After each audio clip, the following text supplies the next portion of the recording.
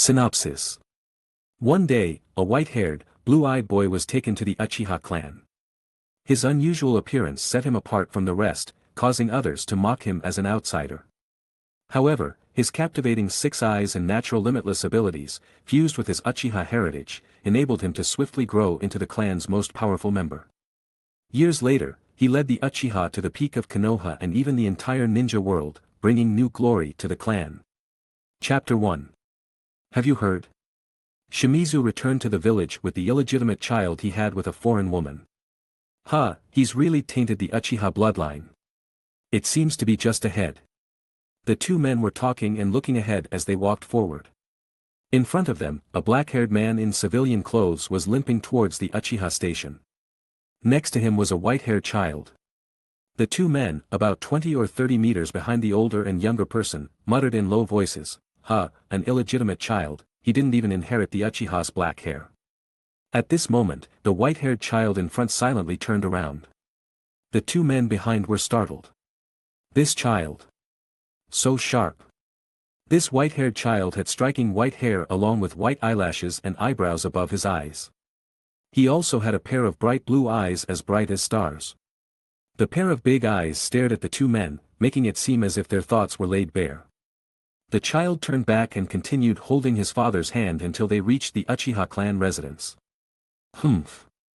It was just a coincidence. How could a little child find the two of us? Feeling humiliated, the two men defended themselves and left angrily. What's wrong? Shintaro. Uchiha Shimizu lowered his head and saw his son's earlier actions, and asked. The child named Uchiha Shintaro looked up, smiled, and shook his head. It's nothing, father. Shimizu nodded slightly. He knew that his son had been precocious since he was young, so he didn't ask too much. The two people, one big and one small, arrived at the clan leader's house under the strange gazes of many Uchiha clan members. After waiting at the door for a while, the door opened and they both entered and went into the large house. Patriarch. Shimizu held Shintaro's hand and bowed respectfully at 90 degrees. The young man in front of him sighed and helped the two of them up. Just call me Fugaku, after all, you are my senior. Uchiha Fugaku then invited the two to sit down and asked, how have you been these past few years? Shimizu coughed, and Shintaro stood up and patted his father's back, trying to ease his pain. When I left the Uchiha clan in Konoha, everyone was very unhappy. If my wife hadn't died of illness and I were not about to die myself, I wouldn't have come to beg you. Fugaku glanced at the white-haired boy behind Shimizu and had already guessed in his mind. It's because of the child. Shimizu pulled Shintaro to his side and said sincerely, when my family expelled me from the house, I left Konoha in anger. Because of my family, I wasn't classified as a traitor by the village, so I still feel guilty towards my family. I don't expect my family to forgive me, I just want them to accept this child. The child is innocent. Oh, why bother? If you had followed the family's instructions to marry the elder's daughter, you wouldn't be in this situation now. Shimizu remained silent. Fugaku had no choice but to compromise and speak again. Well then, what is this child's name? Shintaro, answered the white-haired boy, his eyes very bright. Fugaku nodded. Shintaro, from today onwards, you are a member of the Uchiha clan. How old is he? 5 years old, replied Shintaro. Fugaku looked at Shimizu. I will let the child enter the ninja school, don't worry. Thank you, Patriarch, Shimizu bowed in gratitude. I still kept your house for you, but it hasn't been cleaned for a long time. Thank you, I bid you farewell. Shimizu stood up with difficulty and left with his son's support. Fugaku looked at the two people walking away with a complicated expression. Shimizu and his son came to a somewhat secluded house. Although this place was secluded, it occupied a large area. Besides being a bit dilapidated, it was actually a good place to live. Next to it was the sound of a stream, and occasional birdsong could be heard around the forest. Shintaro helped his father onto the bed and let him rest for a while he started cleaning the house alone. At this moment, Shimizu suddenly started coughing violently, and then spat out a mouthful of blood. Shintaro immediately put down the broom in his hand, stepped forward, and took out a handkerchief to wipe the corners of Shimizu's mouth. After a while, Shimizu spoke weakly, with a faint smell of blood. Shintaro, you must become stronger, only by becoming stronger can you take the initiative in your life in this world. The room on the left is my study, the cabinet at the lower left of the desk contains the gifts I left for you, which can help you become stronger.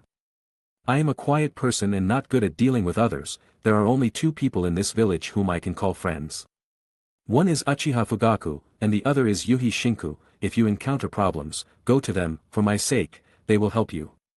Shimizu said this for a long time, his tone becoming weaker and weaker, until his breath became fainter and fainter. That night, Uchiha Shimizu died at his home at the age of 25. His funeral was organized by Fugaku, but there were few guests. Besides Fugaku's wife, Uchiha Mikoto, there was only one other man. Konoha Jonin Yuhi Shinku. He wore a green Konoha Jounin vest. He looked dusty and seemed to have just arrived from a mission. After a few words with Fugaku and his wife, Shinku came to Shimizu's gravestone. Shintaro knelt in front of the gravestone and paid silent respects, but did not cry or make a fuss, making him seem so mature and heart-wrenching. Boy! Shinku patted Shintaro's shoulder. Shintaro turned around and saluted, "Hello, Uncle Shinku." Shinku was slightly surprised. "How did you know I am Yuhi Shinku?" Shintaro explained, "Father said that he only had two friends in Konoha, Uncle Fugaku and Uncle Shinku." Shinku looked into Shintaro's blue eyes and said, "Don't worry, boy, I will treat you as my own." Shintaro bowed again. After the funeral, Shintaro returned home. The house had been cleaned inside and out, and the large house seemed very empty with only him living there. The smell of blood in the master bedroom had been washed away by water, and the last trace of his father's presence was gone. Shintaro felt an unprecedented loneliness. He knew that he was not from this world. A while later, he came to his father's study. The bookshelf was filled with various kinds of books. He went straight to the desk his father mentioned, opened the cabinet, and took out a wooden box. Opening the wooden box, there were several books and a piece of plain paper inside. Chakra Extraction Method. Fire Ninjutsu Collection. Water Ninjutsu Collection. Genjutsu Collection and Experience. Uchiha Clan Ninja Tool Control Techniques, and a Chakra Test Paper. These were the gifts Shimizu left for his son. Chapter 2. Have you heard? There's a transfer student coming to our class. In the Konoha Ninja School classroom, some well-informed children were loudly discussing the news. In fact, this so-called information was just something they happened to overhear while passing by the teacher's office. "Abito, there's a transfer student, what kind of person is he?" A cute, innocent girl with short brown hair posed this question with an expectant posture. She had 2 streaks of paint on her face, which made her very pretty. In fact, girls are just curious about strange people or things, but boys with budding hearts often find rivals in unexpected places. "Humph, that person can't compare to my genius, Abito. Rin, just wait until I become Hokage." The girl named Rin was taken aback for a moment, then she smiled brightly. "Yeah, I'll be waiting." The girl would always take the childish words of that boy seriously. Perhaps this was one of the reasons why she held such an important place in his heart. Not far from there, a masked boy with dead fish eyes and white hair, Hatake Kakashi, crossed his arms over his chest. He looked towards the door, fully aware of the commotion. "I can hear your voices downstairs, that's really inappropriate." Hiroshi Yamashita, a teacher known for his strictness, shouted loudly. The whole place fell silent, but there was still a boy quietly chatting with the girl next to him. The boy was wearing a mesh shirt and a sleeveless jacket. His skin was slightly browner than his peers. But the girl's mind had already wandered far away. "He must be the transfer student my father mentioned." The girl had slightly curly black hair, large eyes, and dazzling red pupils like rubies. These 2 young girls were Sarutobi Asuma and Yuhi Kurinai. "Quiet." Hiroshi reminded them again, and Asuma quieted down. He looked at Asuma helplessly and thought, after all, he is the son of the Hokage-sama, so let's give him some face. Asuma's academic performance was considered excellent in the class, but his temperament was a bit childish. Or rather, a bit rebellious, and he became a thorn in the class. This was the conclusion Hiroshi had reached after more than 20 years of teaching. Hiroshi looked around. Wherever he looked, no one dared to speak, so he nodded in satisfaction. After all, they are in the advanced class and still have potential. If nothing goes wrong, they will become the pillars of Konoha in the future. He had high hopes for this class. Our class has welcomed a new classmate, now let the new classmate introduce himself. After Hiroshi finished speaking, he gestured for Shintaro to come to the podium, while he stepped aside. As Shintaro walked to the podium, the students present began to whisper to each other again, especially the girls. Shintaro's outstanding appearance was very captivating to the girls. Shintaro glanced at the audience, his eyes as bright as stars, causing some girls to scream. "My name is Uchiha Shintaro." Shintaro said calmly. "Uchiha? Obito, aren't all Uchiha supposed to have black hair? Compared to an Uchiha, he looks more like Kakashi." Noera Rin patted Obito and asked softly. "Oh. I heard, that bastard, anyway, he's not a pure-blooded Uchiha." He looked at the white-haired boy on the stage again and couldn't help but mutter, "Ha, another white-haired guy." Kakashi, who was being attacked, looked at Obito with some displeasure, then turned his attention to Shintaro. Uchiha. He felt a silent desire to compete in his heart, and he sensed a threat to his genius status from Shintaro. His name is Shintaro. Kurenai confirmed that the boy in front of her was Shintaro, whom her father had told her to treat as a relative. Next to her, Asuma leaned back somewhat sadly. Uchiha or not, the Sarutobi clan is the strongest in Konoha. Asuma's voice was neither soft nor loud, but it reached Shintaro's ears. Shintaro glanced at him, his eyes still calm. Asuma was taken aback by the sharpness of the other party. After all, he didn't speak loudly, and the class couldn't be said to be silent now. However, at this moment, Hiroshi spoke up, breaking the awkward situation. "In addition to your name, you also need to introduce your hobbies and dreams so your classmates can understand you better." Shintaro then continued, "I like." He originally planned to face it, but at this moment, some parts of his memory suddenly surfaced in his mind. Shintaro knew that he didn't belong to this world, but he only knew a little about his past life. It wouldn't be an exaggeration to call it amnesia. And now, because of touching on topics like personal preferences, some memories emerged. "I like eating candy and barbecue, fighting, hunting, listening to the shamisen, and I hate drinking." As soon as Shintaro finished speaking, some of the audience burst into laughter. "Ha ha ha ha ha, his hobbies are so old-fashioned, even listening to the shamisen, my grandma doesn't even listen to it. Ha ha ha ha ha." The one laughing the loudest was Obito. Hearing Shintaro's old-fashioned hobbies, he couldn't help himself. Some boys also laughed. Asuma mocked Shintaro for pretending to be an adult. "Haha, he still likes fighting and hates drinking, you're still a kid, why are you pretending?" Kurenai heard the sarcastic remarks around her, but she didn't agree with them because she saw from Shintaro's eyes that he didn't seem to be lying. However, the preferences he mentioned were indeed not like what a child would say, which made Kurenai feel very conflicted, thus arousing strong curiosity. Asuma turned to Kurenai and said, "Kurenai, look at him, he still hates drinking. The laws of Konoha village state that minors are prohibited from drinking, it's too much to pretend to be an adult." Kurenai nodded without knowing why, but in fact, she wasn't listening to what Asuma said at all. Her red eyes were staring at Shintaro on the stage. Asuma felt his cheeks and ears warm, perhaps blushing, and that embarrassing feeling made him very unhappy. This time, Shintaro on the stage spoke again. "Dream, it's not a dream but a goal. My goal is to become stronger until I am strong enough to take the initiative in life." This mature statement made some girls scream uncontrollably. Mature, solitary, and handsome men were always popular among schoolgirls. However, there were also those who pondered Shintaro's words. Kakashi murmured the word initiative while thinking. And Kurenai, knowing Shintaro's family background, felt even more sympathetic. A young boy whose parents had died and lived alone in the Uchiha house was not someone passive. Chapter 3. Hiroshi was also taken aback by the surprising maturity of the transfer student, but he was well informed and had seen all kinds of students before, so he stepped onto the podium. "You can take the empty seat." He pointed to the empty seat in the classroom.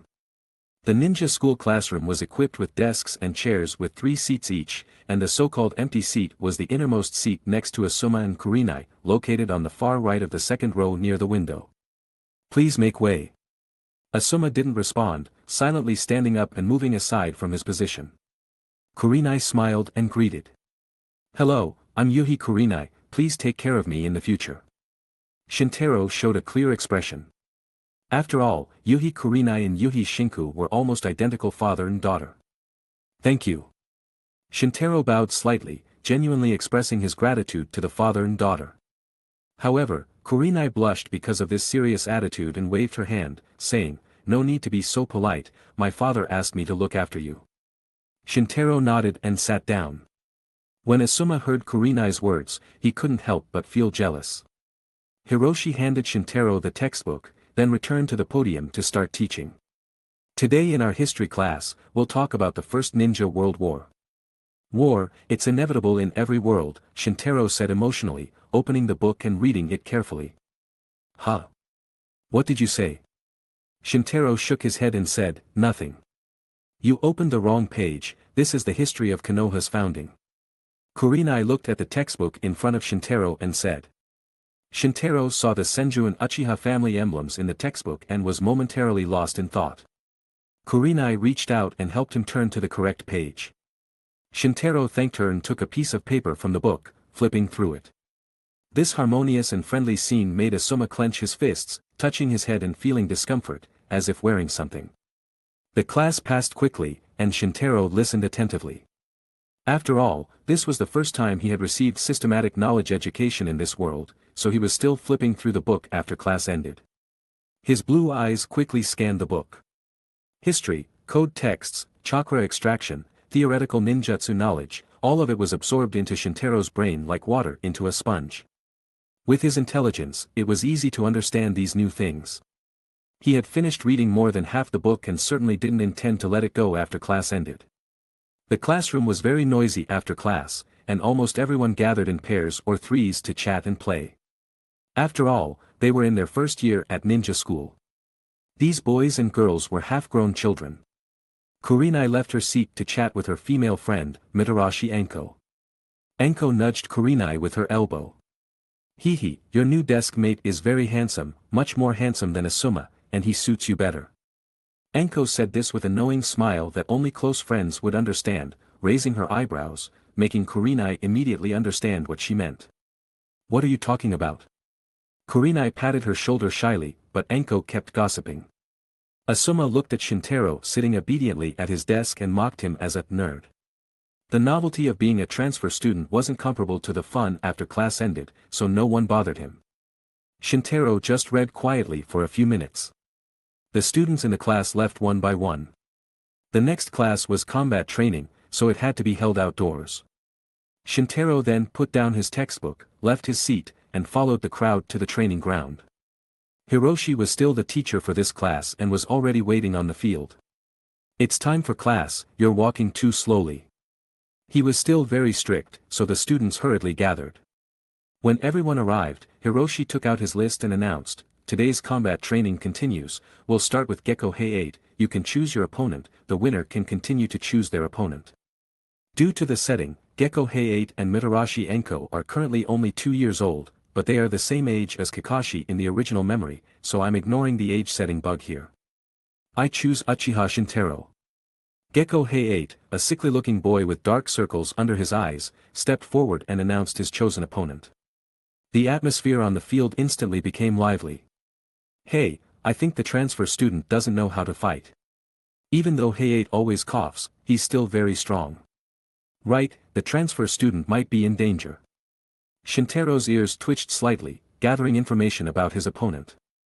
It seemed the opponent was considered a strong player in the class. Kurenai couldn't help but worry about Shintaro, her eyes fixed on his back as he walked to the stage. Anko beside her looked like she had been knocked down, while Asuma looked sullen.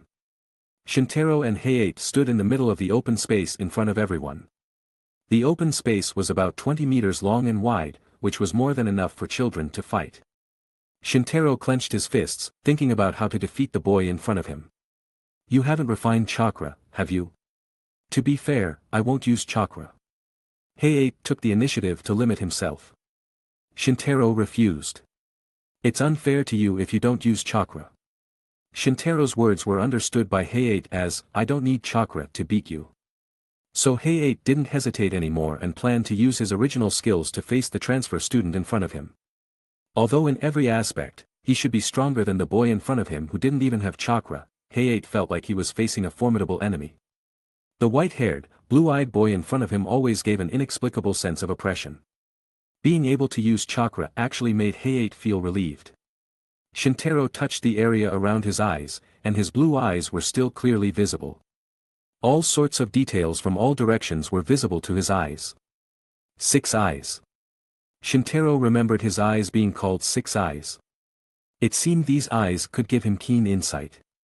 These eyes, coupled with the remaining combat experience in his subconscious and the combat awareness in his bones, became the confidence that he, a new student who had only been exposed to chakra for less than 2 days, dared to fight against the strong in the class. Shintaro raised his fists one by one and placed them in front of his forehead and chest. He spread his legs and took a horse stance, staying in the same position to face all changes. However, Hiroshi interrupted his readiness to fight. Shintaro, you need to form the friendship symbol first. Hayate raised his right hand, extending his index and middle fingers together, and brought his other fingers together. This was the friendship symbol. Shintaro followed suit and placed his hands to form the friendship symbol. Chapter 4.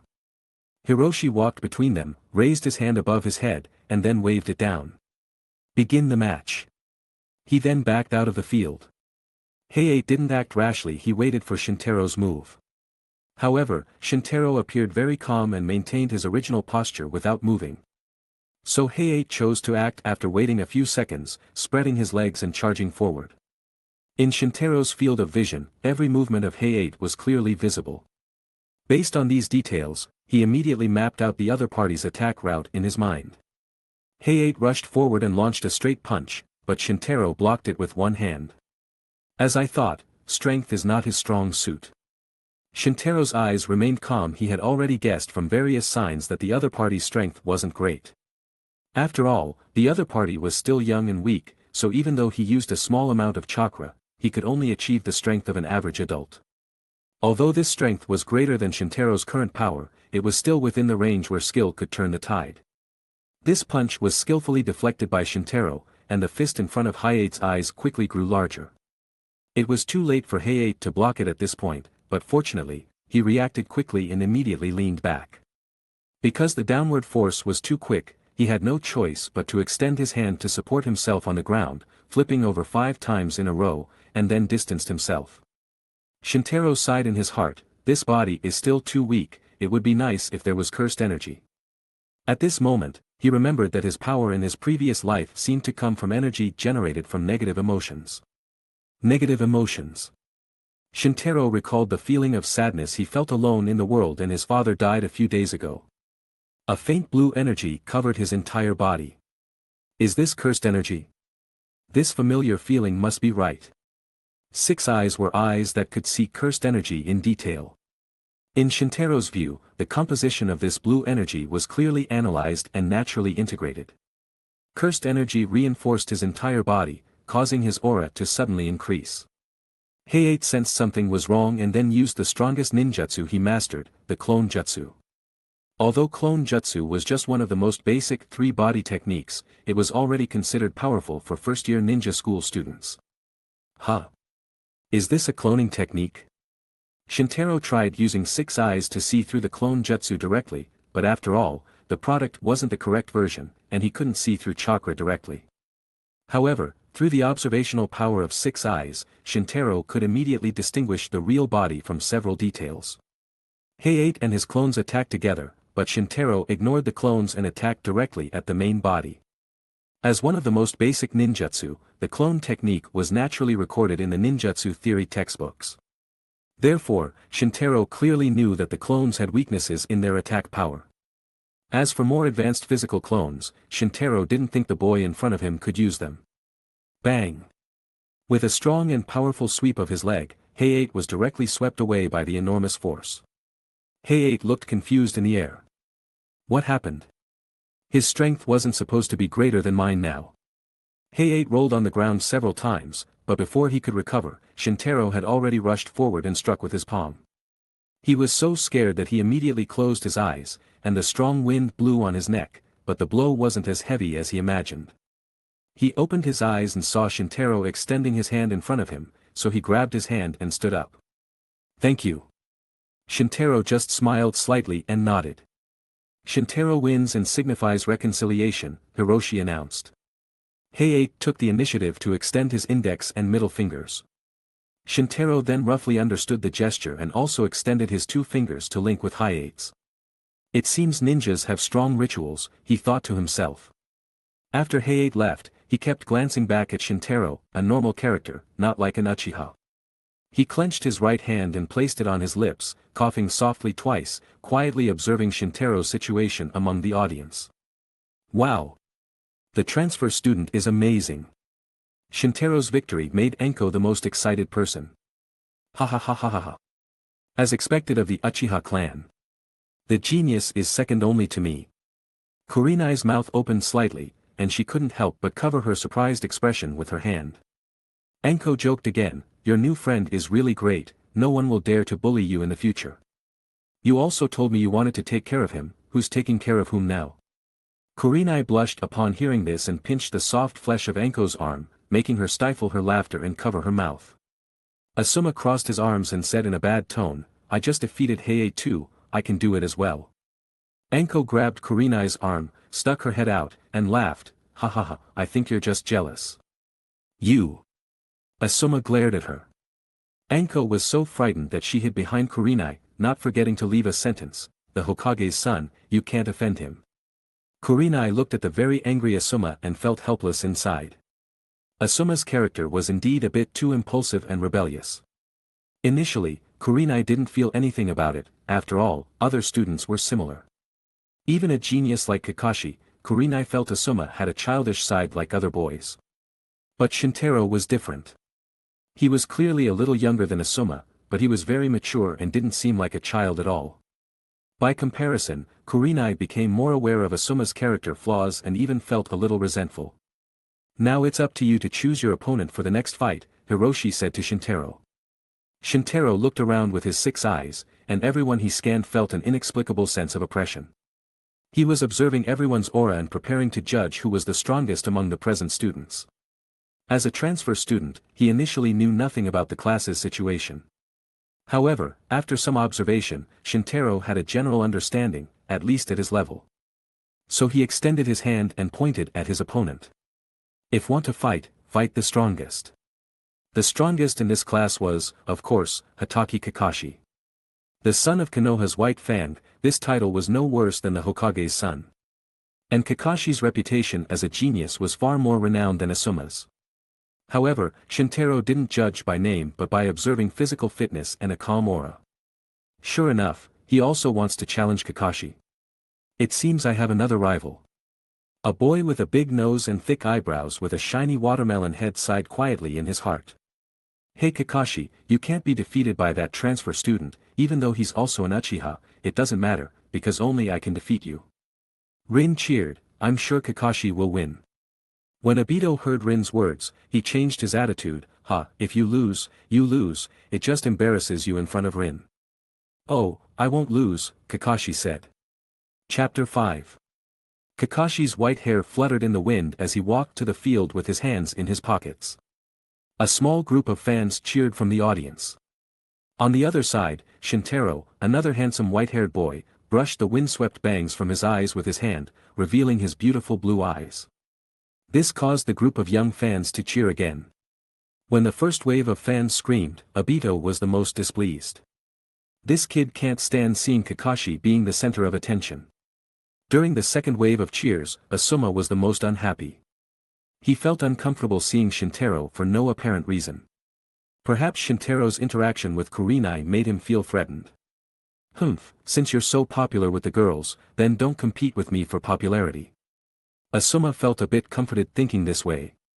It must be said that the children in this world are very precocious, and they have a naive understanding and yearning for love between men and women from an early age.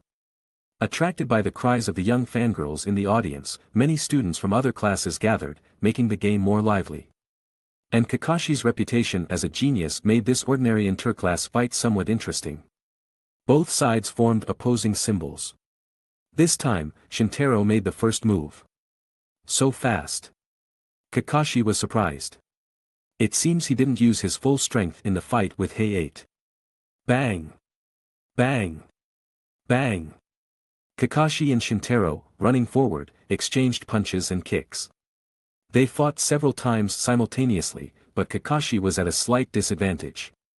Strength, speed, and even combat experience all surpass me. Who is he? Kakashi pondered for a moment. Strength and speed are everything, but combat experience. All my fighting skills were personally taught by my father.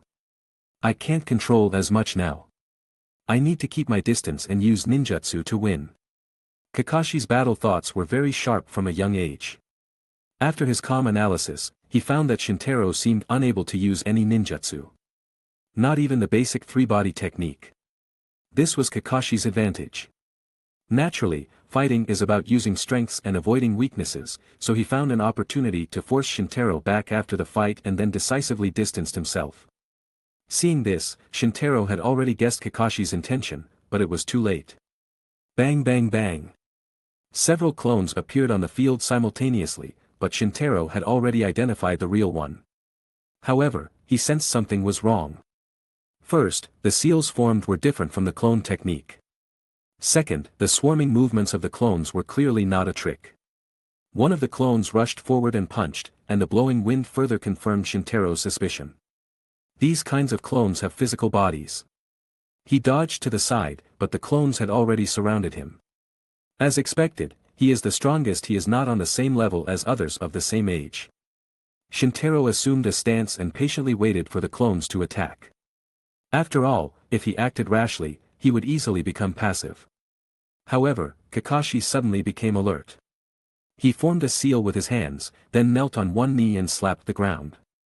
Doton, Tsuchinami no Jutsu. With Kakashi's slap, the ground beneath his feet rippled like water in a lake. Affecting the opponent's balance by changing the shape of the ground underfoot? Ninjutsu is really interesting. Shintaro laughed from the bottom of his heart. The other party finally let him find the fun in fighting. Kakashi and his clones used chakra to stick to the soles of their feet, successfully stabilizing their bodies under the influence of the waves, and swarmed to attack Shintaro. Now it's very easy, although you are very strong, you cannot block my attacks when your body is unstable.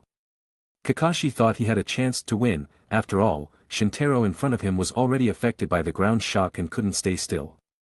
However, when he and the clones all rushed forward and were ready to deliver the decisive blow, Shintaro suddenly stood upright and used a sweeping kick to destroy all the clones that did not react, and even the main body was swept away. It's like using jujitsu to deal with this kind of ninjutsu.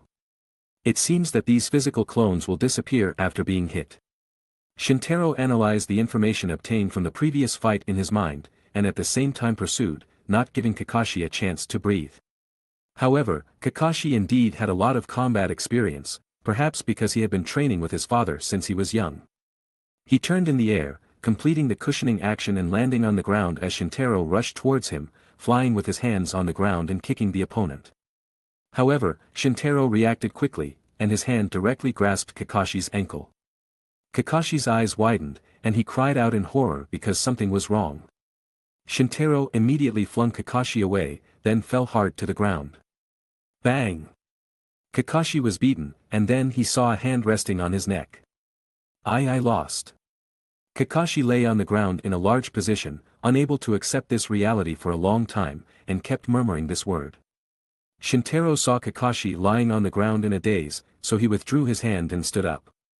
Failure is not always a bad thing, admitting failure can make people grow.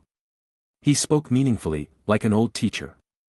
Kakashi turned slightly and looked at him. Why are you so strong? Shintaro squatted down and looked at Kakashi with his blue eyes, because I have gone through many experiences. Then he helped him stand up. Kakashi took a deep breath and formed a reconciliation symbol with Shintaro. In Kakashi's view, the so-called many experiences should only be a way to comfort himself. If he lost from now on. He would work harder to train and strive to surpass him. Kakashi's mentality was not too bad.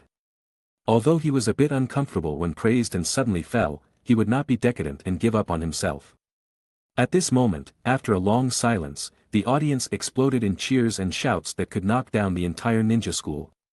Everyone turned from disbelief to shock, seeing the great excitement. The son of Konoha's white fang, Hatake Kakashi, the most dazzling genius in the village in recent years, was unexpectedly defeated, and he was defeated by an unknown transfer student. This excitement was too overwhelming and soon spread throughout the ninja school and even Konoha. Is this a battle between geniuses? Sure enough, I'm still too weak, I will work harder. After school today, I will run 500 laps around the playground. If I can't do it, I will do 5,000 push-ups. The bowl-cut boy swore silently. Obito, who was still hoping Kakashi would embarrass himself in front of Rin before the fight started, changed his attitude again. Damn, even Kakashi couldn't beat him, then my ranking in the class will drop again. Guy and Obito reacted strongly to this battle of geniuses. Even the result of this battle reached the ears of the third Hokage. He defeated Kakashi. His name is Uchiha Shintaro. He is indeed a genius. Unfortunately, he is an Uchiha. The third Hokage, Sarutobi Hiruzen, sat in the Hokage office with a pipe in his mouth, shaking his head and blowing a smoke ring, and continued to review documents. Chapter 6. After school, Shintaro packed his belongings and prepared to go home. At this moment, Kurenai next to him noticed his movements and reached out to say goodbye. See you tomorrow, Shintaro. Alright, see you tomorrow, Kurenai.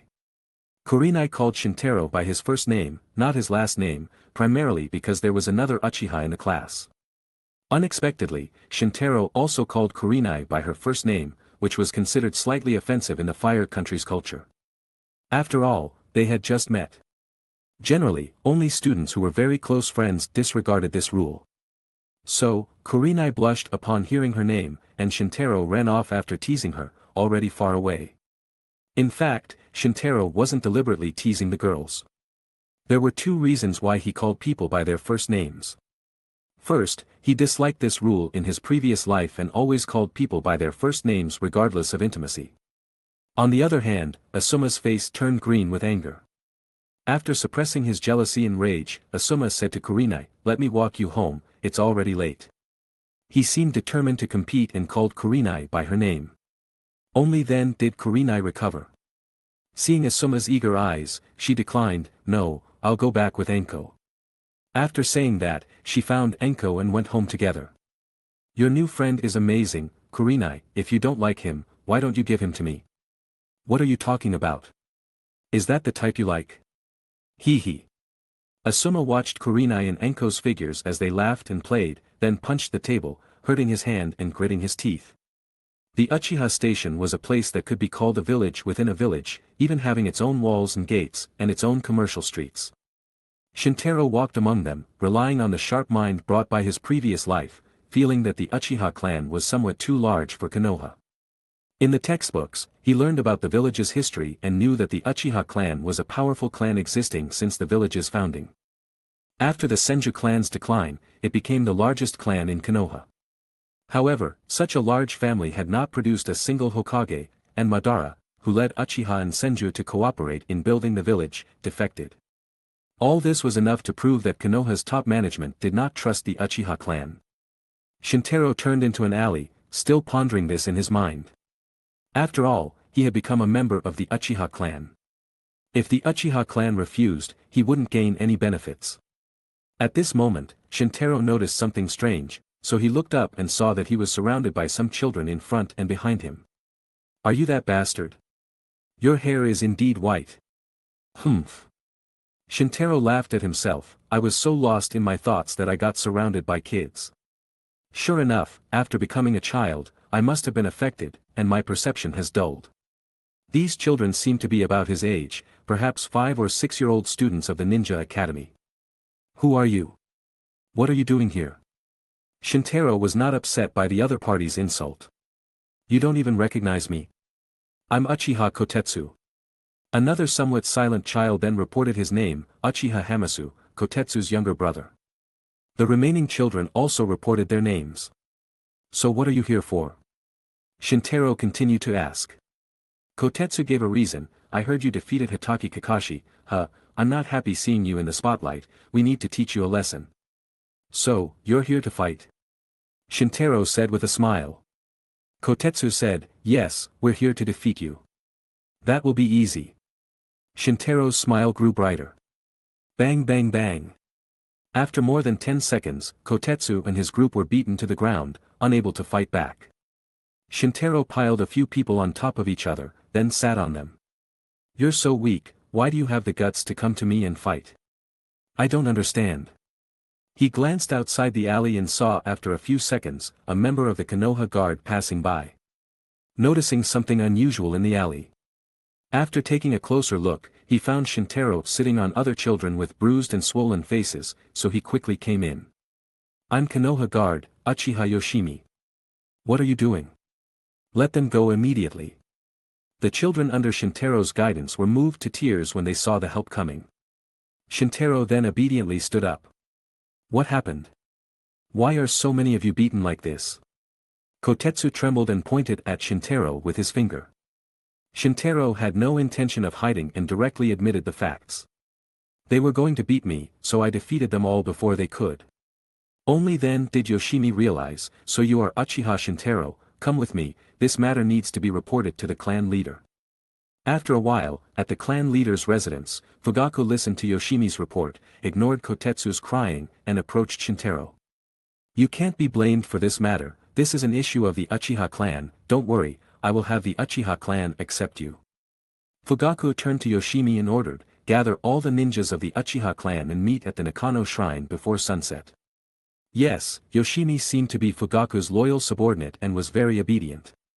The Uchiha shrine, known as the Naka shrine, is located on the outskirts of the village. Although called a shrine, it actually venerates Uchiha ancestors.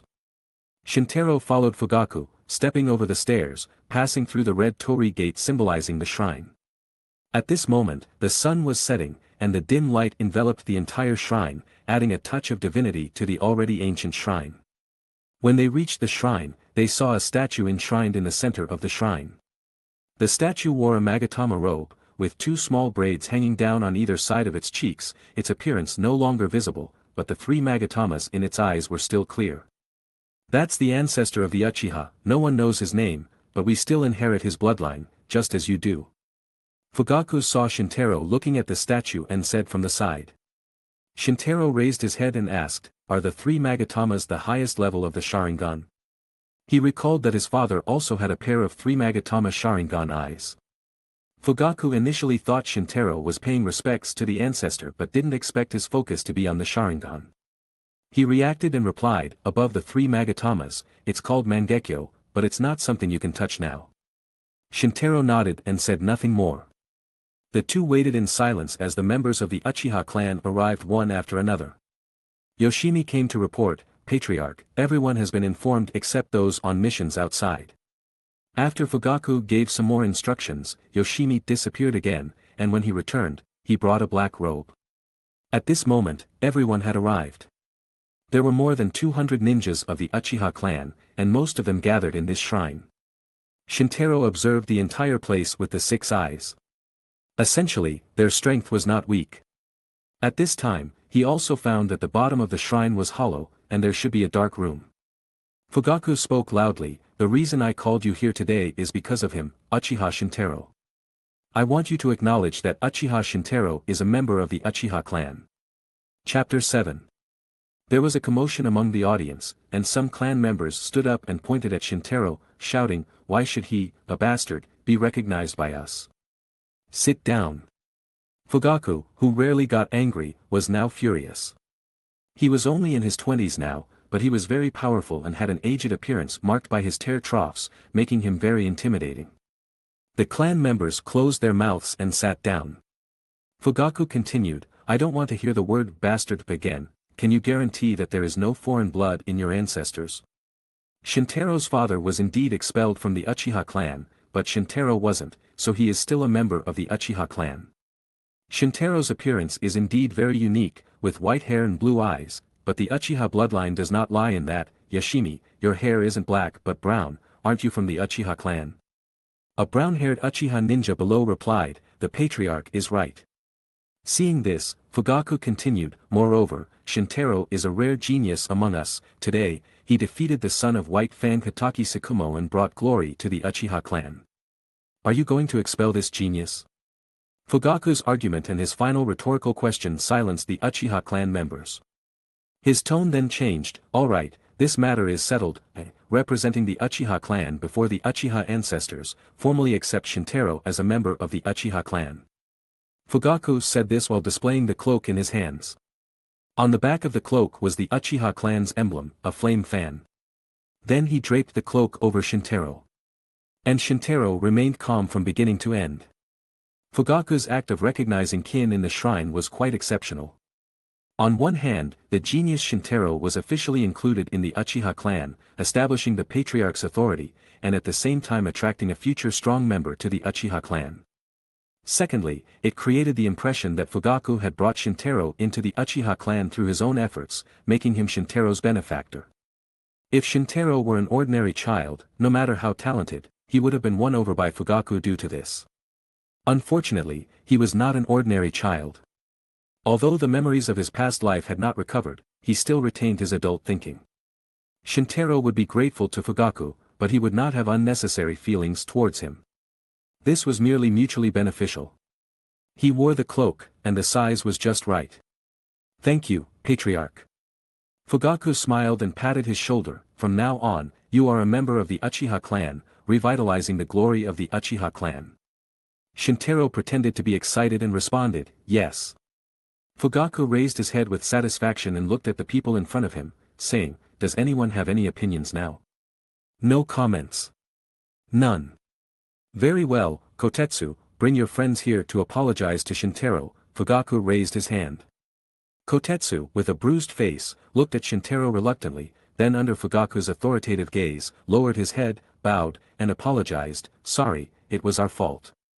Shintaro walked over and helped some of them stand up, sincerely saying, it's alright, I've already forgiven you, and besides, I had a problem hitting you, let's laugh it off and let go of our grudges, we will all be one family from now on. This generous and polite attitude was recognized by most clan members. This kid is quite good. Yeah, defeating White Fang's son shows he's very talented, and he's also humble and considerate. Before, our attitude was too harsh. Even those naughty kids had changed their attitudes towards Shintaro. This guy saved our face, so he's not too bad. Kotetsu sighed in his heart. Hamasu himself was dragged here by his brother. Now that he was forgiven, he sighed in relief, and his attitude towards Shintaro changed significantly. The attitudes of the other children were also very similar, and they were basically impressed by Shintaro's demeanor. Fugaku felt satisfied seeing the scene of brotherhood and respect. Very well, this is the future of the Uchiha clan. From now on, you must live in peace and stop fighting. Shintaro, Kotetsu, and the others lowered their heads obediently to show their compliance. Fugaku then gestured for some people to leave, then faced the entire clan and said, I hope the Uchiha clan can live in harmony, only in this way can the Uchiha clan become great again. Uchiha clan. Long live the Uchiha clan. Some enthusiastic young people below raised their heads, and then a group of people echoed, and finally, everyone shouted the name of the Uchiha clan. This scene was like a worship ceremony, and the fanatical atmosphere made Shintaro have to pretend to follow the crowd and shout long live the Uchiha clan. Fugaku finally calmed everyone's emotions and announced the dismissal, specifically keeping Shintaro there. It was my oversight earlier, I didn't realize you were being ostracized by the clan members, but don't worry, this won't happen again in the future. His tone was calm, like a teacher patiently teaching. Shintaro made a very touched expression and choked up as he said, thank you, Patriarch, for your help. Seeing this, Fugaku added, if you need anything in the future, just tell me, and I will satisfy you if I can. Shintaro then spoke hesitantly, when I was fighting Kakashi, I felt that I didn't know any ninjutsu. Want ninjutsu? No problem, don't worry, wait until you refine your chakra and test its nature first, then I will give you ninjutsu with some efficacy. Shintaro returned home feeling satisfied and immediately took out a book on chakra extraction methods to continue practicing. He had been exposed to chakra for 2 days, and today was the 3rd day. He hoped to successfully refine it today. Compared to the energy produced by pure negative emotions like cursed energy, chakra is a combination of physical energy and spiritual energy, clearly more difficult to refine. Of course, this is for Shintaro. After all, not everyone has the qualifications to awaken cursed energy. Shintaro closed his eyes, quieted his mind completely, and concentrated on sensing the combination of physical and spiritual energy in his body. After a while, he opened his eyes. It worked. He felt the energy in his body that was completely different from cursed energy. Chakra and cursed energy are easy to distinguish. Chakra is pure neutral energy, while cursed energy is indeed energy drawn from negative emotions. Shintaro took out the chakra test paper and injected a strand of chakra from his body into it, and saw the test paper quickly change. The test paper was divided into 5 parts, 1 burned, 1 split, 1 crumpled, 1 got wet, and another shattered. These 5 areas marked the 5 chakra attributes. Shintaro was a little surprised. After all, he was no longer indifferent to ninja knowledge. The more chakra attributes a ninja has, the more ninjutsu they can use. So he went to see Fugaku the next morning and told him about his 5 attributes. Fugaku was very surprised. Initially, he thought Shintaro had made a mistake. He only accepted the reality after letting Shintaro test it again. At that time, your father was considered a genius when he was born with 2 attributes, fire and water. I didn't expect you to be even better. Don't worry, I'll give you 5 attribute ninjutsu. After receiving Fugaku's answer, Shintaro left the Uchiha Clan station satisfied and went to the ninja school. Fugaku watched Shintaro's back and could only sigh, a terrifying talent. Chapter 8. A new day and a fresh start. Shintaro came to the ninja school to begin his second day. He did not oppose life at the ninja school. Although his peers seemed somewhat naive, making daily life at the ninja school a bit of a joke, such a learning and cultivation platform was quite appealing to him. Shintaro did not arrive too early since he also went to see Fugaku in the morning. By the time he arrived in class, most of the students were already there. And most of his classmates focused their attention on him, not on anyone else, just because Shintaro defeated Hayate and Kakashi yesterday, and his performance was quite exceptional. Today, Shintaro wore a black jacket with the Uchiha Clan emblem printed on it, and his layers and pants were pristine white.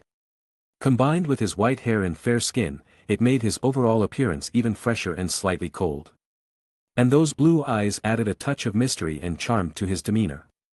Shintaro approached Kurenai, greeted her, then flipped the desk and sat in his seat. His handsome and neat behavior again caught the attention of the girls in his class. There were also a few girls who came over to start a conversation, but they were all politely rejected by Shintaro. This action attracted the attention of several other girls sitting there, including Kurenai and Rin. So Asuma and Obito managed to form a united front and cast unfriendly looks at Shintaro.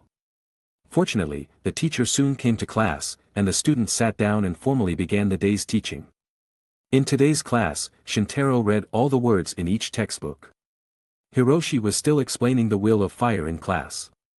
At this moment, Shintaro felt that although classes were still necessary, it would be a waste of time to be confined to the desk like this. So he tried to refine chakra in class. He sat at the desk, his eyes blank, and devoted his entire body to refining the chakra within him. Kurenai next to him noticed that he wasn't moving. Initially, she thought Shintaro was listening to the class very seriously. However, after a while, she realized that Shintaro wasn't listening to the class at all, as her eyes were staring straight ahead. Kurenai looked into Shintaro's empty blue eyes and couldn't help but close her mouth and smile. Turns out a genius can be in a daze too. She then rested her cute plump cheek on her hand and tilted her head to look at Shintaro. After a while, Shintaro came back to his senses and turned to look at Kurenai. What's wrong? And nothing. Kurenai's face turned red and she immediately turned her head away. Shintaro then continued his daze practice. Kurenai's actions were quite conspicuous in the class, and familiar snickers were heard from behind her. Kurenai knew it was Enko's voice as soon as she heard it, so she turned around and rolled her eyes at her.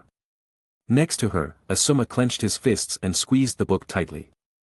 Hiroshi patted the desk on the podium, no small movements in class. However, the bell had rung at this moment. Hiroshi's greatest strength was that he didn't delay class, so he took his book and left. The next class was a ninjutsu class, with a young square-faced teacher named Tanakaichi. So Shintaro stopped refining chakra. Tanakaichi announced that this class was a practice session, and the training content was the clone technique. Despite the fact that when Shintaro fought Hayate and Kakashi, both used the clone technique and even shadow clone, most students in the class were actually in the stage of practicing the clone technique. Although Hayate was sick all day, his strength was ranked in the top 10 in the entire ninja school. Kakashi was the number 1 before being defeated by Shintaro. I will repeat the specific operations of the clone technique again. Now you can practice. If you have any questions, you can ask me. I will select a few people to demonstrate in the last 10 minutes of this class. Following Tanakaichi's instructions, the students began practicing individually. Shintaro was also practicing, and now the chakra in his body was barely enough to use basic ninjutsu like the clone technique. Unfortunately, it couldn't be used several times, as chakra was limited, and even practicing would consume chakra. At this moment, Shintaro suddenly had an idea that the 6 eyes could control the cursed energy very precisely, so saving the consumption of cursed energy at the peak of his previous life even made the cursed energy almost limitless. So if chakra was injected into the 6 eyes, could it be controlled precisely? Shintaro tried to mobilize the chakra in his body and slowly injected it into his eyes along the meridians in his body. He felt his eyes burning and unconsciously closed them to urinate. After a while, he opened his eyes again and found that his naked eyes could actually see through the chakra in his body. And the ability to see through the cursed energy hadn't disappeared. So from Shintaro's current perspective, a faint cursed energy lingered throughout his body, and there was a bright blue glow of chakra in his abdomen. Shintaro felt happy inside. He didn't expect the effects of these eyes to work in this world too. However, the effects of the chakra on the 6 eyes were not as significant as imagined. Because the 6 eyes were a product of jujitsu and not chakra. Although chakra was used for blessings, the influence of the 6 eyes on chakra was much smaller compared to its influence on cursed energy. The difference might be that the 6 eyes were a passive skill for cursed energy, while for chakra, it was an active skill to buff oneself. And now Shintaro's strength also limited the role of the 6 eyes. In other words, the 6 eyes could not increase the total amount of chakra. If the jujitsu or ninjutsu used by Shintaro consumed more cursed energy than the total amount of cursed energy, then even having the 6 eyes would not help. And he hasn't awakened his inherited technique yet, and just using cursed energy to strengthen his body did not consume much cursed energy, so this wasn't clear. However, ninjutsu was different. Powerful ninjutsu often consumed a lot of chakra, exceeding the range of the current 6 eyes. Of course, this was only Shintaro's high demand. In fact, for a student of the ninja school, the current chakra combined with the 6 eyes was enough, and it was already a very strong cheat. Shintaro recalled the details of Tanakaichi's teaching and began to try using the chakra of the 6 eyes to practice the clone technique. To outsiders, ninjutsu seemed to be released by forming several seals. But in fact, the seals were only the most superficial thing. The essence of ninjutsu was using chakra to transform to achieve various magical effects. The seals were just a tool to help the chakra condense and move. For some experts, simplifying the seals was easy, and some could even release ninjutsu with one hand or even without seals. However, this had nothing to do with Shintaro for the time being.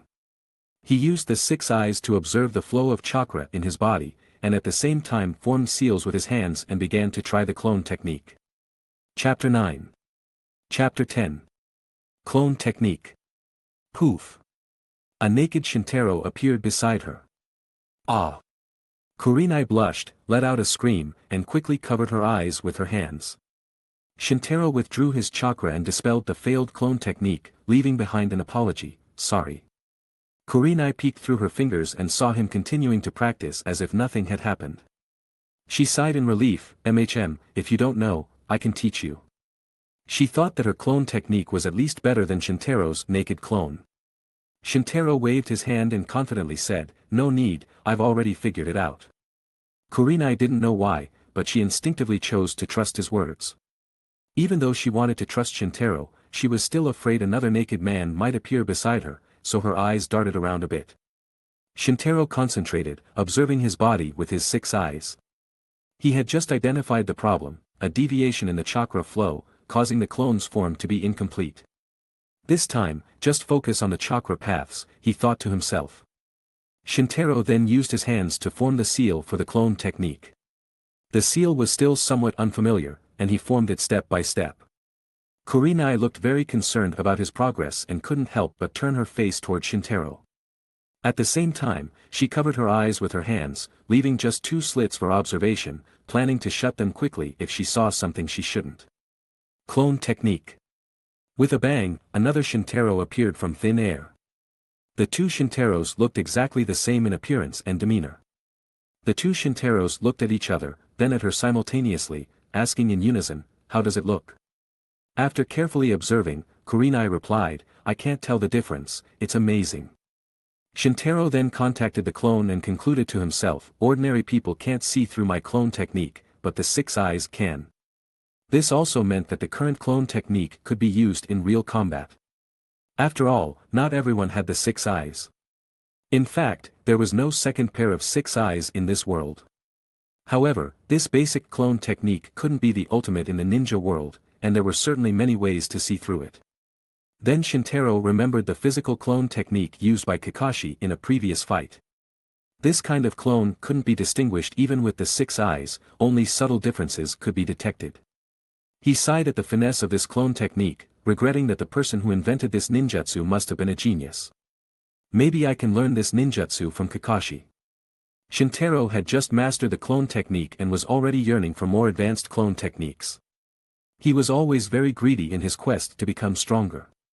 At this moment, Tanakaichi interrupted the students who were practicing, including Shintaro's thoughts. "Practice time is over, now let's start the demonstration session. Kenta, you're up first." A regular-looking boy stepped forward and used the seal to display a decent clone. The clone's appearance was about 80 similar to the original body. At first glance, there was nothing wrong with it. But if he faced an enemy in detail on the battlefield, it wouldn't be enough. So Tanakaichi first affirmed the level of his clone technique, which could be considered very good among ninja students of this age, but then he pointed out its deficiencies in detail. He then asked Kenta to return to his seat, and after looking at his list, he called the next student to perform on stage. "Next, Mike Guy." Sitting in the back row of the classroom, a boy with bowl-cut hair and green tights stood up, a visible nervousness on his face, resembling a student randomly called upon to answer a question unprepared. Some students in the class started talking when they heard it was Guy. "Isn't he bad at ninjutsu? Is sensei just setting him up to make a fool of himself? Ha ha ha ha, this is going to be good. You can tell from his expression that he doesn't know anything." Shintaro initially didn't care about the students coming on stage to show off, but after hearing these comments, he understood that Guy seemed to be inept. Precisely because of this, he used his six eyes to see what was special about this boy named Guy. After all, if he was truly worthless, he wouldn't have entered the ninja school, unless he was someone like Shintaro, who had transferred to another class and didn't even take the entrance exam. What's going on with his meridians? Such a peculiar physique. Chakra circulates through the 8 extraordinary meridians of the human body. This is the most basic ninjutsu knowledge in the textbooks. However, according to the intelligence feedback Shintaro observed after injecting chakra into his six eyes, Guy's meridians were very special. Although his meridians were thick and strong, they were almost solid, leaving a very narrow channel for chakra circulation. Meridians are the main channels for transporting chakra. If the meridians of an ordinary person are smooth plastic pipes, then Guy's meridians are like very hard rubber pipes. However, the channel in the middle of this rubber pipe is only 1/10 the size of a regular water pipe. In such a condition, it was at least 10 times more difficult for Guy to practice ninjutsu than an ordinary person, and the inherently narrow chakra channels limited the use of advanced ninjutsu. But this condition wasn't without its advantages. If there was a ninjutsu that could instantly boost chakra, then Guy's meridians could open up instantly, greatly enhancing endurance, making it possible to increase power dozens of times in an instant. However, Shintaro only analyzed this possibility theoretically and still rejected the idea in his heart. Not to mention if there was any ninjutsu in the ninja world highly suitable for Guy. Even if it existed, it would be a closely guarded secret. Guy wasn't a ninja from a prominent clan, so how could he have such an opportunity? So Shintaro expressed his regret for Guy in his heart. "He's talented, but it's a pity he will most likely be buried." Guy walked to the podium and formed a seal to perform the clone technique, but in the end, he only had his own clothes. This level of cloning was similar to the naked male clone Shintaro had used the first time. The students in the class laughed one after another. Tanakaichi judged Guy's talent poorly. This kid got into the school purely because of his physical abilities. I can understand that he's bad at ninjutsu, but if he doesn't know any ninjutsu, what's the point of being a ninja? Get down, You need to practice your clone technique well. Seeing Guy nod and walk away, Tanakaichi felt pity for this hard-working student. Kakashi, come and show us. Chapter 11. Although Kakashi was defeated by Shintaro, it didn't change the fact that he was a genius. In terms of ninjutsu, he was almost a level ahead of his classmates. Even if he were to take the graduation exam now, it wouldn't be a problem. Kakashi stood indifferently. The clone technique was too basic for him. Tanakaichi didn't specify that he had to demonstrate the most basic clone technique, so Kakashi casually showcased the strongest clone technique he had mastered, the Kage Bunshin no Jutsu. As a burst of white smoke appeared, Kakashi's clones instantly filled the entire classroom, at least a dozen or 20 of them. The students in the class were all amazed at how powerful this move was, but Kakashi didn't care about their reactions and instead turned to look at Shintaro. Seeing Shintaro's blue eyes fixed on one of the clones, Kakashi thought the other was also stunned by this technique, so he couldn't help but proudly raise the corner of his mouth. The upper limit of the Kage Bunshin no Jutsu was much higher than when they had fought, so he felt it was natural for the other to react this way. However, what Kakashi didn't realize was that Shintaro's 6 eyes were glowing slightly, a sign that they were activated. Shintaro used his 6 eyes to carefully observe the chakra flow of the clones, including the chakra flow in Kakashi's body as he formed the seals. The ability of the 6 eyes is to see the details of techniques. After injecting chakra into the 6 eyes, he could also see the chakra flow in detail, and this level of detail was comparable to high-resolution thermal imaging instruments. This allowed Shintaro to directly see the principles and methods of the technique and ninjutsu. Kakashi withdrew his chakra at this moment, and Shintaro thought to himself, the principle is clear, and I will succeed if I try it a few times. Kakashi didn't know that his special skill was being scrutinized by Shintaro at this moment, so he sat down after receiving endless praise from the teacher. Shintaro was called by the teacher right after Kakashi, and what he demonstrated was not the shadow clone he had just secretly learned, but the most basic clone technique. It wasn't because he wasn't confident in successfully using the shadow clone, but because he intended to keep his abilities hidden. Shintaro sealed the Kage Bunshin no Jutsu he had secretly learned in his heart and didn't intend to reveal it. The level of the Kage Bunshin no Jutsu is not low. He had just joined Konoha. Displaying the Kage Bunshin no Jutsu recklessly would not only raise suspicions but could also reveal his greatest current reliance, the 6 eyes. Shintaro planned to find a reasonable explanation before revealing the Kage Bunshin no Jutsu, such as a training method he obtained from his family. Or wait until he awakened the Sharingan. He heard that the Sharingan had the ability to copy ninjutsu, so he could explain that he had learned the Kage Bunshin no Jutsu then. The students in the class also discussed who was more talented, Shintaro or Kakashi. Although Shintaro had defeated Kakashi, this could be attributed to reasons like accidental carelessness. And Kakashi was a veteran genius in the class, and his current ninjutsu skills were higher than Shintaro's, so Kakashi was not at a disadvantage in this confrontation. Fans supporting Shintaro claimed that he was more talented and his learning ability would soon surpass Kakashi. In short, neither side could do anything against the other. Shintaro and Kakashi, the center of this confrontation, claimed they didn't care about this. Talking about victory was meaningless, especially for Shintaro, who didn't care about the blind comparison among children, and even Kakashi didn't care about it. That day's class ended quickly, as the students debating who was more talented, Shintaro or Kakashi, dispersed one by one. Shintaro saw that it was still early and planned to go to Konoha's training ground to observe. This time, copying the Kage Bunshin no Jutsu gave him a clear idea of its benefits. Copying ninjutsu greatly increased his strength. Before Shintaro awakened the curse technique, this ninjutsu would be his foundation for gaining a foothold. There are a total of 44 training grounds in Konoha. Except for the 44th training ground, the others are open to the public year-round. This allowed Shintaro to copy various ninjutsu. At least at this stage, the more ninjutsu he mastered, the better. But as he was packing up and about to leave, Kurenai next to him pulled him back. Shintaro turned around in confusion and saw her smiling shyly. "Come to my house for dinner tonight, my father asked me to bring you after school." Shintaro didn't refuse. After all, Shinku was a friend of his father during his lifetime and one of the few connections he had in this village. Yes. Hearing his answer, Kurenai said happily, "Great, let's go together." Shintaro nodded. Asuma was already feeling a bit numb in the presence of the two people next to him. he felt like an eyesore. He clenched his fists and ran, catching up with the teacher and shouting, "Sensei, I want to change seats." Poor Asuma chose to escape. Kurenai looked at him running away in surprise. She didn't know why Asuma reacted so strongly. At this moment, Shintaro interrupted her thoughts. "Which way is your house?" He guessed the reason for Asuma's reaction. It was simply jealousy after seeing the interaction between him and Kurenai. Kurenai came to her senses and then led Shintaro to her home. Her house was in a pretty good location, close to the center of the village.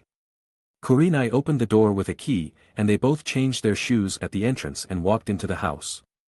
They saw Shinku sitting at the table wearing a jounin vest, silently observing Shintaro. Kurenai stepped forward and said, "Dad, I brought Shintaro." Seeing his daughter, Shinku nodded and went to the bathroom to wash his hands. "Hello, uncle," Shintaro bowed. Unexpectedly, when he looked up, Shinku, who had been sitting there, had disappeared, replaced by a strange and blurry figure, constantly approaching him, emitting a dangerous aura, as if he would die at its hands in the next second. However, this didn't scare Shintaro. He used his 6 eyes to accurately locate the chakra strands sneaking into his optic nerves and remove them from his body. The illusion was lifted, and Shinku appeared sitting in his original position with a surprised expression on his face. Although this is a low-level illusion technique, it might be a complicated illusion technique difficult for you to master. Unexpectedly, you not only didn't panic but dispelled it yourself. Shintaro humbly said, "I'm just naturally sensitive to chakra." Shinku sighed, "Your talent is indeed genuine, even the boy from Tsukumo's family was defeated by you. Having talent in illusions is natural, after all, your father." Although his words were incomplete, Shintaro already knew from his father's illusion experience and Shinku's words that his father had significant achievements in illusions. Perhaps the friendship between these two stemmed from their mutual study of illusions. Illusions are indeed magical. I thought there was no difference from ninjutsu, but now it seems the difference is very clear. Shintaro successfully dispelled the illusion technique with the help of the 6 eyes, and also used these all-seeing eyes to deconstruct the principles of the illusion technique. The effect of this technique is similar to the clone technique, both creating false clones. However, there is a fundamental difference between the two. One is ninjutsu, and the other is illusion. The essence of the clone technique is to use chakra to condense a shell identical to the main body, while the principle of the illusion technique is very different, projecting the user's chakra into the recipient's optic nerves to create the shell. The difference between the two gave Shintaro a basic understanding of the two main types of jutsu, ninjutsu, and genjutsu. Combined with his previous life's taijutsu knowledge, Shintaro had glimpsed the ninjutsu and genjutsu relied upon by ordinary ninjas. This step has also been copied, Shintaro thought to himself. Chapter 12. Chapter 13. Kurenai walked between the two of them and interrupted the silence. "Dad, is the food ready?" Shinku snapped out of his memories of his old friend and replied, "It's already prepared, in the kitchen, go and bring it." Kurenai obediently went to the kitchen, and Shinku turned to Shintaro and invited him to sit. "Sit down, Shintaro, make yourself at home, after all, you have no one at home, come to my house for dinner every night from now on and try my cooking, it'll also make my home more lively." Shintaro politely planned to decline, but Shinku seemed quite insistent, and he couldn't refuse any longer. "Thank you, uncle."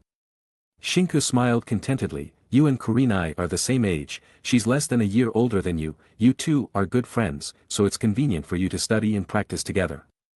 Shintaro looked at his thin and serious face, filled with kindness. He obediently nodded to Shinku. Kurenai came out carrying plates of food, large and small. Shintaro immediately stood up, took the plates, and set them on the table, filling it with food. Shinku had a satisfied smile on his lips, then took out chopsticks and handed them to the two of them. The three of them sat down and enjoyed the sumptuous meal. While eating, Shinku told Kurenai what he had just told Shintaro, asking them to have dinner together at home in the future and to help each other when facing difficulties. Compared to the calm Shintaro, Kurenai's reaction was much more intense, even her movements while picking vegetables became a bit unnatural. However, she did not refuse, she just kept repeating in her mind that Shintaro was like a younger brother to distract herself from thoughts of a romantic relationship between a man and a woman. After all, her father's words seemed like he had found a husband for her. After the meal, Shintaro took the initiative to stay and help wash the dishes before leaving. By the time he left the Yuhi house, it was already dark. Fortunately, Shintaro had a good memory and had already memorized the route from the Yuhi residence to the Uchiha clan's home. He intended to go straight home but was stopped by a group of acquaintances along the way. It was Kotetsu and the others. Shintaro initially thought they were there to cause trouble again, but unexpectedly, Kotetsu threw himself at him as soon as he saw him. "Shintaro Aniki. You have to stand up for us. We're being bullied." Kotetsu hugged Shintaro's thigh and cried, very different from his previous attitude. Shintaro, who was slightly germophobic, shook his leg twice to shake off Kotetsu and asked, "What happened?" Hamasu then explained the whole story clearly. It turned out that Kotetsu and the others had planned to find a place to practice after school, but their family's training ground was under repair, so they went to public training ground No. They were practicing well, but a group of students from the Hyuga clan liked the spot they were in and wanted them to leave. When they refused, a conflict arose. But it seemed there was a senior member of the Hyuga clan among them, and the others were beaten until they couldn't fight back and were forced to leave in desperation. "Aniki, those Hyuga clan members are too arrogant. They beat us without saying anything and even insulted our reputation as Uchiha, saying that our title as the strongest clan in Konoha is meaningless. Aniki, you have to help us."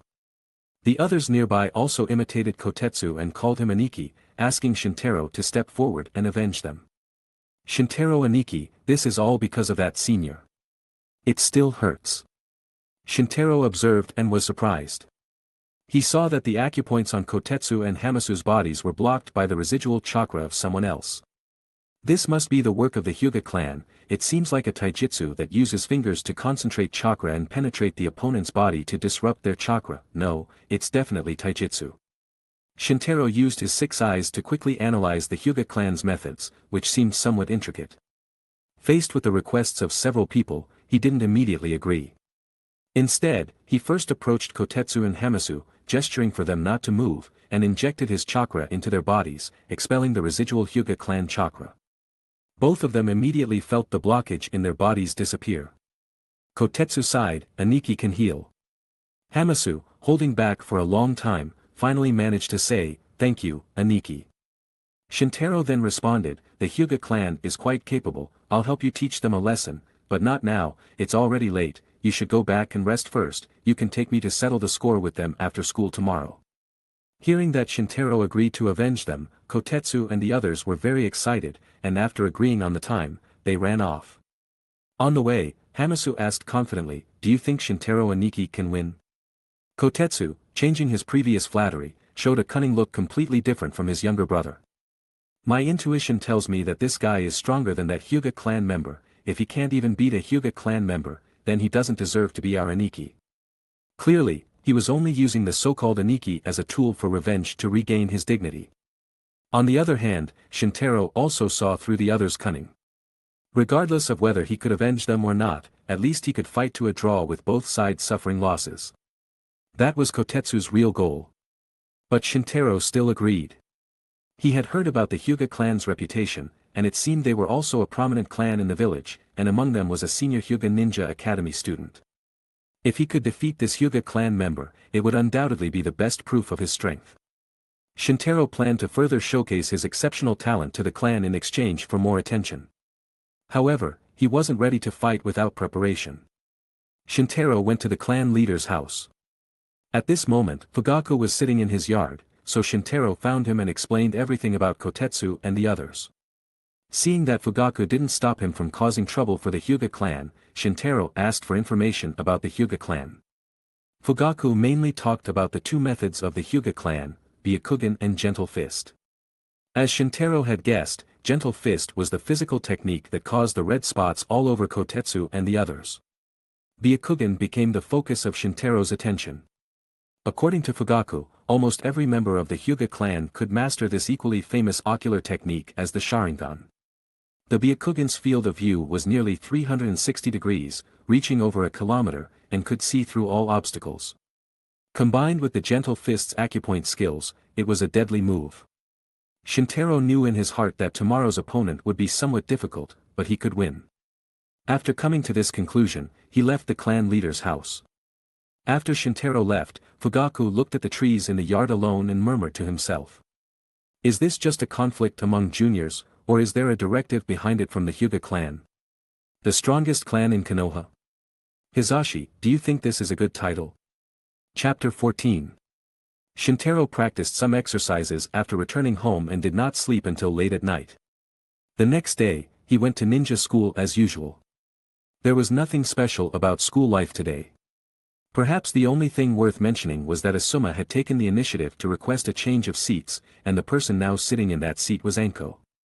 After school, Kurenai invited him to go home together. Shintaro declined but asked her to go ahead, saying that he had some things to take care of. Kurenai had no choice but to pull Anko away with her, feeling a bit displeased. What Shintaro had to do, of course, was to settle the conflict with the Hyuga clan member he had promised yesterday. Tetsuo and his group had been waiting at the school gate. They bowed to Shintaro and called him boss from a distance, attracting the attention of passers-by. Once the passers-by saw the Uchiha clan emblem on the backs of these students, they understood that they were young members of the Uchiha clan, and their regard for Shintaro rose significantly. He looked like an ordinary handsome guy, but being respectfully called boss by the Uchiha children, who did not look easy to mess with, clearly indicated he was not someone to be trifled with. Just like that, Shintaro's reputation changed from the school's idol to the school bully. Boss, let's go to the 4th training ground and wait. Yesterday, the Hyuga group said they were interested in the surroundings there, so they will definitely go there today, Tetsuo said as he approached. Shintaro nodded slightly and headed to the 4th training ground under the leadership of several people. He was still unfamiliar with most places in Konoha. After all, he usually traveled between his home and the ninja school, plus the Yuhi family house, 3 points in a line. He usually practiced in the open space next to his house and rarely went to the family training ground, let alone public training grounds. Although training ground number 4 was also on the village's outskirts, it was closer than other training grounds. A few people walked for 10 minutes and reached the place. The training ground was very spacious, and the spot where Tetsuo led Shintaro was in the corner, where many wooden stakes were planted in the ground. The wooden stakes were hollow and full of scars. It was evident that they had been used to practice physical arts for many years. Shintaro walked forward and observed the stakes carefully, finding that the most recent mark on the stakes was a shallow hole the size of a finger. He naturally thought of the injuries to Tetsuo and the others yesterday, as well as the information Fugaku had given him. Gentle Fist, Shintaro identified the name of the attack method. Tetsuo nodded repeatedly, yes, it's Gentle Fist. At the mention of Gentle Fist, Hamasu beside him unconsciously covered the wounds on his body, as if they still hurt. It was unclear whether it was a psychological effect or because the Hyuga clan's Gentle Fist was so effective. Shintaro saw Hamasu's reaction and sighed, it's called Gentle Fist, but its power is not gentle at all, it seems today will be interesting. When Tetsuo heard this, he started feeling sad again and cried, yes, boss, the Hyuga gang is so cruel, they didn't spare us any face, if they don't spare us any face, doesn't that mean they don't spare the boss any face? Upon hearing this, Shintaro waved his hand and said, no need to provoke me, now that I'm here, I will definitely help you fight, you can be assured of this. Seeing his intention too obvious, Tetsuo had to smile awkwardly and flatter him again, since the boss says so, we can be assured, the boss is mighty. Hamasu clenched his fist and said, I'll beat you back today. Tetsuo slapped Hamasu's head and said, forget it, don't go up and embarrass yourself. Hamasu put his hands down sadly, but there was still reluctance in his eyes. Shintaro looked at Tetsuo jokingly. Although this guy was cunning and versatile at a young age, he cared quite a bit for his younger brother. Clearly, Tetsuo didn't want Hamasu to go up and get beaten again, but insensitive Hamasu didn't seem to understand his brother's good intentions. It didn't take long for the awaited people to arrive. A group of boys of different heights but all with pure white eyes approached. Doesn't the Uchiha clan have a long memory? Or do you want to be beaten again? This is already Hyuga clan territory, get out of here. A round-faced Hyuga boy shouted arrogantly, completely ignoring the newcomers.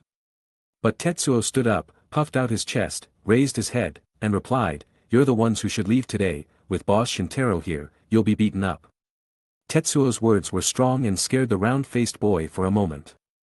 This time, the tallest Hyuga boy spoke, is Uchiha Shintaro the one who defeated Hitaki Kakashi? Hearing this, Tetsuo became more dominant and proudly said, that's my boss. He looked as if he himself was the one who defeated Kakashi. Hatake Kakashi is just a first-year student, how strong can he be? I'm about to become a genin, why should I be afraid of you? After saying this, he looked at Shintaro provocatively. After all, Shintaro's white hair and blue eyes were so distinctive that he could be recognized at a glance. Shintaro looked calmly at the boy in front of him, unmoved. The tall Hyuga boy felt humiliated, so he said arrogantly, I'll give you a chance, if you, Uchiha Shintaro, lower your head and surrender, and give us this place, I can let you go back safely, otherwise, don't blame us for being rude. Shintaro calmly said, You're not worthy. This sentence made Tetsuo and the others excited and also made the Hyuga boys' faces change drastically, as if they had just eaten dirt. Uchiha Shintaro, you're finished. The tall Hyuga boy couldn't accept that the boy in front of him, 3 years younger than himself, dared to act arrogant in front of him. After saying this, he was ready to take action, and the others around him were also ready to move. Tetsuo and the others were initially scared and lost their momentum. The tall Hyuga boy started looking down on the Uchiha clan in front of him and shouted, Hyuga is the strongest clan in Konoha. After saying that, he rushed forward. Shintaro felt bored seeing the unorganized movements, shook his head slightly, channeled his cursed energy throughout his body, jumped, and flew forward with a kick. The tall Hyuga boy hurriedly raised his hands to block but was still thrown several meters away by the immense force, falling onto the grass in embarrassment. Makoto. The other Hyuga boys lost their leadership in an instant and gathered around Makoto.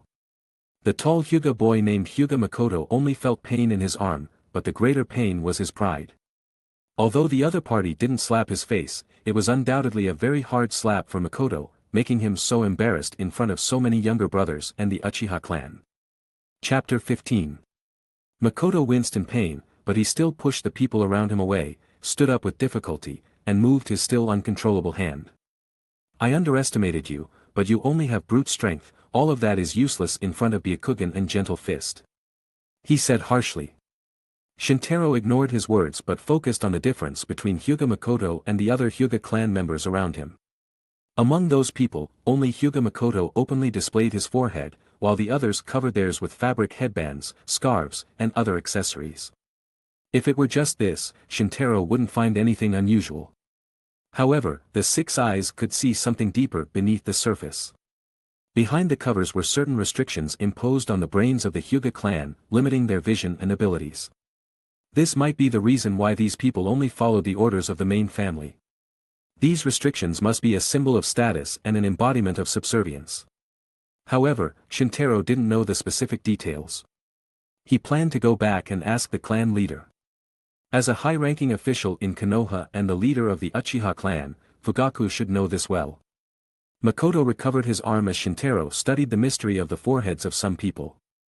Although it still felt a bit numb and sore when he waved it, it did not affect his basic activities. Makoto formed a seal with his hands, Byakugan. Veins appeared around his eyes, and his eyes suddenly became sharper. Shintaro noticed a large amount of chakra from Makoto's body flowing into his eyes, causing an overload around his eyes, resulting in this phenomenon. Compared to the Uchiha clan's Sharingan, the Hyuga clan's Byakugan had a much lower usage threshold. Even some ninja school students who hadn't graduated could open it. Makoto even assumed the gentle fist stance. This made Tetsuo and the others, who had been harshly taught with this method, start to feel scared, and they hid behind Shintaro. Makoto sneered, hiding is useless, in front of Byakugan, you have nowhere to hide. He lowered his body, put one hand in front and the other behind, and assumed the gentle fist stance. Juken. Makoto's aura suddenly changed, making Shintaro feel wary. The two were at a stalemate for a moment, and soon Makoto couldn't resist taking action. First he stepped forward methodically and attacked quickly with 2 palm strikes. 4 strikes.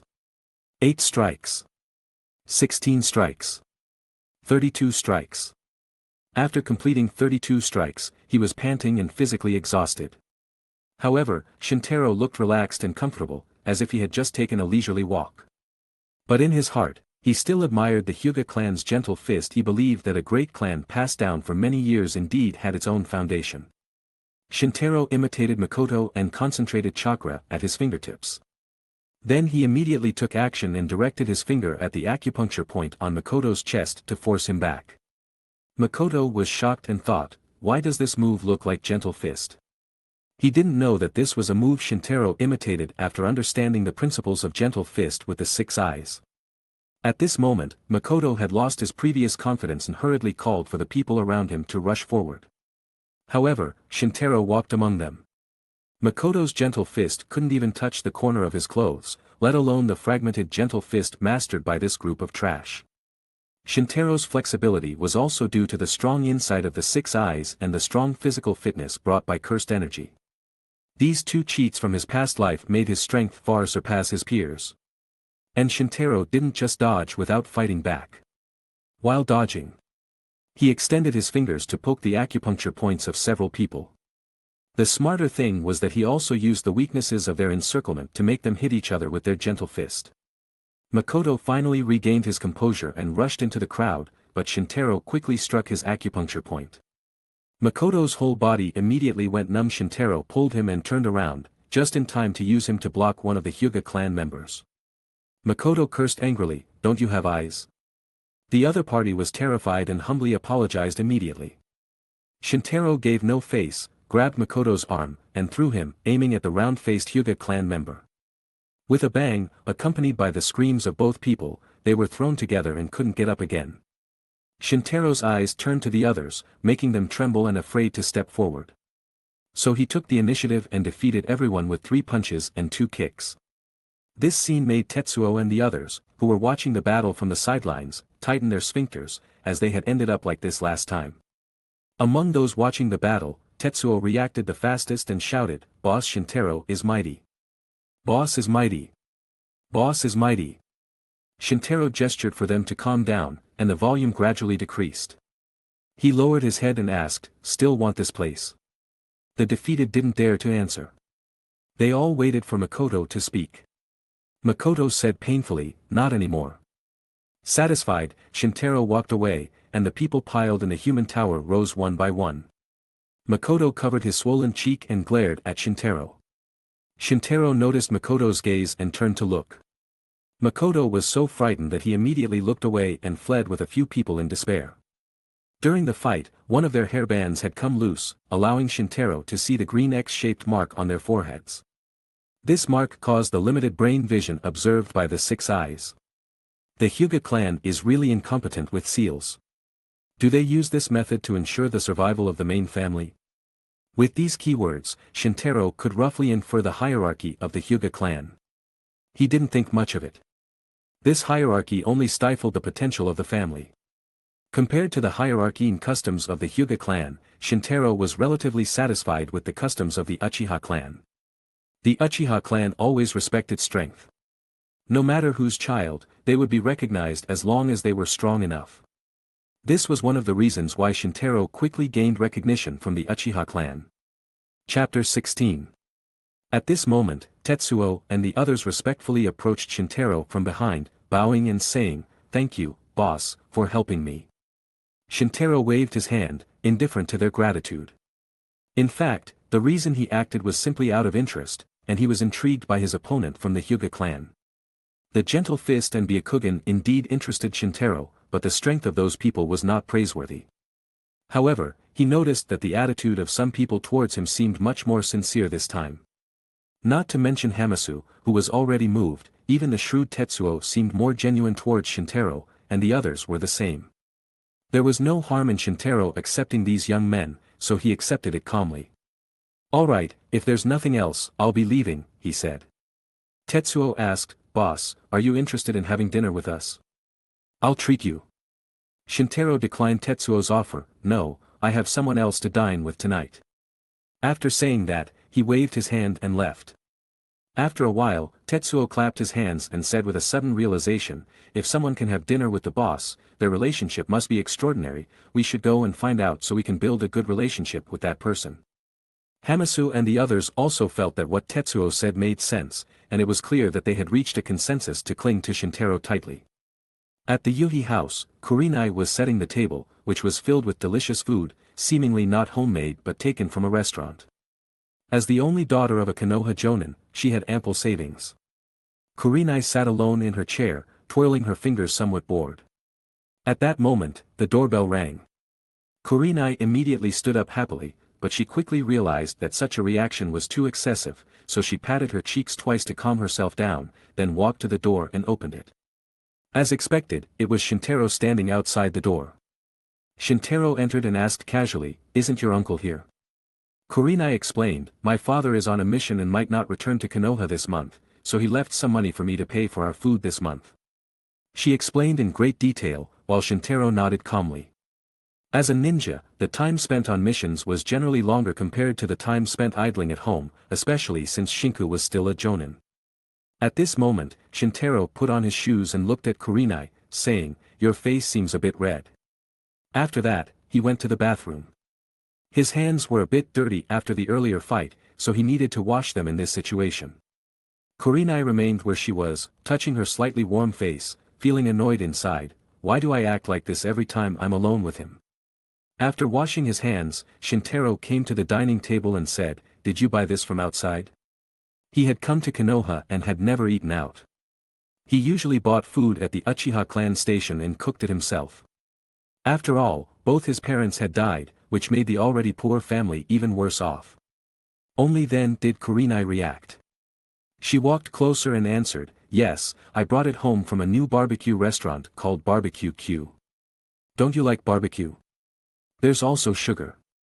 Shintaro smiled, took the sugar, and said, "Thank you, I like it." The two of them sat together. The barbecue restaurant had provided them with a simple wooden oven, and the charcoal fire inside was burning brightly. Shintaro took the rack and placed pieces of meat on it one by one, waiting calmly for the barbecue to cook. The sight of sizzling oil was a beautiful scene he hadn't seen in a long time. While waiting for the barbecue to cook, Kurenai asked what had happened earlier. "What did you mean when you said you had something to do after school?" Shintaro didn't avoid anything and answered honestly, "I went to fight." Such an understated statement scared Kurenai. Fighting could easily remind people of some violent incidents. Kurenai immediately lifted Shintaro's clothes to see if he was injured. To her surprise, there were no scars on Shintaro's body, only smooth white skin. She quickly realized the impropriety of her actions and hurriedly put her hands down, lowering her head and mumbling in a mosquito-like voice, "Sorry." Shintaro smiled indifferently and said, "Those opponents wouldn't be able to hurt me." After that, he saw the barbecue was ready, so he gave Kurenai 2 pieces, "Eat." He himself put sugar in his hand, took a slice of meat with chopsticks, and dipped it in the sugar to eat. 2 great hobbies in life merged into one, making it difficult for the usually calm Shintaro to control himself. Seeing this, Kurenai also shifted her attention to the barbecue and started eating. Whether it was due to the barbecue's heat or for other reasons, her face remained red until Shintaro left the house. Another day passed. The next day, Shintaro came to school as usual, but he heard many rumors about him along the way. "Is that Uchiha Shintaro? He's so handsome. Hey, don't look at how handsome and gentle he is, but he's now a bully at our school." "Really? What happened?" "I heard he led some Uchiha clan members to beat up a group of Hyuga clan members yesterday. Among those beaten were seniors about to graduate. Very strong, but then the Hyuga clan will deal with him." "Ha ha ha, I heard the Hyuga clan sent people to the Uchiha clan for an explanation, but they were sent away. You see, the Uchiha clan is protecting him strongly. Don't you know how powerful he is?" "Wow, that's really amazing." Under various rumors, for some reason, Shintaro's image in the minds of the students became higher and more unapproachable. Shintaro didn't pay much attention to this, only considering it as children's play. When he came to class, he thought that with his current reputation, the little fans would calm down. But he didn't expect girls his age to be so fanatic. Shintaro was so annoyed that he had to scare the girls who came around him with a cold face so that he could attend class normally. During the class break, Kurenai took Anko out to use the restroom. When she returned, she was different from her usual self and angrily said to Shintaro, "Go out and take care of your friends, don't let them talk nonsense." Shintaro was confused, but seeing Kurenai's reaction and the funny expression on Anko's face beside her, it wasn't hard to conclude that they must have heard something outside. So he left the classroom and saw Tetsuo and the others. Tetsuo approached him with a smile on his face, giving a thumbs up and saying, "Boss, sister-in-law is very pretty." Shintaro immediately understood why Kurenai had reacted the way she did earlier, so he slapped Tetsuo's head, making him shrink his neck in fear. "Don't shout that again, we're just friends." Only then did Tetsuo realize he had been careless. Seeing Tetsuo's expression, Shintaro probably remembered it. He was about to turn and leave, but suddenly he turned back and said as if remembering something. Also, there are a lot of rumors recently, control yourself, I don't like hearing these rumors. Tetsuo nodded repeatedly, and Shintaro returned to his seat in the classroom. I already told you they won't brag randomly in the future. Kurenai hummed softly, and it was unclear whether she was happy or not. After some advice from Shintaro and whatever method Tetsuo and the others used, the rumors about Shintaro and Kurenai at school did die down, at least they didn't reach Shintaro's ears anymore. Chapter 17. Days at the ninja school passed quickly. In the blink of an eye, Shintaro had been at the school for a semester. It was time for graduation at the end of the semester.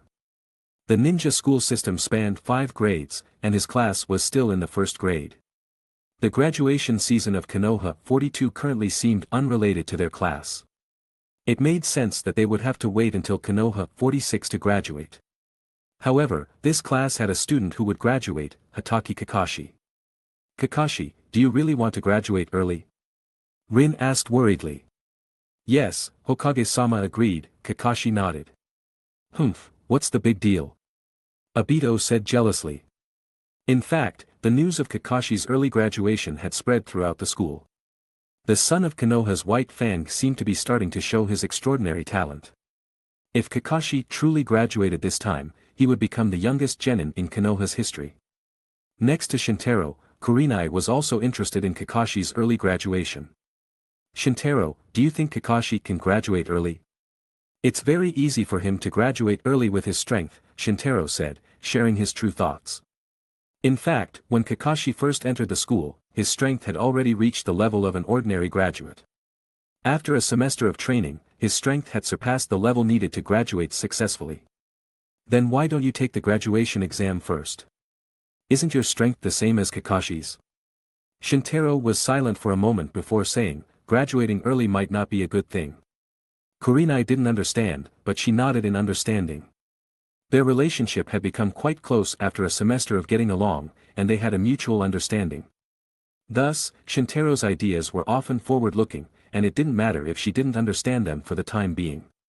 In Shintaro's view, graduating early would certainly make Kakashi the youngest genin in Konoha's history, but becoming a genin came at a cost. It meant losing leisure time for training and being burdened with numerous tasks.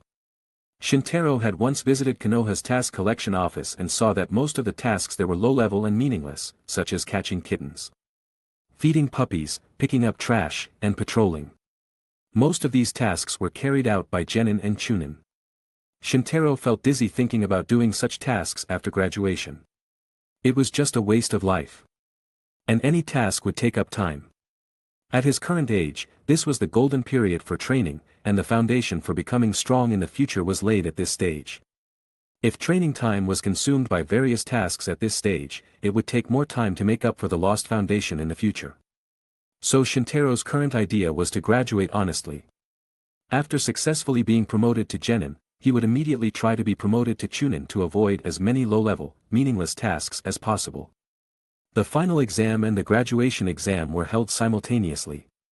After the final exam, everyone in the class waited outside the graduation exam room because Kakashi was still taking the exam inside.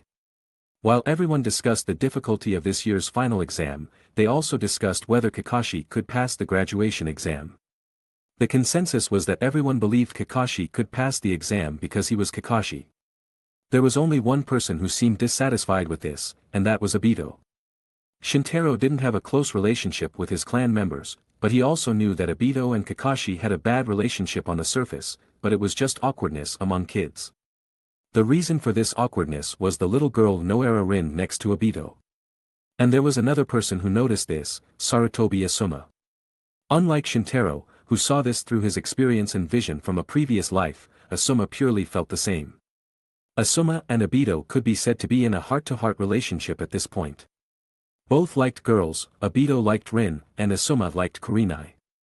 But the girls they liked both admired a genius, just as Rin admired Kakashi, Kurenai admired Shintaro. However, unlike Obito's persistence, Asuma had let go of Kurenai in his heart.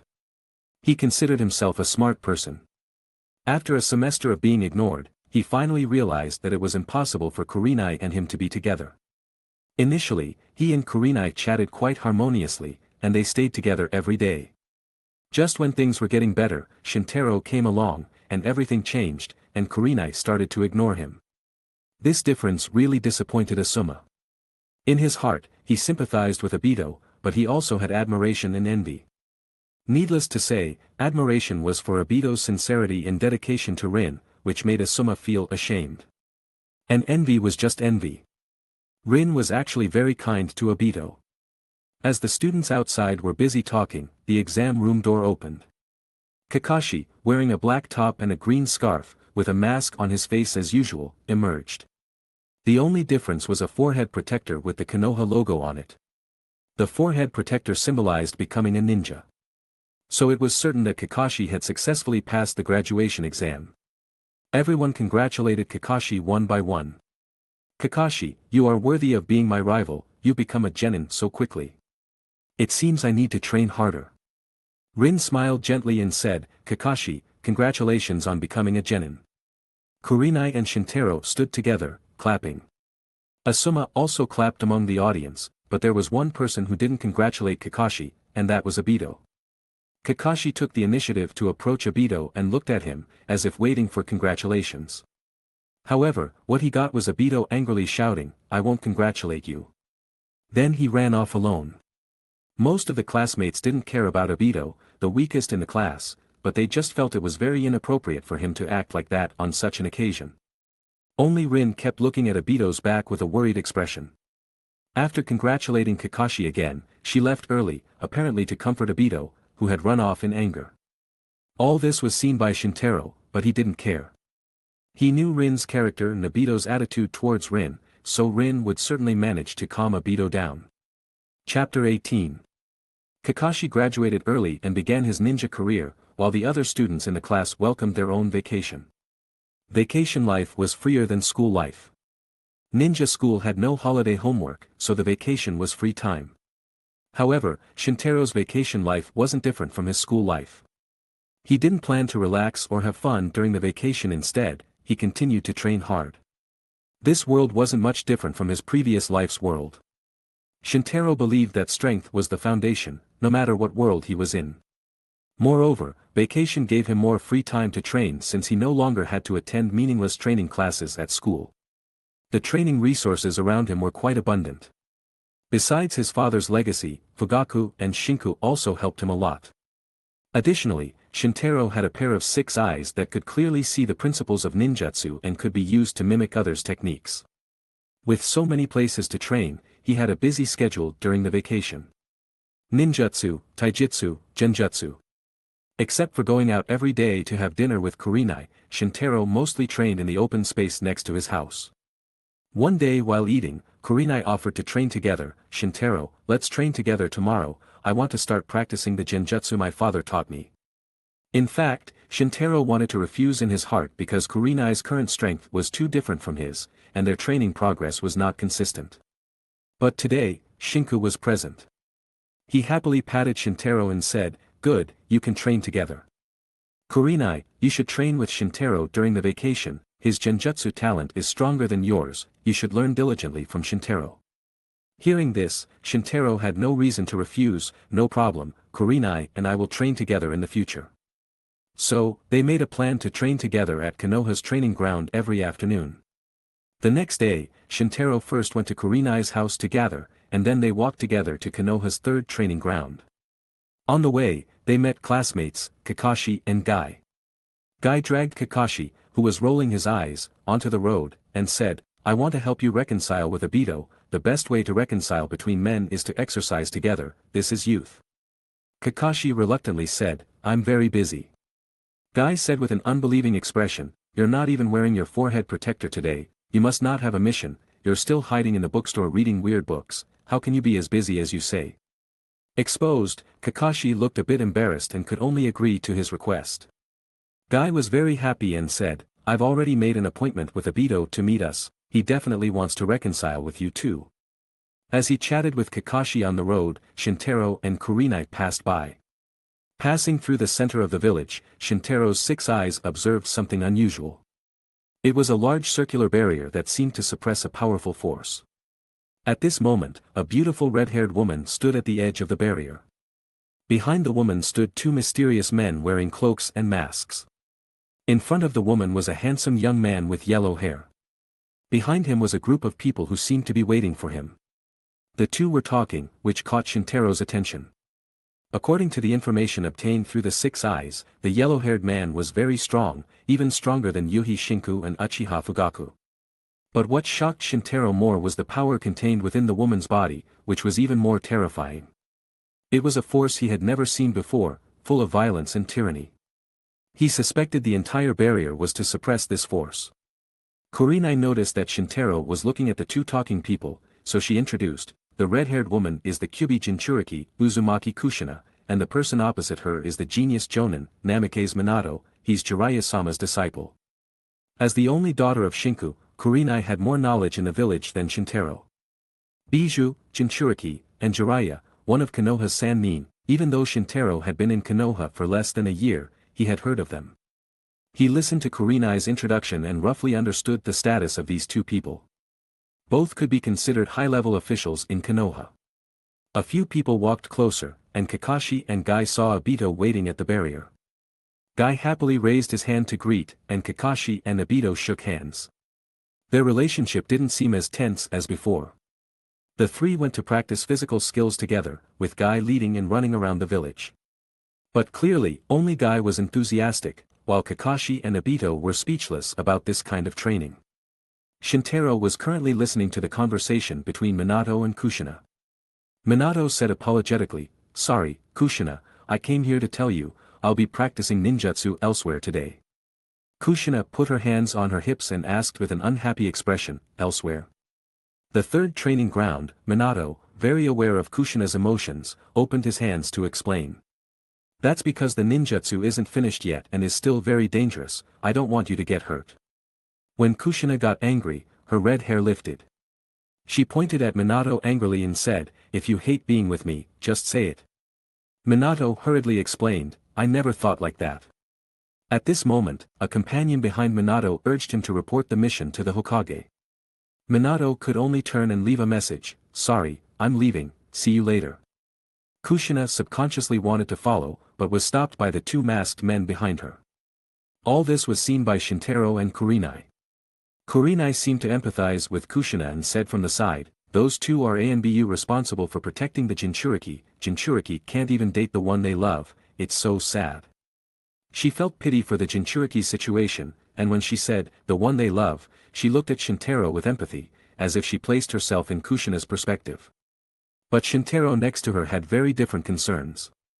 "The power of Bijou is out of my reach for now, but I can try the new technique Namikaze Minato just mentioned. The power of this ninjutsu, considered dangerous even by strong people, can be imagined." Shintaro became curious about the new technique Minato mentioned. So he said to Kurenai, "Let's go to the third training ground." Chapter 19.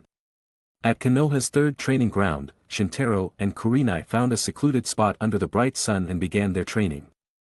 Kurenai's initial training focus was on Genjutsu. Genjutsu was a specialty of the Yuhi family. Although the Yuhi family was not a ninja clan, it was a well-known Genjutsu family in Konoha village.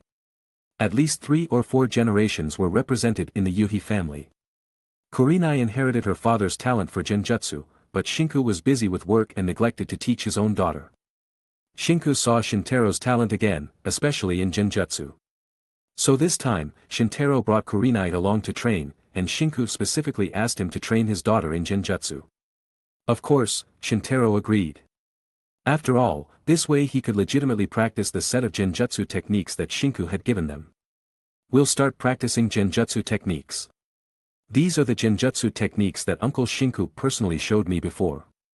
These techniques are also recorded in a collection of Genjutsu techniques left by my father. I've mastered them now, and I can count it as having some experience."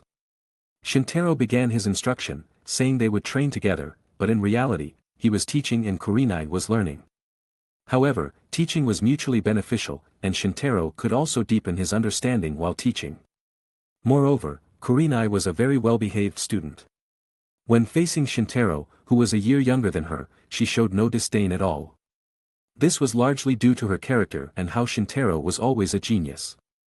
The principle is very simple: project your own chakra into the enemy's visual senses. Shintaro began teaching genjutsu step by step. Kurenai learned very seriously, but Shintaro was not as focused as she was. While Shintaro was busy teaching, demonstrating genjutsu, and explaining techniques and tips, he quietly observed the various activities at the third training ground. The third training ground was very quiet at this time. Except for Shintaro and Kurenai, there was no one else there. In the vast open space, one could almost hear the chirping of insects and birds in the grass and forest. Namikaze Minato will arrive soon. Shintaro had been keeping track of time in his mind. Minato should have finished reporting his mission to the Hokage by now. If his conversation with Kushina was correct, he should be on his way to the third training ground now. Shintaro was thinking about the mysterious ninjutsu that was not yet fully developed. Sure enough, it didn't take long for the handsome figure of Minato to appear at the third training ground, but there was someone else beside him. The man was clearly much older than Minato, with long white braided hair, wearing a brown inner layer and a red outer coat. He had a mole on the left side of his nose and red marks under each eye. He looked like a very good person. In terms of chakra, he's even stronger than Minato. Is this the legendary Sannin of Konoha? Shintaro felt a little surprised in his heart. Minato surpassed Fugaku and Shinku in Shintaro's perception, and the man in front of him surpassed Minato. Today, he saw two top powerhouses in succession. He believed that although these two might not be the highest combat power in the world, they were probably close to it. Shintaro knew there was a Hokage above the Konoha Sannin, and there were 5 recognized Kages in the ninja world. Jiraiya might not be much different in power from a Kage. Kurenai noticed that Shintaro was looking at the two people who had just arrived at the third training ground, so she stopped what she was doing and said, "That's Jiraiya-sama, one of the 3 Sannin." Shintaro nodded and continued guiding Kurenai's training as if nothing had happened. Minato and Jiraiya also noticed Shintaro and Kurenai, but they didn't take the two children seriously. The large third training ground could accommodate 2 groups of people training without disturbing each other. "How far has your new technique developed?" Jiraiya asked casually. Minato rubbed the back of his head in embarrassment and said, "Not much progress, so I invited you here today to seek a breakthrough." Jiraiya nodded and said, "Your new technique has been in development for 3 years, I really should come and help you. Don't worry, I'll take care of it." He patted his chest and expressed confidence, while Minato still looked somewhat silly. After a while, the two began to get serious. Minato became serious, holding his right wrist with his left hand, and opened his right hand upwards, maintaining a slightly empty grip. Shintaro's attention was drawn again this time. Thanks to the 6 eyes, he could detect every movement Minato made, including his hand movements. Is he practicing? No need to form seals. Such an operation. Minato's technique surprised Shintaro because he had never seen it performed without forming seals before. He saw a chakra ball condense from thin air in Minato's hand, and it began to spin, slowly forming a blue chakra ball. Minato saw the new technique starting to form, and just as he smiled happily, the chakra ball in his hand began to tremble. His face immediately became serious, and he didn't dare to relax at all. Jiraiya beside him also watched Minato's situation as if facing a formidable enemy. However, the chakra ball swung increasingly askew, even starting to vibrate at high frequency. At this moment, Jiraiya shouted a warning, and Minato immediately slammed his right hand into the ground. Boom! With a burst of dust and smoke, a large crater almost 1 meter deep and 3 meters wide was created in the ground. Several people could lie in it without any problem. Shintaro was shocked that a small chakra ball could cause such extensive damage and mentally hoped the other party would quickly perfect this ninjutsu so he could mimic it. Minato fell to the ground from the impact of the blast. He stared helplessly at the large hole in the ground, then chose to stand up and continue practicing. However, his training results were not satisfactory. He created several large holes in the ground but failed to understand the shape of the chakra ball. Not only were Minato and Jiraiya worried, but Shintaro also looked anxious. However, there was no point in rushing, so Minato and Jiraiya chose to take a break. Minato sat on the ground with his hands behind his back and sighed, "It's too hard to control this. If you can't rotate it, it will explode or something, it can't be stabilized," Jiraiya said. "Then which direction should I go?" Minato anxiously asked Jiraiya, the teacher he always considered like a father. I don't know either. Jiraiya fell silent for a moment, then thought for a long time before continuing. It might not necessarily be wrong. I've always imagined chakra should be refined by rotating to the right, because I'm left-handed.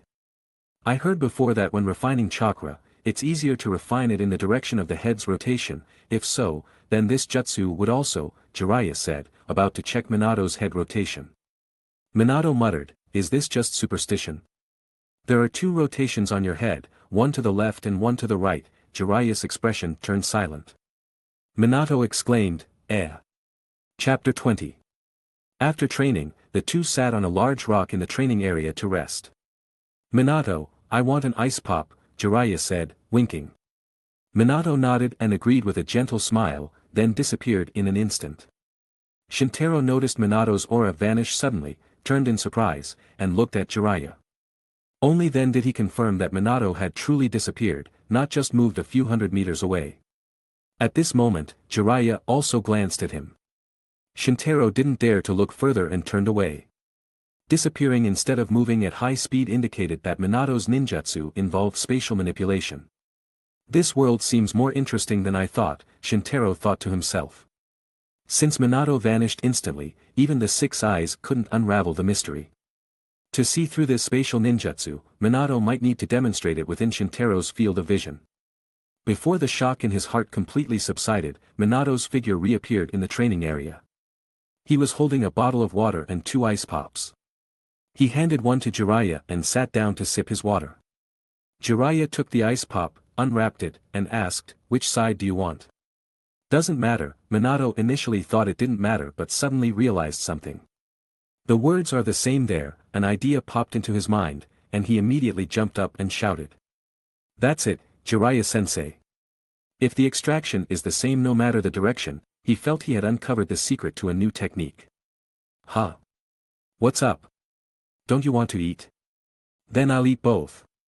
Minato concentrated on developing the new technique, leaving Jiraiya alone and returning to the center of the training area to continue trying. Fix, rotate, and maintain from two directions simultaneously, will definitely succeed this time. Minato raised his right hand and started to condense chakra. Whether it was due to nerves, this time it took him a long time to condense the chakra, and slowly the chakra appeared in his hand. Two streams of chakra emerged in his palm simultaneously, starting to rotate in different directions, and a chakra ball quickly formed. This time was different from the others. This time the chakra ball remained very stable. The two chakras continued to spin at high speed internally without affecting the external stability at all. For the first time, it's forming. The strong wind from the chakra ball blew Minato's yellow hair, and a bright smile filled his handsome face, let's call it. At this moment, Jiraiya finished chewing his ice pop and approached just as Minato was about to announce the name loudly, Kuren Reika Hakitsu Muji Jiraiya Sushikinigan. Ugly and long, you have no talent for naming. Jiraiya looked at Minato, who thought he had achieved something very clever, speechless. Minato's voice even reached Shintaro and Kurenai, and they both agreed, bad name. The name was very logical, but unfortunately, it was ugly. Shintaro saw the blue chakra ball in Minato's hand from a distance, and while activating the six eyes to analyze the ninjutsu, he sighed, if I had to name it, I would call it REINCARNATION. After a while, Minato dispelled the Kuren Reika Hakitsu Muji Jiraiya Sushikinigan, and Shintaro also completed the analysis of this ninjutsu with the long and ugly name.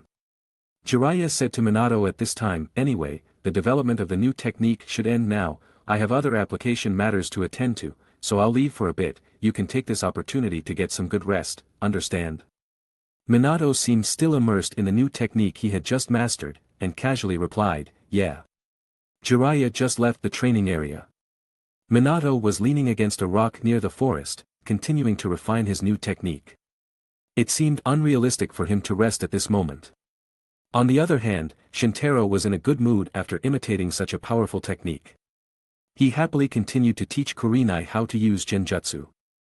Kurenai thought Shintaro was just mocking Minato's bad naming and thought to herself, I didn't expect Shintaro to have such a childish side. Time passed, Shintaro and Kurenai had almost completed their training progress for the day. Minato was also familiar with his new technique, and the three of them were ready to leave the training area. At this moment, a figure suddenly appeared in the forest. It was Uzumaki Kushina. Shintaro was the first to notice Kushina hiding in the forest. Eh? Why are you here, Kushina? Is it okay? Ah. No. Sandem-sama gave special permission. He said it was okay to leave the barrier. I see, no wonder the usual supervisor isn't here. Minato easily believed Kushina's words.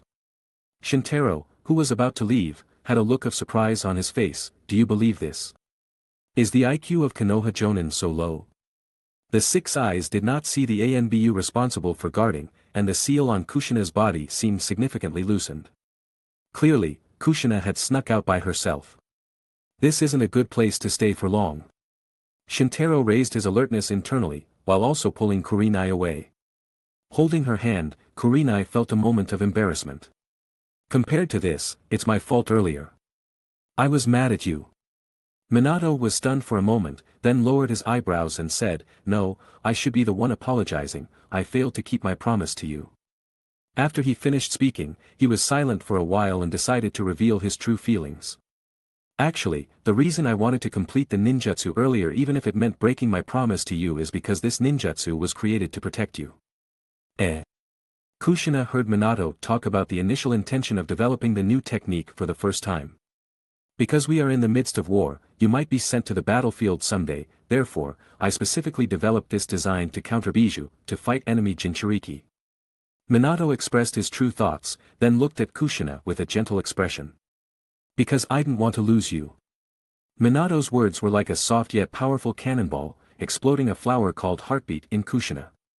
However, as Kushina's heart trembled, the Kyuubi inside her suddenly became enraged and directly seized control of her body. Kushina's pupils turned into the fierce fox's vertical pupils. In Kushina's spiritual world, the Kyuubi, partially unsealed, bewitched Kushina with words, I should have told you not to trust anyone, this person is using you. However, Kushina worried about Minato's safety and shouted his name. Minato noticed Kushina holding her head and bending over in pain, and asked concernedly, What's wrong, Kushina? Kushina roared, and then a significant amount of terrifying chakra erupted from her body. This Bijou transformation. Minato was shocked, then was thrown by a close-range punch from the rampaging Kushina. Chapter 21. At this moment, Shintaro thought he was unlucky and immediately fled with Kurenai. His six eyes detected that the Kyuubi had leaked most of its power. With his current strength, he would be close to death if he stayed at the training ground. Seeing that Kurenai did not realize the gravity of the situation and couldn't move forward, Shintaro forcibly carried her in a princess hold, filled his legs with cursed energy, and fled at unprecedented speed. Is Bijou's power this terrifying? The chakra leaked by the Kyuubi utterly shocked Shintaro, making him understand why everyone in the village feared the Jinchuriki. Brutal and uncontrolled power is often only used for destruction. Quickly release all the seals. This way, you can be free from this pain. If you refuse, I will possess you and kill you. At this critical moment, Minato rushed toward Kushina despite his injuries, condensed chakra in his right hand, and slapped Kushina's stomach. Kushina. He used his chakra to reinforce the hack no fin shiki.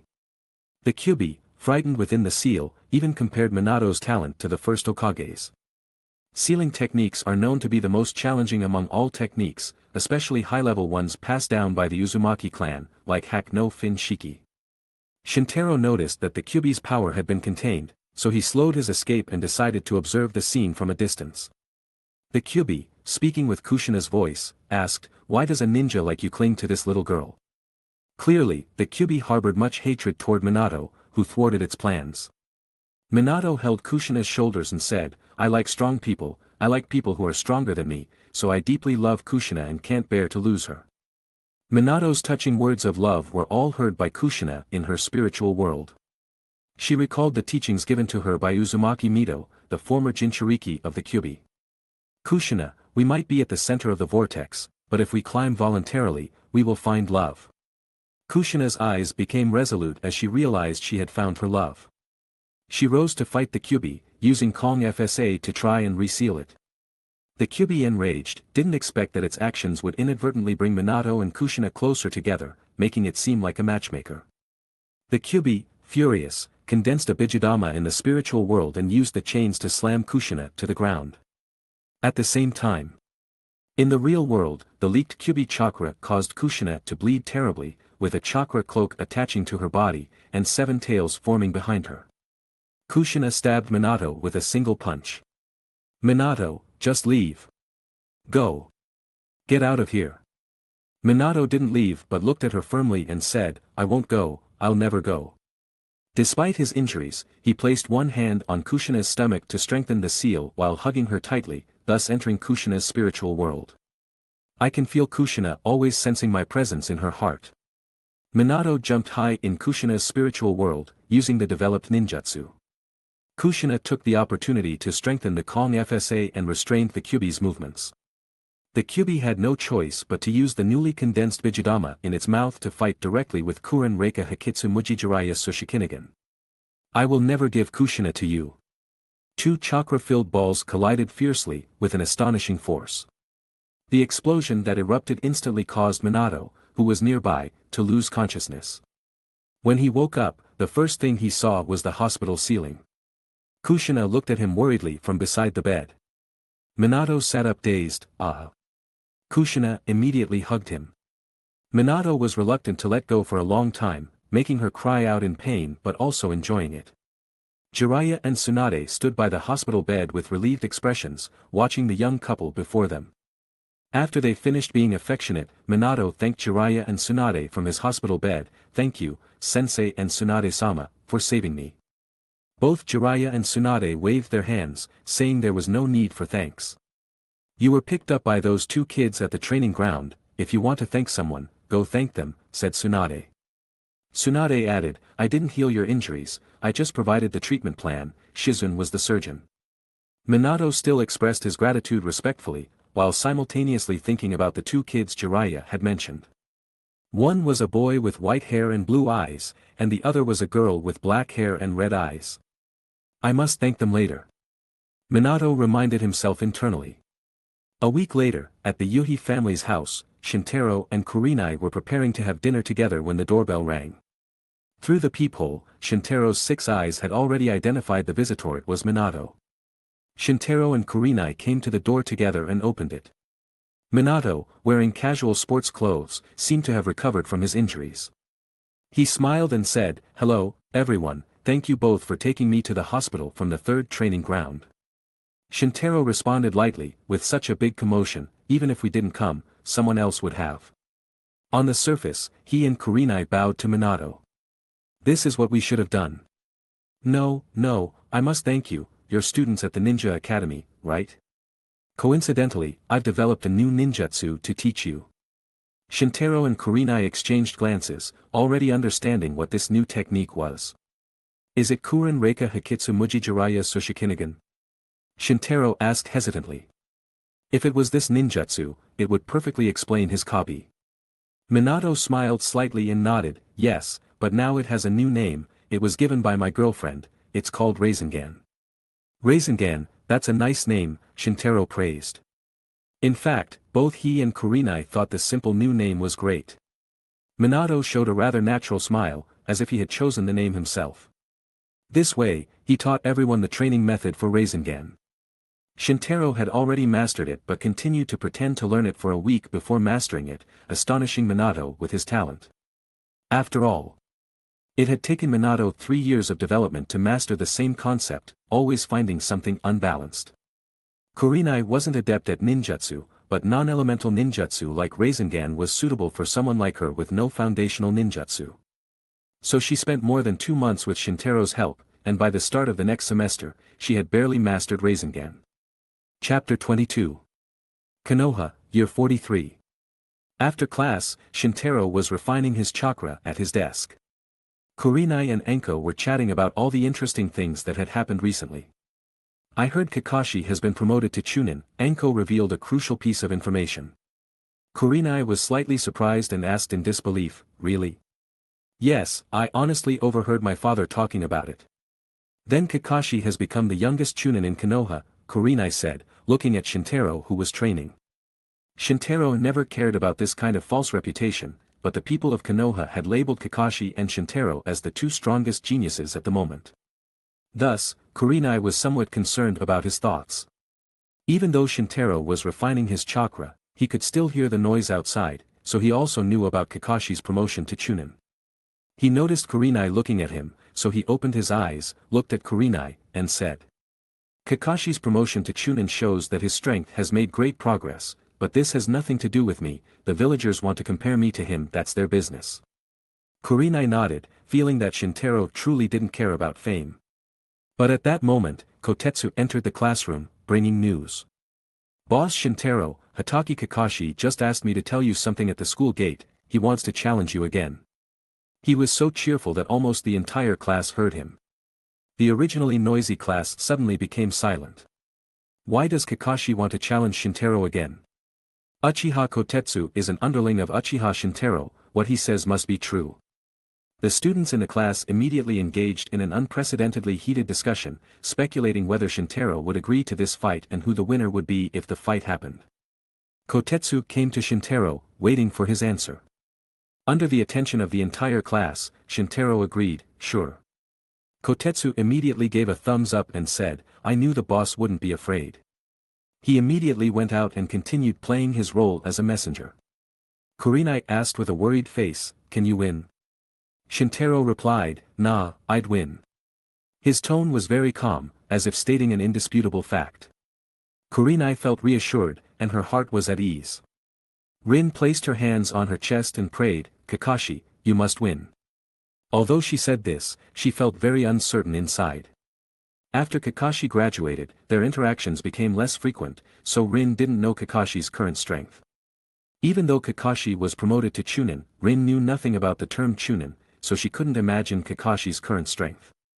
But she could see Shintaro's strength with her own eyes. After Kakashi left, Shintaro became the undisputed number one in the entire class at the school, leading by a large margin. Therefore, in Rin's view, the outcome of the fight between Kakashi and Shintaro was unpredictable. Seeing her so concerned about Kakashi, Obito pursed his lips angrily and said, ha, if you lose, you lose. After all, Kakashi has already lost once. But even though he said this, he didn't necessarily think so in his heart. Obito didn't want Kakashi to lose again. The logic was this, if Kakashi lost to Shintaro twice, wouldn't that prove that Kakashi's strength was indeed not up to his reputation? And Obito always regarded Kakashi as a target to pursue. Wouldn't that mean his efforts were meaningless? It turned out that not only Obito thought this way, but Guy also had similar thoughts. He always believed that Kakashi was the one he wanted to surpass, so he often dragged him to fight with him. Guy's current record was 0 wins, 16 losses, and 0 draws, which could be considered pitiful. However, he never gave up because he knew that Kakashi was a genius in the entire ninja world. So now, unconsciously, he didn't want Kakashi to lose. The place where Shintaro and Kakashi would fight was at the school. After school, Shintaro came to the agreed place, the same school training ground as before. Kurenai followed him, and behind them was a large group of spectators. Everyone seemed accustomed to seeing Shintaro and Kurenai together. A group of people arrived near the school training ground, and Kakashi was already waiting in the training ground. He was wearing a short-sleeved black outfit. His neck and the lower part of his face were still hidden behind a black mask, but it couldn't hide his slim and handsome appearance. The iron arm guards shining on his arms and the Konoha forehead protector on his forehead showed Kakashi's status as a ninja and his dangerous aura that strangers should keep away from. Kakashi's arrival made many little girls in the ninja academy cheer. Rin looked at Kakashi tenderly, full of longing. When Obito saw this scene, he immediately felt that all his worries about Kakashi were in vain. Kakashi, you better lose. Shintaro walked to the training ground alone. Kurenai could only see Shintaro's back and pray for him. I didn't expect you to agree right away, it happens that I don't have a mission today. Indeed, as a Chunin, Kakashi's daily time must be less leisurely compared to Shintaro's. Therefore, Shintaro agreeing to fight that day was, of course, a good thing for Kakashi. Shintaro smiled slightly and said, looks like you got the wrong idea, so let me tell you. Kakashi raised his eyes and looked at him. A tuft of white hair stuck between his eyes by his forehead protector, slightly swaying in the wind. Shintaro extended his finger and said, you're the challenger here. This sentence was heard by everyone present. Kotetsu and the others immediately cheered Shintaro on enthusiastically, the boss is so cool. Kurenai felt that Shintaro, confidently saying this to Kakashi, was so charming. She was so distracted that she couldn't even hear Anko calling her. Rin still focused on Kakashi, cheering for him silently. Obito and Guy just felt strange. After all, if Kakashi was the challenger, then they were challengers as well. While everyone was discussing Shintaro's words, Kakashi spoke again. Indeed, I am the challenger. Kakashi calmly accepted the title of challenger, which made Shintaro think more highly of him. It seems you have made a lot of progress this year. Shintaro raised his eyebrows in surprise. The corner of Kakashi's mouth under the mask lifted slightly, and he said, "You will see whether there has been progress or not." Chapter 23. Shintaro was still wearing a white outfit and a black jacket with the Uchiha Clan emblem, standing upright against the wind. The two stood facing each other again in this training ground after a year, making people lament the passage of time. Since the teacher was absent, Shintaro asked Kurenai, who was at the side of the training ground, to be the referee. Under the spectators' expectations, Kurenai uttered a few words symbolizing the beginning of the battle. Both sides form the symbol of friendship, and the battle begins. Shintaro and Kakashi naturally formed the symbol of friendship. Kakashi took the lead, which seemed to confirm what they both said earlier, that he was the challenger. He took a kunai from his ninja tool bag, rushed towards Shintaro, raised his hand, and struck. Shintaro lifted his head to avoid the kunai, then raised his leg and launched a fierce attack to force the opponent back. Since class had just ended, he didn't even bring his ninja bag, so he could only fight bare-handed. Seeing this, Kakashi threw the kunai in his hand towards Shintaro. The kunai flew deliberately slow, but Shintaro caught it steadily and thanked him. Kakashi said, "I don't want to win by default, I will win with dignity." Win. It seems you are mistaken again, this word needs to be fought for. He was in a good mood and spoke more. Do you know? Fighting is a pleasure for me, even more than just hunting and playing the shamisen. The shamisen makes me feel peaceful and mysterious, hunting can relieve stress and relax my body and mind, only fighting can give me direct happiness. Kakashi, let's enjoy the battle together. Kakashi gripped the kunai in his hand and replied, "That's what I meant." The two closed in again and quickly fought with kunai in their hands. The clash between kunai and kunai continually produced sharp metallic sounds. The two subtle attacks left the spectators amazed. Is this really a fight between our comrades? Many people ponder this question. This is genius, this is a battle between geniuses, Guy sighed with a bit of reluctance. He would envy geniuses, but he would never give up on himself because of this. Instead, he would turn his envy of geniuses into double the demand on himself. The training will be doubled after school today, I will definitely catch up to them. Guy clenched his hands and swore silently. His palms were already full of scars from training. Obito was stunned by the dazzling fight in front of him and could only sigh in his heart that these two were indeed strong. It is worth mentioning that Shintaro's first opponent was defeated by Hayate. He coughed slightly and sighed in his heart, it wouldn't be shameful for anyone to lose to these two. There was also Shintaro's semi-love rival, Asuma, who thought a bit depressed. Initially, I thought the gap between me and these two wasn't too big, but I didn't expect. Shintaro and Kakashi's current strength had overwhelmed all their peers in Konoha. Only Shintaro could be compared to Kakashi, and only Kakashi could be compared to Shintaro. Outside the field, two little girls cheered for the geniuses they admired. One of these two girls was named Yuhi Kurenai and the other was Noera Rin. Back on the field, Kakashi and Shintaro clashed several times in a short period, almost without results. Kakashi's kunai slashed towards the opponent's waist, Shintaro avoided the attack without changing his expression, then stepped to Kakashi's side and swung the kunai towards his neck. Kakashi quickly lifted his kunai, trying to block the strike. Clang! Since the attack was aimed at a vital point, Kakashi did not dare to be careless, so he used a bit more force to counter it. However, he did not expect that the opponent's move was just a feint.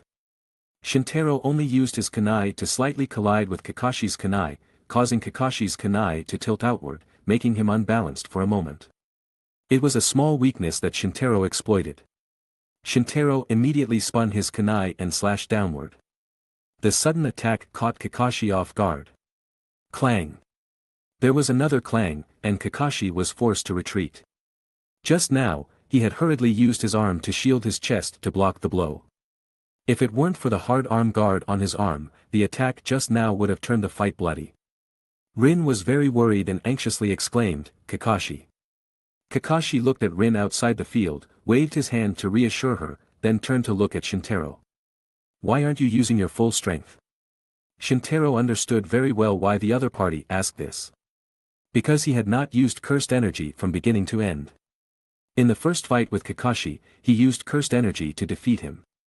So Kakashi could clearly understand that Shintaro still had a trump card. Shintaro smiled faintly and said, "Ha ha ha, you noticed. Why not use full strength? Because this is a fair fight between ninjas." Kakashi did not understand why Shintaro considered his trump card unfair and not part of a ninja's skills. But since the other party said this, it meant it wasn't because he looked down on him. Kakashi got this answer and came up with an idea. So he said, "Okay, let's continue." Shintaro said, "Sure." The battle continued. Kakashi threw the kunai in his hand. This time the kunai was fast and accurate, directly aiming at Shintaro's forehead. Shintaro raised his hand to deflect the attack with his kunai, while Kakashi took the opportunity to start forming seals. Kakashi realized that even if Shintaro wasn't using his full strength, he would still have a hard time gaining an advantage in physical skills. However, he believed that taijutsu alone was Shintaro's strength, but ninjutsu was different. In his opinion, when he was studying at the ninja school, his ninjutsu achievements were stronger than Shintaro's. In the first fight against him, he relied on his various ninjutsu to gain the upper hand. Therefore, it was only natural for the fight to reach a stalemate. Kakashi had been promoted to Chunin this year, and his ninjutsu skills had been further improved. Futon, Dan. Kakashi formed seals with his hands and blew a gust of wind from his mouth.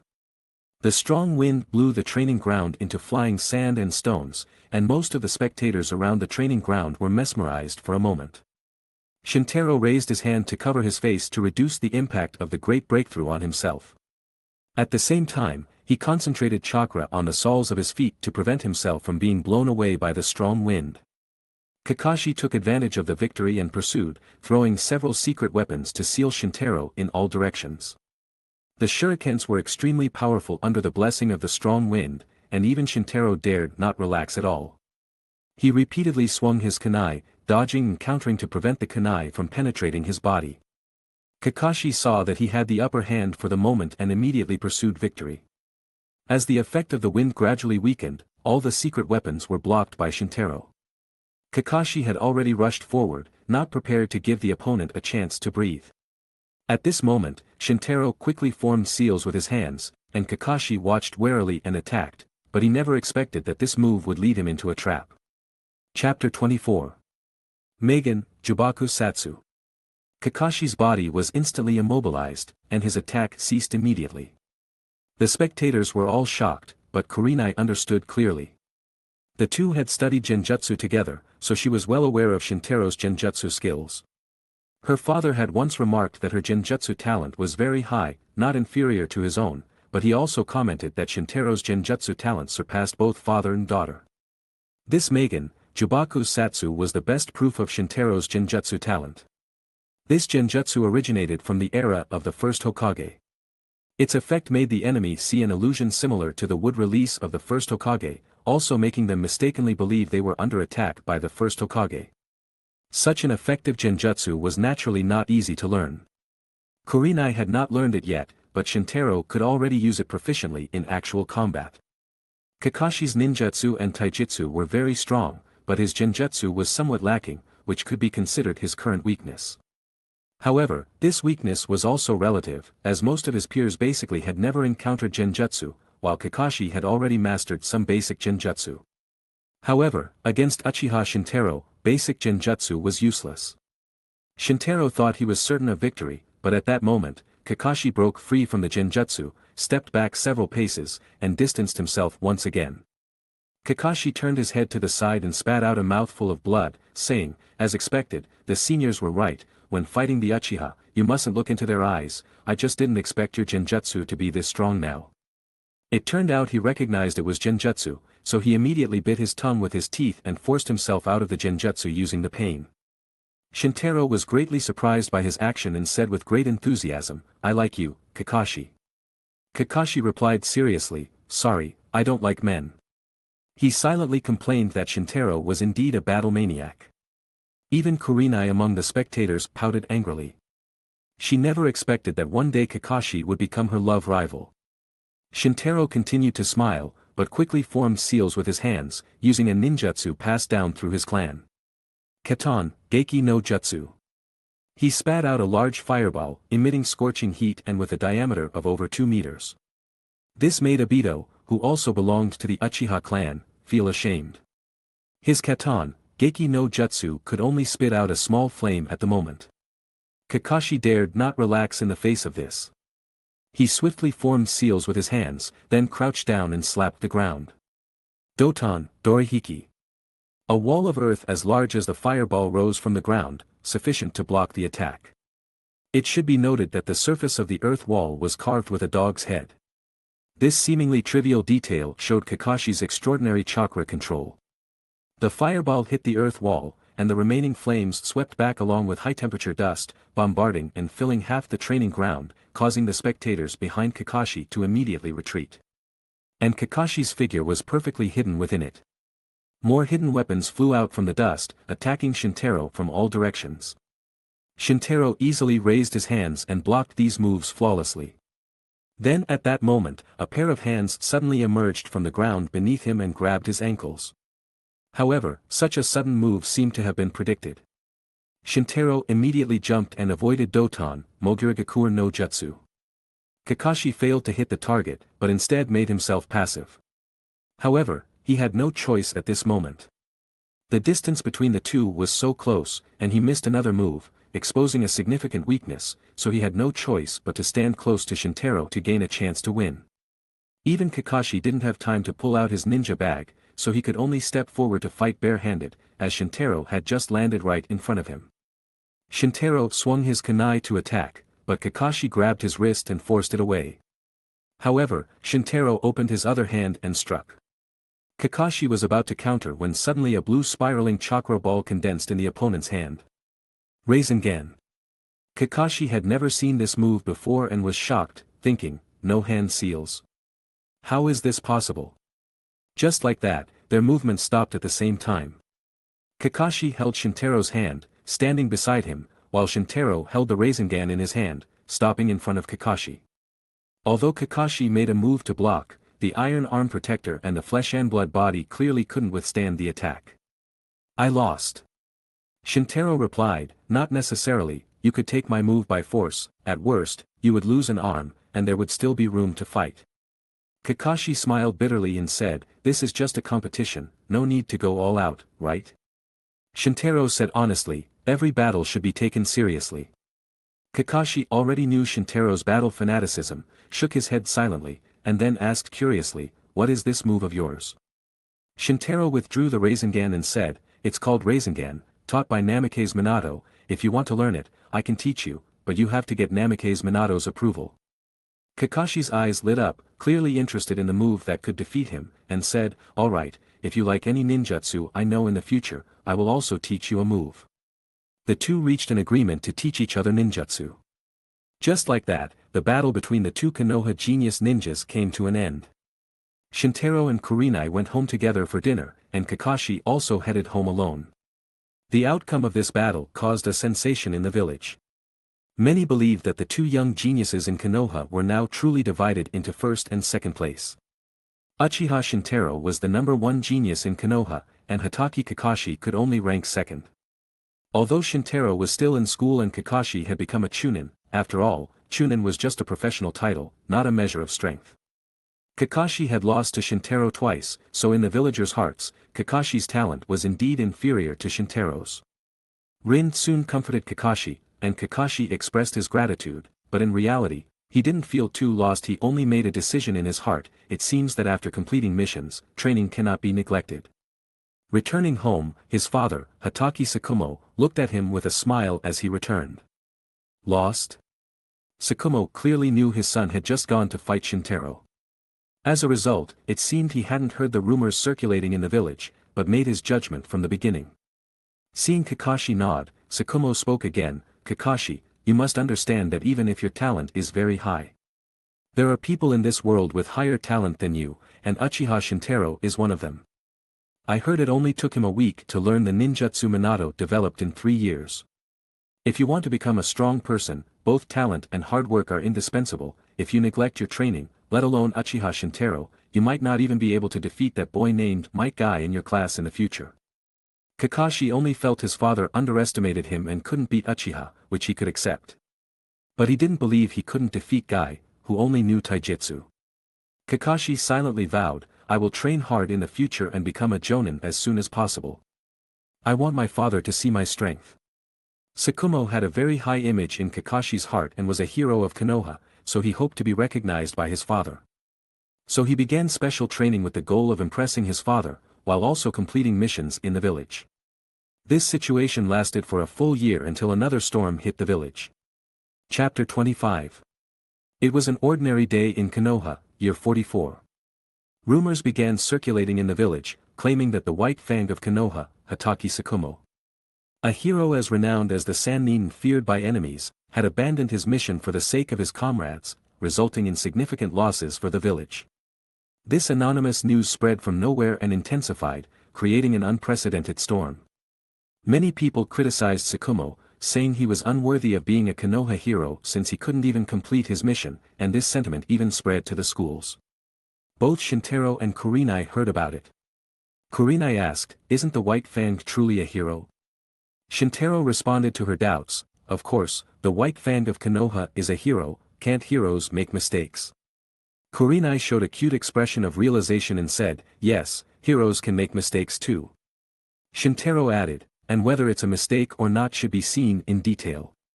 People who are deeply hurt by the rumors might not know the truth like we do, and they just slander heroes with a single mouth. As everyone knows, their contributions to Konoha might not even be a fraction of what the White Fang of Konoha has done. Kurenai agreed with this viewpoint and repeated it several times. Both of them thought this was just a village uproar that would soon subside. However, what no one expected was that the storm would not only worsen but also lead to a tragedy. Hatake Tsukumo committed seppuku at home. This outcome was something Shintaro never anticipated. White Fang is so strong, yet he was so foolish. Why did he let those common people's words affect him to the point of suicide? And are all the top leaders of Konoha idiots? They allowed a village hero to be attacked by villagers. Or is there some hidden agenda behind all this? Shintaro was quite shocked by this, feeling that things were not as simple as they seemed. He then decided to visit Kakashi, the son of the involved party, to inquire about the specific situation. That evening, Shintaro told Kurenai that he wouldn't be home for dinner and went to the Hatake residence alone. When Tsukumo was still alive, Kakashi had invited him to his home for a meal. So Shintaro knew where the Hatake residence was. Speaking of that meal, Tsukumo had asked him to look after his useless son in the future. Unexpectedly, his words became a reality as Tsukumo committed suicide. Now Shintaro came to the Hatake house to look for him, fulfilling Tsukumo's instructions. The Hatake house was somewhat similar to Shintaro's house. The similarity was that both were very secluded and large houses. When he reached the front door of the Hatake residence, it was already dark, and Shintaro noticed with his 6 eyes that Kakashi was not home at that moment. Fortunately, he didn't have to wait long before Kakashi returned home carrying 3 fish. Why are you here? Do you want to stay for dinner? I just caught 3 fish. Shintaro replied, okay. The two of them entered the house. Kakashi started to prepare the 3 fish and get ready to cook. At this moment, he said, you must be here to comfort me, right? Shintaro generously acknowledged, I came to see how you're doing now. Kakashi felt the concern from his friend and, after a moment of silence, said, I really am not used to being alone right now. He shed tears, and the knife in his hand, which was splitting the fish, trembled slightly, but he was strong enough to hold back his sadness. I have lived like this for 3 years, Shintaro said lightly. Kakashi was stunned for a moment. He didn't know much about the family situation of the boy in front of him who had defeated him twice. Unexpectedly, Shintaro's parents had died just like his, and this had happened 2 years ago. Shintaro then added, my mother died a year after giving birth to me, and my father died when I was 5 years old. He entrusted me to the Uchiha clan before he passed away, and that's why I am where I am today. It was initially very difficult to adapt to living alone. I experienced many inconveniences at home, such as cleaning, washing, and cooking. All of these affected my daily studies and training. But these are the easiest things to adapt to. The hardest thing to adapt to is the psychological dilemma. It's tough living alone. I thought the rest of my life would be like this, but Kurenai's father asked me to have dinner with Kurenai every day and to accompany each other. At first, I didn't think much of it, but over time, I felt that the loneliness in my heart indeed lessened. Now, I am very grateful to Kurenai and her father. Shintaro showed maturity beyond an ordinary person, and his words made Kakashi understand deeply. Kakashi sighed with a bit of envy. You're indeed lucky to have met Kurenai. Isn't it the same for you? I have Kurenai and you have Rin. Kakashi shook his head slightly. Instead of discussing the topic directly, he changed the subject. He split open the bellies of the 3 fish, removed the internal organs, and washed them under the faucet. He turned to Shintaro and asked, if you were my father, facing that situation, would you go and save your friend or continue the mission? Shintaro looked at him and felt that this young man was not as strong as he appeared. His heart was greatly shaken by his father's death. But Shintaro didn't lie to spare Kakashi's emotions. He expressed his inner thoughts in detail. I think your father was wrong, but the mistake he made was not in saving his friends, but in committing suicide because of the rumors spread by the villagers. Saving your friend might not have been the best choice, but it was your father's choice. In this regard, the choice is no longer about right or wrong. In my opinion, if there's a trade-off between a companion and a mission, would consider it based on the situation.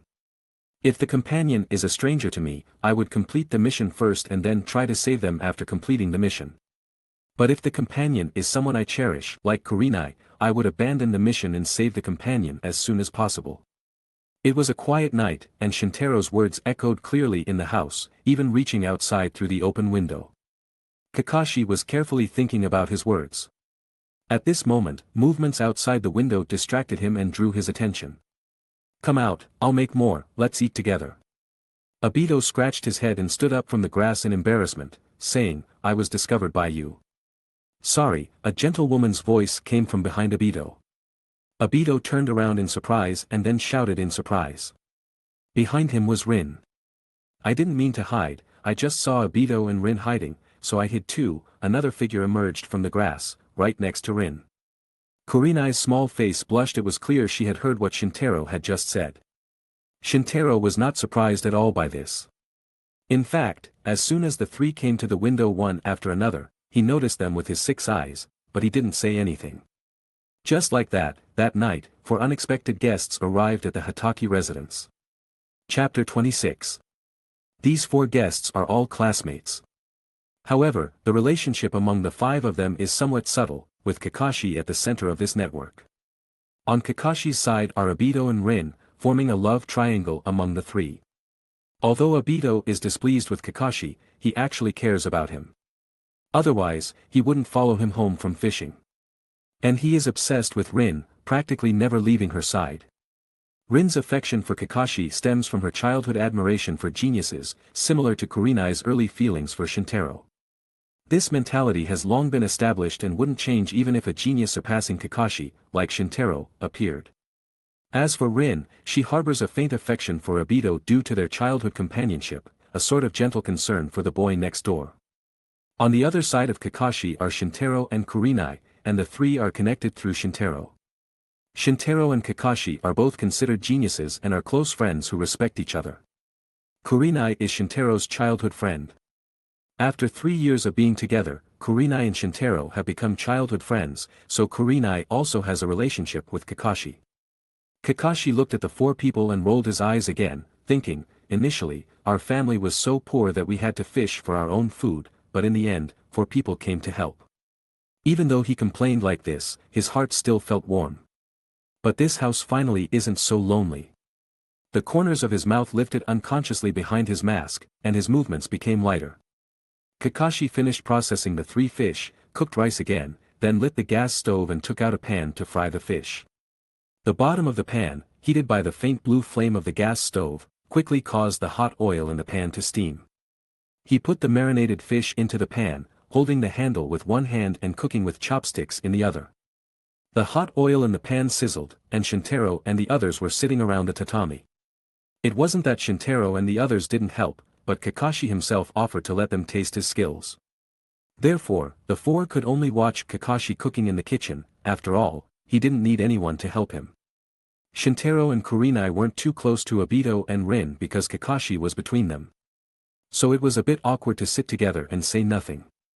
Rin broke the awkwardness this time and found a topic to ask. Kakashi, do you live alone?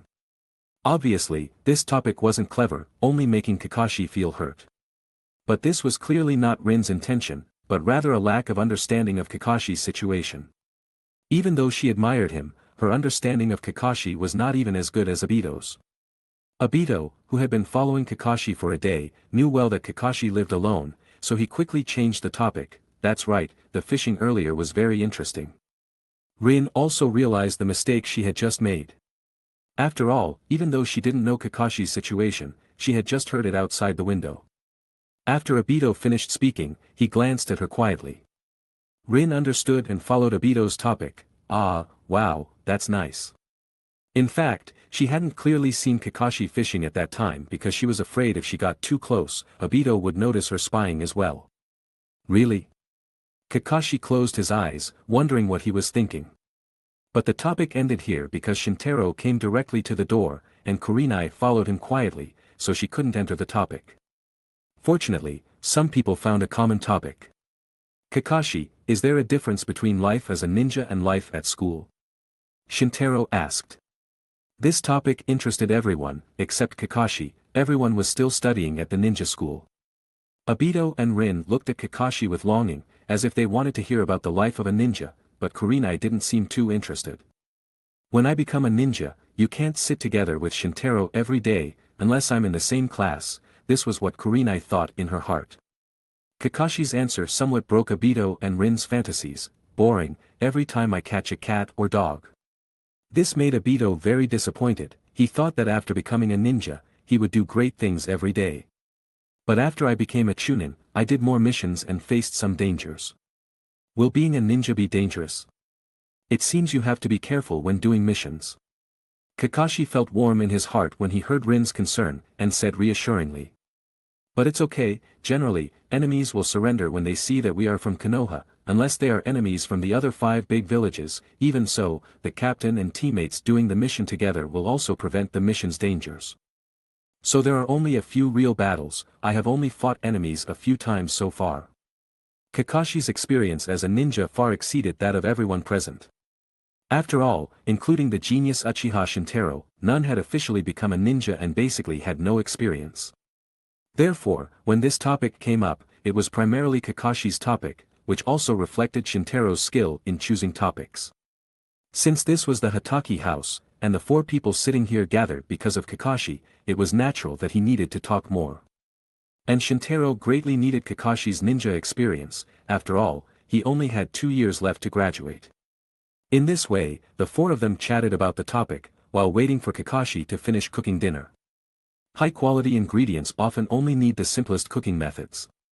After a busy day, Kakashi finally prepared the 3 fish and the rice in the pot was also cooked. He brought the 3 fish to the table, and a rich aroma filled the air. Rin looked at the food in front of her and asked, "This?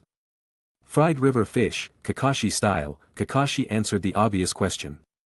The surface of the fish was fried to a golden brown, then sprinkled with fragrant ginger and garlic on top. Kakashi served rice to everyone. Everyone closed their eyes, clasped their hands, and said, "Itadakimasu." Then they all picked up their chopsticks and tasted Kakashi's skills. Rin led by taking a piece of tender white fish and putting it in her mouth. After tasting it carefully, she praised, "Kakashi, this is delicious, it tastes like the one in the shop." To verify Rin's statement, Obito immediately took a bite, then lifted his head with sparkling eyes. "It is indeed delicious, you're amazing." "Really?" Kakashi was quite calm, as if he had anticipated their reactions. Shintaro and Kurenai looked at each other after tasting it, and they both found it delicious. "Do you want to become a chef in the future?" Obito asked innocently. Kakashi showed his typical dead fish eyes and said, "How could that be?" Obito reacted and laughed, "Ha ha ha, right." The whole room burst into cheerful laughter. The next day, Kakashi cleaned the big house alone as usual, then went out and said, "I'm going out to the empty house." He then went to the Konoha cemetery, where Tsukumo was buried like other ninjas who died in battle. Kakashi placed white flowers in front of the grave. "Dad, did you break the rules because of your friends? I also have friends. But I won't be like you, I will find a way to save my friends without breaking the rules. Even so, you're still my hero. Dad, I'll see you next time." Chapter 27. 2 years later. Graduation from the ninja school was about to begin, and the students in the class were a mix of happy and sad.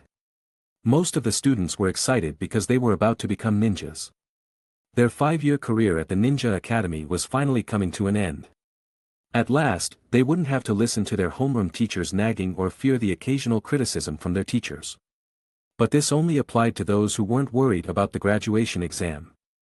For those who were, this period was nothing short of a disaster. A prime example of this was Uchiha Obito. In the past 2 years, Obito still hadn't managed to shake off his reputation as the last in the class. His overall class ranking was on par with Guy. Obito was currently worried about the final exam. He had heard that this year's final exam would involve the clone technique. Originally, this wouldn't have been a difficult task, but he wasn't proficient in the clone technique. Although both Obito and Guy were considered the class's weakest students, their situations were different. Guy was seen as a special taijutsu recruit in his class, and his ninjutsu scores were always at the bottom, whereas Obito's ninjutsu scores were among the best in all subjects. The common ground between the two was their very low scores in cultural classes. Initially, of these two, one excelled in ninjutsu while the other excelled in taijutsu, but it seemed that Obito had a slight edge, and both had promising futures. However, when it came to the graduation exam, their situations were vastly different. Guy was always at the bottom in ninjutsu, so the school considered his special circumstances and exempted him from the ninjutsu exam. Obito, on the other hand, usually had good ninjutsu scores and was at least average in his class. Therefore, there was no reason to exempt him from the exam. This made him extremely anxious, to the point that he had to work overtime every day to practice. It had to be said that Obito's cramming was quite effective. After all, he would practice at the training ground even in the rain. Now, Obito's fire release, great fireball technique had reached Shintaro's level from 2 years ago. Not only were his shuriken techniques significantly improved, but he could at least hit the target. However, Obito's proficiency in the clone technique was something he had only just managed to grasp after much struggle. Facing the graduation exam at such a level made him feel very unsure. The reason Obito was so worried about the final exam was because he was discovered by Rin practicing in the rain. He had been thinking about it for a long time and suddenly remembered a helpful figure, Uchiha Shintaro. "Yes, Shintaro is a member of the Uchiha Clan, he can definitely help me." So Obito found him and explained his purpose for coming, and Shintaro did not refuse. At the training ground, Obito stood upright. Shintaro, in front of him, touched his chin and observed him. He scanned Obito's information with his 6 eyes. Although Obito's grades were poor, his strength wasn't. Though his physical abilities weren't as good as Guy's, he still had a solid foundation but lacked skills. In terms of ninjutsu, the amount of chakra forming the basis of his ninjutsu was quite large. Though the ninjutsu he mastered wasn't extensive, it was enough to tackle the graduation exam. Though Obito had only mastered the basics of genjutsu, the genjutsu subject in the graduation exam was essentially a written test, so there was no need to worry. From this perspective, Obito should be able to pass the exam. It was just that Obito didn't know what he was doing wrong, so Shintaro could only guide him symbolically. Obito had a good foundation. What needed to be trained was his skills. "Your previous training methods were too sloppy, that's your weakness, our next training will focus on specific skill training," Shintaro said. In terms of physical skills, he personally acted as a sparring partner, imparting his combat experience to Obito with punches and kicks, then letting him practice on his own while guiding him. In terms of ninjutsu, the process of performing the clone technique was optimized for him. The 6 eyes were used to examine the flow of chakra in Obito's body and provide continuous guidance. Obito felt that Shintaro was truly amazing. He could even direct the chakra flow in his body without any obstacles. His ability to perform the clone technique became much easier after following Shintaro's instructions. In fact, Obito's original level in the clone technique had already reached the standard, but his method of execution was too cumbersome. Shintaro merely pointed out a better way, and he felt he didn't help much, at most just giving a nudge. However, Obito was extremely grateful to him. To express his gratitude, he even treated him to a barbecue. It's worth noting that Obito's parents had long since passed away, his grandmother had died, and his family's situation was far worse than Shintaro's, who could get support from Fugaku and Shinku. This barbecue meal cost Obito almost half a month's living expenses. Even inviting him to a barbecue wasn't enough. Obito patted his chest and said he still owed him.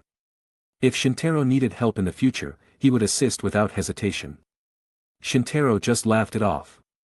After all, he thought he wouldn't need any help from Obito. However, he found this Uchiha before him to be truly special. Such a lively, cheerful, and carefree character was unique among the entire Uchiha clan.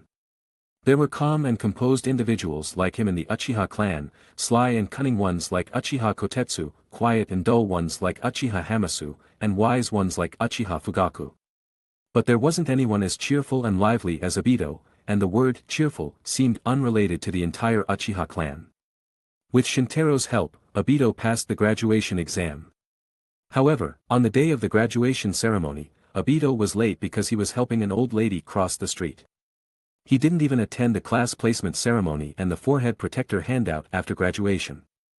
Fortunately, Rin was waiting outside the graduation ceremony. In the end, the teacher personally held a graduation ceremony for Obito. When Obito asked about the class placement after graduation, Rin lowered her head, making Obito think that he and Rin weren't on the same team, and his mood plummeted. As a result, Rin placed her hands on her hips and joked, "Unfortunately, we are on the same team." This made Obito instantly happy, and when he asked who the other teammate was, Rin gave a mysterious smile. At this time, Shintaro had also graduated and was sitting on the rooftop of a building with the Konoha forehead protector.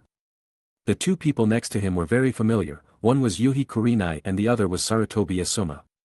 Opposite the three of them was the Jonin in charge of Team 8, a man wearing a Jonin vest, his black hair tied up like a pineapple, and sporting a beard.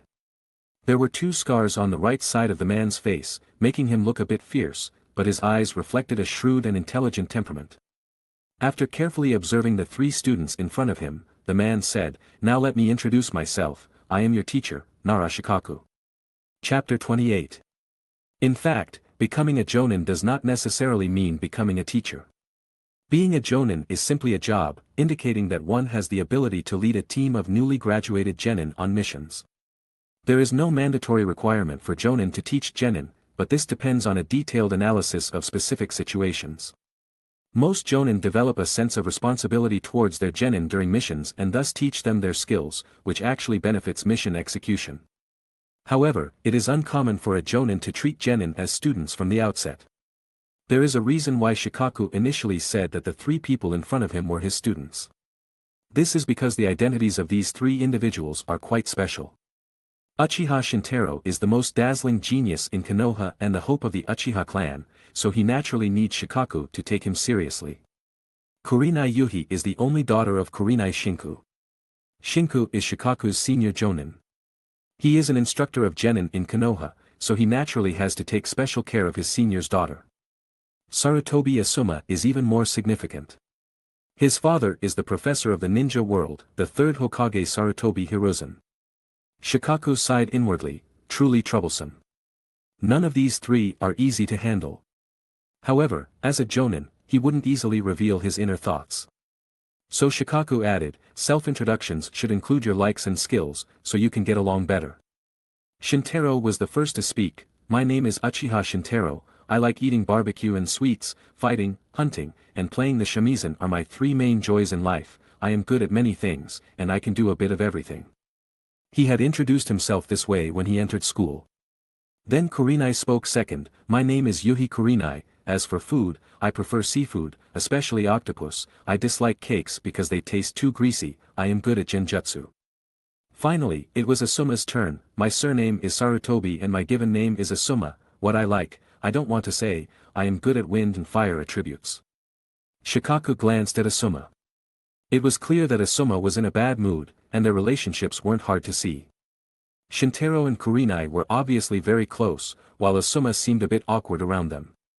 However, Shikaku didn't care about these details. He believed that after some time, the three people in front of him would get along well. Or at least they would be much more harmonious. After all, human relationships aren't limited to romantic love, and some emotions are usually hidden after one matures. Shikaku now mainly analyzed the personality characteristics of the three people in front of him based on their few words during self-introduction. Uchiha Shintaro is mature and steady beyond his peers, but he has a kind of arrogance and madness in his heart. He is truly an outstanding young man. Yuhi Kurenai, she appears to be a good girl on the surface, but in fact, she is not as simple as she looks. Sarutobi Asuma, the young master of the Hokage family, has developed a difficult character. Fortunately, he is kind-hearted, he should be able to improve himself in the future. The Nara clan is rich in ninjas with high IQ, and Shikaku is the leader of the Nara clan. His ability to recognize people is very accurate. Then it's my turn to introduce myself. My name is Nara Shikaku. I like smoking and drinking, I like everything my wife makes, and I don't dare not like it. My hobby is playing shogi, and I am good at the secret arts of the Nara clan. The corner of Shintaro's mouth slightly lifted. And he thought, is a jonin also afraid of his wife? But the secret techniques of the clan are indeed intriguing. Techniques that can be passed down from generation to generation within a clan won't be weak. This clearly piqued his interest in the secret techniques mentioned by Shikaku, as he had never copied them. At that time, he mimicked the Hyuga clan's gentle fist with his 6 eyes.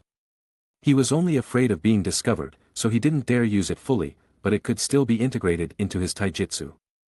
A great benefit for enhancing his strength. Shikaku obviously didn't know that the young man in front of him was already obsessed with his secret techniques. He slowly said, "As usual, I will conduct an assessment of you. The assessment method is a real combat exercise, but it's already late, so let's fight another day." The group agreed on the time and place for the next day and then returned to their respective homes. The next day, Shintaro first went to Yuhi's house, then went to the agreed place with Kurenai. Asuma arrived alone, slightly later than the two of them, but before the appointed time.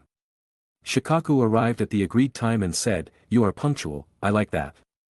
It was noon, and the training ground was empty, perfect for real combat. Shikaku got straight to the point and began to explain the rules of the exercise. Your mission this time is a protection type. As he spoke, he took out a small scarecrow from his pocket. Its craftsmanship was rough, and it looked like he had spent a few minutes randomly stabbing it.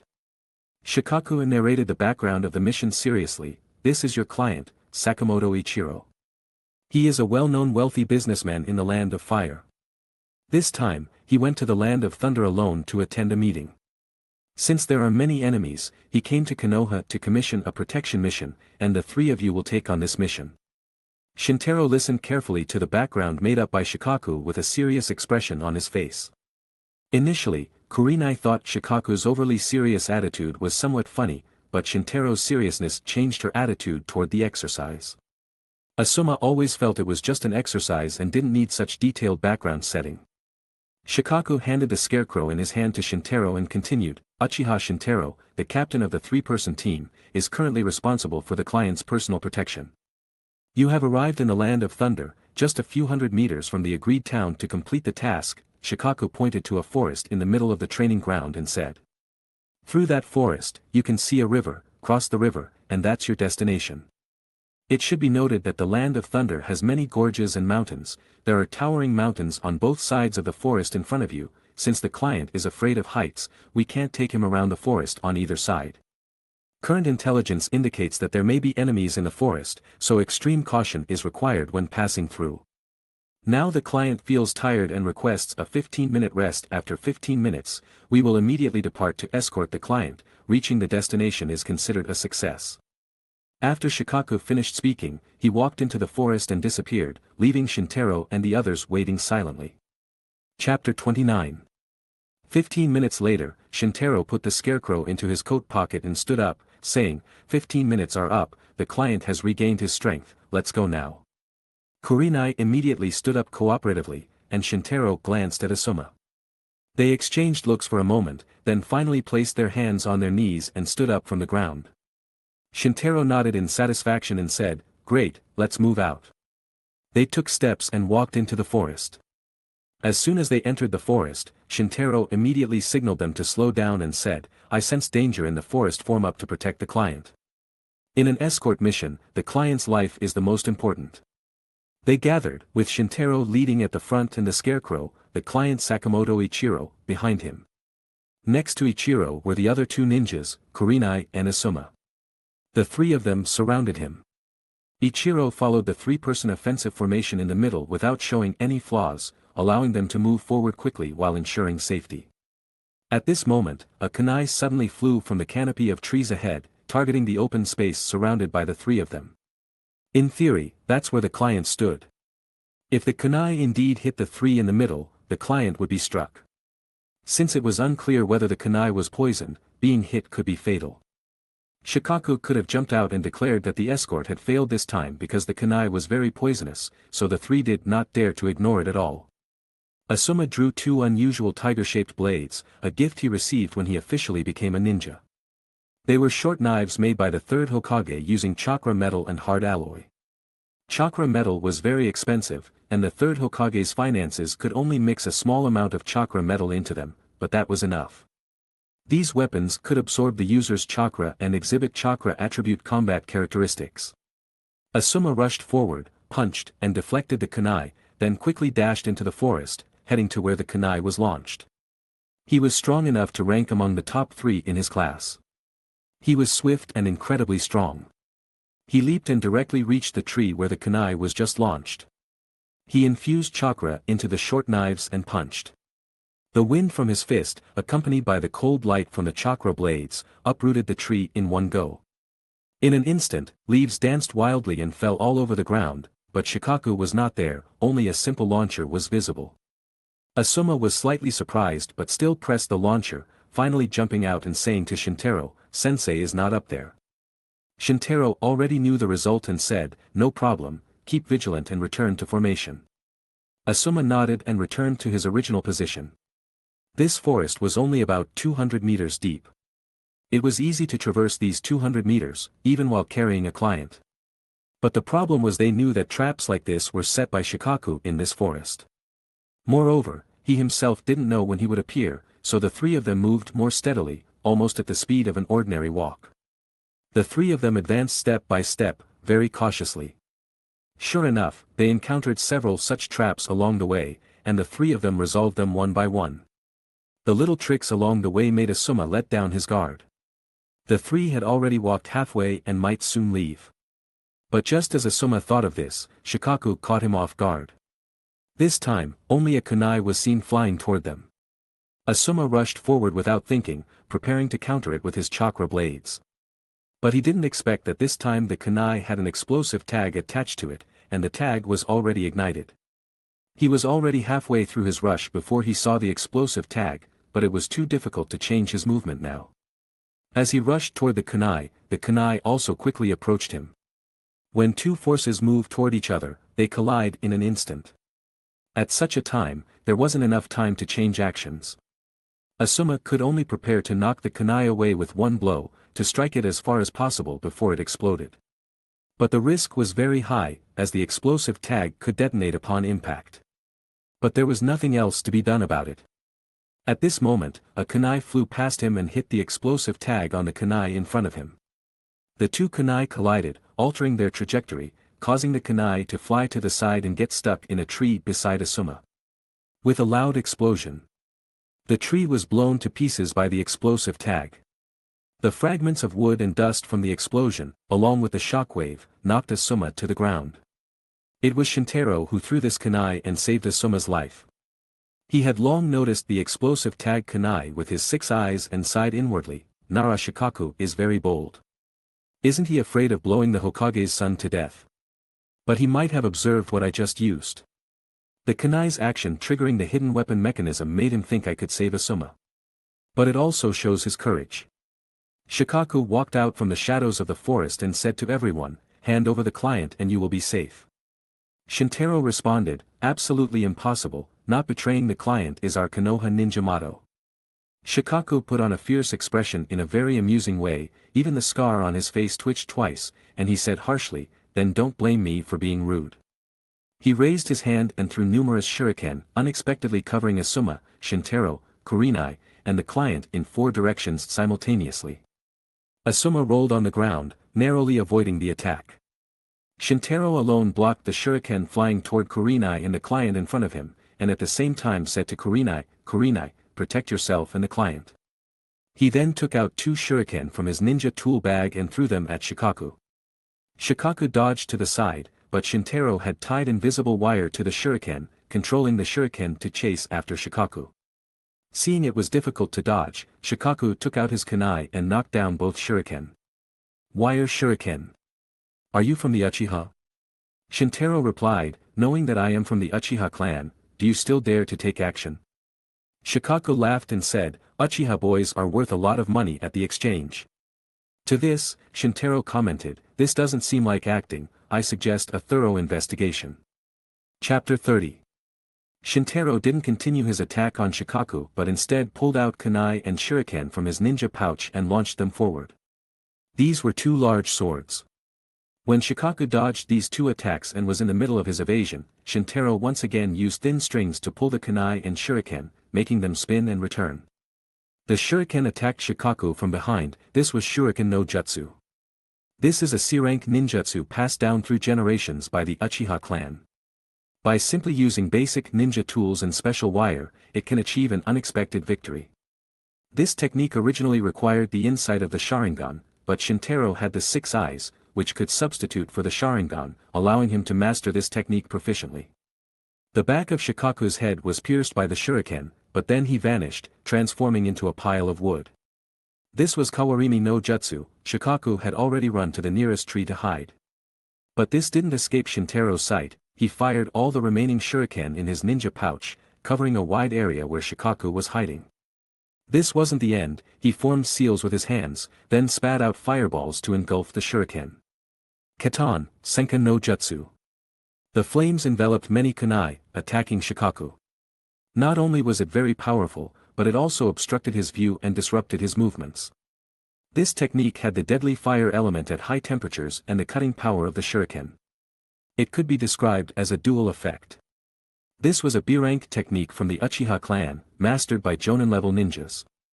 However, it seemed understandable for the genius ninja Shintaro to know B-rank ninjutsu after graduation. Yet this level was still not a threat to Shikaku, who was already a Jonin. The seemingly overwhelming attack didn't panic him at all. He formed seals with his hands, and his shadow completely separated from his body and transformed into a physical entity. Kagemain no Jutsu. The shadow stood in front of Shikaku and extended forward, blocking most of the fiery shuriken attacks. Moreover, the shadow passed through the holes in the shuriken, throwing back the original number of shuriken to attack Kurenai and the client. Your move is very strong, but although the shuriken enhances the ninjutsu's power, it also adds a weakness, making the original fire entity easier to counter.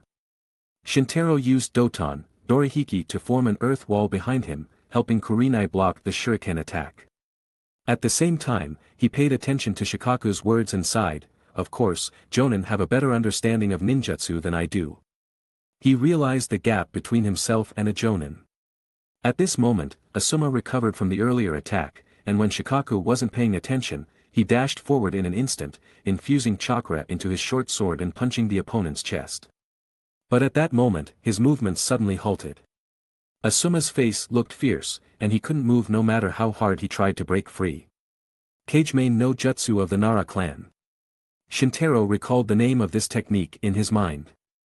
After learning that the Jonin was from the Nara clan yesterday, Shintaro and Kurenai met with Shinku to ask for information about the Nara clan. Both of them learned that most of the Nara clan's secret arts relied on shadows as a medium to control the enemy.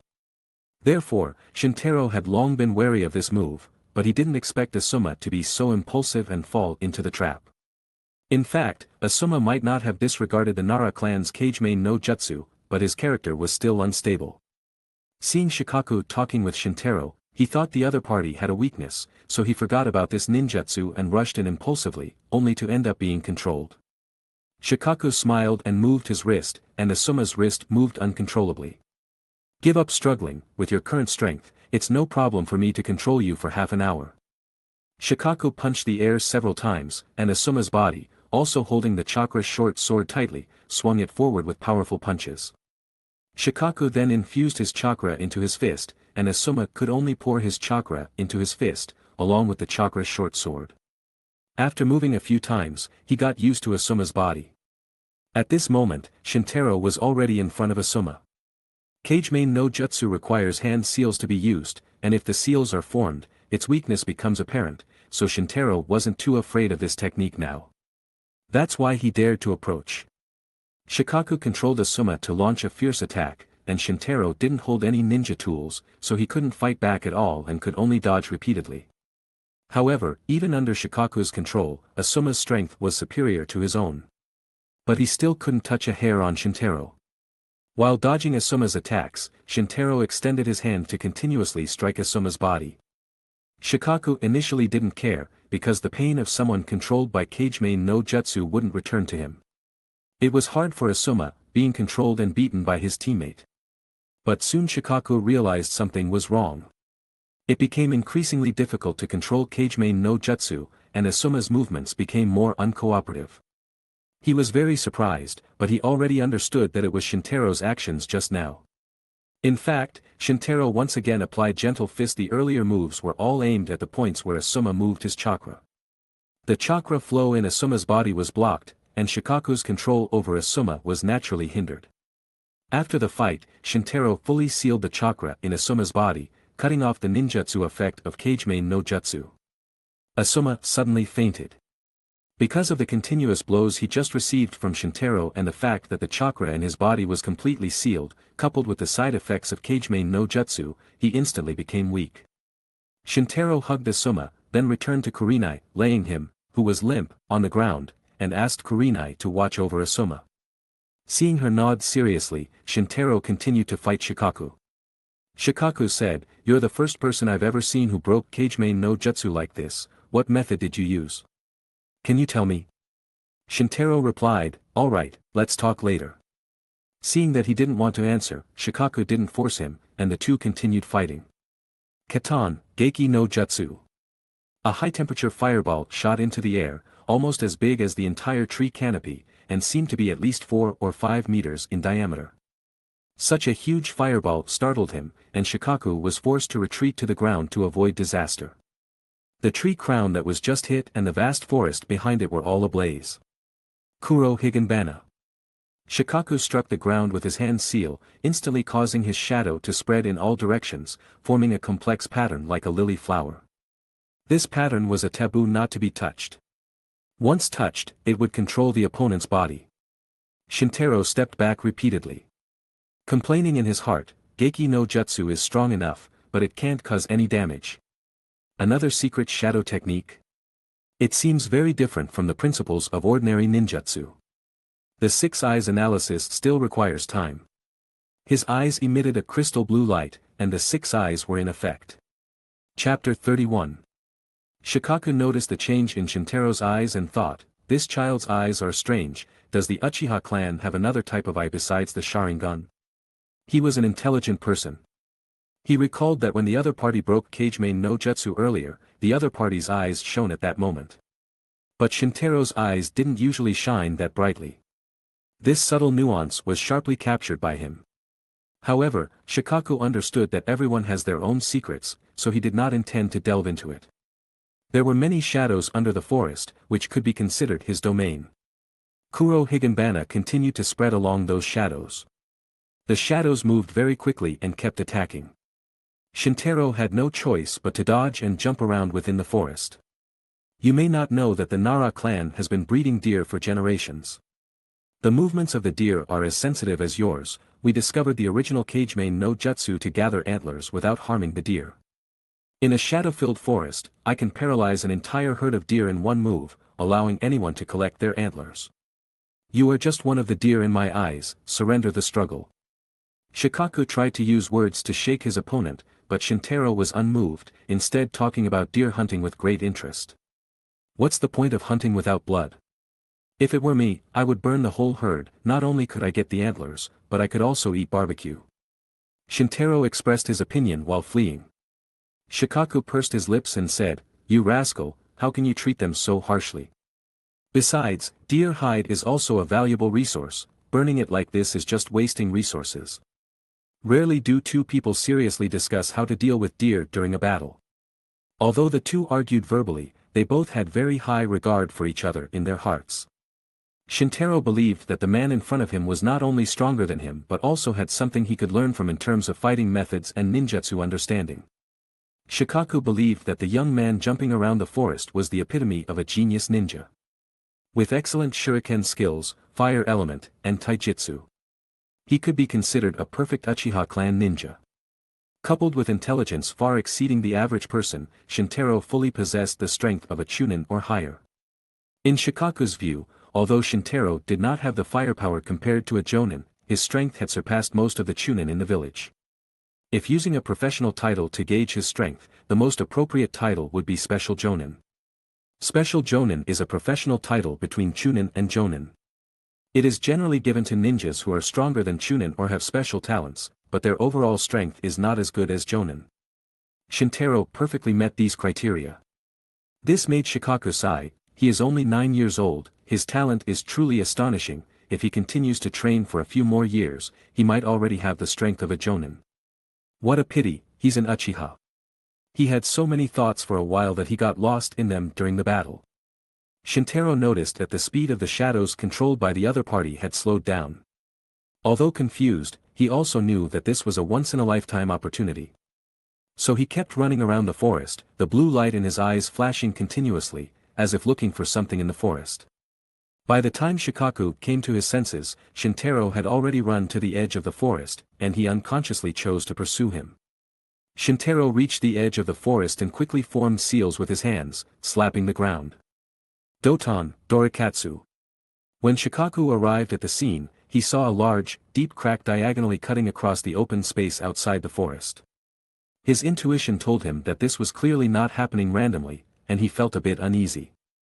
However, Shintaro was already running in the opposite direction. Shikaku had no time to think and had no choice but to chase him. What is this kid going to do? And why did his speed suddenly increase? In fact, to avoid being caught, Shintaro used cursed energy, and the blessing of chakra made him even surpass Shikaku, a Jonin, for a short time. Shikaku never doubted his life, feeling that he lacked training recently and could not win against a youngster who had just graduated. Soon, Shintaro came to the other side of the forest and made the same move. At this time, Shikaku already had his own speculation in mind, feeling something bad, and thought, is this kid going to? This time, Shintaro came back and grabbed Kurenai to stop her from moving. Then he slapped his hands on the ground with hand seals. Doton, Dorihiki. 4 earth walls emerged from the back, left, right, and top. In addition to the earth wall in front that was initially used to help Kurenai block the shuriken, 5 thick earth walls formed. Boom!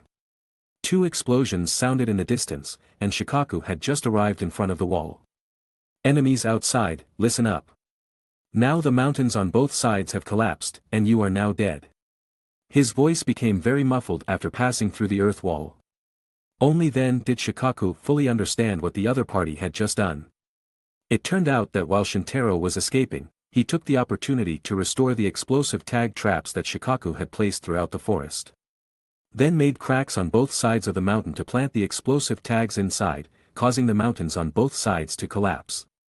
Shikaku was amazed by Shintaro's intelligence, but he didn't expect the background information he created to confine the 3 of them would ultimately lead to his death in the canyon. He raised his hands helplessly and said, "Ah, I'm dead." Shintaro then used lightning element ninjutsu to blow up the walls, and together with Kurenai, he diligently led the client and Asuma through the forest and across the river, successfully completing the mission. At this moment, Shikaku arrived, clapping his hands and saying, "Congratulations on successfully passing this actual combat training." Kurenai cheered with joy on her face and took the initiative to high-five. Shintaro responded with a smile, and at the same time looked at Shikaku, as if waiting for his praise. Shikaku rolled his eyes and thought, this kid, despite being so capable, is still just a child. He said, "Although you all passed the test, my evaluation of each of you differs. The one with the lowest rating is Asuma, your strength is up to standard, but you are too careless, you also paid the price for your impulsiveness. I hope you will remember this lesson in the future. Asuma had just sat down. Although he was reluctant to hear this comment, he couldn't refute it and could only clench his fists silently. Second in line is Yuhi Kurenai. Although you didn't show your strength this time, it was because you stayed by the clients and injured Asuma's side that the mission didn't fail. This shows that you can remain calm, value your companions, and will not compete with them for credit. This is a very valuable quality in a mission. Kurenai was naturally happy to be praised, and the corners of her mouth unconsciously lifted, but she still pretended to be humble and said, I still have to keep learning.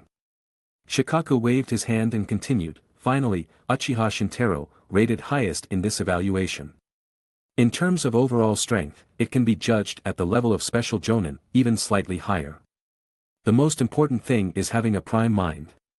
You can rescue and guard your companions in battle, and at the same time, you can formulate the best battle plan based on existing conditions and intelligence. The success of this mission is largely due to Uchiha Shintaro. Chapter 32. Shintaro's ever-smiling expression made Shikaku feel as if he were being mocked, suggesting that as a jonin, he had been fooled by a genin. He grew angrier as he thought about it, then changed the subject and began, even though your mission was successful, it doesn't mean your performance was flawless. Firstly, your formation is still unstable, a simple kunai trap from me disrupted it. If I had taken the opportunity to kill your client then, the mission would have ended. Secondly, your power isn't concentrated. Asuma and Shintaro took turns handling offensive duties, while only Kurenai guarded. If the enemy had more people or stronger forces, it would have been easy for them. Finally, Shintaro's battle plan was unstable. First of all, the mountains on either side weren't necessarily the type that could be blown up with explosive tags. Moreover, even if the explosion succeeded, your enemy might not be wiped out by the collapsing mountain. For instance, I could have used Kagemain no Jutsu to shield myself in shadows. If it were another ninja skilled in defensive ninjutsu, they too could survive the collapse. Shikaku's pointed out shortcomings that might seem picky, but they were indeed accurate and well-founded. Therefore, Shintaro nodded in agreement. Seeing this, Shikaku felt satisfied and said, alright, you've worked hard for the test, now I'll treat you to something to eat. What would you like? Asuma replied softly, I don't mind. So Shikaku looked at Shintaro and Kurenai.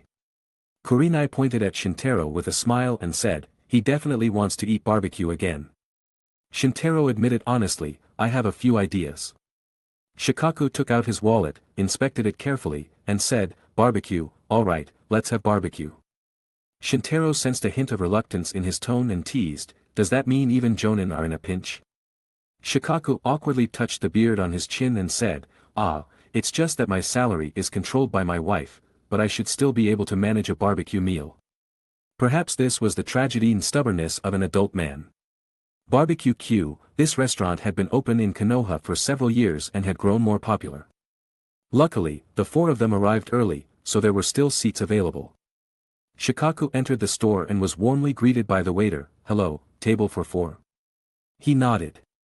The waiter was about to lead them to a seat, but Shikaku pointed in a direction and said, no, we can sit over there. Kurenai looked in the direction Shikaku pointed and saw a familiar figure with yellow hair. Kurenai asked hesitantly, Shintaro, isn't that? Shintaro nodded with a smile and replied, you're right, that's Namikaze Minato. Namikaze Minato? Asuma lifted his head upon hearing the name. He often heard his father mention this name, praising him highly. Seeing Minato, Shikaku chose to sit there. He walked over with Shintaro and the others. Long time no see, Shikaku, oh. Are these your students? He greeted Shintaro and the others, a bit surprised to see Shintaro and Kurenai among them. Shikaku said, yes, these three are not easy to handle. Minato laughed and invited Shikaku and the others to sit at the table next to them. Shintaro noticed that the three people with Minato were Kakashi, Obito, and Rin, and sighed internally, as expected, class assignments and other things have been arranged. It's not all fate. Although Kakashi was a Chunin, he was transferred back to form Team 7 with Obito and Rin due to various reasons such as age and experience. Kakashi and the others also greeted Shintaro and Kurenai when they saw them. The people at both tables were colleagues and classmates, and since today was their first team building, the atmosphere between them could be lively. However, Shintaro initially didn't care about the atmosphere, he only cared about whether he ordered barbecue and whether the toppings contained sugar. Did you also have training today? Minato asked curiously. It was his first time being a teacher and he had little experience, so he wanted to know how other jonin did it. Shikaku glanced at Minato, feeling that this jonin was somewhat naive. Of course, the first day of forming a team involved training to get acquainted. Nevertheless, he detailed the training they had today. Yes, we simulated an escort mission, and I acted as the enemy. Oh. How exactly does it work? I only know the bell-grabbing exercise, which I learned from Jiraiya-sensei. Huh, it's nothing, I just used a scarecrow as the client and asked the three of them to escort it, but Shintaro's performance was quite interesting. Shikaku explained today's escort training in detail. Minato was intrigued upon hearing it and praised Shikaku's idea and the three's performance in the training. Obito, sitting beside Minato, heard about the next class's escort task and sighed enviously. Escort training sounds fun, it's not like our class, where 3 people compete for bells, but in the end, we can't even touch Minato-sensei. Hearing this, Minato scratched his cheek in embarrassment and laughed a few times. Rin agreed with Obito's viewpoint, as the 3 of them were still too young to compete with Minato at their current level, so they were bound to fail when trying to grab the bells. Kakashi didn't pay attention to this. His focus was on Shintaro's performance in Shikaku's narration. After hearing Shintaro praised highly by both Shikaku and Minato, Kakashi felt competitive again.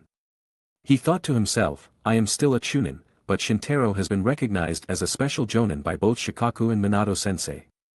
It seems I'm falling behind again. Kakashi held his father's white fang tanto, and the stubborn look in his eyes made others feel heartbroken.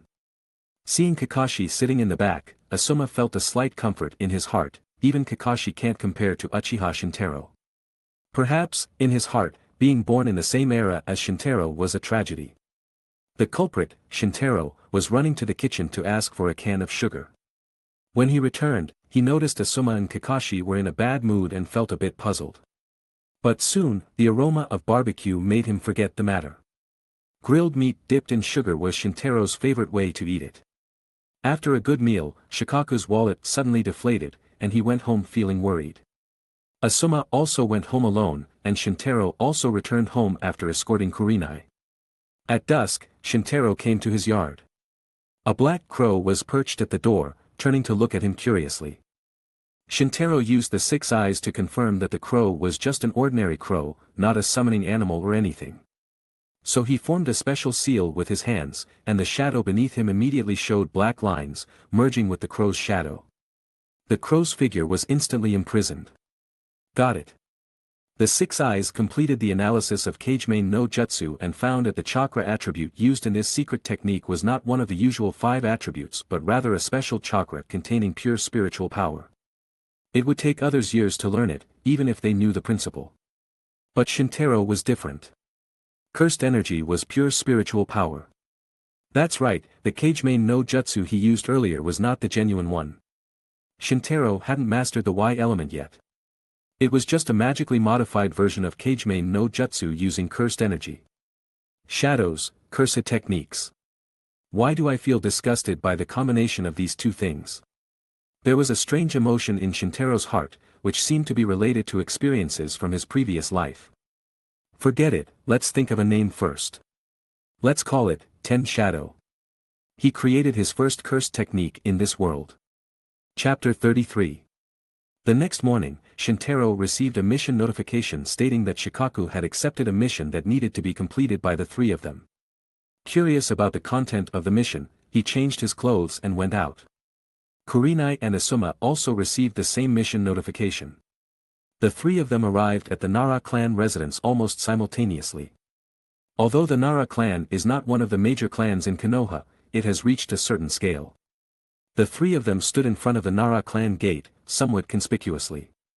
Fortunately, after being informed by the guard, Shikaku came out with a strange smile, making Shintaro suddenly feel uneasy. Sure enough, his prediction was correct, and Shikaku released the content of the mission. This time, it was a C-rank mission issued by Shikaku himself, patrolling the Nara clan's deer farm. The location was the Nara forest in the Land of Fire, which was the ancestral land of the Nara clan. Shikaku said, there won't be any danger in this mission, so I won't be going. Someone will guide you to the Nara forest. You just need to stay in the designated area for a month and be responsible for patrolling. Don't worry, generally, no one covets the Nara clan's territory. You go back and clean up. Shintaro just felt a bit bored. Initially, he was quite interested, but it turned out the mission was not dangerous. Kurenai was very excited because she had heard that there were many deer in the Nara deer farm. After all, little girls like small animals. Seeing Shintaro and the others return, Shikaku went back to the station. A clan elder said with dissatisfaction, "Shikaku, you handed over the task given to you by the clan again, are you so unwilling to contribute to the clan? Also, Shikaba is a forbidden area for the Nara clan, only members of the Nara clan can enter." Shikaku waved his hand and said, "I am now a Jonin of Konoha, so of course, I must contribute to Konoha first. Besides, wouldn't it be a contribution if I spread it? Also, those three are not only my students but also the future of Konoha. Do you want to doubt the future of Konoha?" The clan elder fell silent and left in anger. Shikaku watched the departing elder and sighed, "This is really troublesome." A young ninja from the Nara clan found the three of them one by one. This ninja's name was Nara Shimizu. He had a black ponytail and thick dark circles around his eyes. He said, "I'll take you to the deer farm, I'll be looking after you this month." "Oh, what a hassle!" Shikaku handed the task to me again. The three of them seemed to sense deep resentment and couldn't help but feel sympathy for Shimizu. CK, it seems our teacher really did a lot of bad things." Shimizu brought Shintaro, Kurenai, and Asuma to a forest in the hinterland of the Land of Fire that afternoon. This was the famous Nara forest. There were many deer and wild animals in captivity, and many valuable medicinal materials were planted there. Thanks to this forest, the Nara clan almost monopolized the medicine business in Konoha and even the Land of Fire. The Nara forest was vast, making it impossible for Shintaro and the others to patrol the entire area. In fact, the area designated by Shikaku for Shintaro was less than 1% of the entire Nara forest. But even so, this distance would take quite some time for Shintaro and the others to patrol, not to mention they had to be on guard at all times, which would be even more troublesome. No wonder Shikaku didn't want to come. Shimizu led the three of them to a small wooden house and said, "This is where you will stay for the month. There are some supplies inside. There is a small town to the north of the forest. If the supplies are insufficient, you can go there to buy them. Supplies bought in the town can be billed to the Nara clan's account. Just present your mission voucher, that's it. By the way, the antlers will be harvested in 2 days, although you don't know Kagemain no Jutsu, you can still help me catch a few more deer. I will collect the antlers in 2 days and pay you extra according to the number of antlers. Here is a map of the forest. The forest is very vast. Please be safe and don't get lost. That's it, I'm leaving now." Shimizu left after giving a few instructions. Shintaro touched his nose and sighed, "This first mission is not what I expected." He had heard Kakashi complain about the boring tasks in the village before, so he was mentally prepared. He could also accept capturing cats and dogs, and of course, he hoped the tasks could improve his actual combat abilities. But he didn't expect this mission to involve patrolling here for a month and still have accommodation. Call it enjoyable, but it was just strolling in the forest and catching deer. Call it boring, but it was easier than capturing cats and dogs. In short, both situations were different from what was expected. Kurenai and Asuma felt the same. The three of them then entered the wooden house and found that it was much more modern than expected, with modern furniture such as electric lights, a gas stove, a refrigerator, and a water heater.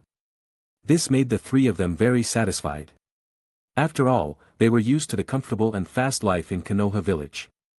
The only thing that made them dissatisfied was that the cabin was too small and only had one bed. "I've never lived in a house this small," Asuma said, shaking his head. The same was true for Kurenai. Although her family was not as large as the Sarutobi clan, it was still a single-family villa located in the middle of the village. Among the three, only Shintaro had really lived a hard life. Before he was 5, he lived in a dilapidated house in a small town in the Land of Fire. It was almost the same size as the wooden house in front of him, and his house was almost empty. Shintaro said, "Complaining is not an option, this bed can only fit one person. Kurenai, you can sleep on the bed, and Asuma and I will sleep on the floor. Are you okay with that?" He then looked at Asuma, who shook his head. Although he was the eldest son of the Hokage family, he wouldn't be so spoiled as to compete for a bed with a girl. Kurenai was a bit embarrassed at first, but when she thought if she didn't sleep on the bed, she would definitely have to sleep with the boys, so she held back what she wanted to say and nodded slightly. The three of them packed their belongings and cleaned and decorated the house together. Kurenai wiped the sweat off her forehead, observed the result with her hands on her hips, and said, "Not bad, it finally looks livable." Shintaro also laid down the floor, and he and Asuma lay down to try it out. Kurenai looked at the two of them and couldn't help but laugh, then said with a smile, "I've worked hard for you this month, don't worry, I'll be in charge of the food this month, and I'll give you healthy meals." Shintaro lay on the floor and gave a thumbs up. Asuma laughed heartily at this. Kurenai then checked the ingredients in the refrigerator and decided on tonight's menu: radish, potatoes, onions, and baby cabbage. Shintaro sat up and asked, "No meat?" Asuma also sat up and said, "The Nara forest is rich in vegetables, but isn't this too much?" Kurenai opened the refrigerator door and let them see for themselves. Shintaro didn't expect the supplies here to be sufficient but no meat. He immediately said, "Let me go hunting so I can eat meat." Kurenai and Asuma objected. Asuma said, "Nara Shimizu didn't say whether we could hunt, if we act recklessly and cause trouble, we'll be in trouble." Kurenai said, "Let me go to town to buy it, by the way, you two can patrol." Shintaro had no choice but to suppress his desire to hunt. In this way, the three of them divided the work and cooperated. Kurenai went to town to buy something, while Shintaro and Asuma stayed in the forest to patrol and catch deer. Chapter 34. Shintaro and Asuma wandered through the forest, patrolling the area while searching for deer. However, after a full patrol, they hadn't seen a single deer. Asuma was puzzled by this. At this moment, Shintaro explained, "Deer are often found deep within the forest. They are very shy animals and usually stay deep in the forest to avoid natural predators. We're likely at the edge of the forest now, so the chances of encountering deer are relatively small, but don't worry, deer come out to forage at dusk. We just need to wait quietly, there is plenty of water and grass here, and many deer will surely come to feed." He then jumped onto a large tree branch, and Asuma followed suit. The two of them patrolled the trees, waiting for the deer to appear. It was getting late, and as they waited, a long deer call echoed from afar. Shintaro and Asuma exchanged glances, then pressed their bodies down, trying their best to stay silent, and jumped from tree to tree towards the sound of the deer. Sure enough, they spotted a herd of deer ahead. There were 6 deer, all of them males with large antlers on their heads. Shintaro touched the hemp rope behind his waist and whispered to Asuma, "Catch as many as you can." The male deer below heard the rustling noise and cautiously looked around, raising their heads to look. After confirming there were no predators around, the male deer lowered their heads and continued to graze on the young grass on the ground and wild fruits in the bushes. Shintaro and Asuma patiently waited until the deer had completely lowered their guard, then jumped down together. The deer herd sensed danger and scattered in an instant. The male deer spread their legs and ran very quickly, making it difficult for ordinary people to catch them. Indeed, it was challenging to catch them without harming the deer. No wonder the Nara clan, who had been raising deer for generations, developed Kageme no Jutsu to capture deer. Asuma chased after one deer and soon fell behind. Seeing this, Shintaro took the opportunity to form the hand seals for Kageme no Jutsu, using the narrow shadows in the forest at dusk to directly capture the remaining 5 deer. At this moment, both Shintaro and the deer couldn't move, but he knew Kage Bunshin no Jutsu, and he had pretended to learn it from Fugaku, so he could use it openly now. Shintaro created a shadow clone, took the hemp rope from the main body's waist, and tied up the 5 deer. The main body released Kageme no Jutsu, took the hemp rope from the shadow clone's hand, connected the 5 deer together, then calmly led the front deer and started leading the herd to continue grazing. When Asuma returned, looking embarrassed while carrying a deer, he found that the 5 deer here had been grazing for some time. Asuma asked with a surprised expression, "How did you catch these 5 deer?" Shintaro said half seriously, "I relied on my shadow clone." Asuma could only accept this explanation, then placed the deer in his arms down, tied the hemp rope around its neck, and pulled it up. The two of them continued to patrol the forest with a deer each.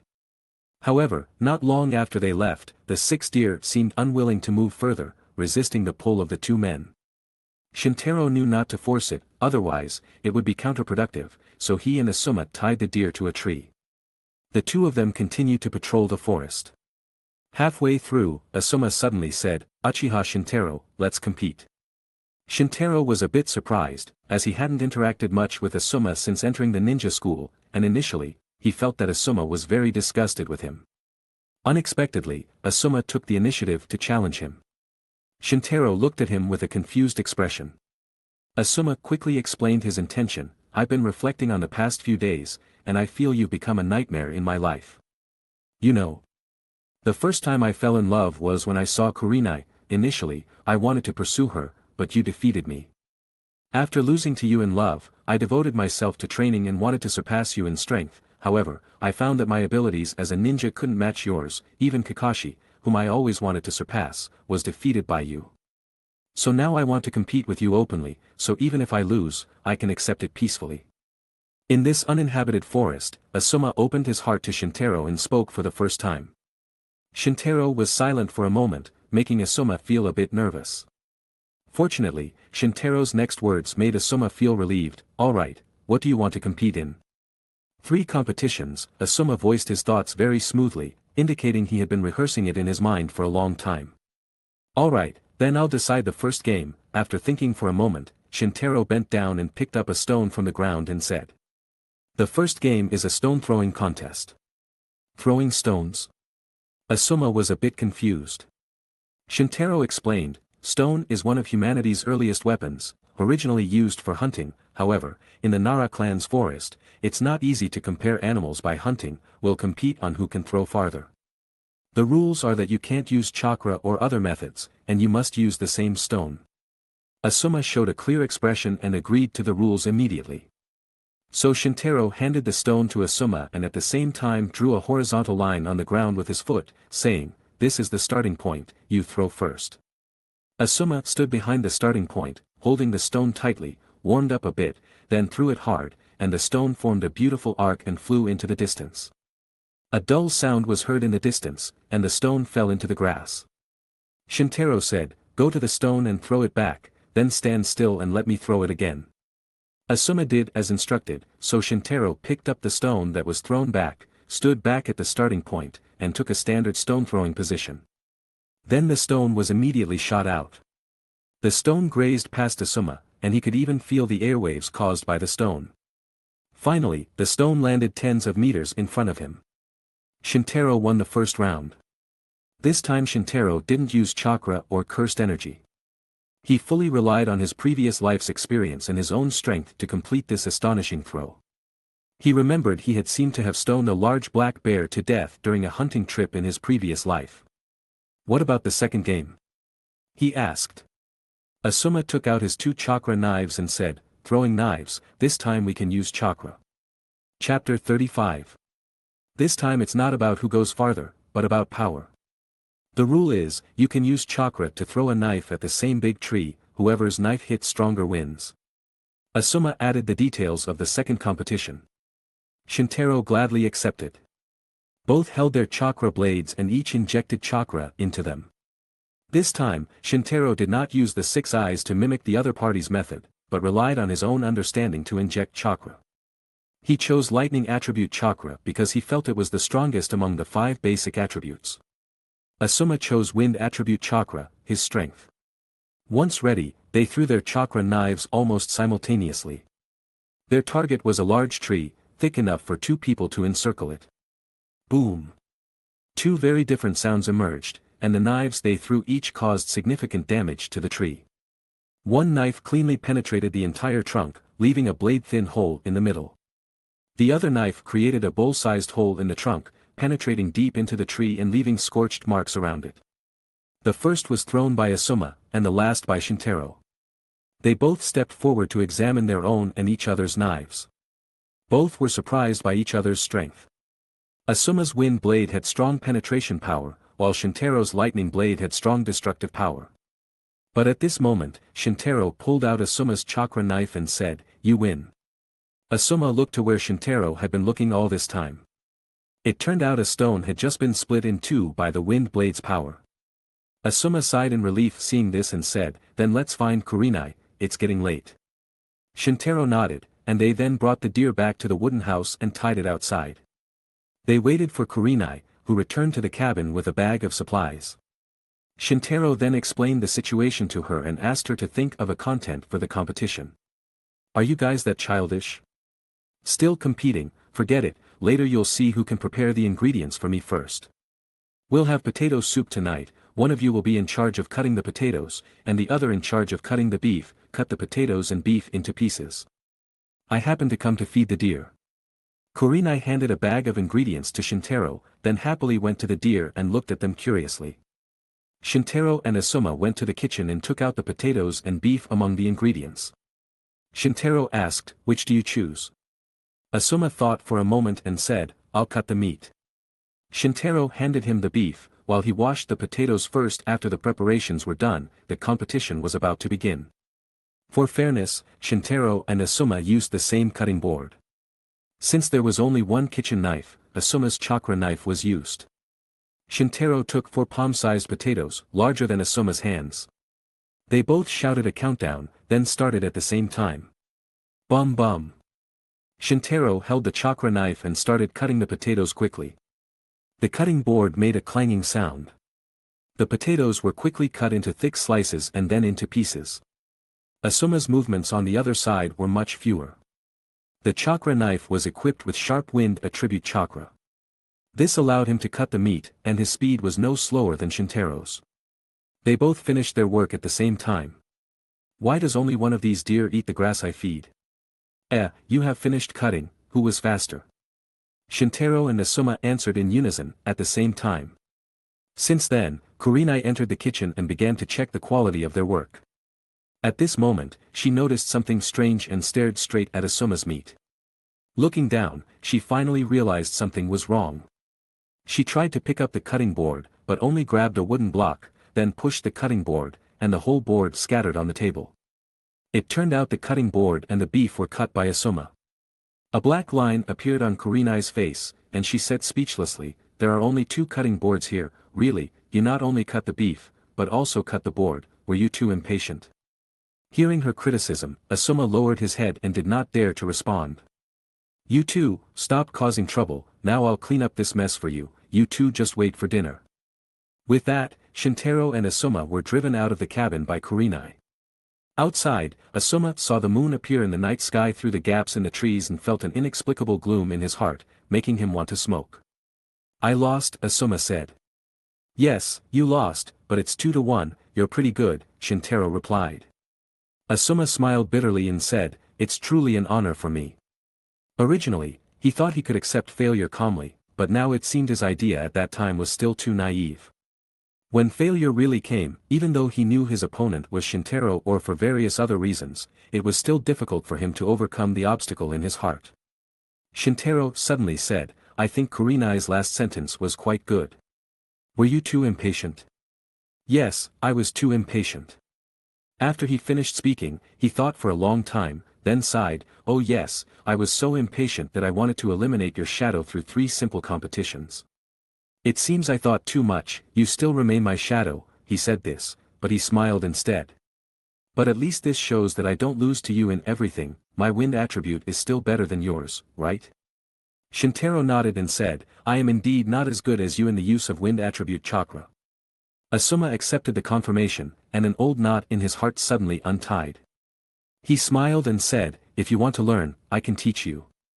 Shintaro gladly accepted this condition and at the same time said, then I will also teach you a technique.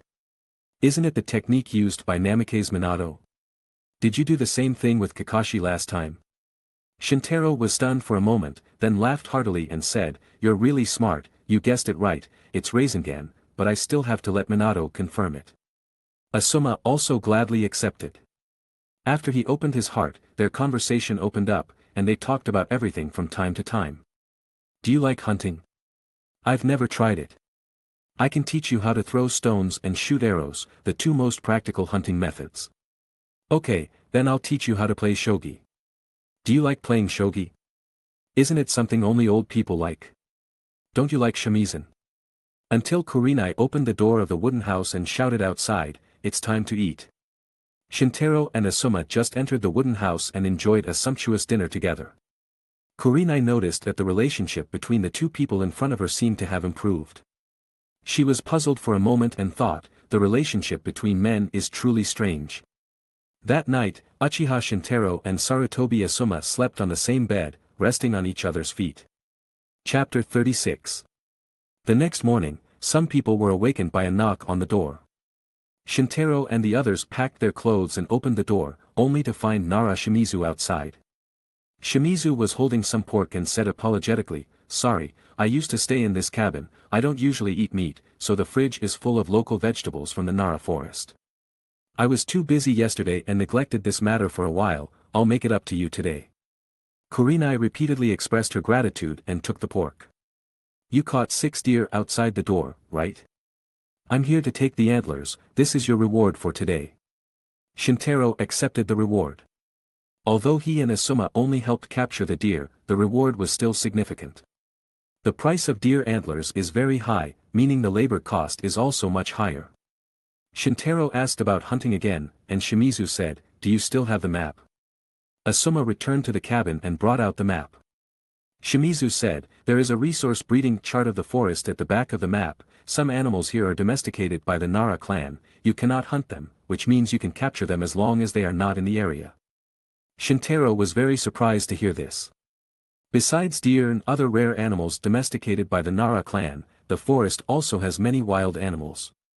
Shimizu hurried away. Kurenai then put the meat in the fridge, walked out, and said, "One of us should go to town today to buy a cutting board." Asuma scratched his head and said apologetically, "Sorry, I broke it, I'll buy it." Shintaro didn't mind and added, "Also, buy a pair of bows and arrows, no, buy 2 pairs of bows and arrows." Asuma understood and smiled, "No problem." He then went to town to buy the cutting board and bows and arrows. Kurenai and Shintaro were patrolling together at this time. Kurenai asked, "You and Asuma are sleeping close together on the floor, can you sleep comfortably?" Shintaro said, "I feel a little disgusted." Kurenai smiled and said jokingly, "Then you should sleep in bed with me." Shintaro replied seriously, "That's not impossible. By the way, when did your relationship with Asuma improve? Wasn't it difficult to deal with before?" Shintaro explained, "There were some conflicts we hadn't talked about before, but now that we've discussed them, everything is fine."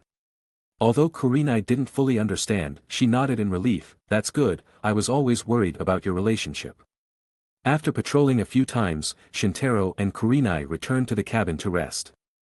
This time, Asuma also returned with the items. He handed the cutting board to Kurenai and gave Shintaro the 2 pairs of bows and arrows he had brought. Shintaro opened the bows, tried them out, and said, "Although it's not a good bow, it can still be used." Asuma said, "No choice, there's only one shop in town that sells bows and arrows, so you have to make do." So Kurenai stayed in the cabin to rest, and Shintaro went on patrol with Asuma, taking the bows and arrows they wanted to try out. "I'll start with the most basic teaching. Hold the bow in your left hand and the arrow in your right. Place the arrow on the bow like this, hold the end of the arrow with 3 fingers. Grasp the arrow shaft with your index and middle fingers, hold the bow tightly with your left hand, and then use strength to draw the arrow and open the bow." As Shintaro explained, he took a stance with the bow and arrow ready, while Asuma watched carefully. Shintaro then aimed at a small rabbit hopping in the distance. An arrow shot out with a whoosh, hitting the rabbit's head. From that distance, it was no problem to shoot the rabbit, but hitting the small rabbit's head accurately showed his excellent skill. Asuma clapped in admiration, Shintaro waved his hand and said, "It's nothing." Asuma then imitated him, drawing the bow and knocking an arrow, aiming at a large tree in front, and shooting the arrow, but he missed the target. He smiled awkwardly, but seeing Shintaro not laughing at him, he continued to try and knocked another arrow. This time he took longer to aim, ensuring he wouldn't miss before releasing the arrow. With a thud, the arrow hit the edge of the large tree, not accurately, but it hit the target. Asuma put down the bow and arrow and smiled happily. Shintaro said, "Yes, it's very accurate after contact." Asuma said, "I need to practice more and strive to reach your level in the future." Shintaro said, "It's not easy to reach my level." The 2 men then laughed. Asuma put down the bow and arrow, took out his chakra blade, handed it to Shintaro, and said, "I promised to teach you how to use wind attribute chakra before, I have nothing to do now, so I'll teach you. The characteristics of wind attribute chakra are thin and sharp. Therefore, don't think about increasing its destructive power. Just refine the chakra to be thinner and sharper, the better. Just like this, said Asuma, pouring chakra into it, and the chakra blade immediately filled with chakra, like a blade of wind light. Shintaro had to admit that Asuma was indeed excellent in the wind attribute. He didn't immediately imitate him with the 6 eyes but tried to mimic it himself based on the key points Asuma mentioned. Shintaro then poured chakra into it, and they both threw it at a large tree. As a result, this time Asuma's blade pierced through the large tree as usual, but Shintaro's chakra blade only penetrated halfway. Still not thin enough, said Asuma. Shintaro walked over, pulled out the chakra blade, and tried again. This time he still didn't use the 6 eyes. It's not difficult to inject wind element chakra into it, but it's somewhat challenging to keep it thin and sharp, as Asuma said. Even though Shintaro didn't use the 6 eyes, he didn't succeed on the first try, but he already had experience, so this time the chakra blade pierced through the large tree. Asuma was used to being surprised by the other's talent, but seeing Shintaro catching up so quickly in a field he was good at, he couldn't help but lament, "I really taught an apprentice." Shintaro said, "Don't worry, Rasengan will definitely compensate you." He pulled out the chakra blade stuck in the ground and asked, "Does this blade have a name?" Asuma shook his head and said, "No." Shintaro mentioned the name he had just thought of, Subame no Hamono. "What do you think of this name?" Asuma recalled the 2 people throwing the knives. The short blades filled with chakra flying in the air indeed looked like swallows flying. He took the knife handed over by Shintaro and said, "That's a good name, I'll give it to you." The patrol mission in the Nara forest passed boringly yet interestingly day by day. Chapter 37. The mission lasted for a month. A month later, Shintaro, Kurenai, and Asuma completed their mission and returned to Konoha to report it. After a month of getting along, Asuma became quite familiar with Shintaro and Kurenai, and at least the 3 of them looked like a team when they walked together. After finishing the mission, the 3 parted ways, and Shintaro headed home after dropping Kurenai off. On the way, Shintaro saw a strange figure in tight green pants walking upside down on the road and recognized him as his classmate, Might Guy. Guy also found Shintaro's handsome appearance very easy to recognize even while upside down. He immediately put one hand on the ground and greeted the car with the other, "Long time no see, Shintaro."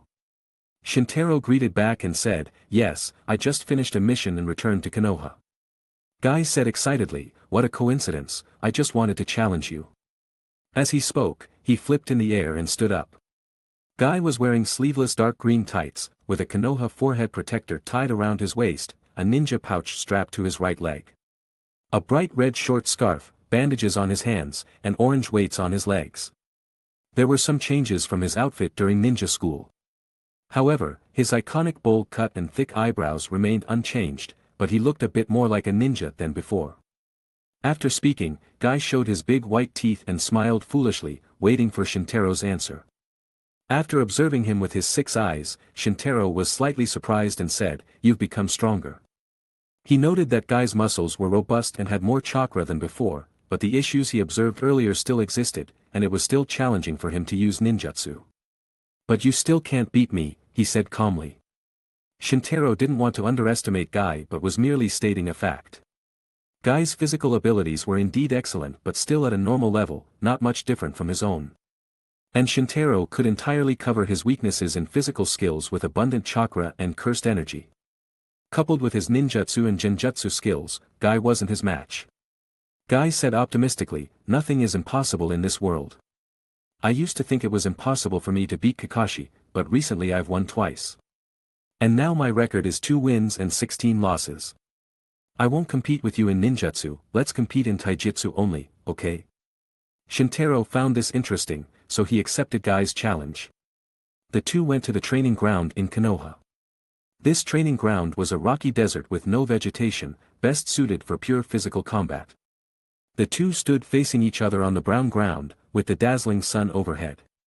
Guy gave a thumbs up, showing his big white teeth that were very dazzling under the sun, and the green tights on his body were also dazzling with green light. "I'm ready." He was very excited about the opportunity to fight the genius ninja of Konoha, Uchiha Shintaro. Shintaro played with a stone in his hand, then threw it into the air and said, "Start when the stone lands."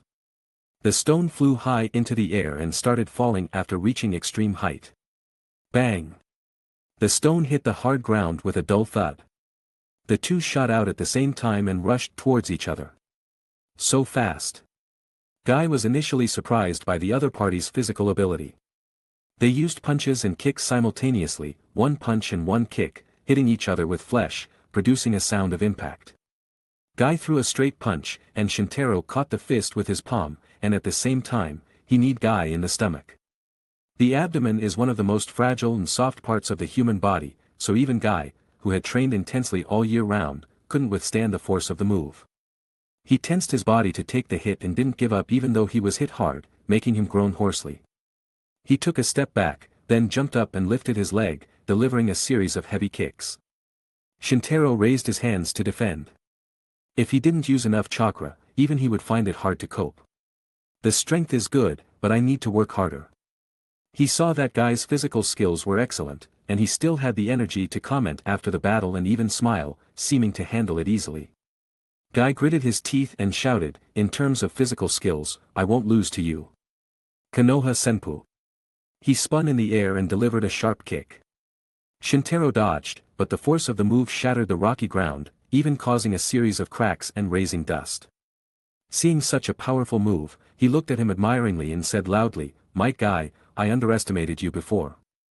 I initially thought your future achievements would be limited, but now it seems your future achievements are no less than Kakashi's. Thank you for the support." Guy shouted in the dust. Then there was only the sound of heavy landings, and his figure jumped out, his speed so fast it blurred. Guy rushed in front of Shintaro in an instant, and the sunlight shone, forming a shadow on the ground, and Guy was currently in Shintaro's shadow. He lowered his body back, his body almost parallel to the ground, with one hand and one foot on the ground, the other hand in the air for balance, and the other foot quickly kicking Shintaro's chin. This move used the power of his whole body to kick, and its strength couldn't be underestimated. Konoha Dezenpu. At this moment, Guy had removed the weights on his legs and exerted his full strength, so much so that he had to shout the move's name to vent the burden it brought to his body. With a thud, Shintaro was kicked and thrown back several meters before landing. Did I make it? Guy stood and watched him being thrown, but the result surprised him. Ah, my hand is numb. Shintaro waved his hand as if nothing had happened. He had indeed reacted to Guy's strongest move with all his strength and blocked his chin with both hands first. He found Guy somewhat difficult to deal with. The move was very powerful. Fortunately, he had been vigilant. However, if there were no restrictions, Guy would surely have been controlled by Ten Shadow. Seeing his strongest move fail to succeed, Guy felt frustrated for a moment but quickly revived. Ha ha ha. This move didn't work. As expected of you. Shintaro. Looks like I have to work harder. This is youth. Right. Enjoy the fight. Shintaro's and Guy's thought processes actually connected at this moment. The two rushed towards each other again. Guy removed his weights, and the speed and strength of his punches and kicks reached a new level. For a moment, Shintaro could only parry, finding it difficult to find an opportunity to counterattack under Guy's rapid assault. He forced Guy back with a sweeping kick. When Guy attacked again, Shintaro's style changed completely. Is this, Gentle Fist? Chapter 38. Shintaro clenched his fist into his palm, took a forward and backward stance, lowered his body, and stepped forward to attack. Guy was startled by Shintaro's sudden change in movement. He was hit by several consecutive moves and retreated a few steps, embarrassed to withdraw. Shintaro said, "This isn't the Hyuga clan's Gentle Fist, but the Uchiha clan's Gentle Fist." Guy showed an expression of realization. He rushed forward, lifted his leg, and kicked. This side kick was very strong, powerful enough to break a large tree. Whoosh! This time, Shintaro didn't struggle but used softness to overcome strength. One palm pressed against Guy's leg and released the force along with the momentum, while the other palm struck his opponent's body again. Guy lost his balance and retreated repeatedly with muffled sounds before barely regaining his balance. The two continued to fight one-on-one. Gentle Fist moves quickly and flexibly, excelling in short-range attacks close to the body. However, Guy's movements were wide open and closed, making it difficult to exert full force when close to the body. They kept fighting, each movement so fast that Guy had no chance to withdraw and distance himself. At any moment, Shintaro would close in again and hit him with several palm strikes. Guy only felt his movements becoming slower and more tiring, until at some point he could no longer withstand it at all. In an instant, Shintaro struck Guy's body, blocking most of Guy's acupoints, and he was thrown down, unable to get up again. In this physical duel, Shintaro won. Guy fell on his back on the rocky ground, struggling to rise with his hands on the ground. Shintaro walked over and helped him stand, simultaneously helping to release the blocked chakra from Guy's body. While tending to him, Shintaro sighed inwardly about Guy's unique constitution. After receiving 32 strikes, the meridians in his body were still strong, and the traces of gentle fist even showed signs of recovery. As expected from Shintaro, "You're also better than me in physical skills, training must be doubled tonight." Guy sighed and decided to work harder in his special training tonight. Shintaro patted his shoulder and said, "Your physical skills are very strong, I acknowledge you. You probably haven't had lunch, right? Come on, I'll take you out for some barbecue." Shintaro invited him to eat, first because he acknowledged the other's strength, and second because in the previous fight, his 6 eyes had mimicked his moves, so this could be considered compensation. Guy showed an embarrassed expression, scratching his head and said, "I don't have much money." Shintaro waved his hand and said indifferently, "It's okay, I'll treat you." Guy was still a bit embarrassed. Shintaro said, "There's nothing to be ashamed of, we're all classmates, if you don't come, you won't be able to look at me." He put his hands in his pockets and walked away. Guy thought Shintaro was angry, so he hurriedly approached and repeatedly said, "I'm coming." Thus, the two of them went to Barbecue Q and enjoyed a lavish meal. Guy felt embarrassed before he came. Once he got to the shop, he smelled the barbecue and started eating. Shintaro had heard that Guy's father was an eternal genin, and his family was definitely not wealthy. Additionally, he trained in taijutsu all year round, which consumed a lot of physical strength and naturally had a large appetite, probably unable to afford meat often. Seeing this, he asked the boss to serve several plates of meat and spent a lot of money. Fortunately, Shintaro had just completed a mission and had some spare money. Because of the time it took to grill the meat and their large appetites, the meal lasted more than an hour. Over an hour later, after they had eaten and drank enough, they stood up and left the shop. As soon as they both stepped out the door, a figure caught their attention. It was a man who looked very much like Guy, with dark bowl-cut hair with a center part, and he also wore tight green pants and orange leg warmers. Perhaps the only difference was the man's scarf, which was yellow. The man was hopping along the street. It turned out he was chasing a kitten in front of him. At a glance, Shintaro knew it was Might Guy's father, Might Duel, and thought to himself, "I heard he's an eternal genin, and now he's indeed doing a task of catching a cat that only a genin would do." He looked at Duel in front of them with interest. Guy felt very embarrassed seeing this. After all, he thought, Uchiha Shintaro is a Konoha ninja genius and will surely become a jonin in the future. But his father was just a genin, doing low-level tasks on the streets. Guy worried Shintaro would laugh at his father. As a result, Shintaro said something unexpected to Guy, "Guy, is that your father?" Guy nodded, and Shintaro smiled and said, "Your father is a very interesting ninja, he's very strong." "Interesting? Strong?" Shintaro nodded and said, "Yes, an interesting ninja." He used his 6 eyes to find that Duel was more than he seemed on the surface. It seemed like Duel only had genin-level chakra in his body, but with his 6 eyes, Shintaro could see abnormalities in the other's meridians. Judging by the meridians, Duel had at least once had jonin-level chakra, which caused some permanent damage. There were 2 possibilities. One was that Duel had been a strong jonin, but for some reason he was injured and his strength declined before becoming a genin. The other possibility was that Duel was indeed a genin but had some secret technique allowing him to temporarily become a jonin, thus he was injured and left with such traces. Regardless of the possibility, Duel was not the eternal genin as the villager said. Guy was a bit confused because he thought his father was indeed an ordinary genin, and he didn't even have ninjutsu talent like himself. Even in terms of physical talent, Duel wasn't as good as him. When Guy was still in ninja school, he could run 5,000 laps around the playground, but Duel could only run 500 laps. How could someone like that receive such an assessment from Shintaro? Guy didn't go home after parting with Shintaro but went to the training ground where he usually trained to start his special training. He trained until night, and the wooden piles used for practice were full of large holes from his punches. Guy's hands were also in bad condition. The bandages on his hands were soaked with blood and sweat. Guy was sweating heavily but still said, "Punch 5,000 times, if I can't, squat 2,000 times. My youth will never give up." Half an hour later, Guy finally completed the 5,000 punches and sat down tiredly to rest for a while. At this time, Duel appeared at the training ground. When he saw his son, he walked over and wiped the sweat off his forehead and said, "That cat was really hard to catch, it's already late." He walked to the side and was stunned when he saw his son's injured hands, as he hadn't seen him train so hard and even ignore his hands in a long time. "Guy, do you have a problem?" he asked with concern. Although Guy thought his father couldn't help much, he still told him that he lost to Shintaro in the field he was good at. After listening to this, Duel also showed a serious expression on his face.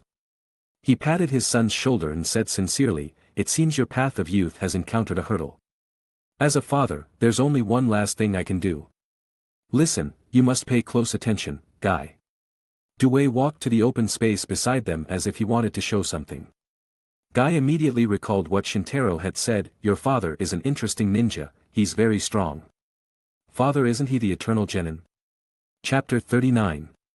Duel clenched his fists and placed them at his waist, shouting loudly.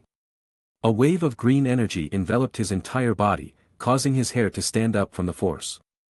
Guy looked shocked. "Father, this is..." Duel said, "Hashimen, one of the forbidden techniques. This is the only ultimate technique I have mastered through over 20 years of hard training, now I will teach it to you." Only then did Guy realize that his father was not as simple as he had thought, and he was also surprised by Shintaro's accurate judgment. Duel continued to explain, "Hashimen is very dangerous to the body, and the final gate, the gate of death, requires burning one's own life to use it, so the most important thing in learning Hashimen is self-discipline. Guy, you must remember that you can only use Hashimen when you need to burn your youth." "I understand, father. I will use Hashimen to live my youth." Duel smiled happily and then released Hashimen. He was exhausted, out of breath, and drenched in sweat after using Hashimen for just a short time, demonstrating the heavy burden Hashimen placed on his body. After calming down, Duel began teaching Guy the training method of Hashimen. Guy learned very seriously, knowing that this was his best chance to surpass geniuses. A few days later, a rare guest came to Shintaro's house. Shintaro opened the door and was a bit confused about why Guy suddenly visited his house. Guy said enthusiastically, "Shintaro, you were right, my father is truly amazing." Shintaro raised an eyebrow curiously, clearly interested. He led Guy to his yard and asked, "Why do you say that?" Guy said excitedly, "My father knows a forbidden technique called Hashimen. This technique can enhance a person's strength, and its effects are incredible." Guy's words confirmed Shintaro's initial assessment, and he thought clearly, is this really the second case? He had already thought in his mind that the second situation was more likely, because if it were the first, the villagers would not have underestimated Duel so much. Using his 6 eyes, he observed Guy's body and found traces similar to those in Duel's. However, Guy's special physique greatly reduced the side effects of Hashimen, leaving almost no damage to his meridians. "Have you also learned Hashimen?" Although Shintaro knew the answer, he still asked the question. Guy nodded enthusiastically and said, "I have, but I can only use the first gate." Shintaro then analyzed that Hashimen is a forbidden technique that gradually increases a person's strength through 8 stages and was quite intrigued by it. "The first gate? Are there a total of 8 gates?" Guy looked puzzled and said, "How did you know?" Shintaro felt helpless and said, "Can't you tell just by hearing the name?" Guy chuckled and said, "Yeah, I didn't even realize it." After laughing, he began to explain seriously the related knowledge of Hashimen. There are a total of 8 gates in Hashimen. From the first gate to the 8th gate, the power gradually increases. They are the gate of opening, gate of healing, gate of life, gate of pain, gate of limit, gate of view, gate of wonder, and gate of death. Gradually lifting the body's limitations on chakra, it releases chakra that exceeds one's strength and uses dozens of times the original power. It is said that when the user opens the gate of death, they can gain strength exceeding that of a Kage. But the cost of opening the gates is damage to the body. Before the 4th gate, the damage to the body is relatively small. From the fourth gate onward, each opening will cause permanent damage to the body, and opening the gates requires a strong physical condition to support it. Shintaro was intrigued by such a powerful forbidden technique. After all, a technique that could directly increase one's strength would be highly beneficial to anyone. As for the side effects, he thought they were nothing. And perhaps there could be a way to reduce or even eliminate the side effects. After the introduction, Guy looked at Shintaro and asked, "Do you like this technique?" Shintaro replied, "A ninjutsu as strong as this is not something I wouldn't care about. I'm afraid there isn't anyone in the entire ninja world who wouldn't want this jutsu." Seeing this, Guy felt relieved and said, "Great, I'm here to teach you this technique." Although Shintaro was very touched, he still asked the reason. So Guy told the whole story. "I told my father what you said back then. He suddenly cried when he heard you say that he was very interesting and strong. Then, he asked me to pass this technique to you, saying that you are his trusted person and someone who truly understands his youth." Shintaro listened and felt that he had gained an advantage for nothing. Because at that time, he felt sorry and those words were just casual, but he didn't expect those words would grant him such an extraordinary forbidden technique. Shintaro then said, "I will accept this technique, but I will exchange it with the Uchiha Clan's shuriken technique. Although this is far inferior to the Hashimen you gave me, I can definitely repay you in the future." He judged that since Duel and his son lacked the ability to use ninjutsu and genjutsu, and Gentle Fist couldn't be used without Byakugan or Six Eyes, he could only propose the shuriken technique. Initially, Guy intended to refuse and give it for free, but in the end, after Shintaro's repeated requests, he agreed. The two began to teach each other their techniques and also studied each other's techniques. Guy's talent in taijutsu was not weak, and since the shuriken technique also belonged to taijutsu, his progress in learning the shuriken technique was not slow. However, due to the lack of a pair of eyes as sharp as the Six Eyes or Sharingan, sometimes his technique was there, but his eyes were not. In comparison, Shintaro's talent was even higher. Naturally, it was actually more than one level higher. He had never known about Hashimen before, but after Guy explained the principles, he could observe the locations of the Hashimen gates through his 6 eyes. After Guy demonstrated the opening of the gate of opening, Shintaro immediately imitated it with his 6 eyes. In this way, he could easily open the gate of opening. However, this was because his physical fitness was already very strong, allowing him to imitate it directly. While the method could be imitated, whether the body could withstand it was another matter. But after learning Hashimen, Shintaro discovered there was another deficiency in Hashimen, which was that the chakra after opening the 8 gates was too violent. If an ordinary person was in this condition, they would certainly be unable to use ninjutsu, at least complex ninjutsu. This limited the true power of Hashimen, as only taijutsu-type ninjas could fully exert their strength when using Hashimen. But Shintaro was different.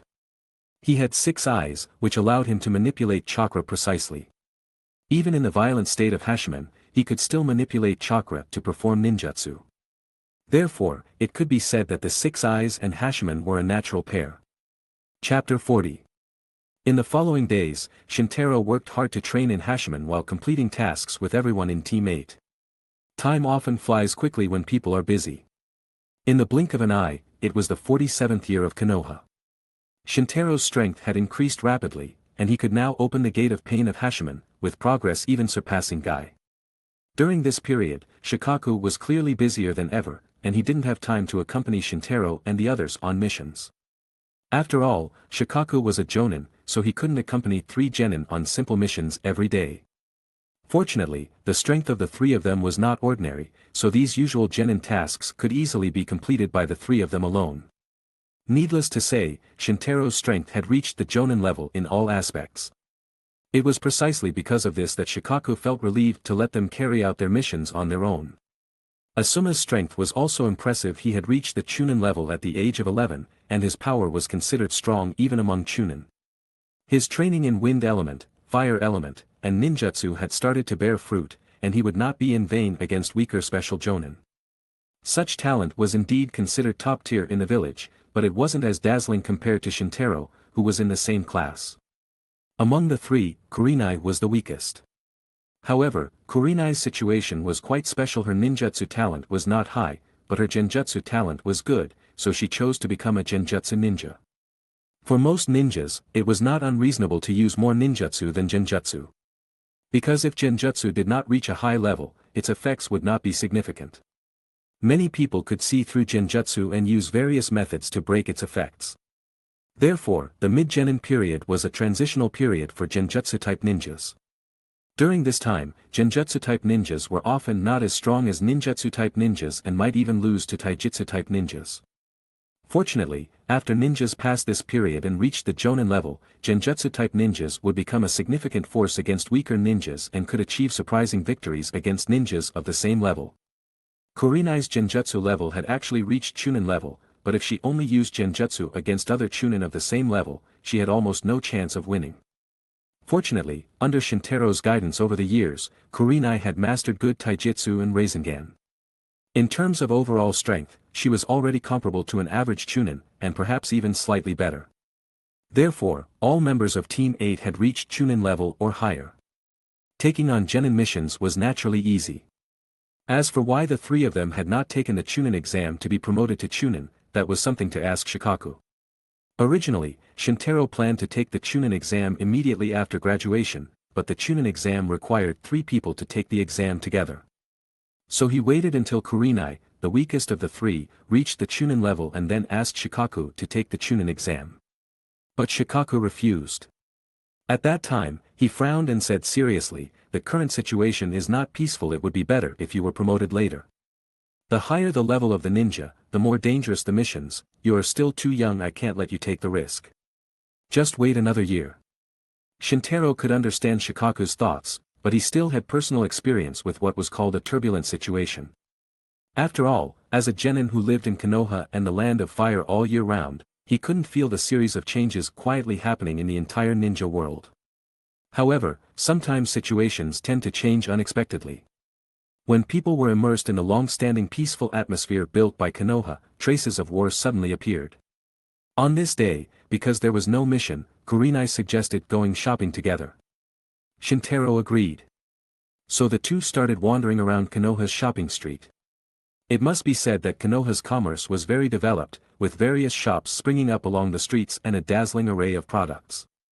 The energy a girl puts out while shopping is limitless. Kurenai dragged Shintaro into every shop and enjoyed it as a visit even if she didn't buy anything. Along the way, from time to time, women who had been there would tease the pair of boys and girls on the street. Handsome boy and beautiful girl, truly a perfect couple. This made Kurenai blush immediately, and she quickly tried to explain, but those people often left with mischievous smiles, leaving her there in annoyance. To the extent that she finally punched Shintaro's chest with her fist to express her anger. Shintaro said it didn't hurt or itch. When Kurenai saw that he wasn't cooperating at all, she immediately pouted angrily and turned to the side. Shintaro smiled bitterly at this, then saw a flower shop next to him and said, "Let me buy you a bouquet of flowers." Hearing this, Kurenai could no longer pretend, and immediately showed a surprised expression. But after seeing Shintaro's half-smiling expression, Kurenai held back her expression and only said, "Okay." With a smile on his lips, Shintaro led her to the flower shop on the side of the road. The two of them looked around the flower shop. The flower shop's area wasn't very large, but it had all the necessary items and was very neat. Flowers of various colors were placed inside and outside the shop, both beautiful and elegant, giving the entire flower shop a charming fragrance. "Welcome to Yamanaka Flower Shop. What kind of flowers do you need?" a young, brown-haired shop owner asked with a smile. She stood behind the counter, dignified and graceful. Shintaro replied, "Please help me wrap a bouquet, I'm giving it to her." He pointed towards Kurenai, who was looking at the flowers. So the shop owner asked, "Does the guest have any preferences?" Kurenai came back to her senses and replied, "I don't have any particular preferences, as long as it looks good." The shop owner came out from behind the counter and said, "Then I'll recommend a few flowers, and you can choose." She went to the arranged flowers and introduced them. "Roses, these are the standard gift for lovers. Our shop has red roses, pink roses, yellow roses, purple roses, white roses, and many other varieties." Kurenai couldn't help but feel embarrassed again when she heard the word lovers. Seeing this, the shop owner smiled and then introduced, "There are also lilies that symbolize purity, as well as harmony, suitable for sending to friends and relatives." Kurenai nodded repeatedly. At this moment, a man with yellow hair and a long ponytail wearing a jonin vest walked out from the backyard of the flower shop. He looked at Shintaro and Kurenai and said, "These two young guests look familiar, are they Shikaku's two students?" Shintaro and Kurenai immediately understood that they had met a senior, so they bowed slightly. The man said, "No need to be formal, we're all family, the reason I recognize you is because I saw you and Shikaku sitting together when he took you for barbecue last time. At that time, I saw you chatting happily, so I didn't come up to disturb you, I just greeted Shikaku. By the way, my name is Yamanaka Inoichi, and this is my wife, Yamanaka Hayes. Shikaku and I have been teammates for many years." Only then did Inoichi remember to introduce himself, and he introduced the flower shop owner, who was his wife.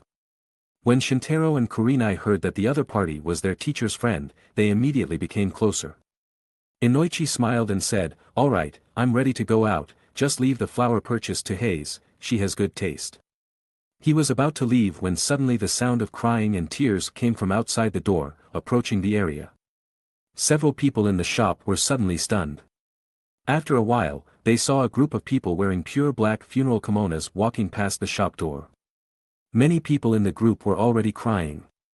"Is it him? He was transferred to the Kumogakure defense line a few days ago, he's already dead. It seems that even with the yellow flash there, casualties are inevitable." Inoichi's words made Shintaro suddenly realize that war was approaching. At this time, the ninja world was in a tense situation, and local conflicts had broken out in several places. Some people said that this was the beginning of the ninja war. In the northeastern part of the Land of Fire, ninjas from Kumogakure in the Land of Lightning often invaded the territory without permission, and the northeastern border defense pressure of Konoha was very high. Fortunately, Namikaze Minato had made a name for himself with the title of Yellow Flash. He alone had repelled the invasion of Reikage's son and the Eight Tails Jinchuriki a few days ago, and he was in the limelight for a while. However, even so, it couldn't change the brutal fact of war. For ordinary ninjas, border conflicts were not an opportunity for fame but a danger that could kill people. "Help us wrap 2 bouquets of white chrysanthemums," Kurenai whispered. Chapter 41. Kurenai heard the sorrowful crying outside and lost her mood. Instead, she chose to let the shopkeeper pick some white chrysanthemums and wrap them up.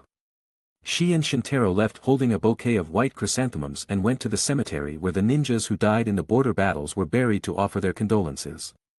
Inoichi gently said, "These two children are very good." Hayes nodded and agreed with her husband. After offering the flowers, Shintaro and Kurenai parted ways. Shintaro returned to the Uchiha Clan station and was stopped by several acquaintances. "Boss Shintaro." One after another, voices called out, and it was Uchiha Kotetsu and the others who came. In the blink of an eye, the mischievous students from the ninja school had grown into qualified Konoha genin, among whom Kotetsu and Hamasu were the strongest. "What's up?" Shintaro observed that several people seemed to have something to say. "The patriarch's wife has given birth, and now many people in the village are gathering to witness the joy." Kotetsu explained the situation, and Shintaro also became interested. "Then let's go together." After hearing his words, Kotetsu and the others happily followed Shintaro to the patriarch's house. A large group of people gathered outside the courtyard, all trying to join in the joy of the patriarch's child's birth, and everyone speculated whether the child would be a boy or a girl. At this moment, the courtyard door opened, and Fugaku came out with a happy face and said to everyone, "My wife has just given birth to a son, named Uchiha Itachi." Everyone stepped forward and took out their gift bags, containing congratulatory money, hoping to establish a relationship with the patriarch's family. What a great name! He will surely be as strong as the patriarch in the future and revitalize the Uchiha clan. Yes. Everyone echoed endlessly. Itachi Weasel? Isn't that just a weasel? Isn't that creature unlucky? In traditional concepts, weasels indeed symbolize mystery and bring bad luck and misfortune. Shintaro smiled faintly and explained, "Weasels are actually very strong predators, they are agile, fast, and fierce, they are small but can prey on animals larger than themselves. Maybe the patriarch chose this name for this reason, hoping his son would gain the strengths of a weasel in the future." Kotetsu scratched his head and revealed his ignorance. After all, there are so many fierce predators in the world. Why call him Itachi? However, he still echoed amidst the crowd, "Great name." As the crowd dispersed and the excitement faded, it was already dark. Shintaro handed Fugaku a congratulatory bag. The money inside wasn't much, but it was just a token of appreciation. Fugaku took the gift bag with a happy face, patted Shintaro on the shoulder, and said, "You will stay for dinner tonight, there aren't many people at the family banquet." Shintaro bowed respectfully to express his gratitude. With so many people coming to congratulate, being able to stay for the family dinner showed how much they valued him. Shintaro sent a shadow clone to Kurenai's house to inform her that he would not be coming for dinner that night and then followed Fugaku to tidy up the courtyard. The people who came and went just now must have made a mess of Fugaku's yard. "Your Sharingan hasn't awakened yet, has it?" Fugaku asked casually. While tidying up the messy courtyard, Shintaro replied, "I'm embarrassed to say it hasn't." Fugaku said, "Don't be embarrassed, the awakening of the Sharingan is conditional, it must face tragic events like witnessing the loss of relatives and friends and can only be awakened when one is at their lowest. That's why the Sharingan is also called the Cursed Eye. And you've been mature since childhood, with a wise mind and a stable personality, it will be harder for you to activate the Sharingan with such a personality." Shintaro felt strange after hearing Fugaku's explanation. Why is the way to awaken the Sharingan so odd?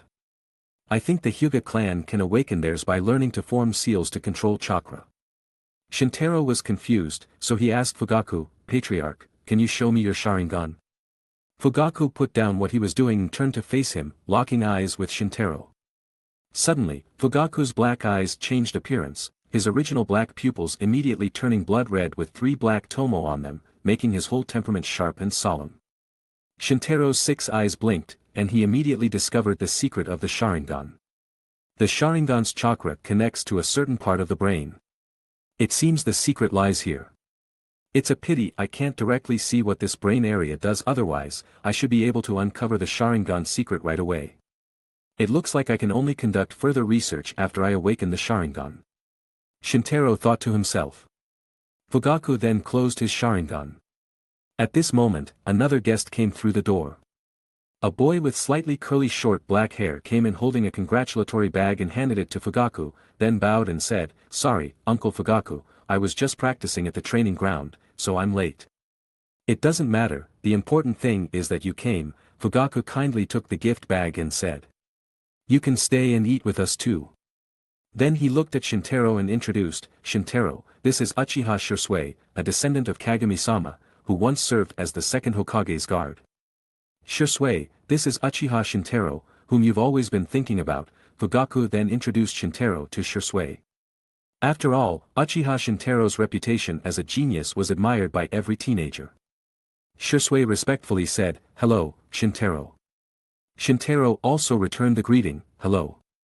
Fugaku looked at the 2 people in front of him, smiled, and said, "You two are the future of the Uchiha clan, from now on, I will ask you to take care of Itachi." Shintaro and Shursui both responded together. Fugaku then led the 2 inside the house. Inside the house, several servants were doing their best to take care of Mikoto, who had just given birth, and the newborn Itachi. Shintaro and Shursui first greeted and paid their respects to Mikoto, then, led by Fugaku, went to the cradle to visit Itachi. "So this is what a newborn looks like," Shursui said as he looked at Itachi, lying in the cradle, unaware of the outside world. Shintaro wasn't interested in babies, but it seemed Shursui liked them. Fugaku looked at the baby named Itachi. The sharp and serious look in his eyes had long disappeared, replaced by the tenderness and hopeful affection of a father. The 3 then enjoyed a family dinner together. While eating, Fugaku said to Shintaro, "Shursui has just entered the ninja school, his achievements at school are very good, and he has a style similar to yours back then." Shursui repeatedly said humbly that he didn't dare to take it seriously, but Shintaro commented, "As a member of the Uchiha clan, isn't it normal to be outstanding?" The 3 laughed together, and the scene was very harmonious for a while. After dinner, Shintaro returned home and started training. He didn't fall asleep until late at night. Chapter 42. General. Those 2 monsters are here, and they want to compete before the emperor. In the 9th year of Keicho, in Edo, Japan, a samurai wearing armor rushed towards the shogunate, shouting and running in panic. When the old shogun Tokugawa Ieyasu heard this, he immediately waved his hand and commanded with trembling hands, "Release, release Hidetada, I still want to live for a few more years." Tokugawa Ieyasu was appointed by the emperor as the general conqueror of barbarians and senior minister. In fact, he had effectively overthrown the emperor and become the highest authority in Japan. But such a great man showed a panicked expression at this moment, only because the two monsters mentioned by the warrior were actually invincible by human beings. If these two started to fight, the consequences could be dire. People tend to fear death more as they age, so Tokugawa Ieyasu hurriedly ordered his son to lead the imperial competition on his behalf. Although the second-generation shogun candidate Tokugawa Hidetada was also afraid of death, he did not dare to disobey his father's wishes, so he had to leave the city in fear with a large number of his own soldiers. "Hey, someone from the Tokugawa family is here, but it's a pity it's not the old man, Tokugawa Ieyasu. No matter, since we're here, let's begin." The voices of two men actually came from the sky. Tokugawa Hidetada and the others looked up at the two people in the sky, as if they were seeing gods. Both were the most handsome men in the world. One had long black hair tied back casually, wearing a kimono as black as the night sky, and a pair of black eyes like an intimidating abyss. The man stood on a large harpy-faced monster, urging the other man to start the decisive battle. The other man said nonchalantly, "Don't be anxious." Although this man was equally handsome, he had a very different temperament. The white-haired man had a hairstyle that was quite strange for people of that time. His eyes were as bright as sapphires and as mesmerizing as the starry blue sky. The man wore a loose, pure white kimono, standing in the air, with a smile often seen on his lips. The three great sorcerer families in the jiu-jitsu world have inherited family curse techniques integrated into their bloodlines for generations. Among them, the Zenin family is the strongest with the 10 Shadows technique, while the strongest in the Gojo family are the Limitless technique and 6 Eyes. Originally, the two families lived peacefully and harmoniously, alternating as the strongest families in the jiu-jitsu world. But I did not expect that the jiu-jitsu sorcerer of the 10 Shadows technique and the jiu-jitsu sorcerer of the 6 Eyes and Limitless technique of this era would be born together. This led to an unprecedented conflict between the two families to compete for the top spot, so members of the two families primarily used the method of fighting in front of the emperor to determine the outcome of the two families. The speaker was none other than Tokugawa Hidetada. The jiu-jitsu world was hidden from the world, but the secular leaders of Japan were well aware of it. If jiu-jitsu sorcerers had no intention of dominating the world, how could this world be ruled by people like them? Tokugawa Hidetada recounted the situation of the two people in front of him with a dizzy face. He would be the one to replace the Edo shogunate in the future, so he could not die young here. So he immediately ordered his soldiers to surround him and hide inside to protect himself. The white-haired one is Gojo Shintaro, and the black-haired one is Zenin Kenichi. Watch over me, don't let them accidentally hurt me. The soldiers were ordered to surround Tokugawa Hidetada. You haven't even set up a curtain, are you planning to destroy Edo? Anyway, I should make the group of people below witness your defeat by me. Kenichi was very displeased and said, "You're contradicting yourself, as a witness that I defeat you." The verbal confrontation between the two had begun, and they formed a seal with one hand at the same time. Emerge from the darkness, blacker than darkness, purify that which is impure, the name of the head of the Keicho-era Gojo family. Along with the incantations recited by the two men, a large black barrier suddenly appeared outside Edo City, covering the open space outside the city nearly as large as the entire city. There was a small transparent barrier within the barrier, covering Tokugawa Hidetada and his group. The effect of both barriers was that people inside could not get out, and people outside could not get in, and they had very strong internal and external defenses. Only the two strongest people in the world could use such a powerful barrier effect.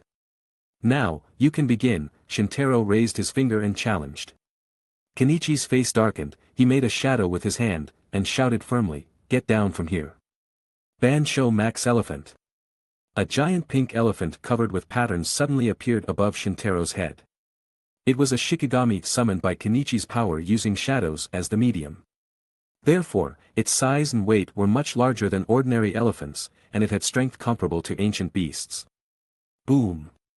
Shintaro was thrown from the sky to the ground. The weight of the elephant and the kinetic energy falling from the sky created huge cracks in the earth, and a burst of dust covered the sky and rose into the air. However, this was not the end. Along with a roar, a large amount of water spurted out from the elephant's trunk, sweeping it away in an instant.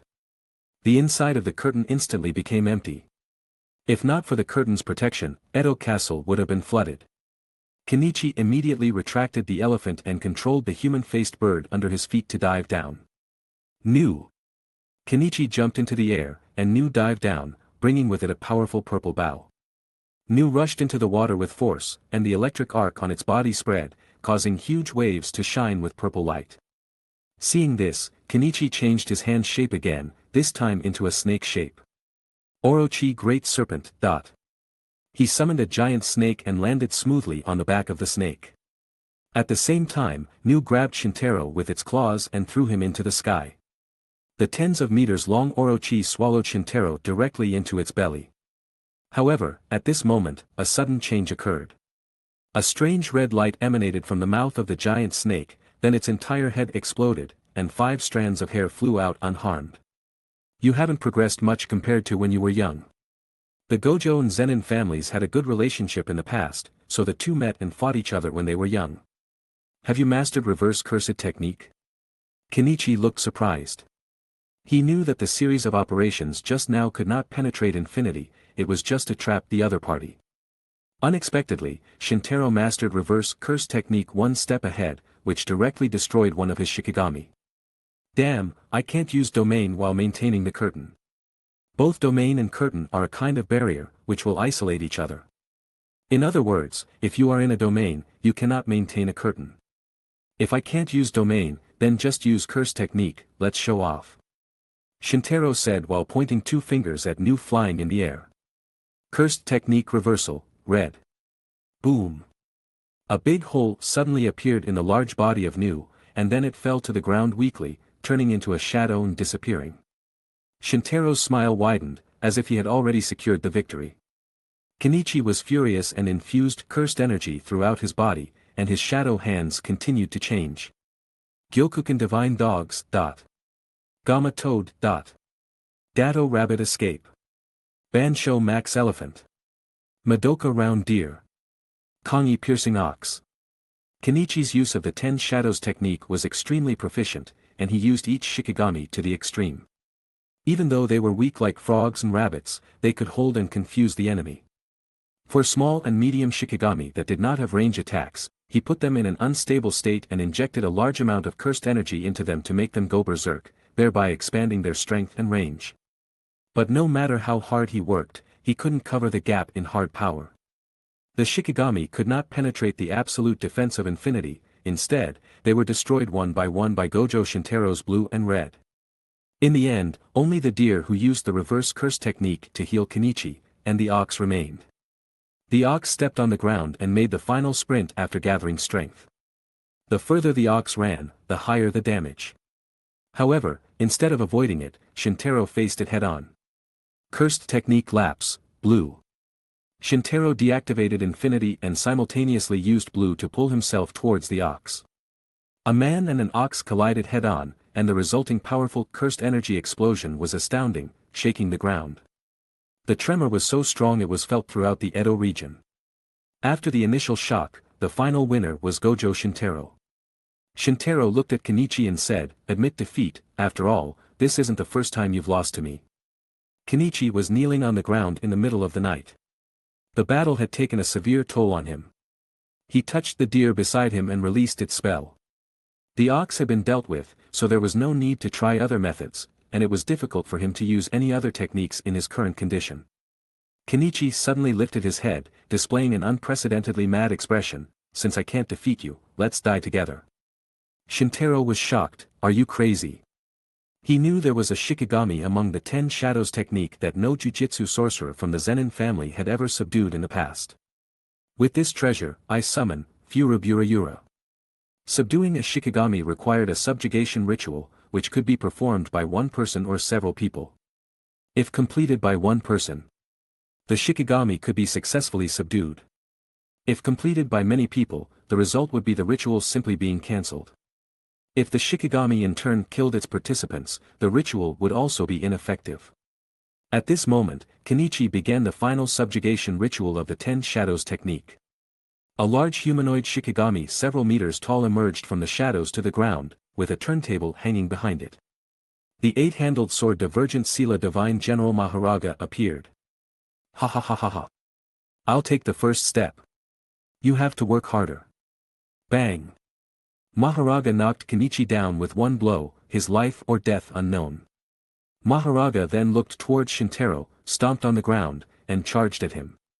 Shintaro felt Maharaga's powerful strength and murmured, "Kenichi, you're even crazier than I am in battle." Cursed technique lapse, Blue. He used his old trick again, using Blue's attraction to pull himself towards Maharaga.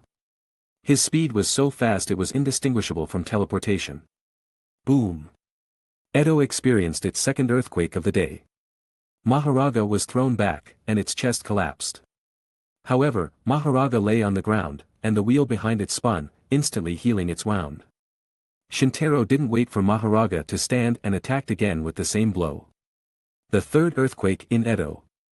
However, this time Shintaro was sent flying through the air like a kite with a broken string. The limit has been breached. Shintaro was greatly surprised. He didn't expect there to be an existence that could penetrate infinity besides nature. His white kimono was stained red with his own blood, and his internal organs were basically torn apart. Fortunately, he could use the reverse curse technique and instantly recover from his injuries. Shintaro looked serious, speculating that this must have something to do with the roulette wheel behind Maharaga. Maharaga charged forward, but this time Shintaro did not dare to confront him, instead maximizing Blue. Maharaga's body was instantly lifted off the ground and pulled into the sky. The ground shattered from the immense pull, and rocks of various sizes began gathering upward, wrapping around Maharaga. Shintaro flew, trying to seize the opportunity to grab the roulette wheel behind Maharaga.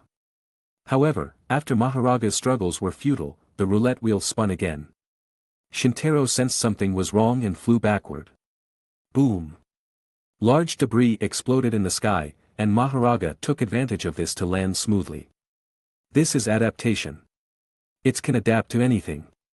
Shintaro's scalp went numb, and under tremendous pressure, his manic fighting spirit emerged.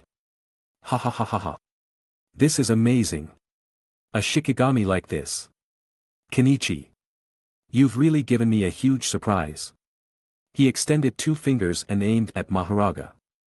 Since the enemy could adapt to attacks, use it to defeat him with one strike when it wasn't adapted. The maximum result of the reverse curse technique. Red light condensed in Shintaro's hand, then immediately extinguished. Maharaga was directly hit and thrown by the repulsive force of red, crashing hard against the curtain. Cracks appeared all over the curtain. Maharaga fell to the ground without moving, and Shintaro immediately flew into the sky above Maharaga, launching one powerful attack after another. Those 6 eyes made his cursed energy consumption close to zero, so the mastered Limitless technique could be used almost indefinitely. The ground was covered in dust, and only the red lights were visible flashing from inside to outside. At that moment, a shot rebounded and hit the edge of the curtain on the other side, causing the curtain to suffer severe damage again. Then the figure that flew out was Shintaro. Maharaga adapted to red, jumped out of the ground, and punched Shintaro. Shintaro flew like this and flew straight to the other side of the curtain. It seems I can only try that trick. He couldn't hide his excitement even though his face was covered in blood. In the Gojo family, there was a trick that circulated only among the family's top members. Because no one had actually used it. This move was called purple. The principle of purple was to combine the negative infinites of the Limitless technique with the positive infinites of the reverse curse technique, causing the two to conflict, thus realizing the concept of movement and reversal into reality. However, the consequences of combining two infinities were unpredictable and extremely difficult, so this trick only existed in theory. And he was about to realize it. Shintaro extended his whole palm and said with a smile, "If I fail, I will die." A massive cursed energy gathered in his hand, and the two infinite forces with very different properties began to collide. Hollow technique. Maharaga charged forward again. As Maharaga approached, Shintaro said, "It seems I've failed, let's die together, ha ha ha ha ha." Maharaga pierced Shintaro's body with the sword of extermination in its hand, but at this moment, the massive energy generated by the collision between infinites and infinites was out of control. Maharaga was so terrified that it immediately retreated several meters. With a loud noise, a strange black light emerged from within, instantly swallowing Shintaro silently. Then, the black light transformed into a purple light intertwined with red and blue. The purple light destroyed everything around it, including Maharaga, Kenichi lying on the ground, the curtain, and a vast area within the curtain. The transparent curtain was also destroyed. Tokugawa Hidetada and the others were thrown to the ground by the airwaves, and everyone was terrified. After a long time, Tokugawa Hidetada asked, "Is it over?" A samurai replied, "The head of the Gojo family seems to have died together with the head of the Zenin family." In the middle of the night, Shintaro woke up from his dream. "I'm not dead." Chapter 43. One night, Shintaro suddenly recalled his past life and the reason he came to this world. The uncontrolled infinity is what brought me to another world. Then he discovered the cause of his amnesia, which was the damage to his soul during the cross-world journey. The memory recovery now must be due to the healing of his soul wounds. If that's the case. He remembered something and immediately extended his hand. Like a conditioned reflex, his brain executed a technique from his previous life, the Limitless technique. Shintaro went to the bathroom, stood under the shower, and turned on the water valve, letting the water flow down. Droplets of water gathered in the air around him and slid down but could not touch him at all. Sure enough, infinity can be used in this world. Shintaro couldn't help but feel a bit excited. After all, this was what he relied on in his previous life. Even in this world, infinity would surely become one of the strongest abilities. The principle of infinity was extremely complex, and even the Gojo family members could only explain part of it superficially. Shintaro's understanding of infinity in his previous life was relatively shallow. He only knew that its normal use was for stopping power, attraction, and repulsion. However, at the ninja school, Shintaro learned mathematics and understood the concept of infinity in a mathematical sense, giving him a clearer understanding of infinity than in his previous life. Infinity itself could make all objects close to it converge infinitely without actually touching it. The speed of an object trying to touch itself would slow down until it stopped. This is where the stopping power comes from. By enhancing this tendency of getting closer, he could achieve negative infinity, thus creating a strong attraction. This is the origin of blue. Red is a bit more complicated. To master it, he had to learn the reverse curse technique first. These two seemingly similar things are actually not the same type at all. Cursed energy is generated by negative emotions such as resentment and sadness, so it is a type of negative energy. This negative energy can be used to produce various effects, but it cannot be used to heal injuries. Healing injuries contradicts the nature of negative energy. Therefore, it is necessary to transform negative energy into positive energy in a way similar to negative to positive conversion. This operation is called the reverse curse technique. This is why the reverse curse technique can heal injuries. It sounds very simple, but in reality, it is so difficult that very few people master it. And by injecting the positive energy generated by the reverse curse technique into the innate technique, the effect of red can be obtained. Red transforms infinite negative energy into infinite positive energy. The effect changes from attraction to repulsion. After testing, Shintaro successfully used the Limitless technique in this world. However, this was limited to basic usage, and he could not yet use blue or red. But he was quite satisfied. At least he was stronger in this life compared to when he was the same age in his previous life. Shintaro then returned to bed and continued sleeping. The next day, Shikaku appeared at Shintaro's house early in the morning. Shintaro had just finished washing and opened the door after noticing him. Shikaku's hand was hanging by the door, then he put it down and smiled, saying, "We have a mission today, we will meet at the village entrance in half an hour." Shintaro immediately agreed, and Shikaku turned and left. After he closed the door, Shikaku turned and stopped. Shintaro opened the door again and asked, "Is there something else?" Shikaku shook his head and left. Indeed, this child is very sharp. Does it have something to do with his eyes? They are suitable for this mission. Half an hour later, at the Konoha gate, Shikaku said to Shintaro, Kurenai, and Asuma, "This mission is to go to the Land of Waves to survey the terrain. It's a task from the geologists of the Land of Fire. The mission level is C. Coincidentally, I have some free time this time, so I'll go with you." Asuma crossed his arms and joked, "I almost forgot that we have a teacher."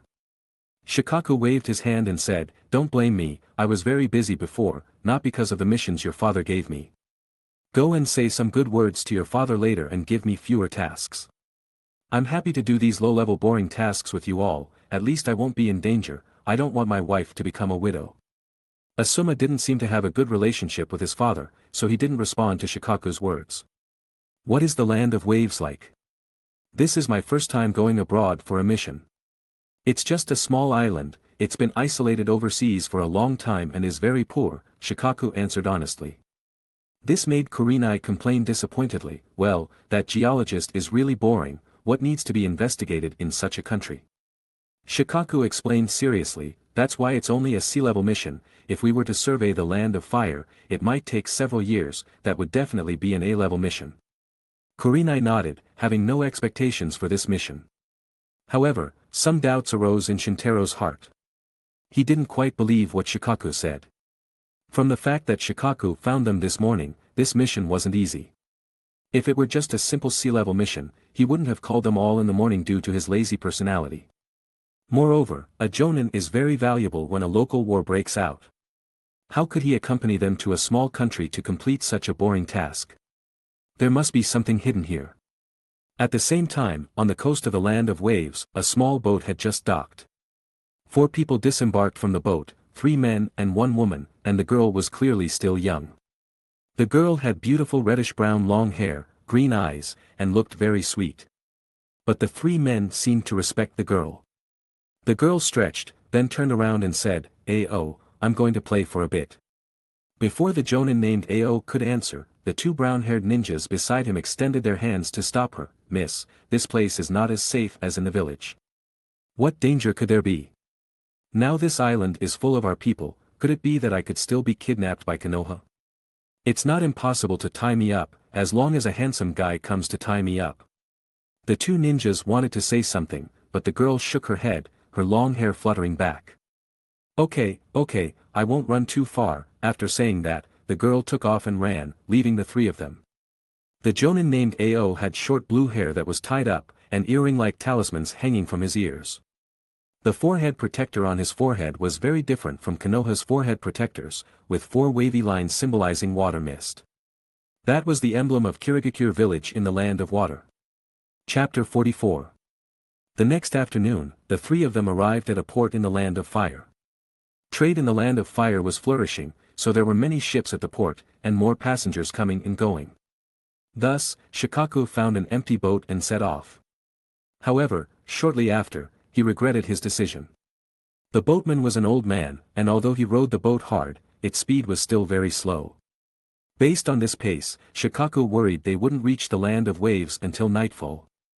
And if it weren't for the ongoing peace between the land of fire and the land of waves, the safety of this boat might not have been guaranteed. "Old man, can you row faster?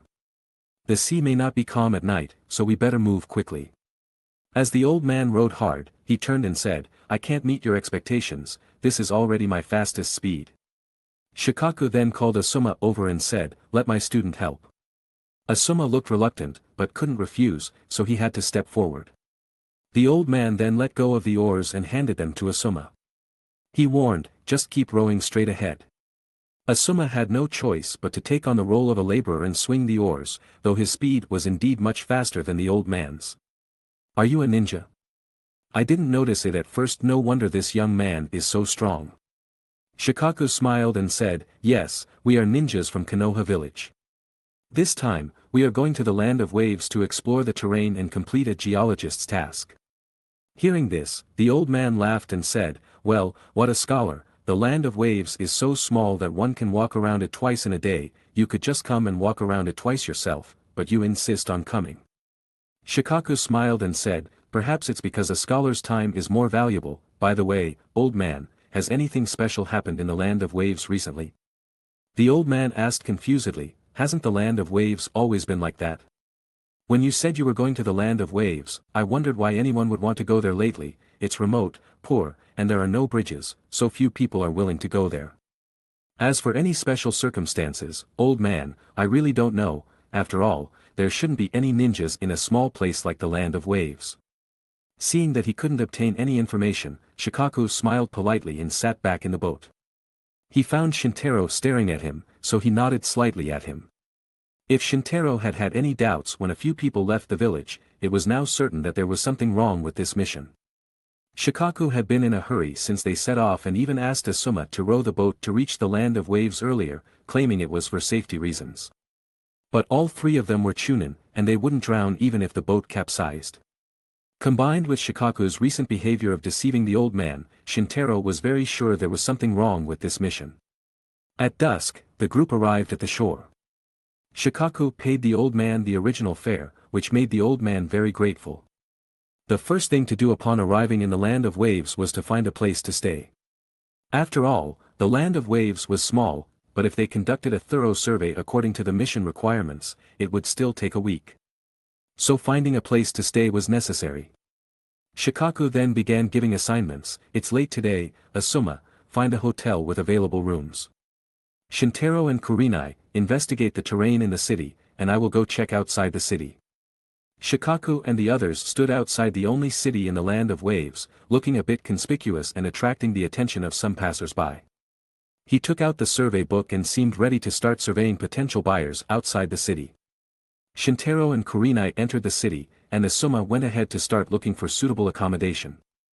Kurenai said, let's start investigating too. Shintaro looked a bit careless because he knew that the so-called exploration investigation was just a cover. However, he still cooperated with Kurenai and said, alright, let's split up, you go to the east of the city, I'll go to the west of the city, and we'll meet here in half an hour.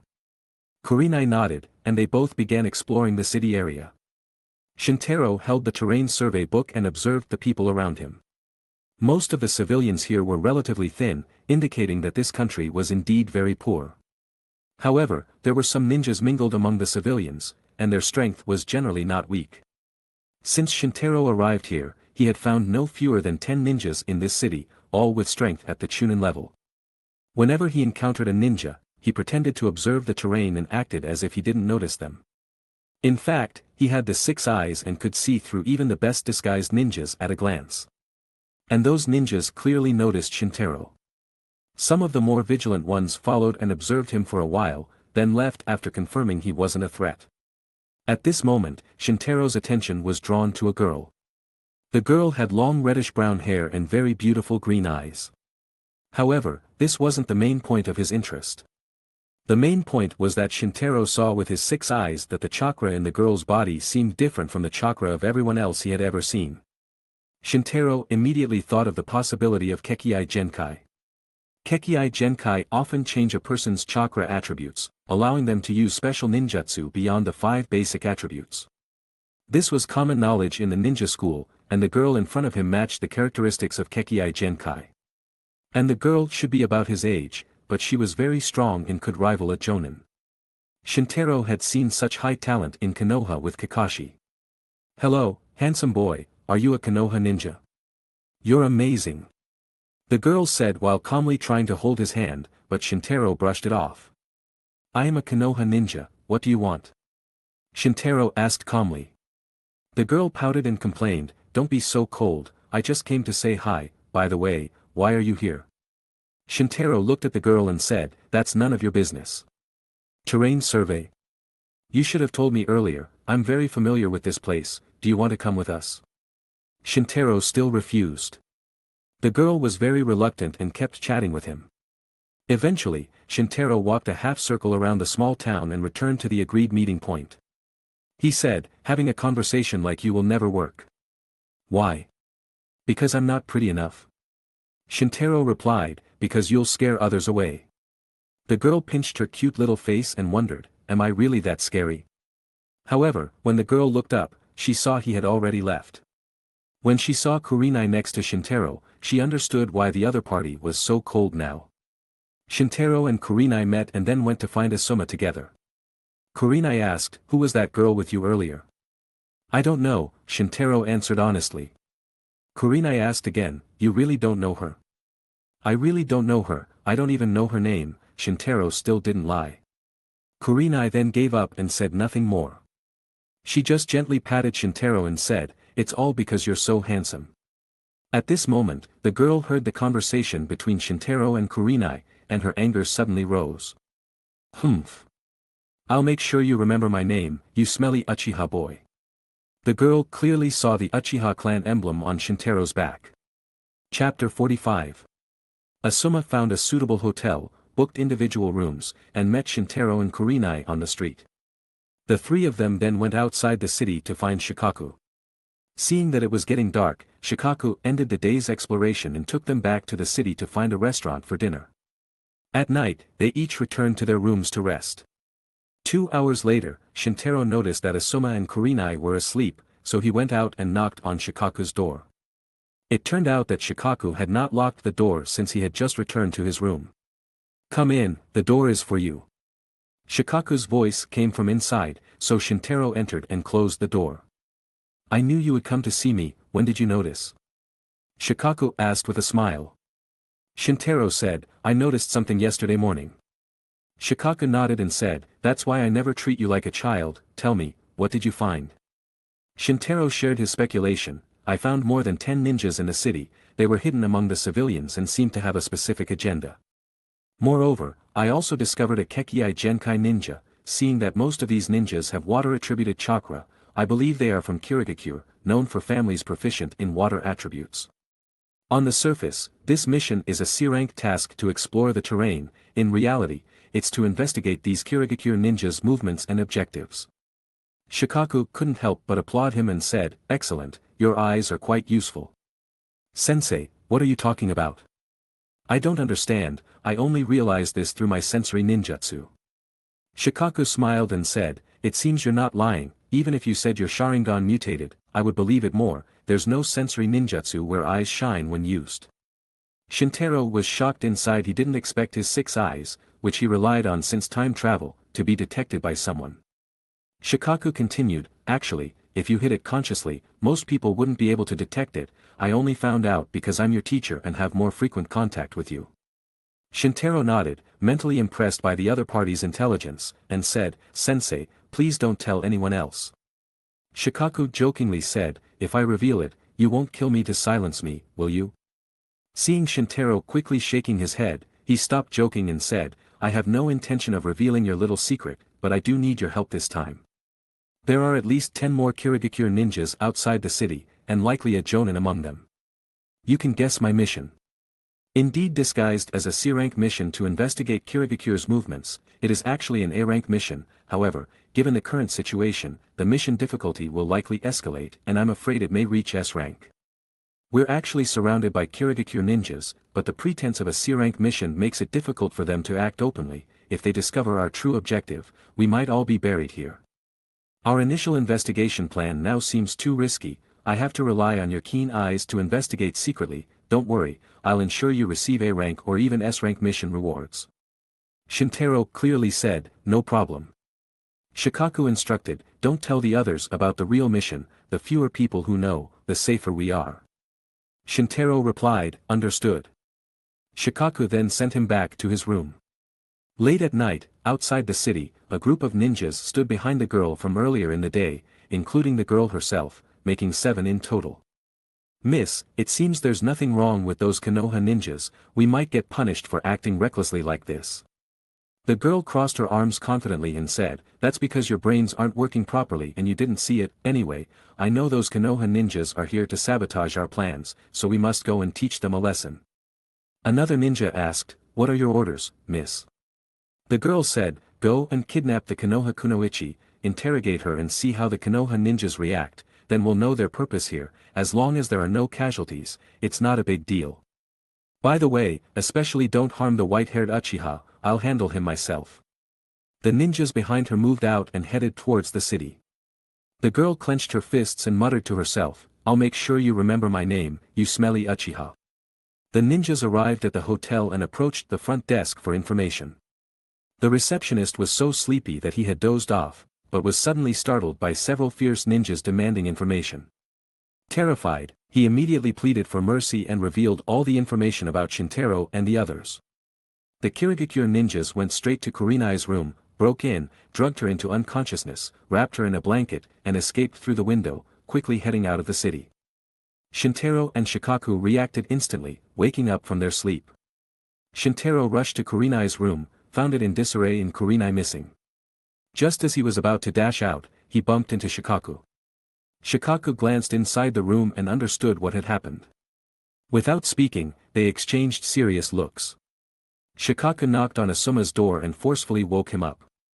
Shintaro rushed downstairs, grabbed the front desk clerk by the collar and demanded, "Did someone just come here asking for our information?" The receptionist trembled and said, "Why yes, there were some fierce ninjas asking for your information." "So you gave it to them?" Shintaro was furious. "I'm sorry. I'm sorry." At this moment, Shintaro didn't realize his blue eyes had turned red, with dark magatama appearing in them. "Shintaro. Don't get too excited. Calm down and think carefully. We didn't reveal any weaknesses, so the Kirigakure ninjas should only be testing us. Kurenai will be fine." After hearing the analysis, Shintaro sighed, released the receptionist's collar, and calmed down slightly. However, he was still worried about Kurenai and said, "Let's chase them, they shouldn't have gone far." Shikaku patted his shoulder to reassure him, then the three of them set off together, quickly pursuing the Kirigakure ninjas. Shintaro believed that Kurenai's accident was likely due to a mistake in his own investigation. Therefore, the feeling of self-blame and concern for Kurenai made someone usually calm like him feel nervous for a moment.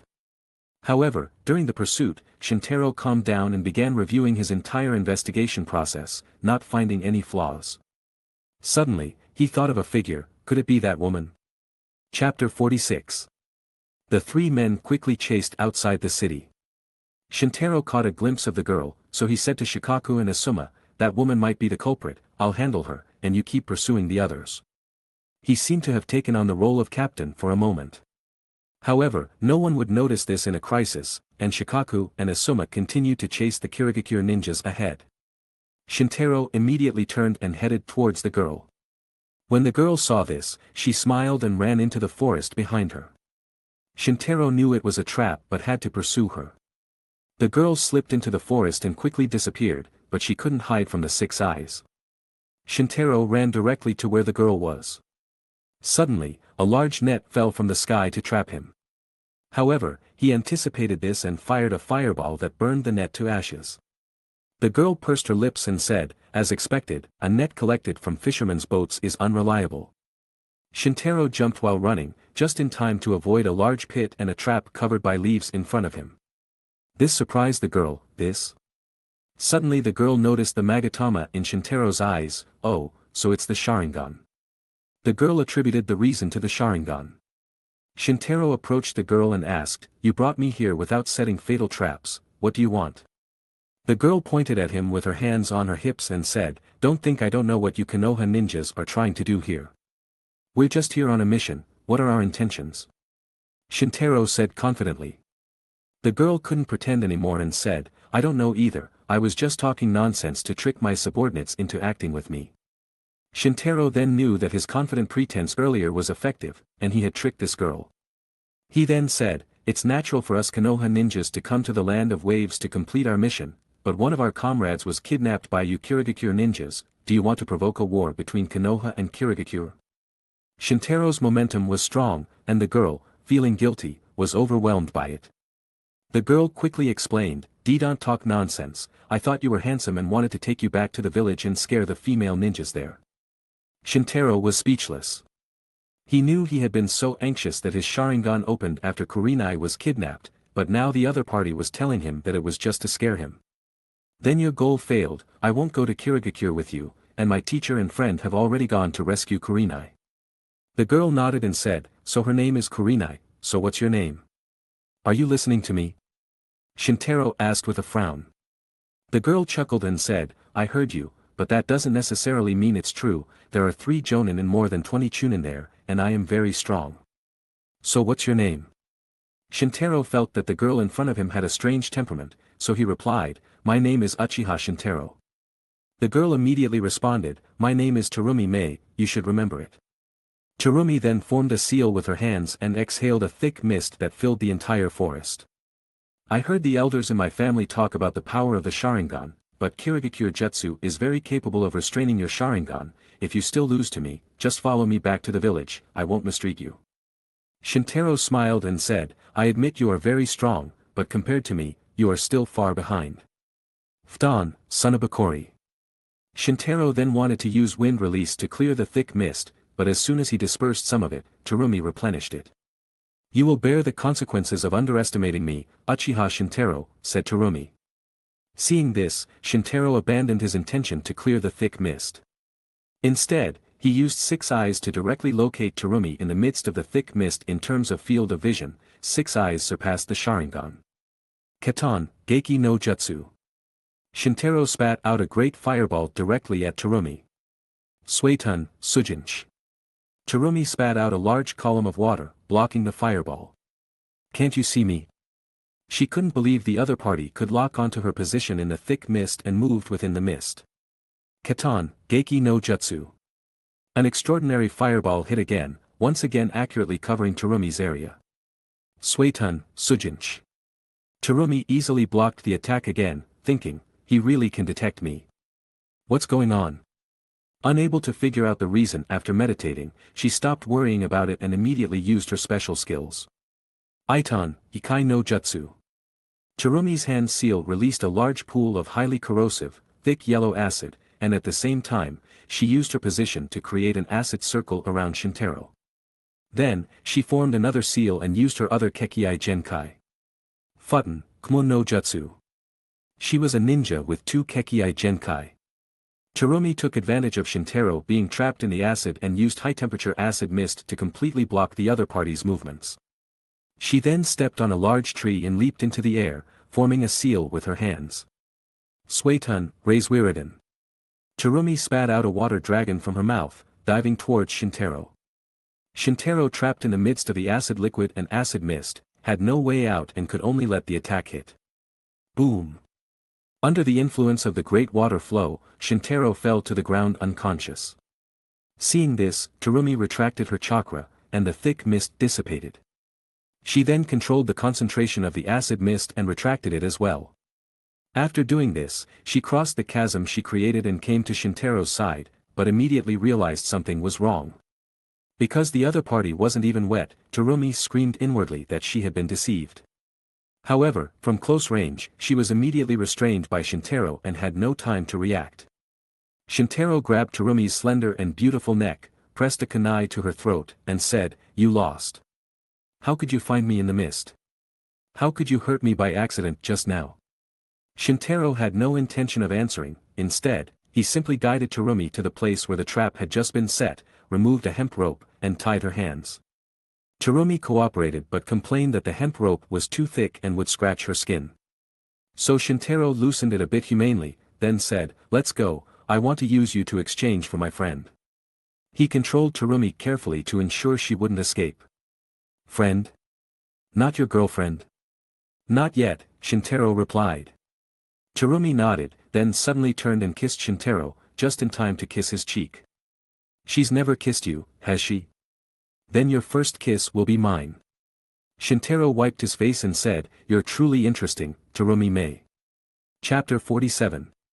"Hey, you finally remembered my name," Terumi said with a smile. "What's the purpose of your visit to the land of waves?" Shintaro changed the topic and asked casually. Terumi replied, "Although I'm beautiful, I'm not stupid. If I reveal something like that, I'll be punished by the village." "It seems you have nothing to do with it," Shintaro lamented. "Don't worry about the details," Terumi said, shaking her head. Shintaro then took a closer look at her appearance and found that Terumi was indeed beautiful. Her looks and beauty were different, but comparable to Kurenai.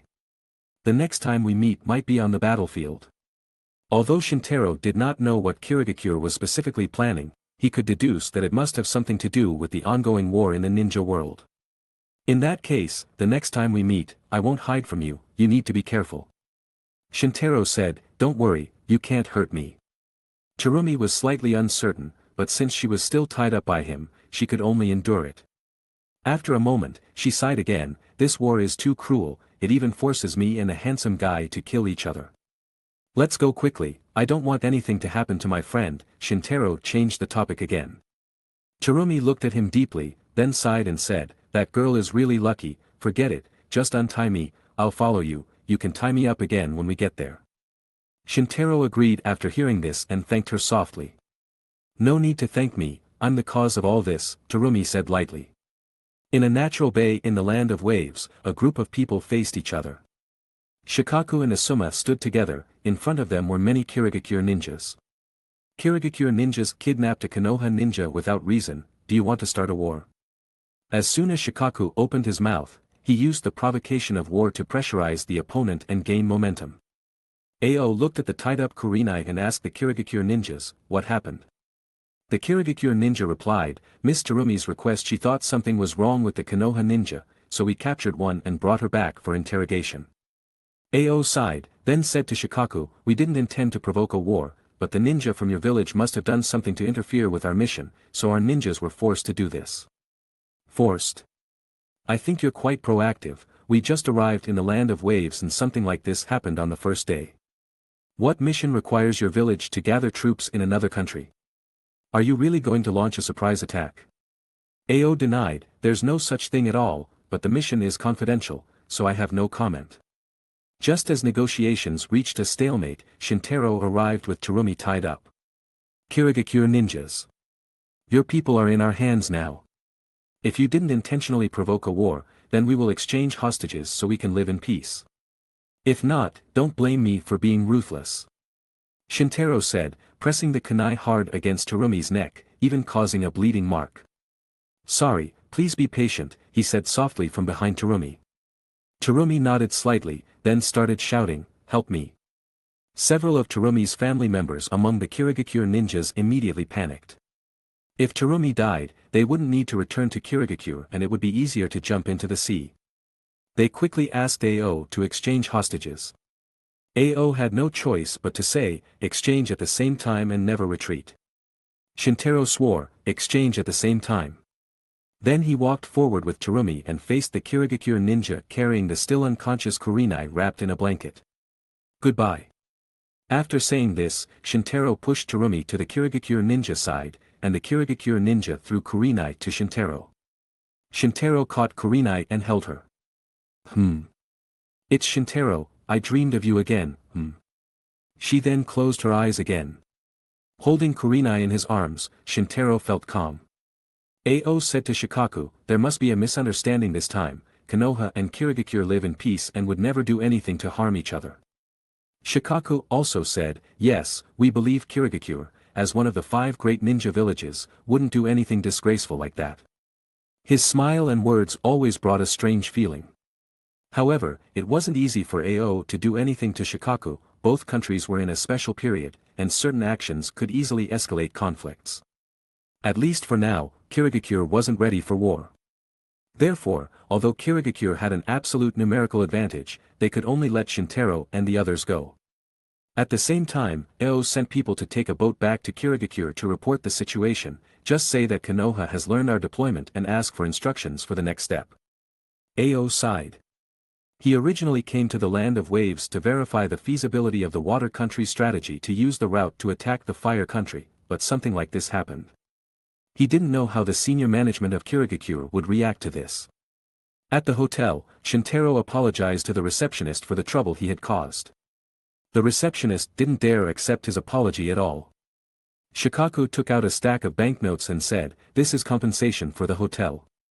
It seemed the receptionist hadn't seen that much money in a long time. His eyes lit up and he momentarily forgot his fear. Shintaro opened a new room for Kurenai, then entered carrying her and laid her on the bed. While helping Kurenai spread the blanket, Shintaro heard her say in a very soft voice, Shintaro, where are you going? Shintaro leaned down and kissed Kurenai's cheek gently, whispering, I'm not going anywhere, I'm here. Kurenai nodded slightly, then made no further movement. Shintaro leaned against the bed and slept like that all night. The next morning, Kurenai opened her eyes sleepily. She suddenly remembered that she seemed to have been attacked, so she sat up with a start. She found herself still lying in the hotel room, thinking that the hazy memories of yesterday were just a dream. But then she saw Shintaro asleep leaning against the bed. Kurenai immediately confirmed that everything that happened yesterday wasn't a dream. Including her room being suddenly broken into, being forcibly knocked unconscious, Shintaro's dazed look, and the kiss on the cheek and the words, I'm not going anywhere, I'm here. Her eyes became wet for some reason, and tears fell, so she quickly wiped them away. What Kurenai didn't know was that Shintaro was already awake. He maintained his original posture with a smile on his lips.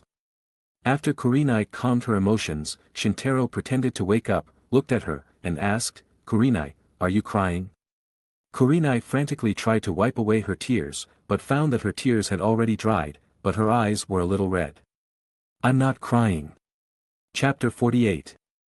After all these troubles, the mission was certainly in vain. Shikaku informed Asuma and Kurenai about the true purpose of the mission, which left them both surprised. Returning to Konoha to report the mission, not only did they not have another failed C-rank mission on their records, but they also had a successful S-rank mission added. It turned out that the third Hokage believed Shikaku and his team had driven away all the hidden Kirigakure ninja in the Land of Waves. Although it wasn't clear what they were doing in the Land of Waves, it at least confirmed the authenticity of the information that there was a significant number of Kirigakure ninja in the Land of Waves. Since this mission involved peace issues between two major ninja villages and the deployment of the other side's troops far exceeded Konoha's, the mission was rated as S-level and considered successful. As for the original C-rank mission, it was just a fake mission used by the village to cover from others. However, in this mission, Shintaro's greatest gain wasn't the S-rank mission reward but rather the Sharingan. He awakened the Sharingan when he was 10 years old, and his talent was considered the best in the entire Uchiha clan. Of course, compared to his own talent, his Sharingan's talent did not stand out. Fortunately, it didn't matter if it didn't shine, as long as he didn't hold himself back. This awakening also proved that unlocking the Sharingan did not necessarily mean losing relatives and friends. The key seemed to lie in one's own emotions. Shintaro remembered that he seemed to be controlled by his own emotions at that time, and such violent emotions were something he had never felt before. His total cursed energy even increased from that point. So perhaps the key to unlocking and advancing the Sharingan was not necessarily through tragic events. The point was to experience emotional stimulation, but most of that stimulation often came from tragic events. Therefore, Shintaro believed that most Uchiha clan members reversed the cause and effect of the Sharingan's awakening.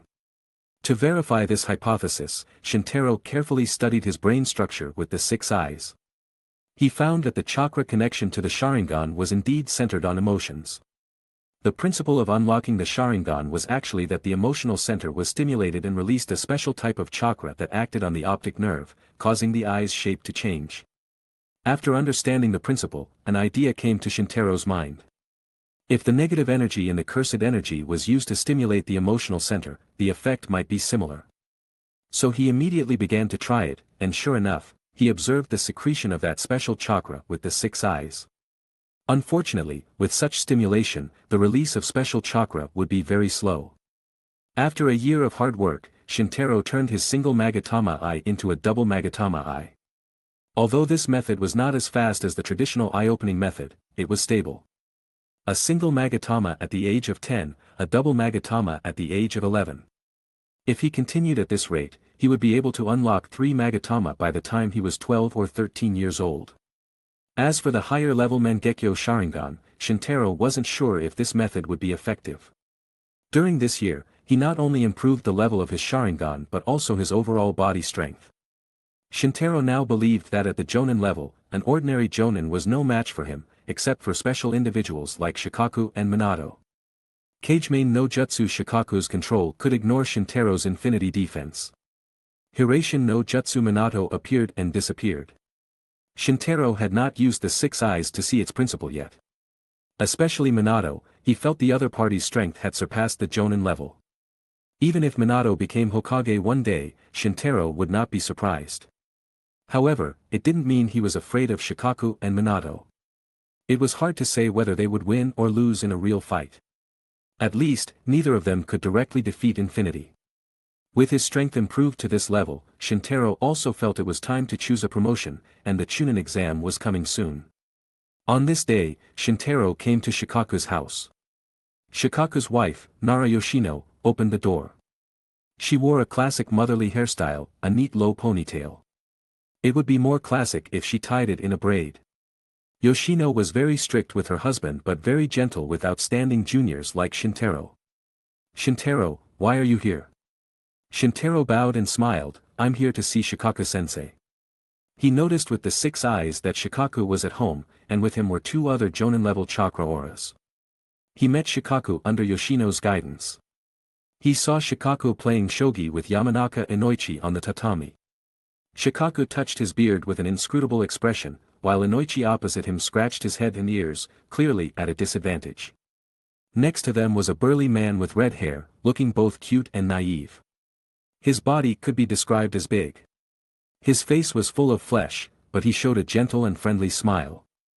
Ninja of this size generally came from the Akimichi clan in Konoha. This man was Akimichi Choza. Shintaro now understood all the large and small families in Konoha, knowing that the Nara, Yamanaka, and Akimichi clans had been friends for generations and were collectively known as the Great Inoshikacho Trio. Among them, Yamanaka was the boar, Nara was the deer, and Akimichi was the butterfly. Shikaku-sensei, Uncle Inoichi, Uncle Choza. Shintaro greeted them first. Shikaku and the others greeted him warmly. He gestured for Shintaro to sit down and said, "Come and sit for a while I finish this game." Shintaro sat obediently and watched the shogi match. Shikaku's shogi skills were obviously better than Inoichi's, and he couldn't be stopped at all, while Inoichi scratched his head but had no power to fight back. "I win." Shikaku smiled proudly, and the two scars on his face changed. Inoichi sighed deeply and said he didn't want to play anymore, which made Choza beside him watch the joke with great joy. Shikaku turned to Shintaro and said, "You're here for the Chunin exam, right?" Shintaro was slightly surprised and confirmed, as expected from sensei, "You guessed what I was thinking." His flattery only made Shikaku chuckle and say, "You're not a difficult kid to guess, so what's the matter with me? The latest thing that could make you come to me is the upcoming Chunin exam. Don't worry, the recommendation letter for you has been written. I asked Inoichi and Choza to come to my house to discuss the Chunin exam because I am also one of the examiners." Shintaro then wanted to ask for the recommendation letter. To participate in the Chunin exam, he needed a recommendation letter from a superior to register. "Come and play a game with me, and I'll give it to you. You can play, right?" Shintaro approached the shogi table, nodded, and said, "Asuma taught me." "Asuma's shogi skills are not very good either. In that case, I'll let you go first." Inoichi and Choza also continued to watch the game with a mentality of watching the fun. Shikaku didn't care at first and just treated Shintaro as a pastime. But he soon realized something was wrong. The game became increasingly difficult to play, so he quickly used all his shogi skills from the past 20 years. In the end, their result was 50-50, and in the end, Shikaku narrowly defeated Shintaro by a slight margin. Shikaku wiped the cold sweat on his forehead calmly. Seeing Shintaro's calm expression, he thought to himself, "I'm afraid this kid was holding back on me just to save face. Looks like I need more practice." Shintaro humbly admitted defeat. Indeed, Shikaku replied with a guilty conscience, then took out 3 recommendation letters from his hand and said, "The Chunin exam will be easy for you, I don't need to worry about you 3. Shintaro took the recommendation letters and said, "I'll try to pass the exam the first time and not embarrass sensei." He then left with the recommendation letters for the Chunin exam. "You have a remarkable student," Inoichi sighed. Shikaku nodded and said, "Yes, he is remarkable." Chapter 49. Shintaro took the recommendation letter and found Kurenai and Asuma, who were eagerly anticipating the Chunin exams. The 3 of them went to the registration office together and completed their registration. Soon, the day of the Chunin exams arrived. The first part of the Chunin exam was a written test. The content of the test covered basic ninja knowledge and theoretical knowledge related to ninja missions. The difficulty level was moderate, so it posed no challenge for Shintaro, Kurenai, and Asuma. But it was like a sacred text to Uchiha Obito. Yes, Team 7 was also taking the Chunin exam. Because the Chunin exam required a team of 3, Kakashi, who had already become a Chunin, was forced to take the Chunin exam again. Shintaro could see Obito scratching his head in the examination room. Shintaro felt that Obito, a fellow clan member, was still immature. He had officially become a ninja and was still attending ninja school. Even Guy, who had a similar reputation to Obito in ninja school, had become quite strong, and his perseverance and hard-working character had earned him impressive training achievements. In the examination room, Kakashi led the way in answering the questions, confidently submitted his paper, and walked out of the room. At this moment, Shintaro, who had checked his paper multiple times, also submitted it, which made Obito, who was scratching his head, feel even more stressed. "Kakashi and Shintaro finished writing so quickly and didn't help me. Obito complained in his heart that these two geniuses didn't bother to assist a beginner like him. Fortunately, a paper ball accurately landed on the floor in front of him. He picked it up excitedly and found that it was thrown by Rin. Obito was very touched and once again realized how kind Rin was. In the afternoon after the written test, the results were announced. Shintaro, Kurenai, and Asuma all passed the test without incident. Rin and Kakashi also passed, while Obito's results were at the bottom, and he barely made the cut. Great! Obito jumped for joy.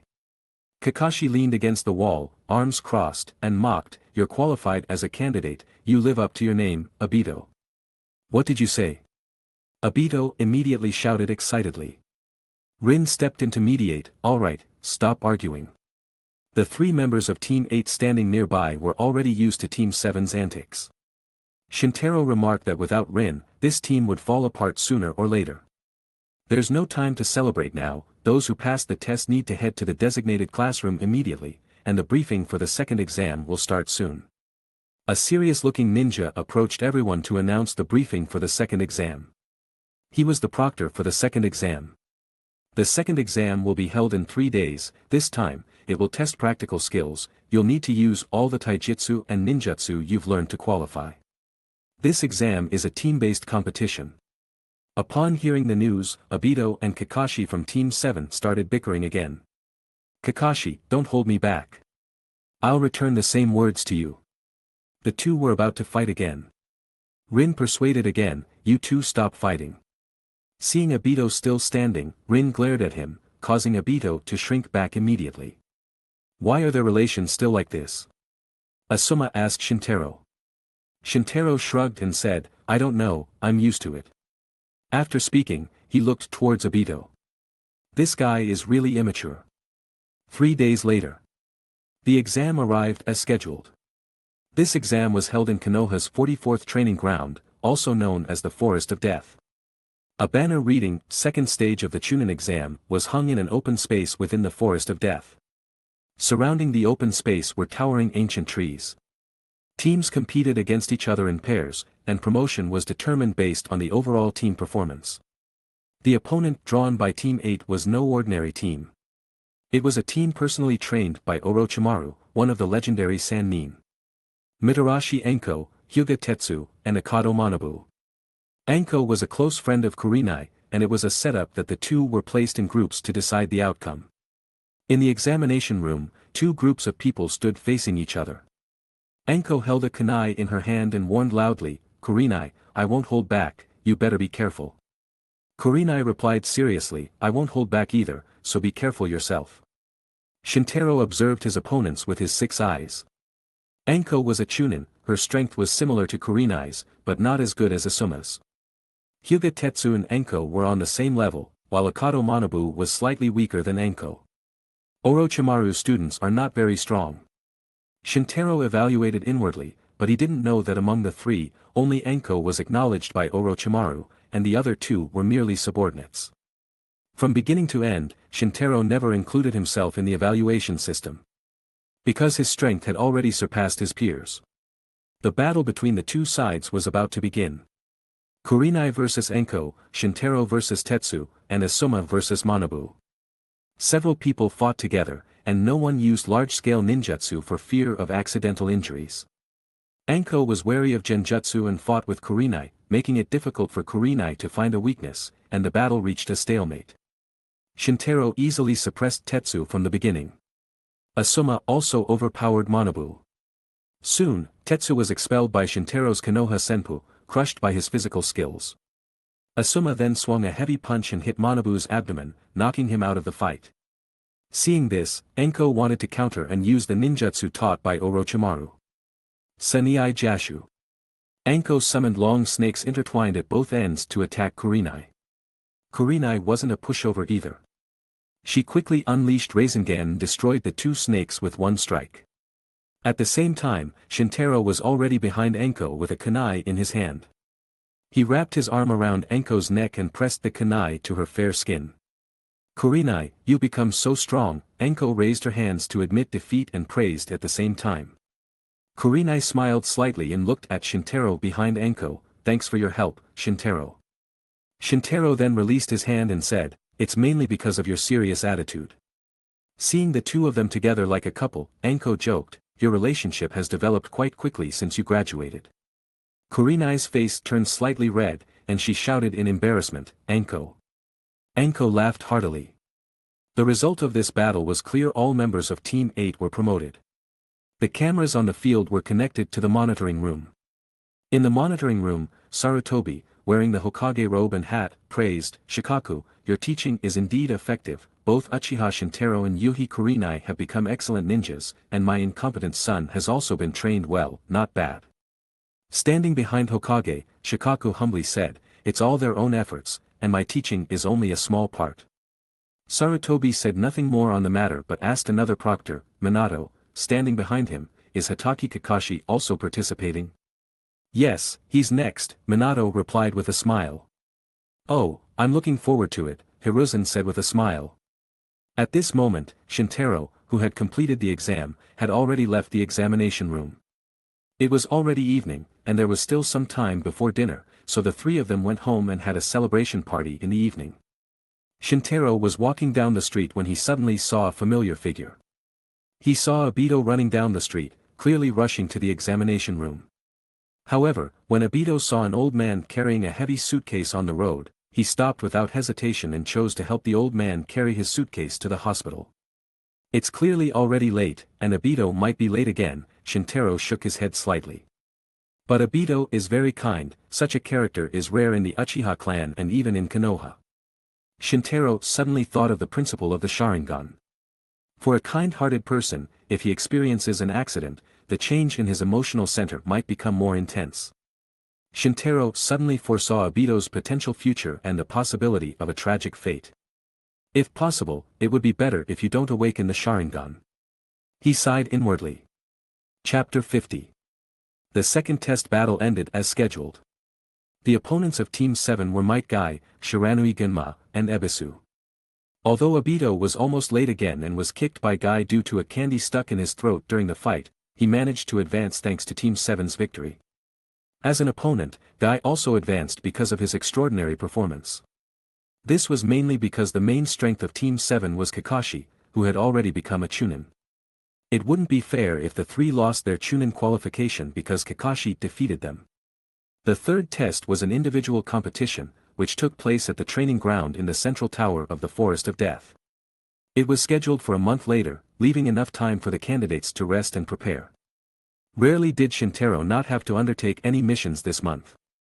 Shintaro and Kurenai trained together every day, mainly with Shintaro helping Kurenai improve her combat skills. This month, Obito had become the hardest worker in the entire Uchiha clan training ground. Whenever Shintaro and Kurenai returned to their base from training, they could see Obito diligently practicing basic shuriken skills and taijutsu at the training ground.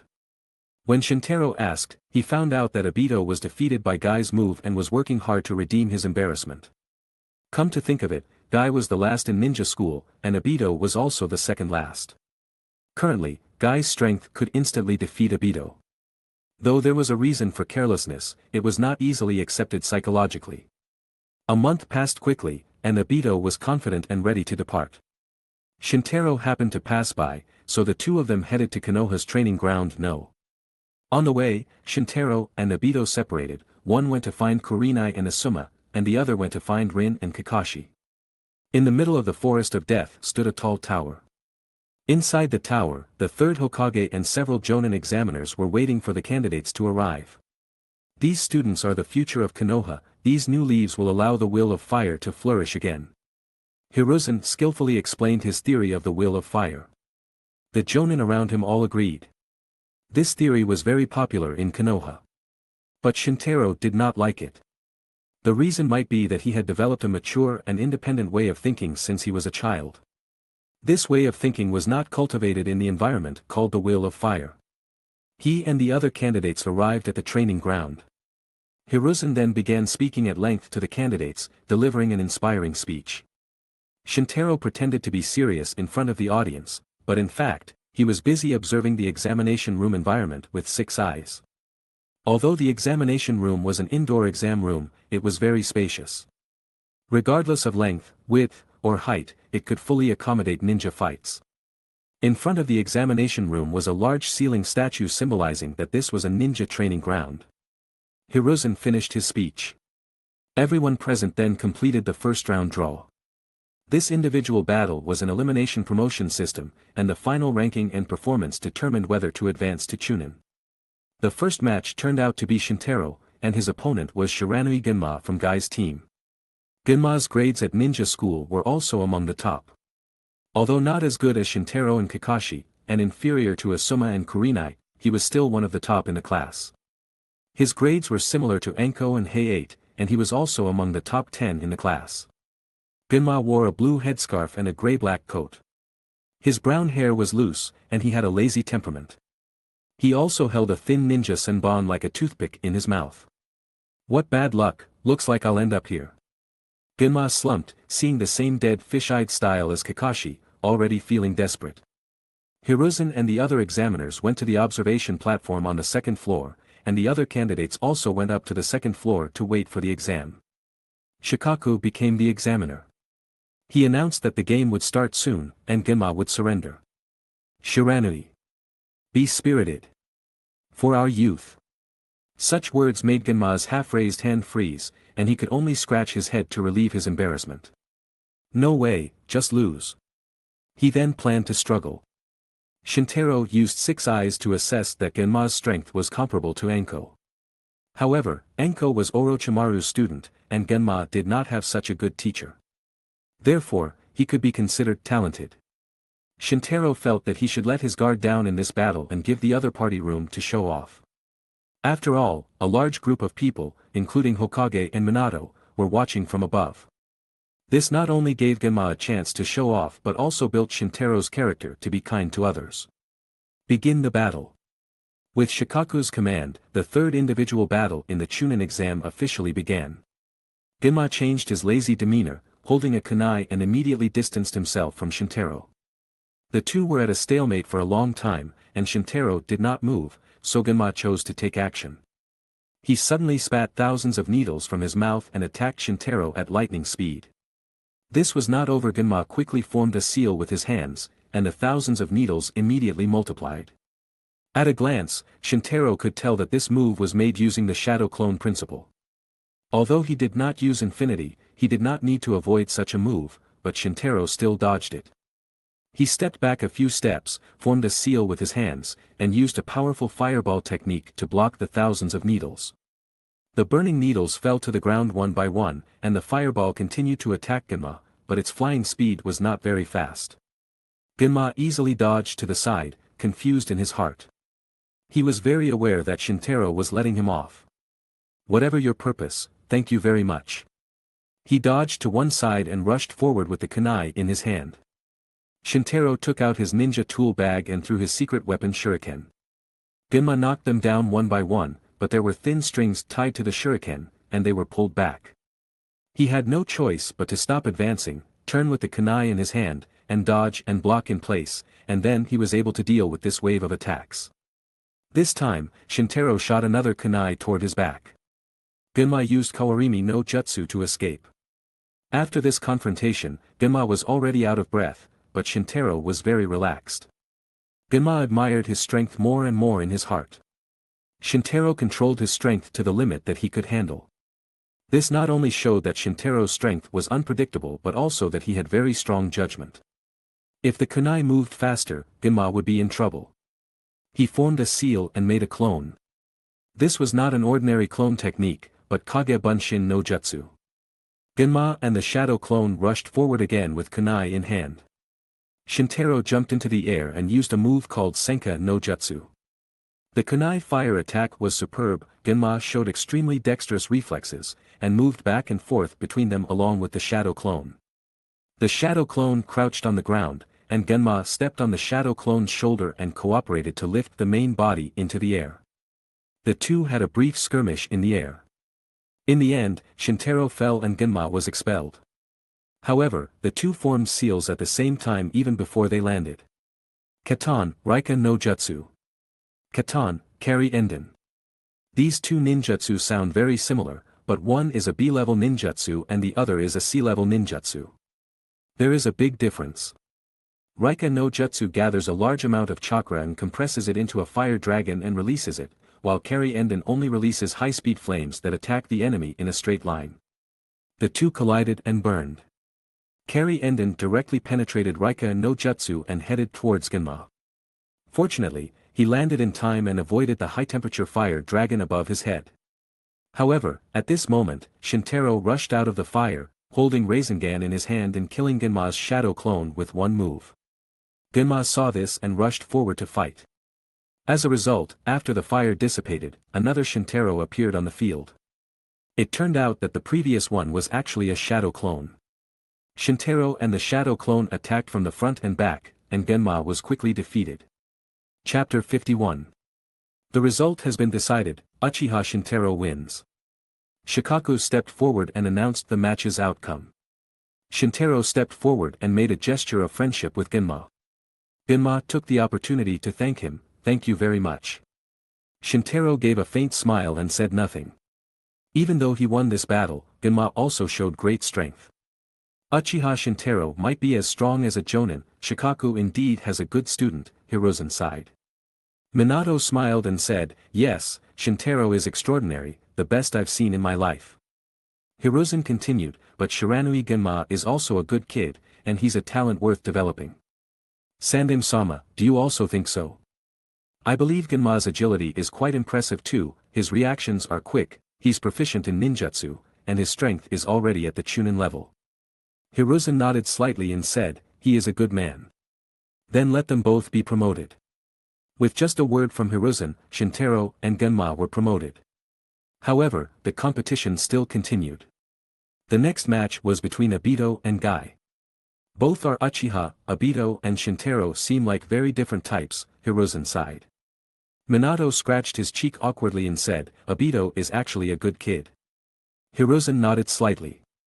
On the field, this time Obito walked in confidently. He felt that his hard training for the past month had been very effective, and he thought he was just careless last time. This time, he wanted to avenge his past humiliation. Both stepped onto the field, and Shikaku was ready to announce the start of the game. This time, Rin cheered for Obito from the second floor. Obito's attention was immediately diverted from the field, and he looked at Rin foolishly. So much so that he didn't hear Shikaku's announcement. Battle start. Obito was still giggling absent-mindedly when Guy rushed forward and kicked Obito in the face with Konoha Senpu. Obito immediately flew in a circle. You attacked sneakily. He lay on the ground, his head buzzing, and he lost his combat ability. Shikaku declared Guy the winner. Guy explained innocently, the battle had started. On the second floor, Rin sighed helplessly. Kakashi mocked again, as expected of Obito. Due to this humiliation, it was naturally impossible for Obito to be promoted to Chunin. Even Minato, looking at his face and said, "This kid sometimes really can't be relied on." Hiruzen smiled and nodded, indicating he didn't mind. After that, everyone began to fight in pairs. In the end, those who advanced were Kurenai, Asuma, Rin, Kakashi, Guy, and Shintaro, a total of 6 people. The first match of the second round was between Kakashi and Guy. Kakashi and Guy first engaged in a fierce physical fight. Neither of them used ninja tools and fought with their own hands and feet. It was clear Kakashi was deliberately matching Guy. Otherwise, every time Kakashi drew his father's relic, the white fanged dagger, Guy wouldn't be able to get close. To counter Kakashi, Guy opened Hashiman, but only opened the second gate and then closed it. The effect included exerting 100 of the body's strength and not feeling fatigue. Even so, he also put a lot of pressure on Kakashi. The two of them moved around the examination room, as if the entire training ground wasn't enough for them. This outstanding physical contest fascinated everyone. And it made the little girl, Kakashi's fan, Noera Rin, show a look of admiration. This made the injured Obito, whose eyes were just bandaged, very unhappy, and he lay low on the second floor railing. He decided to pass the Chunin exam next year in one go, which would make Rin admire him. The fight between Kakashi and Guy continued for some time. At this point, the side effects of Hashiman started to appear. Guy was panting like a bull at this moment. Although he didn't feel tired, the burden on his body hadn't disappeared. Therefore, his speed had to drop slightly, and Kakashi noticed his shortcoming. He concentrated chakra in his palm, and then took the opportunity to hit Guy's chest. Guy knelt on the ground weakly. Hashiman had to be lifted, and its side effects caused him to lose his combat effectiveness instantly. Shintaro's 6 eyes flickered, as if he could see some clues. Was that move just now a lightning element? Newly developed? Kakashi nodded and said, yes, but it's not fully developed yet. Originally, I hoped to use lightning element and fast running to pierce the enemy, but now it only has a paralyzing effect. Shintaro couldn't help but applaud, gathering lightning in your palm, you are very creative.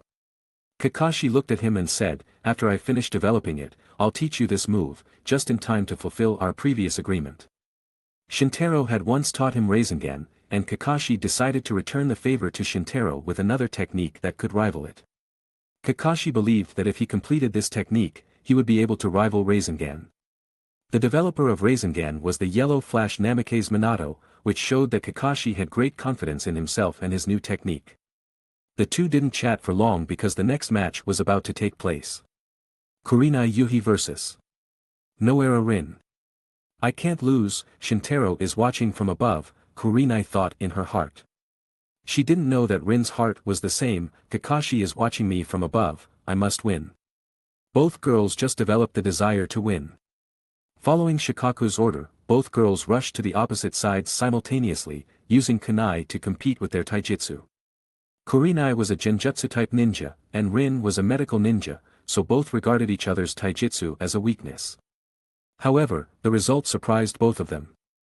Only then did they realize that their opponent was stronger than they had imagined. Initially, Kurenai's taijutsu was indeed a weakness, but with Shintaro's help, she managed to make up for it and reach the Chunin passing level. In fact, Rin's strength wasn't weak initially, and her chakra control was excellent. This was not only useful for medical ninjutsu but also for frontal combat. Although Rin was usually well protected by Kakashi and Obito, she wasn't a useless vase. Of course, the same went for Kurenai. After the fight, neither of them could determine a winner, then they retreated from each other and threw their kunai. However, Kurenai noticed something was wrong with the kunai Rin threw and quickly hid behind it. With a bang, the explosion tag on the kunai exploded. This wasn't over yet. Rin used wind element, although not very strong, it could spread the high-temperature fire generated by the explosion. Fortunately, Kurenai mastered the Shunshin no Jutsu technique, and she retreated, avoiding the fire attack. She quickly completed her seal. Megan, Jubaku Satsu. Since Rin didn't expect the other party to avoid the sudden attack just now, she was negligent, and the illusion effect successfully hit her. Seeing this, Kurenai immediately stepped forward with a kunai in her hand, ready to go behind Rin, so she would be considered the winner. However, at this moment, Rin struggled and stabbed the kunai in her hand into her thigh, releasing the genjutsu control.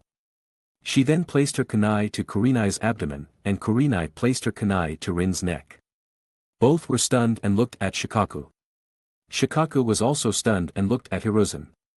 Hiruzen touched his beard and said, let's call it a draw, both are great kunoichi. Just like that, the girls' battle ended. Chapter 52. Kurenai, you are really strong. Hehe, you're pretty good too. The two girls complimented each other, satisfied with the result. Although a draw meant neither of them could advance, it at least proved that both were equally capable. Kurenai walked to the second floor, looking at Shintaro with her hands behind her back, as if expecting something. Shintaro was initially discussing something with Kakashi, but when he saw her, he walked over and hugged Kurenai. Well done. This made Kurenai blush. She had only expected some praise from him, but ended up getting a hug. Rin was very envious seeing Kurenai and Shintaro like this and turned to Kakashi. Kakashi felt a sudden pressure. After hesitating for a moment, he stammered a compliment, that was a good fight. At this moment, Obito pushed Kakashi aside and rushed towards Rin, asking concernedly, Rin, you're hurt, are you okay? Rin, recovering from the joy of being praised by Kakashi, looked at the wound on her leg, then at Obito, and smiled, Obito, did you forget I'm a medical ninja? Obito scratched his head awkwardly and said, did I care too much about you? Rin gave a gentle smile and then healed her own wound.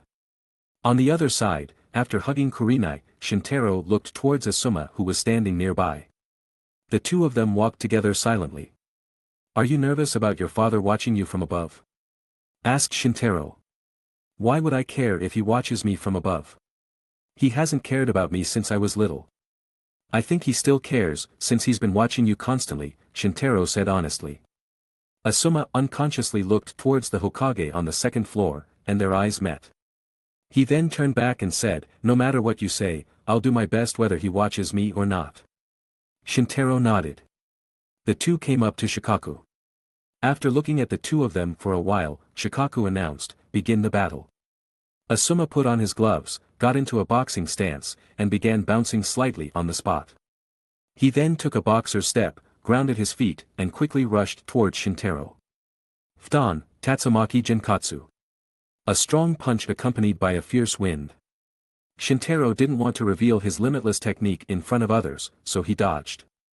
Asuma utilized the dust on the ground to his advantage. However, the range of a punch was always limited, so he took a further step. Chakra blades, Shinikamanji. Asuma injected wind chakra into his chakra blades, creating two blue chakra blades sharp enough to cut through iron like mud. On the second floor, Hiruzen's eyes were always on Asuma. Has this child's proficiency in wind element reached this level? It seemed he hadn't paid enough attention to Asuma's growth. Conversely, Shintaro realized that Asuma's wind element skills were more than that. Faced with consecutive slashes from the sharp chakra blades, Shintaro remained passive, dodging. Suddenly, he chose to distance himself, moving out of Asuma's close-range attack range. However, Asuma immediately threw his chakra blades to attack Shintaro. Fton, Sweran Rep. Seeing this, Shintaro quickly formed a seal and directly performed Doton, Dorihiki. The earth wall was successfully deployed, but it failed to withstand the attack. The two chakra blades, with their sharp chakra, crossed and directly cut an X-shaped gap in the earth wall. The chakra blades then spun back into Asuma's hands, and he immediately punched twice, completely destroying the earth wall. This fierce fighting style suited his straightforward character. However, right after he broke through the earth wall defense, Shintaro completed the next ninjutsu seals. Katan, Raika no Jutsu. Asuma had seen the power of this technique, and knowing that fire overcomes wind, he didn't dare face it directly and dodged to the side. Boom! The dragon flame hit the ground beside Asuma, followed by a shocking explosion. Even the large stone tiles on the ground were easily shattered. Naturally, Asuma standing beside them felt uncomfortable and fell. He rolled on the ground several times, and the chakra blades in his hands flew away. Shikaku was about to step forward and announce the end of the fight. However, Asuma stood up trembling. Sensei, it's not over yet. His legs were a bit wobbly and trembling constantly, but his eyes were firm. His hands started forming seals, and then he spat towards Shintaro. In an instant, he released hot smoke and ash, covering a large area in front of him. Spum! The ash ignited, creating a huge explosion. Asuma was exhausted at this moment, thinking his final move would have an impact. However, when the explosion cleared, Shintaro was unharmed. No one knew what method he used to escape the huge explosion from the ash. In fact, Shintaro was forced to use infinity. Finally, he ended the battle. Asuma, mesmerized, fell to the ground, losing his ability to fight. Shintaro's attacks weren't ruthless, but those who didn't know might think he had a deep grudge with Asuma. In fact, Shintaro knew that Asuma wouldn't admit defeat if he didn't do this. Asuma was carried away on a stretcher by the medical team. Shintaro walked over and said, I believe everyone has seen your strength. Asuma said, compared to you, my strength is nothing. Alright, no need to follow me, don't you have another fight? Continue. After saying that, Asuma closed his eyes. Shintaro then returned to the exam area. Kakashi jumped down from the second floor. Now, the Chunin exams were about to end. As expected, the final battle for first and second place was between Shintaro and Kakashi. These two geniuses, who had been ranked first and second in Konoha since the beginning of ninja school, would fight again today. On the second floor, Hiruzen didn't seem too worried about his son. He simply ordered an ANBU beside him to go to the medical team to check the situation, then continue to watch the final battle of the Chunin exams. Minato, who do you think will win? Hiruzen asked. Minato answered honestly, although Kakashi is my student, I don't think he can win against Shintaro. I see, Hiruzen sighed with slight regret.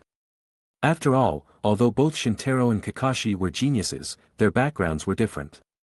Kakashi was Minato's student, Minato was Jiraiya's student, and Jiraiya was Hiruzen's student. Additionally, Kakashi's father was the famous White Fang of Konoha, so Kakashi belonged in Konoha. On the other hand, Shintaro was born in the Uchiha Clan, and his father was almost classified as a traitor for fleeing the village. Although Shintaro's relationships with Nara Shikaku and Yuhi Shinku allowed Hiruzen to give Shintaro enough trust, that was it. As expected, the future Hokage position wouldn't go to Shintaro but would be given to Kakashi. Although the Will of Fire promoted by Konoha seemed to give many enthusiastic young people hope of becoming Hokage in the future, in reality, most people were destined to lose the Hokage position from the start. The Hokage position had been passed down till now. From the first Hokage Senju Hashirama to the second Hokage Senju Tobirama, they were brothers, and from the second Hokage to the third Hokage Sarutobi Hiruzen, they were teacher and student. Whether the next generation of Hokage was passed on to the three Sannin of Konoha, his students, or to his student's student, Namikaze Minato, or to Minato's student, Hatake Kakashi, or even to Hiruzen's son, that was possible. But it was impossible to pass it on to outsiders. Even more so to the Uchiha clan. Shintaro understood this since the first day of class when he learned from the textbooks that Uchiha Madara, who founded Konoha village with the first Hokage, had defected. Because the seeds of Konoha's high-level distrust towards the Uchiha clan had been planted. Chapter 53. Back on the field, Shintaro and Kakashi, two handsome men with white hair, engaged in their third official duel. The first two failures did not dampen Kakashi's fighting spirit. Kakashi displayed his fighting spirit and glared with a sharp gaze. "Why do you look like you're going to kill me?" Shintaro joked. Kakashi regained his composure and said, "How can I have a chance of winning if I don't take it seriously?" Shintaro flexed his muscles and said, "You don't need to think about the possibility of winning, it would be better if you didn't end up in the ward with Asuma." Kakashi complained, "What you said is really hurtful." Shintaro smiled. The battle begins. Both formed hand seals at the same time. Katan, Geiki no Jutsu. Doton, Dorihiki. Boom. The fireball hit the earth wall, creating an explosion of fire and dust. Kakashi seemed to predict the ninjutsu that Shintaro would use. In fact, it was his comprehensive judgment based on his understanding of Shintaro and his observation of the hand seals. Before the firelight faded, two whizzing sounds were heard, and two shuriken flew in an arc toward the firelight and behind the earth wall. Then two clanging sounds were heard, and the shuriken seemed to be blocked. Almost at the same time, the ground under Shintaro's feet cracked. He jumped to avoid a pair of hands emerging from the ground. Kakashi's figure appeared from the ground. Since the principle of Kage Bunshin no Jutsu is to divide one's chakra evenly to create an entity, the six eyes couldn't distinguish it directly. But Shintaro knew without thinking that the one in front of him must be a shadow clone. Kakashi would never make the same mistake in the same place. Shintaro raised his hand and struck the opponent with Rasengan, and the shadow clone vanished violently. Just after retracting the Rasengan, Kakashi had already appeared from behind the wall, approaching at high speed while forming hand seals. Raitun, raged Suga. He released two lightning wolves wrapped in blue arcs, attacking Shintaro from both sides. The two lightning wolves formed a three-sided attack with the main body, and an ordinary person would be confused. However, Shintaro was not ordinary. He quickly split into two shadow clones. The shadow clones formed seals and used Futon, Kazakiri no Jutsu, summoning sharp wind blades to defeat the two lightning wolves. At the same time, the main body stepped forward to confront Kakashi. They exchanged blows and kicks for several rounds in a short time when two of Shintaro's clones came to support. Seeing this, Kakashi formed hand seals to condense chakra and used his undeveloped new technique to force the other party back. Then 6 shadow clones were separated again, aiming to gain an advantage through numbers. 2 of Shintaro's shadow clones each took on 2 of Kakashi's shadow clones, while the main body faced Kakashi and 2 shadow clones simultaneously. The scene was very chaotic. After a brawl, both sides used Rasengan in their hands.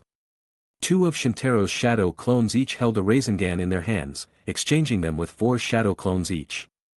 After the main body defeated two more of Kakashi's shadow clones, Kakashi himself found a weakness and struck him with REINCARNATION. Shintaro fell to the ground, but there was no movement. Just when Kurenai on the second floor was so worried that she was almost in tears. Kakashi seemed to form another hand seal to whip the corpse of Shintaro. Raitun, Shurden. He released blue lightning and attacked through the ground. Shintaro suddenly jumped from the ground and easily avoided the attack. I knew it, Kakashi was not surprised at all. The touch of the REINCARNATION earlier was very strange. It felt like it hit, but there was no feedback from touching an entity. Combined with Shintaro's slightly exaggerated acting, Kakashi concluded that the other party was pretending to be dead. Shintaro leaped back several steps to avoid the attack. Everyone thought Kakashi had failed, but they never expected that Shintaro had been forced beyond his limits. It seemed that facing a stronger opponent, the limitless technique he always wanted to hide would still have to be revealed. Shintaro felt that if the fight continued, all his old secrets would be exposed. He quickly decided to confront Kakashi head-on. Kage Bunshin no Jutsu. Shintaro immediately split into 10 shadow clones this time. This number could not be achieved by ordinary jonin, or there was no need to achieve it. After all, after 10 equal splits, the chakra retained by each shadow clone might not be enough to sustain a battle. The shadow clones rushed toward Kakashi, causing him to sweat coldly. This time, he could only show his real skills. It was the White Fang sword technique he learned from his father. Kakashi pulled out a short sword from his back and rushed toward the shadow clones. The shadow clones cooperated well and surrounded him. However, he burst out with extraordinary power in the crisis.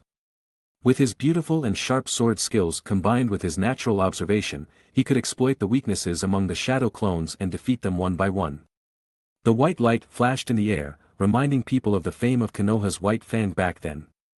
Shintaro was also fascinated at that moment. He didn't take action until Kakashi defeated the last shadow clone. The shadow clones couldn't use cursed energy and 6 eyes. Even so, each shadow clone had almost half of Shintaro's skills. Kakashi defeated so many shadow clones, so he was naturally exhausted. This was the moment Shintaro had been waiting for. He exploded with chakra, directly opening Hashiman, rushing forward and driving him away. The battle between these geniuses ended so hastily. Kakashi hit the battlefield wall, barely weakening some of the impact. Shikaku came out and announced the end of the fight. Kakashi rested on the ground for a moment before standing up and sheathing the white fan. He limped towards Shintaro, glared at him with displeasure, and said, "You're paying for my medical expenses. Isn't Rin there? Stop squeezing money and go upstairs for treatment." Treatment was indeed necessary, but there was no need to wait upstairs. Hiruzen walked down and gathered everyone in front of him again. After a heartfelt speech, he praised Kakashi and Shintaro, and then personally handed certificates and Chunin vests to the candidates on the field. Shintaro looked at the ugly green Chunin vest and wore it after hesitating. Fortunately, his appearance was enough to pull off this vest. Even though with Infinity he didn't need the vest's protection, it was still an identity and a status symbol. Thus the official Chunin exam ended. Everyone dispersed. The Hokage left with the examiners. Shikaku took Asuma's Chunin certificate and vest and went to the ward to find him. The remaining candidates also left in pairs and threes. This time, Kurenai suggested, "Let's have a celebration party to celebrate our promotion to Chunin." As a result, this sentence broke Obito's heart, as he was the only one among them who didn't get promoted. He ran off without saying a word. Kurenai realized she had said the wrong thing and became very upset. Shintaro gently patted her and said it was nothing. After treating Kakashi's wounds, Rin said to Kurenai and Shintaro, "I'll go find Obito, so I won't attend the celebration banquet, enjoy your meal." Rin then hurried to catch up with Obito and left as well. Team 7 lost Rin and Obito, and Team 8 lost the injured Asuma.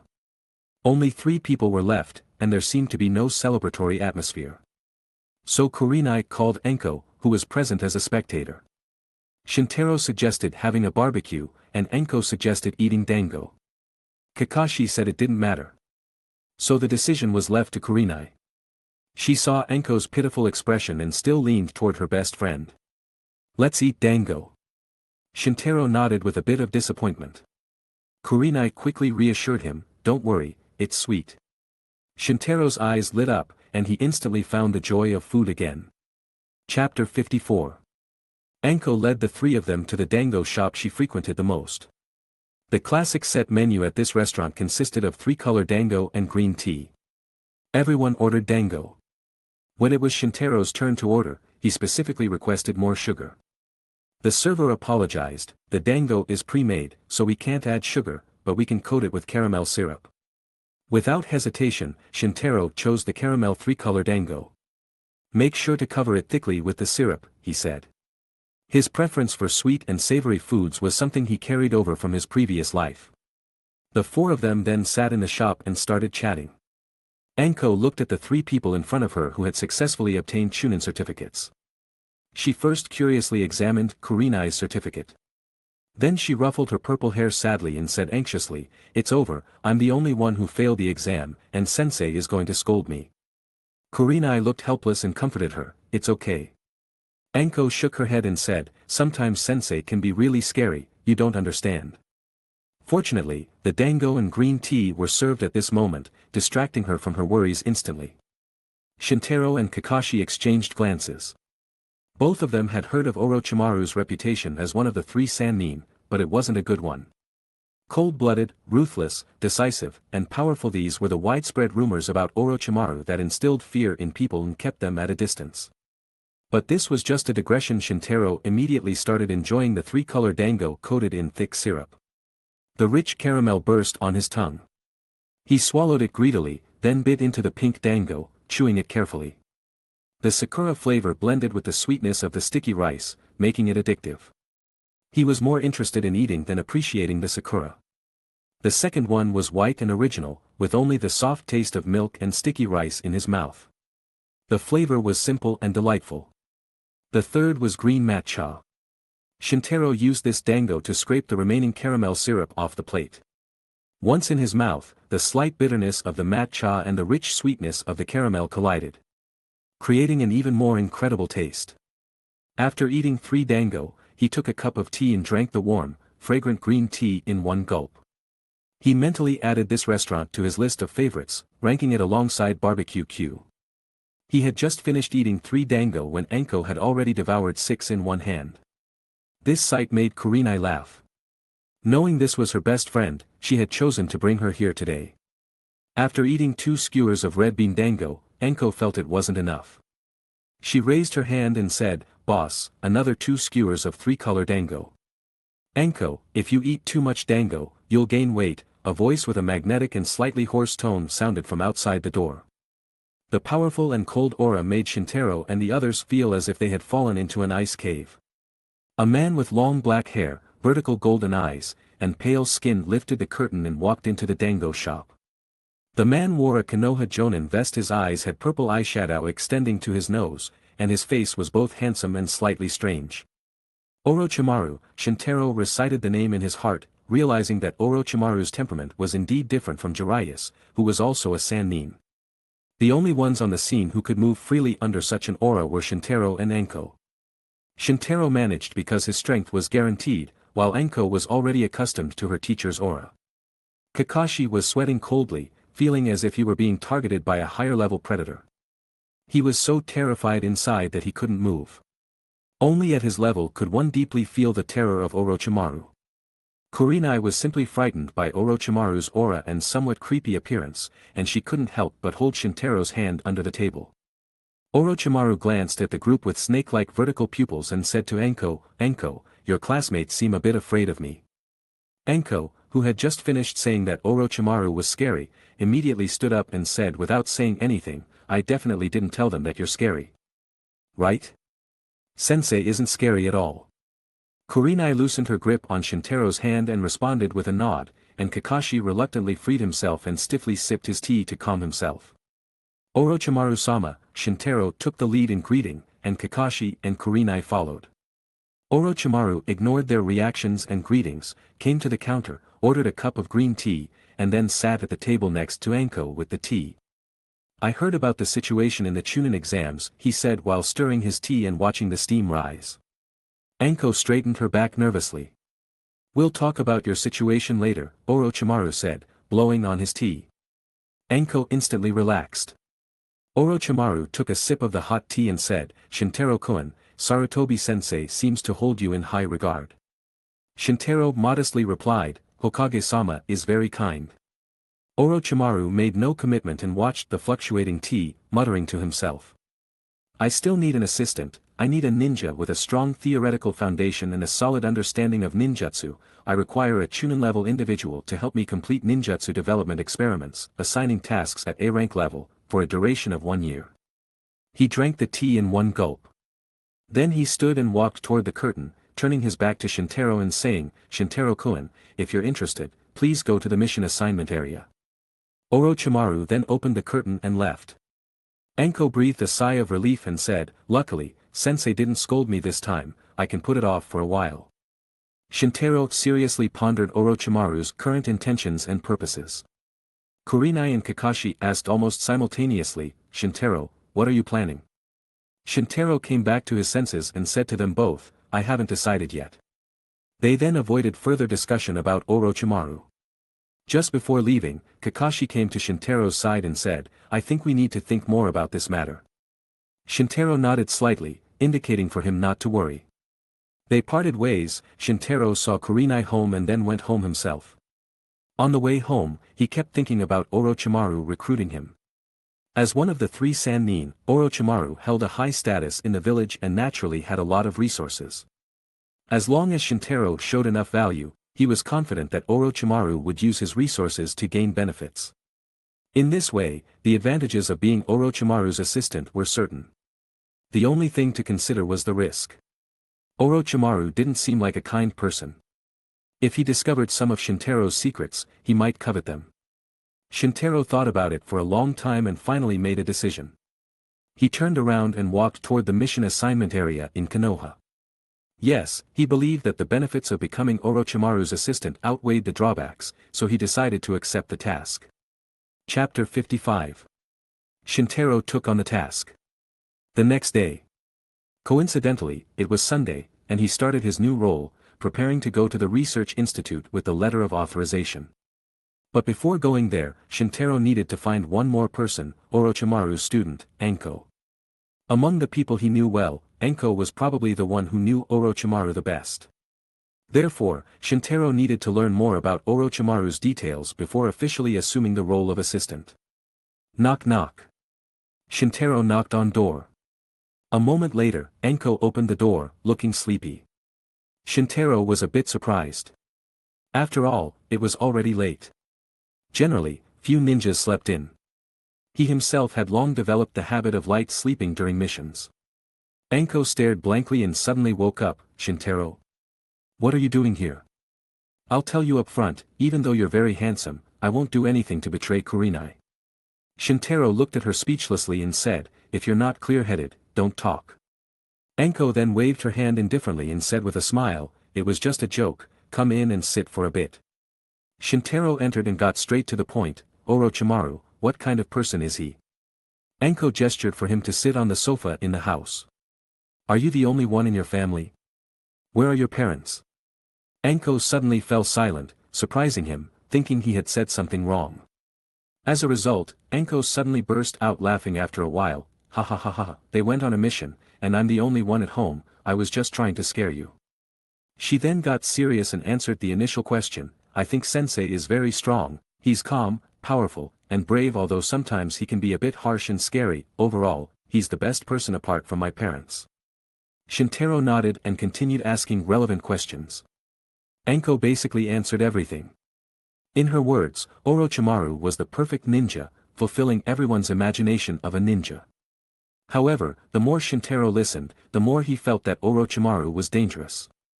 Because there was no perfect person in this world, even someone like Minato had weaknesses. Yet Orochimaru seemed so perfect in Anko's mind.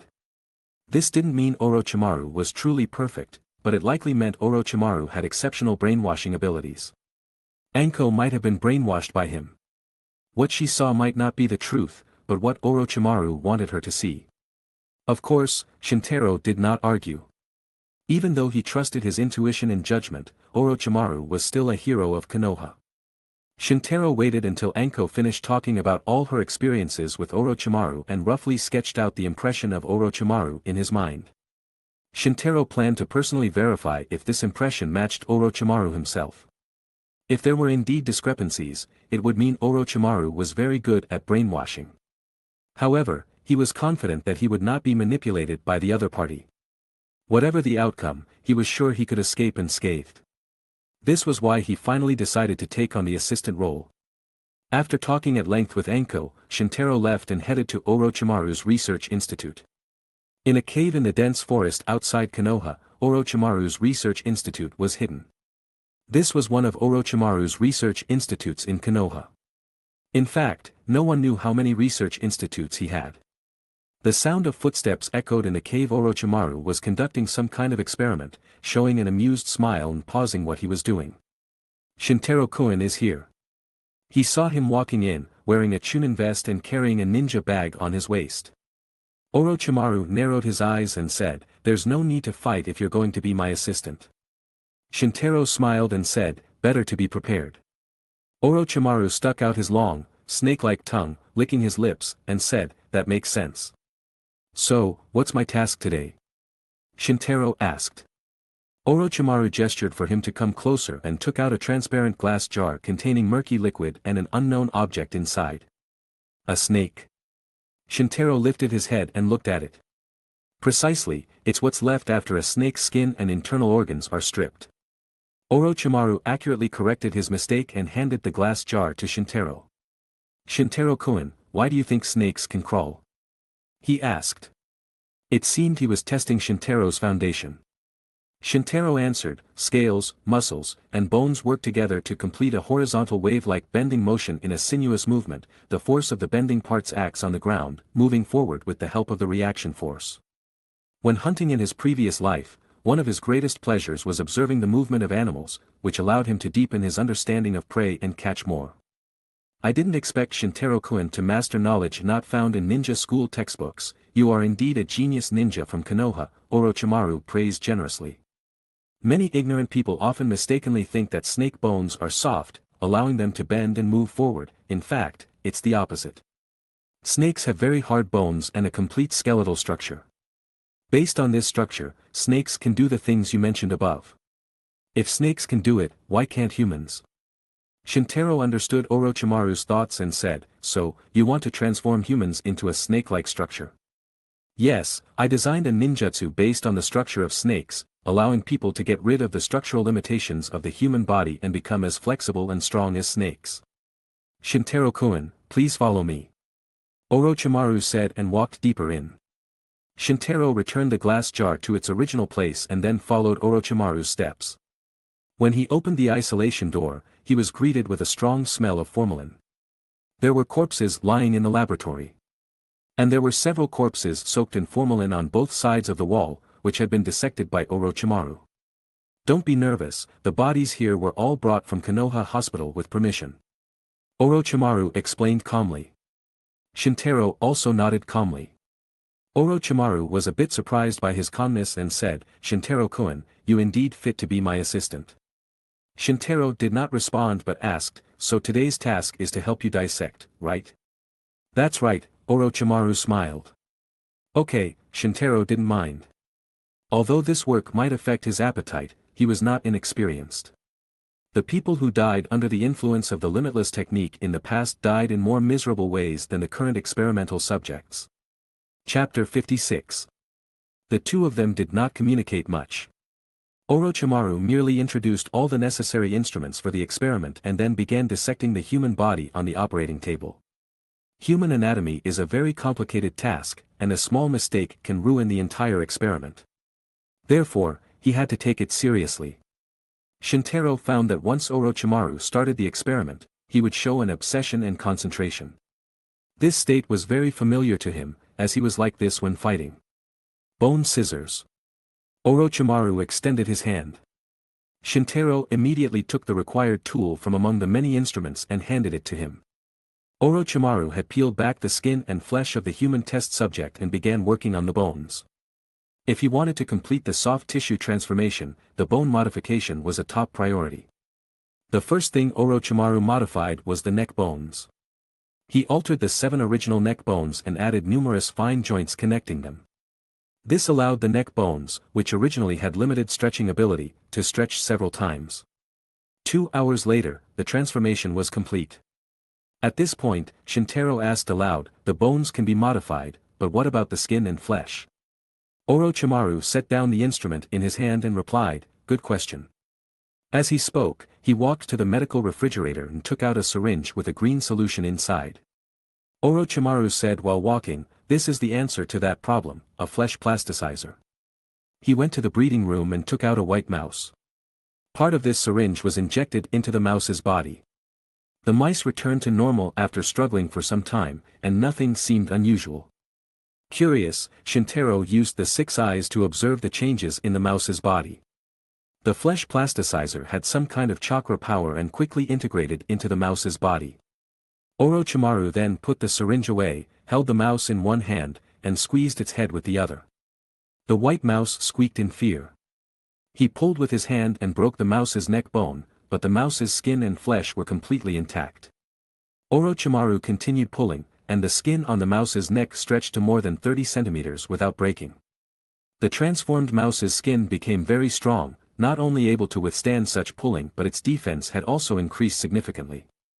Orochimaru casually discarded the mouse and said, "The flesh plasticizer combined with the bone modification technology I'm researching is a complete soft tissue modification technique."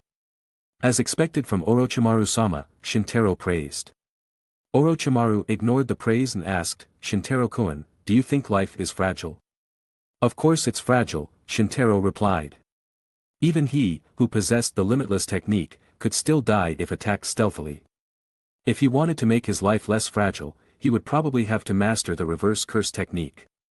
"Yes, life is so fragile that I have been thinking of ways to make it less fragile, soft tissue transformation is one of them." Shintaro understood that this was Orochimaru's initial intention in developing this secret technique. "Shintaro-kun, are you willing to help me?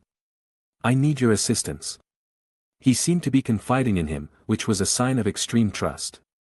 However, Shintaro did not accept this trick and merely used it as a way to brainwash him.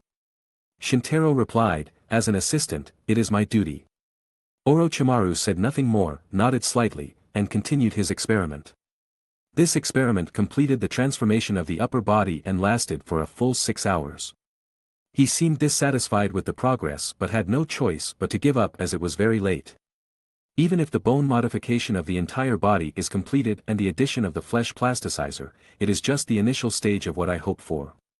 The real soft tissue modification should have no limits and not be confined to bones, flesh, and blood.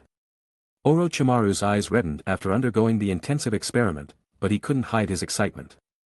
Shintaro watched him in silence. After Orochimaru returned from his reverie, he explained a few things to him. For instance, Shintaro was usually free to do other tasks, but if he could not return on Sundays, he needed to make a note in advance on the bulletin board outside the institute.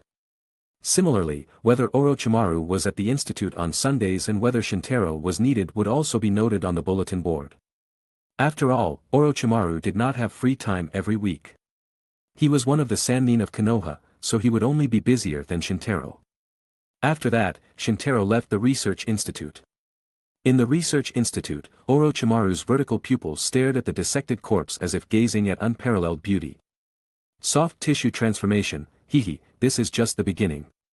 His dream was to learn all the techniques in the world, and soft tissue transformation was just one of them. Not long after Shintaro left the research institute, he was stopped by an ANBU ninja wearing a mask. "Uchiha Shintaro, you are called by the Hokage."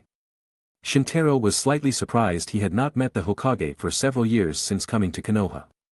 This was the first time he was called by the Hokage. He used the 6 eyes to confirm that the person in front of him was indeed a Konoha ANBU, so he followed the ANBU to the Hokage building. In the Hokage's office, Hiruzen exhaled while reviewing documents, waiting. Shintaro entered the office under the lead of ANBU. Hiruzen then stopped what he was doing, looked at Shintaro, and said, "I heard you became Orochimaru's assistant."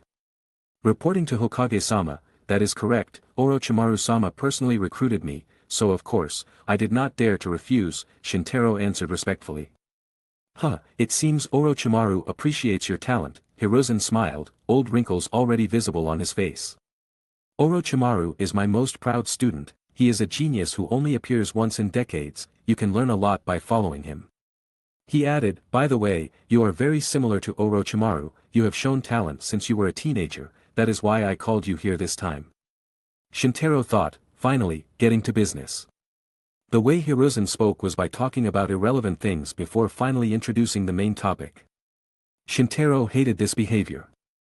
It reminded him of some senior officials of the Gojo family in his previous life.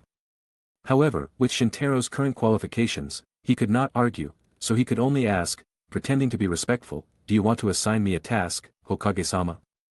Hiruzen answered again indirectly, lately, all countries have been restless, and activities in Sunagakure village have been rampant.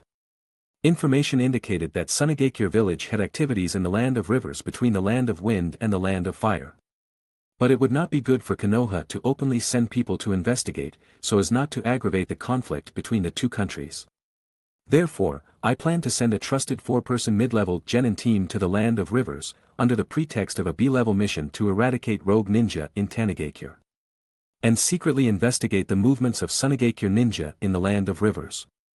Chapter 57. I have decided that you will be the captain of this team. Hiruzen showed full confidence in Shintaro. On one hand, trust in his strength. Shintaro had helped Shikaku complete a similar investigation mission when he was still a genin, and his strength was also revealed during the Chunin exams, showing he was not at all weaker than an average jonin. On the other hand, there was trust in Shintaro himself. This mission involved the relationship between two major ninja villages. If not handled carefully, it could trigger a war. Assigning this mission to him actually carried a lot of risks. Fortunately, Shintaro's current network of relationships made Hiruzen feel comfortable with him. Shinku and Shikaku were both loyal subordinates of Hiruzen, and Orochimaru was his favorite student. If Shintaro was recognized by these people, he would naturally be recognized by Hiruzen as well. Shintaro bowed and said, I will live up to Hokage-sama's trust. Hiruzen nodded happily and continued, as for your team members, you can choose them yourself, but I will recommend 2 people for you to consider. Generally, saying this meant that these 2 people should definitely be included in the team, otherwise, it would not give face to the Hokage. Shirakumo Hayama is a young Chunin, he is proficient in wind element ninjutsu and Shunshin no Shursui, he has good strength and has the ability to become a special jonin. Mariboshi Kosuka made some mistakes in his youth, so he doesn't want to be promoted to jonin, in fact, he is fully capable of being a jonin. Hayama can be the vice captain on the surface, but in reality, Kosuka is the good helper I found for you. With the 3 of you, this team is fully capable of completing this mission, you can find the rest yourself. You will depart tomorrow morning, if you complete it, I can record it as an S-rank mission for you. Shintaro's eyes lit up, and he had already found the 3rd candidate in his mind. He then responded, I will complete the task. After Hiruzen exchanged a few more friendly words, he handed over the information about the 2 people before allowing Shintaro to leave. Before the sky completely darkened, Shintaro first went to Orochimaru's research institute and left a message indicating that he was on a temporary mission. Then he found the residences of Hayama and Kosuka according to the addresses in the information. Shirakumo Hayama was a handsome young man, not much older than Shintaro. He was immediately excited upon hearing there was an S-rank mission. Mariboshi Kosuka was middle-aged, with slightly graying hair, and an unimpressive appearance. However, Shintaro knew as soon as he met him that Kosuka indeed had the strength of a jonin. A young genius with the strength of a special jonin could indeed meet the requirements of an S-rank mission. As for the remaining quota, Shintaro had no intention of giving in. He would find the eternal genin. That was Guy's father, Might Duel. Shintaro now knew that Duel had mastered Hashiman, thus the issue of meridians in the body he observed earlier was also answered. This meant Duel had once opened Hashiman and reached jonin-level strength. Guy had once taken Shintaro to his house.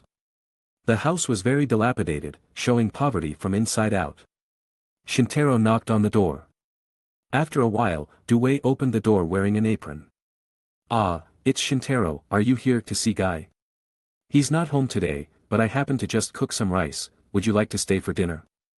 Duel asked enthusiastically, his attitude toward Shintaro very good. Perhaps it was due to Shintaro's previous praise for him. Shintaro smiled and nodded, saying, "It just so happens I haven't eaten after a busy day." Dewey's smile brightened, and he quickly said, "All right, I'll grab 2 more dishes." Shintaro stopped him and said, "Don't bother, just follow the original plan." "Uncle Dewey, I'm not here to see Guy this time, actually, I'm here to see you." "Looking for me? Why are you looking for me?"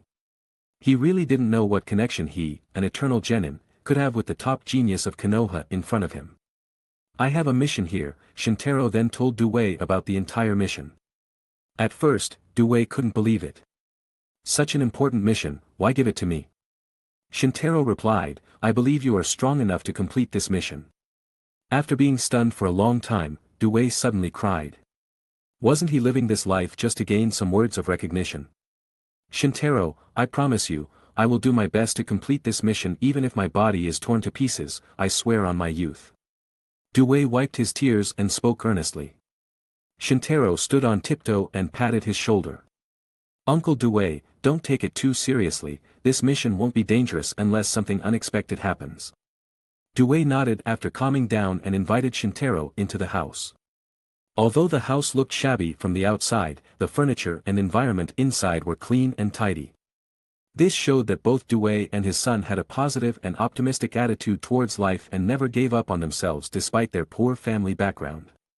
Shintaro highly appreciated this. Dewey enthusiastically introduced today's dishes. Guy went on an impromptu mission today, the bacon, chicken, and eggs originally prepared for him are just for us tonight.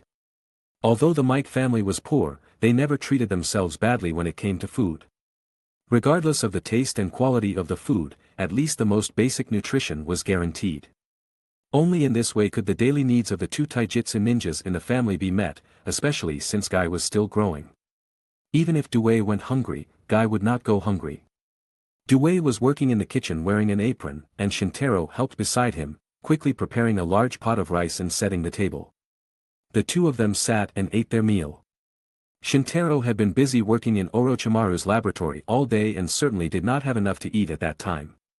After he left, he was summoned by the Hokage and spent some time finding 2 teammates in the village. So now he was having his first meal after breakfast, and he devoured it.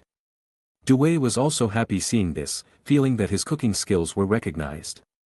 He smiled and gave Shintaro a piece of chicken, saying, "Eat more, let's have some meat." Shintaro took the chicken into his bowl and thanked him sincerely. Dewey sighed, "If this mission is completed, the reward from the S-rank mission will be enough for me to renovate the entire house. I can also buy fresh pork and beef, I won't have to eat bacon every day." "Thank you so much, Shintaro." Dewey thanked him from the bottom of his heart, then bowed deeply to him. Shintaro quickly put down his bowl and chopsticks and helped Dewey stand up.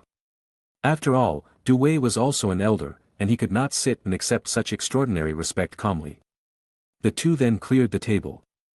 After everything was done, Shintaro went home. Chapter 58. The next day, at the gates of Konoha, a 4-person team consisting of Uchiha Shintaro, Shirakumo Hayama, Mariboshi Kosuke, and Might Dewey gathered. Shintaro looked around and prepared to leave. Hayama interrupted Shintaro's current thoughts and said, "Captain Shintaro, is it just the 4 of us?" He glanced at a few people, particularly Kosuke and Dewey. Obviously, he didn't know the true strength of these 2. He only knew that they were both genin in the village. He didn't realize that the weakest person on this team was actually himself. Hayama couldn't speak directly because of politeness, but Kosuke and Dewey also noticed his intention. Kosuke smiled, patted Hayama on the shoulder, and said, "Don't worry, I won't hold you back, besides, I cook very well, I can cook for you during the mission." Hayama, a talented person with a dark gray ponytail, reminded Kosuke of his younger self, so he was kind and friendly to him. Dewey gave a thumbs up and said, "Although I'm just a genin, I will do my best, this is the path of youth." Shintaro then spoke, "You and Kosuke are both genin assigned by Hokage-sama, and Dewey is a genin I invited, there's no problem with a team of the 4 of us." Although Hayama always felt that Kosuke and Dewey were not suitable for this S-class secret mission, he finally gave up because of Shintaro, the #1 genius ninja in Konoha. It's just that the pressure of this mission increased in his heart. After all, he had 2 genin with him. Seeing that Hayama no longer objected, Shintaro led the 3 of them and officially set off. Along the way, they ate and slept outdoors, under the stars and the moon. When they were tired, they rested in the trees. When they were sleepy, they slept in the trees. When they were thirsty, they replenished their water from rivers along the way. Time was money, especially since this mission was special, and time was life. The placement of Sunagakure ninja would change every day. The sooner Shintaro and the others arrived, the more detailed information they would get. So it took less than 2 days, and on the second night, Shintaro and the others arrived in the Land of Rivers. The Land of Rivers, as its name suggests, had many mountains and river valleys. Shintaro and his party traveled through thousands of mountains and rivers in the Land of Rivers before arriving in Tgthegood, a ninja village in the Land of Rivers. Tgthegood was very small compared to Konoha. It was said to be a village, but in reality, it had grown into a large town. However, Tgthegood was a village in the true sense of the word. The entire population of the village, including civilians, did not exceed 500, and the number of ninja was less than 200, most of whom were genin. Only Hizen's strength could reach the average jonin level in Konoha. Hizen personally received Shintaro and his team from Konoha. "I have admired you for a long time. You are the #1 genius in Konoha, Uchiha Shintaro, right? You come from a famous clan and are talented. Seeing you today, you indeed look the part. You are truly a talented person." Hizen, a nearly 40-year-old from Tgthegood, was trying to please the 11-year-old Konoha Chunin, Shintaro, with a smile on his face. This might be the tragedy of a small country and a small village, and it could also be said to be a way of survival. Shintaro politely returned the favor, looked at Hizen's face, and then said, "Village chief, you overpraise me. It's just a false reputation spread by the villagers through rumors. Can the information about this mission be more detailed?" Hizen said with a serious expression, "Those 2 rogue ninja are elite Chunin and considered quite capable in our village. They coveted my position as village chief, and they joined forces to start a rebellion, but I suppressed it. Their rebellion was quelled, but they escaped. There are many mountains and rivers in the Land of Rivers, and no one knows in which mountain they are hiding. I sent many ninja teams from my village to search for them, but all failed, and it's inconvenient for me to leave the village, so I can only entrust the ninja from your village to help." Shintaro nodded and said, "I'm afraid this task will take some time. During this period, I may need to stay in Tgthegood village for a while. Don't worry, the accommodation prepared for you is all ready, and you can move in now." Hizen smiled and signaled the servant beside him to take Shintaro and the others to their residence. Shintaro stood up and asked casually, "Village chief, has there been any unusual activity in Sunagakure village in the Land of Rivers recently?" Hizen's smile stiffened, then he replied with a half-smile, "I assure you that Tgthegood village will remain neutral between Sunagakure and Konoha. I hope your village understands." Shintaro nodded and left as if nothing had happened. Hizen took a deep breath. He knew very well about Sunagakure's recent movements and was just pretending to be ignorant.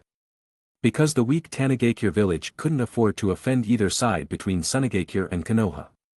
Sunagakure village might not be strong among the 5 great ninja villages, but it could easily destroy the small village of Tgthegood. Shintaro was led to the residence by the servant. A single-family villa with its own backyard. The servant handed over the keys to the residence and the necessary information for the mission, then left. Shintaro turned around and said, "It's already late today, we'll set off tomorrow, let's spend the night here tonight." Hayama and Duel nodded. Kosuke looked at everyone with a smile and said, "Then you can try my cooking skills tonight, I'll go buy the ingredients." Shintaro said expectantly, "We'll be waiting." Kosuke went to buy the ingredients. Shintaro then found a detailed map of the Land of Rivers from the intelligence, spread it out on the ground, and said, "Let's discuss the plan. The target is Mount Kakashi, which is the mountain closest to the Land of Wind. If there is any activity in Sunagakure village, it will be arranged there first. Let's search to the west, pretending to look for the rogue ninja, so that even if we encounter Sunagakure ninja, we have an excuse to escape unscathed." Hayama looked at Shintaro in admiration. He had great confidence in this young but very calm and reliable ninja. Duel followed the plan unconditionally. After all, it was Shintaro who brought him on this mission. A while later, Kosuke returned with 2 large bags and a big iron pot on his back. "Tonight's dinner is sukiyaki." "Sukiyaki?" Shintaro asked, puzzled. In fact, he had never eaten sukiyaki in his previous life until now. Kosuke set up the iron pot in the kitchen. He cut the beef into thin slices and grilled them briefly, then added soy sauce and sugar seasonings, and cooked them in the pot along with vegetables, mushrooms, tofu, and other ingredients. When the water in the iron pot was almost dry, Kosuke added enough cooking sake to the pot to make it fresh. He then brought the cooked sukiyaki pot to the table and cracked fresh eggs into everyone's bowls as a sauce. The aroma filled their noses, and everyone couldn't help but pick up their bowls and chopsticks and immediately taste it. Shintaro, Hayama, and Duel all gave thumbs up in approval, making Kosuke smile with satisfaction. Chapter 59. The next morning, the sun shone on the residence. Shintaro and the others were ready, with Kosuke carrying an iron pot on his back, as they might have to sleep in the open for the next few days. Shintaro straightened his forehead protector and led the group to officially depart. Heading west, crossing mountains and ridges. The farther west they went, the sparser the vegetation in the mountains became, changing from dense forests to low shrubs. Along the way, some of them pretended to look for traces of the rebellious ninja from Tgthegood village and asked for directions in several villages. Finally, they heard from a woodcutter that he saw two people dressed like those in the intelligence map walking west. This was precisely the direction Shintaro and the others were headed, so he stopped wasting time on the road and continued westward. However, this made him consider a possibility, which was that Tgthegood village might not be aware of the movements of the two rebellious ninja, but they just didn't dare look west for fear of provoking the ninja from Tgthegood village. But this didn't matter. Even if the two traitorous ninja were in the territory of the Tgthegood ninja, Shintaro had a reason to destroy them and could also openly gather information about Tgthegood village. Walking until dusk, Shintaro signaled to the group to stop and said, "We will camp near here tonight and continue our journey tomorrow, otherwise, we will enter the territory of the Tgthegood ninja the day after tomorrow after receiving the mission." Hayama thought this made perfect sense, so he stopped and began looking for a suitable place to stay. Kosuke took out the iron pot and said, "Then I'll remain responsible for tonight's dinner. I happened to buy some ingredients from the village along the way today." Duel took the initiative to help by making a simple stone stove on the ground. Shintaro touched his chin and said, "The ingredients don't include meat, so it's useless, leave the meat to me tonight." After saying that, he turned and ran towards the mountain. It was getting dark. Hayama found a sheltered cave as a place to stay. Duel set up the stone stove and grill outside the cave. Kosuke used the knife on his waist to carve out 4 pairs of wooden bowls and chopsticks, and prepared the pot to boil water and put the other processed ingredients into the pot to cook. At this moment, the three of them looked ahead. Captain Shintaro, Hayama was a little surprised, because at this moment, Shintaro was carrying a large prey on his back. With dark fur, a fat and strong body, and a long snout, it looked like a wild boar weighing 200 to 300 pounds. A kunai was stuck in one of the wild boar's eyes, deeply embedded. Shintaro had just finished hunting and was in a good mood. He put the wild boar on the ground and said, "Tonight is a feast." Kosuke raised his knife and stepped forward to inspect it. While holding the wild boar, he praised, "This hunting technique is amazing, there's not even a single wound on the surface of the wild boar, just this intact wild boar skin can be sold for quite a bit of money." Shintaro responded matter-of-factly, "It seems my skills are nothing new." Kosuke skillfully performed a series of actions, bleeding, gutting, dividing, and cutting the meat all at once. Soon, the pieces of meat were put into the pot to boil together with the ingredients in the pot. The other parts were skewered and grilled on the barbecue, and the 4 pig legs were marinated with seasoning and then roasted. For a moment, the strong aroma of food filled the entire area. At this moment, Shintaro said, "Hayama, there are some uninvited guests at 6 o'clock, go handle them." Upon hearing this, Hayama immediately held the long sword at his waist with the back of his hand. He stood up and carefully examined the movements in that direction. Sure enough, he noticed something unusual and admired Shintaro even more in his heart. At this moment, in the bushes tens of meters behind Shintaro, several men were crouching and peeking at Shintaro and the others. "Damn, it smells so good. Aniki, let's rob them, I'm starving." The man called Aniki said with a serious face, "Ordinary people wouldn't stay in the mountains at night, be careful if there are other ninja, you'll be in trouble." "Aniki, look. That guy is standing up. Not good, let's quickly." Aniki was about to tell his brothers to flee. At this moment, along with a burst of falling leaves from the sky, a voice was heard, "Now that you're here, don't leave." Hayama suddenly appeared beside them. Several people were frightened and drew their weapons to slash at Hayama. A cold light flashed in Hayama's eyes, and he dodged and struck with several sword movements. Bloody mouths appeared on several people's hands, severing their tendons. Hayama then dragged several people over to Shintaro. Shintaro said lightly, "Just leave 2 of them alive." He was fully aware that the people in front of him were all evildoers, so he felt no psychological burden when killing them. Several people wailed and begged for mercy, but they were executed by Hayama until only 2 were left. Kosuke looked normal and kept cooking as if nothing had happened, but Duel seemed a bit uncomfortable but said nothing. This showed the difference between them. Although Shintaro and Hayama were young, they were both elites in the village, whereas Kosuke was an old-school ninja who could perform tasks alongside the Hokage. Only Duel had been involved in low-level genin missions, so he might not be familiar with such things. The 2 surviving people were frightened, and Shintaro revealed all the information with just ordinary questioning. It turned out that these people were bandits from around the area. They usually hung out in the village and relied on robbery to meet the daily needs of the bandit village. However, a few days ago, a group of ninja from Sunagakure village came and forcibly occupied their cabin. The bandits fought back but were slaughtered until only a few escaped. They had just seen Shintaro and the others cooking on the mountain and approached because of the aroma of the food. When they were about to take action, Hayama took care of everything by himself.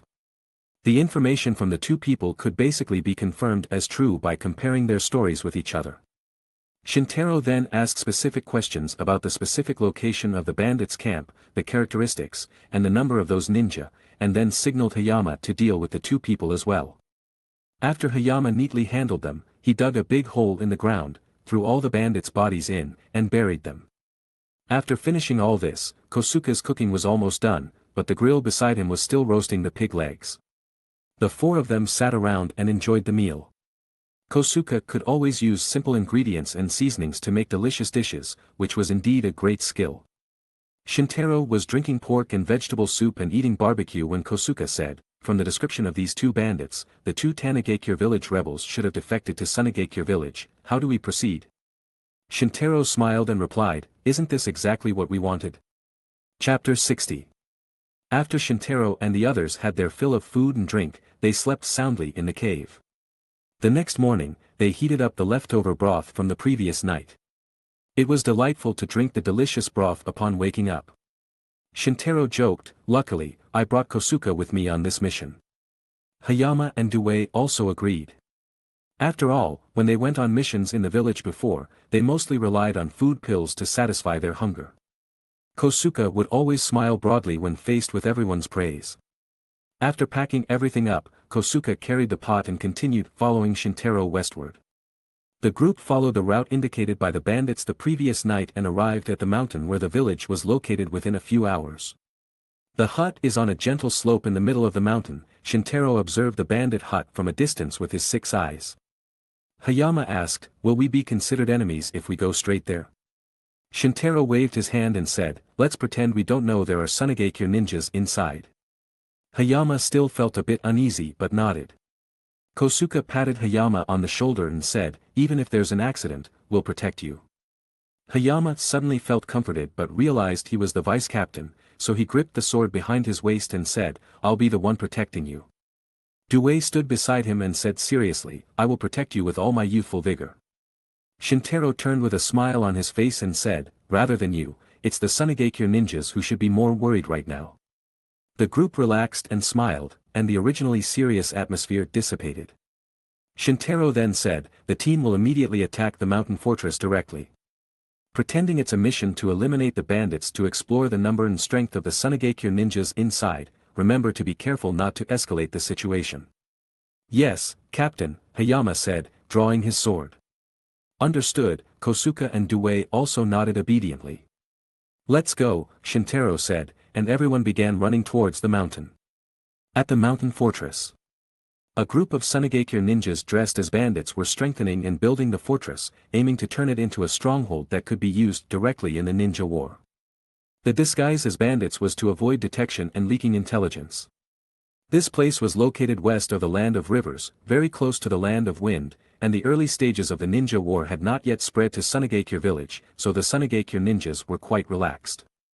The Sunagakure ninjas were slowly building their fortress. Hurry up. Do you want to be scolded by that woman? The Sunagakure ninjas were immediately scared and quickened their movements. It seemed that this special jonin was currently the highest commander of this fortress, and the woman they mentioned should be a higher-level leader. Boom! A loud noise interrupted the movements of all the Sunagakure ninjas, and the gate of the hut was blown up by a fireball. The large burning wooden door broke apart and flew back more than 10 meters, hitting the ground hard, causing splinters of wood and fire to fill the sky. Black smoke billowed and swirled into the air. Enemy attack! The special jonin immediately reacted and shouted, although he didn't yet know who the enemy was. Outside the village, Shintaro had just completed a seal and spat out a fireball. Now he began forming another seal, ready to perform another ninjutsu. Beside him, Kosuke threw 4 explosive tags and attached them to the wall, creating 4 large holes in the wall. Hayama, wielding his sword, stepped forward and jumped into the air, swinging the sword in his hand. A sharp airflow instantly cut through from his blade, slicing the already crumbling wall. A large section of the wall suddenly collapsed, stirring up dust on the ground. Compared to ninjutsu users like Shintaro, Dui's destructive power against buildings was limited. However, it didn't mean his power was weak. Duel directly opened the Hashiman, and the blood flow in his body increased rapidly, causing his skin to turn red, and green steam to rise from his body. At this moment, many Sunagakure ninjas disguised as bandits gathered outside the hut. Duel rushed into the crowd, standing on the ground with his hands, spinning, and kicking hard. Konoha Senpu. The Sunagakure ninjas were immediately dispersed, with people continuously being knocked away by Duel. At this moment, Shintaro also completed his seal, and he appeared to be spitting fireballs into the air one by one while simultaneously throwing a large number of shuriken to combine with the fireballs. A large number of burning shuriken were thrown from the sky, drawing perfect arcs and covering the Sunagakure ninjas in the village with weapons. The Sunagakure special jonin was shocked by the sudden attack, and for a moment, he could only run around to avoid the falling burning shuriken. Shintaro observed the area with his 6 eyes and confirmed that the entire fortress was filled with Sunagakure ninjas, numbering nearly 50. Most of them were mid-level genin, and only one wearing a white cloth on his head was a special jonin, whose strength was comparable to Hayama. Although the enemy was numerous, Shintaro was not panicked at all and continued to use area of effect attacks towards the crowd. Katan, Guka Mikyaku. A surging sea of fire attacked the Sunagakure ninjas, causing them to suffer significant losses. Many Sunagakure ninjas, burnt by the high-temperature flames, could only fall to the ground, writhing and howling. Are you Konoha ninjas? Why are you attacking us? The special jonin held a kunai in front of Shintaro. Shintaro replied, exterminating bandits is only natural. The special jonin slapped his head, his face wrinkled, and he believed Shintaro's words, thinking it was just a misunderstanding. A misunderstanding. It's all a misunderstanding. I am Sato, a special jonin from Sunagakure, and here is my forehead protector. Sato took out his forehead protector and showed it to Shintaro. Sunagakure ninja. Then why are you pretending to be bandits? That's a secret, so I can't tell you, Sato replied. Anyway, it's all a misunderstanding, let's stop fighting each other. Shintaro nodded and instructed Hayama and the others to stop. At the same time, he revealed his identity to Sato, Chunin Konoha Uchiha Shintaro, leading a team to exterminate bandits. That ponytail guy is my vice-captain, Shirakumo Hayama. The one carrying the pot is Genin Mariboshi Kosuke, and the one wearing green tights is Genin Might Duel. Chunin, Genin. Sato looked like he had just seen a ghost, shocked by the status of Shintaro and the others as Genin. After all, the ninjutsu the other party had just used were all jonin level, and these 4 ninjas, who weren't even special jonin, were actually suppressing the Sunagakure ninjas in the entire fortress. Sato was shocked and humiliated.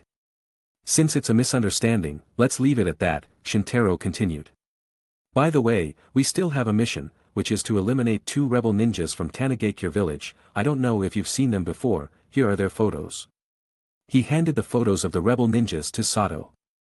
Sato glanced at them and returned the photos, saying, I haven't seen them before. Shintaro looked at Sato, nodded, and said, "That's okay, goodbye then." With that, he led the three of them and left the fortress. Chapter 61. After Shintaro and the others left, Sato immediately became anxious. While sending people to count and treat the wounded, he also dispatched someone to report the situation and request support. 2 hours later, Sato awaited the reinforcements. "How many are injured?" A woman walked in briskly, her voice firm and steady. Sato stepped forward and responded, "A total of 37 are injured, 25 with minor injuries, and 12 seriously injured. 2 of the critically injured have died from their wounds." The woman immediately turned to the Sunagakure ninja behind her and commanded, "Have the medical ninjas start treating the injured immediately, prioritizing those who are critically injured, no more lives can be lost." "Yes, Pakura-sama," a female medical ninja replied respectfully. Sato was extremely nervous now. After all, he was facing his direct superior, Pakura. Her reputation in the village was nearly second only to Elder Chiyo and the current Kazekage Raza. Her strength was even more impressive, possessing the ability to roast people alive into mummies. A bunch of trash. Being beaten like this by a few Chunin and Genin from Konoha, how do you expect me to explain this to the village? Sato immediately defended himself, saying, "Pakura-sama, the strength of those Konoha ninjas is extraordinary. One is adept at wind element swordsmanship, another is proficient with ninja tools and has excellent sword skills, and there is an unusually powerful taijutsu ninja. None of these people are less powerful than I am. Their captain is from the Uchiha Clan, his name is Uchiha Shintaro, he is even stronger, using fire ninjutsu with the power of a jonin. I am not his match, I'm afraid only you can deal with him." Uchiha Shintaro, why haven't I heard of this name? Is he a new powerful Uchiha? Sato hesitantly replied, "He is an 11 or 12-year-old boy." What? Pakura felt both angry and shocked. She knew something about Sato's strength. He was primarily a jonin. However, he was saying that a preteen Uchiha boy was better than him.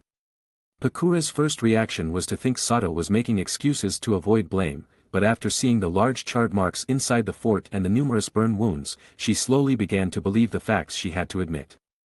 Konoha, Uchiha, truly talented, Pakura could only sigh. "Pakura-sama, something has happened at the base." A ninja rushed into the fort and reported the situation breathlessly. Pakura was startled by the news. What? 1 hour earlier, in the land of rivers, a Kaishi mountain. A stone fortress stood on the red desert on the western side of the mountain. Inside and outside the fort, hundreds of Sunagakure ninjas were orderly building the stronghold. At this moment, behind a ridge, 4 figures lay on the ground, hiding their presence. "Captain Shintaro, did you really see the 2 rogue ninjas inside?" Hayama couldn't believe Shintaro had seen the 2 rogue ninjas from such a distance. "So what should we do? Should we negotiate or attack forcefully?" Duel also looked at Shintaro blankly. He didn't know what to do, he only knew to follow orders. Shintaro thought for a moment and then said, "Our primary task is to gather information on Sunagakure. If we just negotiate, regardless of whether Sunagakure is friendly or not, we won't be able to gather detailed information inside, and attacking forcefully will not end well. If this triggers a war, we will be the sinners of Konoha. So, my plan is to divide our forces into 2 groups. I will send a shadow clone to lead you, pretend to attack the fort, and take the opportunity to kill the 2 rogue ninjas. This way, we will have a reason to retreat. Sunagakure ninjas will think we have achieved our goal, and we won't be held accountable. My main body will take advantage of the chaos to sneak into the fort and gather detailed information. You don't need to worry about me after you retreat. Take the bodies of the 2 rogue ninjas to Tgthegood village." Shintaro explained his plan. Kosuke worried about Shintaro's safety and said, "Captain Shintaro, you are Konoha's genius, and I am just an old genin, leave this dangerous task to me." Hayama and Duel also voiced their concerns. Shintaro waved his hand and said, "Trust me, nothing will happen. This way, if I haven't returned by then, you will ask Tgthegood village to send troops to mediate. Sunagakure village's preparations for war are not complete, they won't kill me easily and let the war break out first." Shintaro proposed a solution, making Kosuke and the others feel a bit relieved. He then used his shadow clone, which led them down the mountain. The main body still lay in place, waiting for the opportunity. The main targets of this ruse are the 2 rogue ninjas from Tgthegood village, Hayakawa Okura and Moritani Shinya. Shintaro's shadow clone passed on the photos, allowing Kosuke and the others to remember the target's appearances. After entering the fort, head straight for the targets, distract the Sunigakure ninjas from the fort, and create opportunities for the main body. Yes, Captain Shintaro. Hayama was the first to respond to Shintaro, fully recognizing the younger captain. Pay attention to your safety, if it's not possible, retreat, there's no point in losing your life here, Shintaro's shadow clone continued to instruct.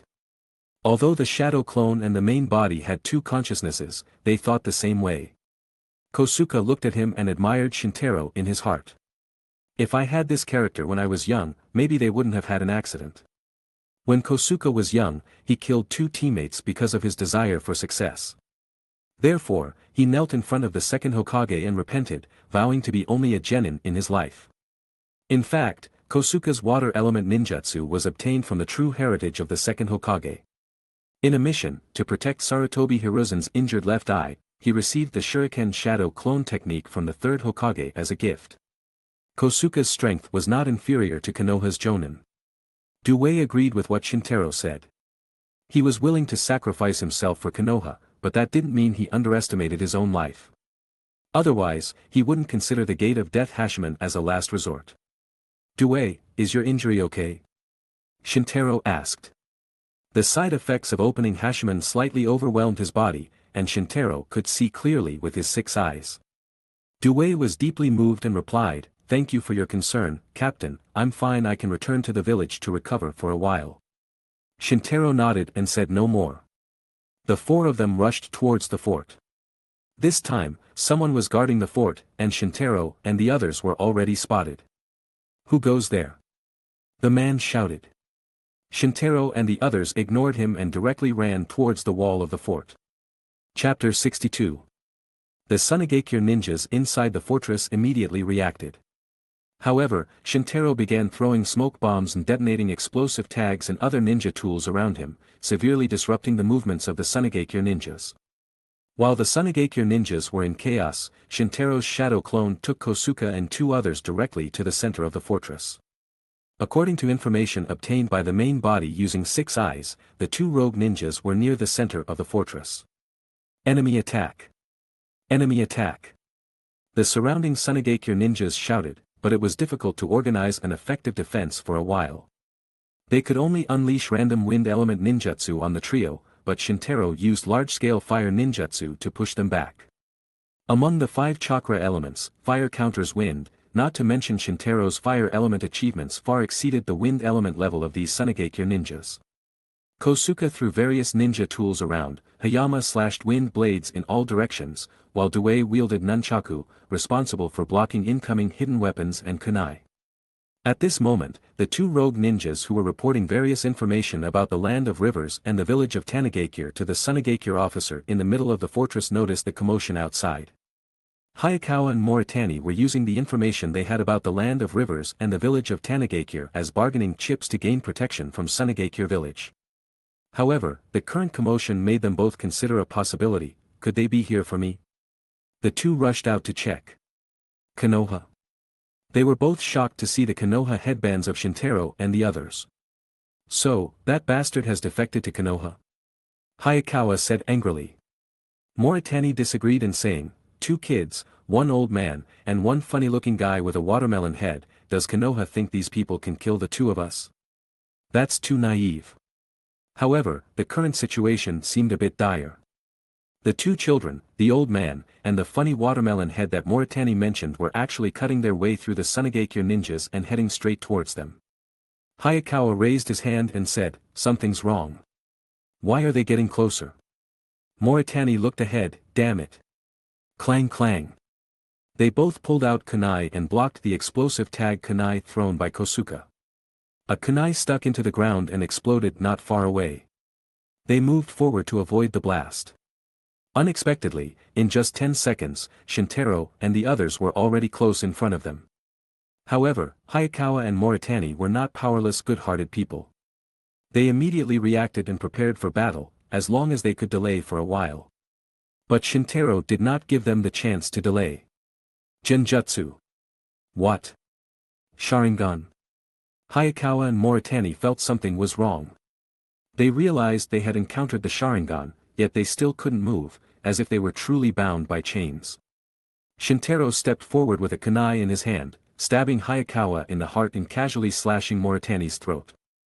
Hayama and Kosuke took over the bodies of the two. Duel was responsible for guarding the area. The four then prepared to retreat but were blocked by Sunigakure ninjas. Konoha ninjas. What do you intend to do? Shintaro took out the mission authorization letter and said, "We have received a mission to eliminate rogue ninjas in Tgthegood village." "Humph, Konoha is so domineering, coming to our Sunigakure village territory to eliminate rogue ninjas?" The Jonin continued to question with a sneer. "Huh, I haven't yet settled the crime of hiding traitorous ninjas with you," Shintaro said calmly. The Sunigakure Jonin looked ugly and knew he was wrong. Shintaro led Kosuke and the other three past the Sunigakure ninjas. "Make way." The Sunigakure Jonin stepped back and ordered those around to make way for them. Shintaro led the others out of the fortress and quickly ran into the distance. On the way, the shadow clone was released, and Kosuke and the other three continued to carry the rogue ninjas' bodies to Tgthegood village. At this moment, inside the fortress, the Jonin ordered a ninja to report to Pakura with an ugly expression on his face. Pakura was the commander of operations in Sunigakure village, so of course, she had to be informed about the major incident that happened at the fortress headquarters. At this moment, a Sunigakure ninja was quietly observing the situation outside from a dark corner of the fortress building. This Sunigakure ninja was actually Shintaro's real body. He had just taken advantage of the chaos to sneak into the fortress and used a transformation technique to disguise himself. The Jonin arranged everything and was preparing to return to the fortress to rest for a while, worrying about facing Pakura's punishment. Just as he was feeling uneasy, a shadow unknowingly spread beneath his feet. This was precisely Shintaro's 10 shadows. The shadow merged with the Jonin's shadow, and the Jonin couldn't move for a moment. His eyes widened, and he wanted to scream loudly, but his own hand choked his throat. His footsteps began to move slowly, his hand closing around his throat, and he whimpered a little. However, the Sunigakure ninjas who had just experienced an enemy attack didn't notice this small movement at all. The Jonin walked to a corner with this strange posture, and then the shadow began to rise slowly. It stopped until it reached the Jonin's neck. The shadow formed a large hand and grabbed the Jonin's neck. With a click, it broke the Jonin's neck. Since cursed energy replaced Yin chakra, it was harder to detect. After all, Shintaro was the only one in the world who possessed cursed energy. He rifled through the Jonin's body and found his ID information. Nakamura Takashi, currently serving as Pakura's deputy and responsible for building and guarding the Sunigakure fortress in the Land of Rivers. Shintaro looked at his appearance, then used the transformation technique to change into Takashi's appearance, and easily hid Takashi's body in a corner, burying it with earth ninjutsu, so no one would find it for a while. Shintaro then used this appearance to openly sneak into the central building of the fortress. Using the wide vision of 6 eyes to locate the information. Along the way, many Sunigakure ninjas greeted him, but Shintaro could only gesture slightly to avoid being exposed. He soon found Takashi's office. He pushed the door open and entered, immediately locking the door and began rummaging through boxes and cabinets in the office. He dug out a pile of documents and found some very important information, understanding the goals of Sunigakure village. It turned out that the third Kazekage had disappeared, but the news was blocked and kept secret. Sunigakure village decided to use this incident as a reason to launch a war against Konoha. Due to the large number of troops being deployed for the war, Sunigakure village decided to build a fortress in the Land of Rivers, which is located between the Land of Wind and the Land of Fire, to prepare for troop deployment in advance. Shintaro took these documents and then opened the door to find Pakura's office, where the fortress personnel list should be located. Using 6 eyes, he saw that Pakura's door was locked, so he used 10 shadows to enter through the door's crack and unlock the door. However, an alarm sounded at this moment, and Shintaro didn't expect Pakura to have made double preparations. If the key was not used to unlock the door, the hidden alarm inside the door would go off. Shintaro immediately entered the room, opened the cabinet, and searched for information, and finally found the personnel list information he wanted. Shintaro stored the information and heard footsteps coming from the corridor. He immediately stood up and broke the window. A large group of Sunigakure ninjas immediately headed to the office. As Shintaro was about to leave the office, a Sunigakure ninja asked, "Takashi-sama, what happened?" "It must have been those Konoha ninjas earlier. They stole information and jumped out of the window and escaped, chase them." He then rushed out.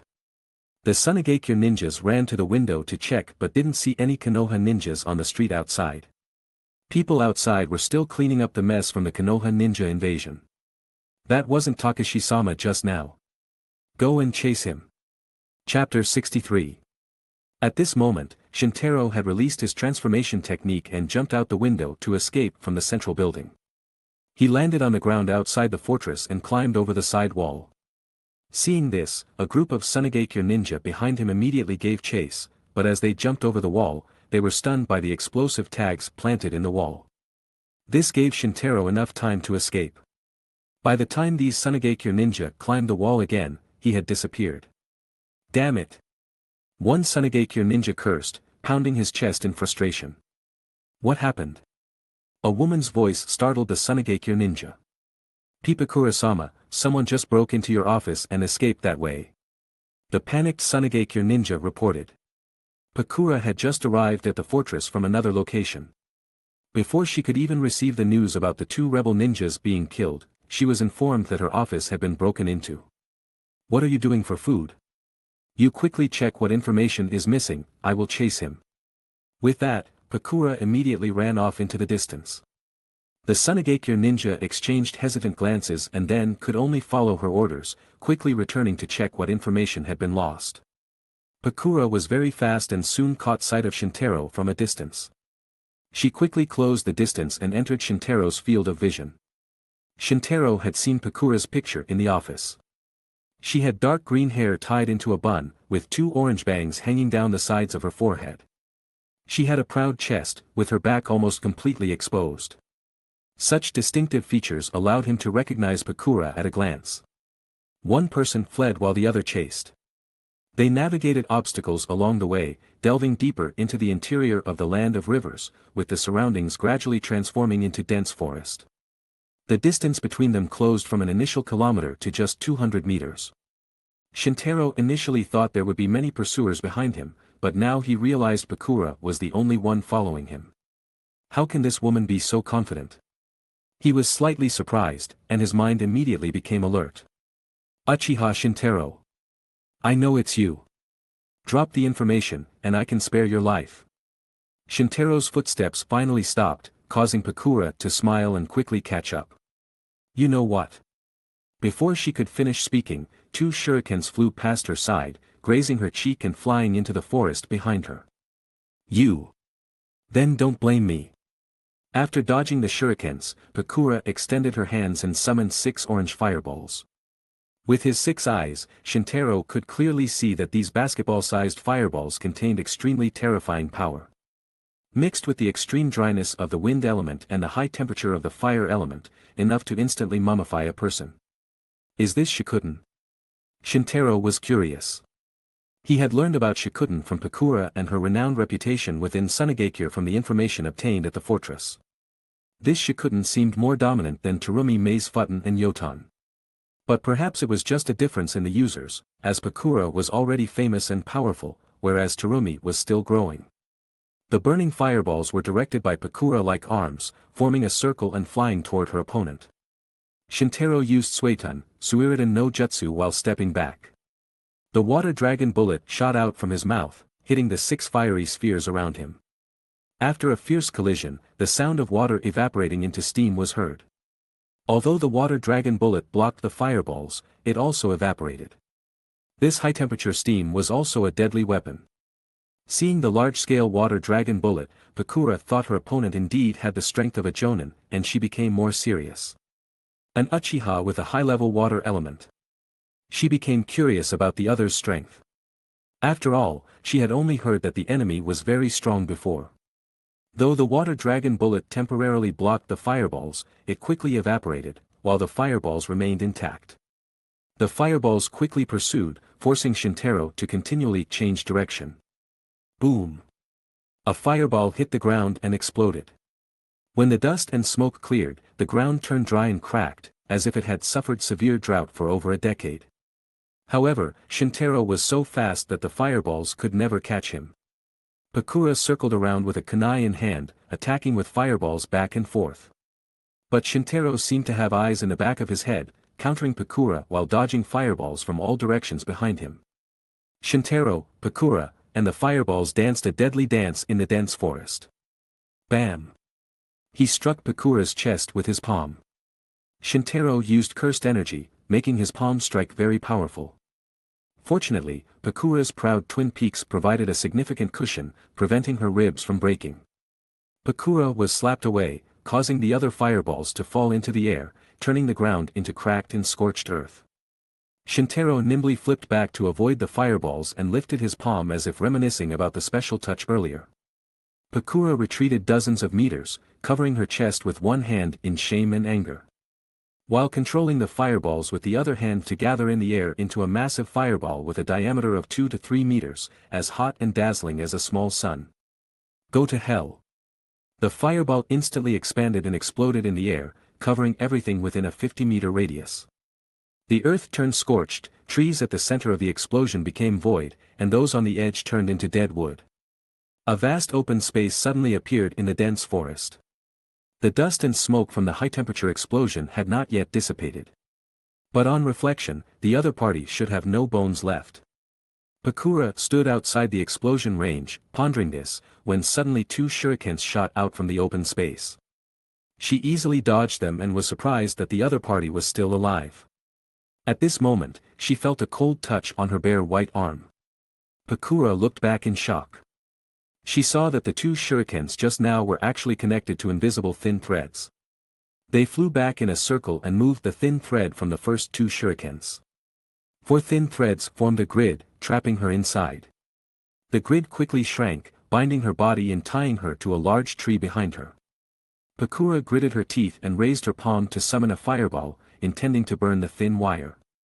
But for some reason, the fireball slipped from her hand and was sucked into the opponent's hand. Blue.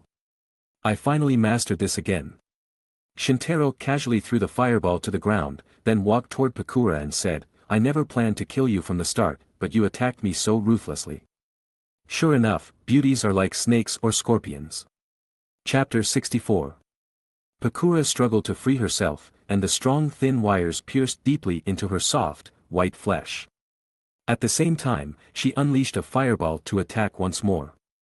But Shintaro merely raised a finger, and, strangely enough, the fireball stopped in front of him. Limitless technique knew no bounds. Shintaro then dropped the fireball to the ground, walked towards Pakura, stepped forward, and pinched her chin, forcing them to look at each other despite her resistance. Genjutsu. The double Magatama Sharingan slowly rotated, projecting illusions into Pakura's brain through the enhanced Sharingan. This technique, strengthened by the Sharingan, now affected not only vision but also the sense of touch, making it harder for someone to break free. However, Pakura still struggled, and her face quickly turned red. Shintaro looked confused. What? Did this trick not work? From Pakura's perspective, the thin wires tied around her body suddenly turned into thick vines, and several flexible, bendable vines began to sprout from the large tree behind her. The vines were highly dishonest, with 2 of them reaching her chest, exploring her entire body. No wonder Pakura's face turned red instantly. Bastard! Scoundrel! Shameless! Shintaro realized it wasn't that the trick didn't work, but that it worked too well. So, he laughed evilly and said, Don't get too excited. I just unleashed this genjutsu, it's up to you to decide what you see. The more you fear, the more bad things you'll see. Similarly, the more you think about it, the more bad things you'll see. Hearing this, Pakura began to try calming herself, attempting to suppress the odd sensations on her body and mind. Gradually, the redness on her face started to fade, and her eyes went from blurry to clear. Pakura saw the other party looking at the information found in her office and immediately began to struggle again. Don't move if you don't want to experience what you just felt again. Shintaro lifted his eyes, seeing Pakura now scared and stopping her movements. What exactly do you want? Pakura asked. Shintaro replied calmly, I don't want to do anything. As I said earlier, I never intended to hurt you from the start, but now, I have an idea that we can make a deal. He pulled out the information he had read and showed it. When I was searching for information earlier, I came across your diary. Pakura stared at him with wide eyes, seemingly concerned about the diary, as it was her private property. The third Kazekage disappeared, and Raza was appointed as the acting Kazekage. You seem dissatisfied with this because you think this position should have been given to you. Raza is wary of you and sent you out of the village to be in charge of the fortress construction in the Land of Rivers. In fact, he's consolidating his power in the village and preparing to officially replace the fourth Kazekage. TSK, it seems there's a rift between you and the village, Shintaro said, shaking his head and showing a look of regret. Pakura sneered and said, it seems you want to estrange me from the village, you better give up. Shintaro smiled faintly and continued, don't worry, just listen to me. I can return all this intelligence to you, after all, I've already noted down its contents. This way, you won't get into trouble with the village for losing information. Pakura was clearly a bit moved but still cautiously asked, what do you want? What I want is you. Shintaro's words were so shocking that Pakura was also stunned. Don't overthink it, I'm not interested in you, a woman 10 years older than me. What I need is your power. You scoundrel. Stop trying to win my heart.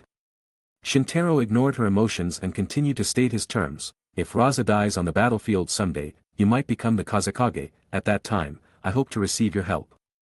Of course, these terms might seem a bit one-sided, so I can also offer you assistance in the future. It might not be impossible for me to help you kill Raza in the future. Pakura calmed down and weighed the pros and cons, appearing slightly hesitant. Shintaro continued, speaking with charm, I won't force you to do anything that harms your village, it's just a mutual promise, why not agree? Pakura raised her head and firmly said, you must ensure that the help you request will not harm the interests of Sunagakure village. Shintaro raised one hand and swore, I promise that the help I request will not harm the interests of Sunagakure village. Pakura continued to add, I will not use this condition to have you kill Raza, his survival benefits the village. Shintaro clicked his tongue a few times, shook his head, and said, you are well aware of the bigger picture, but Raza might not appreciate it. Pakura glared at him, and Shintaro could only promise, okay, I won't kill Raza because of this promise, but it doesn't mean I will hold back if I meet him on the battlefield. Pakura then agreed, give me the intelligence documents, and I promise that we can help each other in the future, this assistance cannot harm the interests of our respective villages. Shintaro said with satisfaction, happy to cooperate. He was about to untie Pakura when he suddenly stopped, as if he had thought of something. His hand paused in midair, making Pakura hesitate, thinking the other party had suddenly regretted it. There's one more small agreement, you can't disclose the actions I just took to anyone, Shintaro proposed another condition. Pakura slightly lowered her head, staring at the half-grown boy in front of her, and said in a mocking tone, are you talking about that strange power and stopping power? Why? Shintaro raised his head slightly, noticing that Pakura's chest peaks were quite eye-catching, so he could only continue to stare at Pakura. Did you just feel pleasure in the genjutsu? TSK, the noble and powerful Pakura can actually feel pleasure under the enemy's genjutsu. You don't want the other Sunagakure ninjas to know about this, right? Then, what would the other Sunagakure ninjas think of you? And what would your cherished disciple think of you? Shintaro's words truly struck Pakura's weak spot. Shintaro learned from the diary that Pakura was someone who greatly valued her face and had a cherished disciple. Pakura gritted her teeth and glared at him fiercely, shameless. Shintaro waved his hand and said, I've heard you say this a lot today. After a while, Pakura sighed angrily and reluctantly agreed, I promise you. The deal is done, Shintaro smiled faintly and released Pakura. Pakura moved her body and glared at him sharply once more. Shintaro became serious at this moment and said, there's someone here, appear with me. Then, he came behind Pakura and held her hostage with a kunai to her neck. Shameless. Pakura blushed and cursed again, and Shintaro realized that his hand was pressed against Pakura's chest. Why am I still having trouble with this today? Shintaro complained in his heart. Lower yourself a bit, I'm not tall enough, Shintaro said in a low voice. Pakura could only cooperate and bent down slightly, but in doing so, her bare back pressed against Shintaro. No matter how they adjusted, they couldn't get used to it, but at this moment, a group of people Shintaro had mentioned arrived. Pakura-sama. Chapter 65. A group of Sunagakure ninja approached from the west and quickly surrounded them. Shintaro shouted, "Have your people retreat." A kunai then grazed Pakura's neck, drawing blood. Pakura immediately shouted in cooperation, "Fall back." The Sunigakure ninja looked at each other but did not dare to disobey the order, so they retreated. Both sides were at a stalemate for a long time. At this moment, Shintaro whispered, "It's almost time, remember our agreement." Pakura seemed to have been waiting for this moment for a long time. She quickly grabbed Shintaro's hand and elbowed him hard in the back. Although she didn't hit her target, she forced him to retreat, and the intelligence documents in Shintaro's arms scattered on the ground. Pakura immediately turned around and used a fireball to drive him away completely. Pakura-sama. The Sunigakure ninja gathered around her, concerned for her condition. Pakura raised her hand slightly to show that she was fine. At this moment, a group of people appeared behind Shintaro. "Captain Shintaro!" shouted Hayama. Shintaro also heard the voices of Kosuke and Duel. He turned around and saw the three of them rushing forward, followed by a large group of Tgthegood ninja. Hayama quickly came to Shintaro's side and said excitedly, "Great, Captain, you're okay." Kosuke and Duel also came to Shintaro's side, taking defensive positions. "You too. It's time to end this, why don't both sides retreat and let it go?" Pakura first asked her subordinates to collect the intelligence documents, then pointed at Shintaro and cursed. "This bastard stole the secret documents of Sunigakure, if I hadn't risked my life to recover them, they might have fallen into Konoha's hands. How can you expect us to just let it go?" Shintaro remained unfazed and said to her, "It's Sunigakure that harbored those rogue ninjas, Leader Hizen, you know that the two rogue ninjas from your village were hiding in Sunigakure territory." Hizen humbly begged Shintaro to stop speaking. Shintaro, being a Konoha ninja, could stand up to Sunigakure, but Hizen dared not. All right, you've already recovered your information, we will also eliminate the traitors, I won't argue with you." Shintaro said, pretending to be angry. He then waved his hand and turned to leave. Seeing this, Pakura also left with the Sunigakure ninja. Hizen sighed in relief, as if he had survived a disaster. When both sides had left, Hayama looked out and asked, "Captain, is the mission completed?" Shintaro smiled and said, "I deliberately returned the intelligence documents to them, I've memorized the contents." Hayama gave a thumbs up in admiration and said, "Captain, you're wise." A happy smile appeared on Kosuke's face, and Duel admired him too. Initially, the three of them thought Shintaro would meet his end this time, but unexpectedly, he was saved in this way and successfully completed the mission. "To celebrate the success of our first mission together, let's have a barbecue when we return to the village." The three agreed. After all, even if they didn't want to eat, they still had to face Shintaro. Konoha Village, Hokage's office. Shintaro, Kosuke, Hayama, and Duel reported the mission. "Really? So, Sunigakure is preparing to attack Konoha." He exhaled smoke and said, "Then we can only prepare for defense, Bang! With a loud noise, the office door was slammed against the wall. A man with black hair, wearing a black robe, with a white bandage over his right eye and right hand, and a cross-shaped scar on his chin, appeared. "Sarutobi, you are too weak, since you've obtained information that Sunigakure will attack, why don't you strike first?" Shintaro turned slightly to look at the man who was so rude to the Hokage. Slightly weaker than Sarutobi Hiruzen, but still at Kage level. Six Eyes provided the information instantly. How can Konoha easily provoke a war? Konoha has always respected peace. Even if Sunigakure plans to attack, we should not take the initiative to attack another country. We can respond through active defense and diplomatic condemnation. He was interrupted by Danzo before he could finish his sentence. "Sarutobi, you will regret this." Hiruzen looked unhappy hearing this and said, "Danzo, I am the Hokage." Upon hearing this, Danzo snorted, turned, and left the Hokage's office. Hiruzen said to Shintaro and the others with embarrassment, "I made you laugh, alright, mission accomplished, and you've worked hard." The four of them left the room obediently and closed the door. Hiruzen smoked in depression in the office, and for a moment, the Hokage's office was filled with smoke. Shintaro and the others went to a barbecue restaurant and ordered their dishes. While waiting, Shintaro broke the silence and asked, "Who was that just now?" The most experienced Kosuke answered, "That was Hokage's assistant, Shimura Danzo-sama, who is in charge of Konoha's ANBU training department. He and the Hokage have been friends since ninja school, so his attitude is somewhat unruly. Shintaro nodded on the surface but had different thoughts in his mind. Even good friends can be too domineering. Hiruzen is very cunning with Danzo. There are only two possibilities. First, the two of them are colluding, and second, Hiruzen finds Danzo very useful. Without these two possibilities, he would never believe that a superior would allow someone to threaten him. If there were, it would not be a quality superior. Because the first task of a superior is to maintain his own rule, and authority is the foundation of rule. As the Hokage who has ruled Konoha village for decades, Hiruzen must be a competent superior. Under normal circumstances, such a situation would not occur.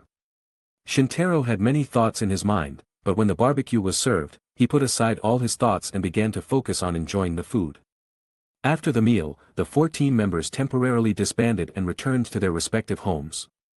Hayama was happy to have successfully added an S-rank mission to his resume, while Kosuke was grateful to have contributed to Konoha again as a genin. Duel was counting the rewards from the S-rank mission, thinking about how he should decorate his house and what kind of meat he should buy to improve his meals. Shintaro was thinking about what he had just seen and heard in the Hokage's office. He was thinking about Danzo and was disgusted with Hiruzen's weak attitude towards others. Maybe it would be more promising to join Danzo. This thought crossed Shintaro's mind for less than a second before it was erased. Danzo's power and status were not as good as Hiruzen's, and Shintaro's status would not be higher if he followed him.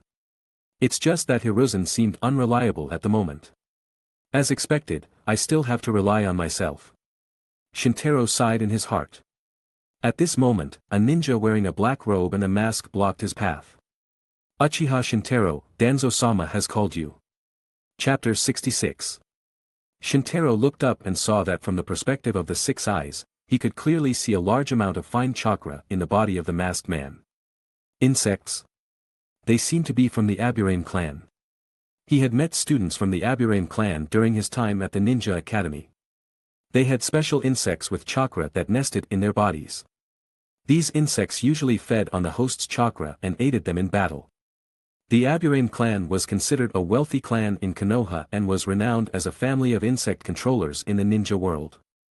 Danzo-sama has called you, please follow me, the masked man from the Aburame clan repeated his request. Shintaro looked at the face of the masked man and could see through the mask that there seemed to be some kind of seal on his tongue.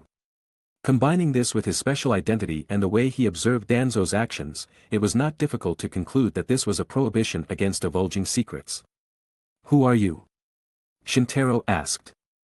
The masked man removed his mask, revealing a face wearing dark sunglasses. There was a purple tattoo mark on the right lip of his face. He spoke expressionlessly, Aburame Ryoma, member of Root. Root? That's the code name for the ANBU training department, right? Ryoma put on his mask and continued, Danzo-sama invites you to the Root headquarters.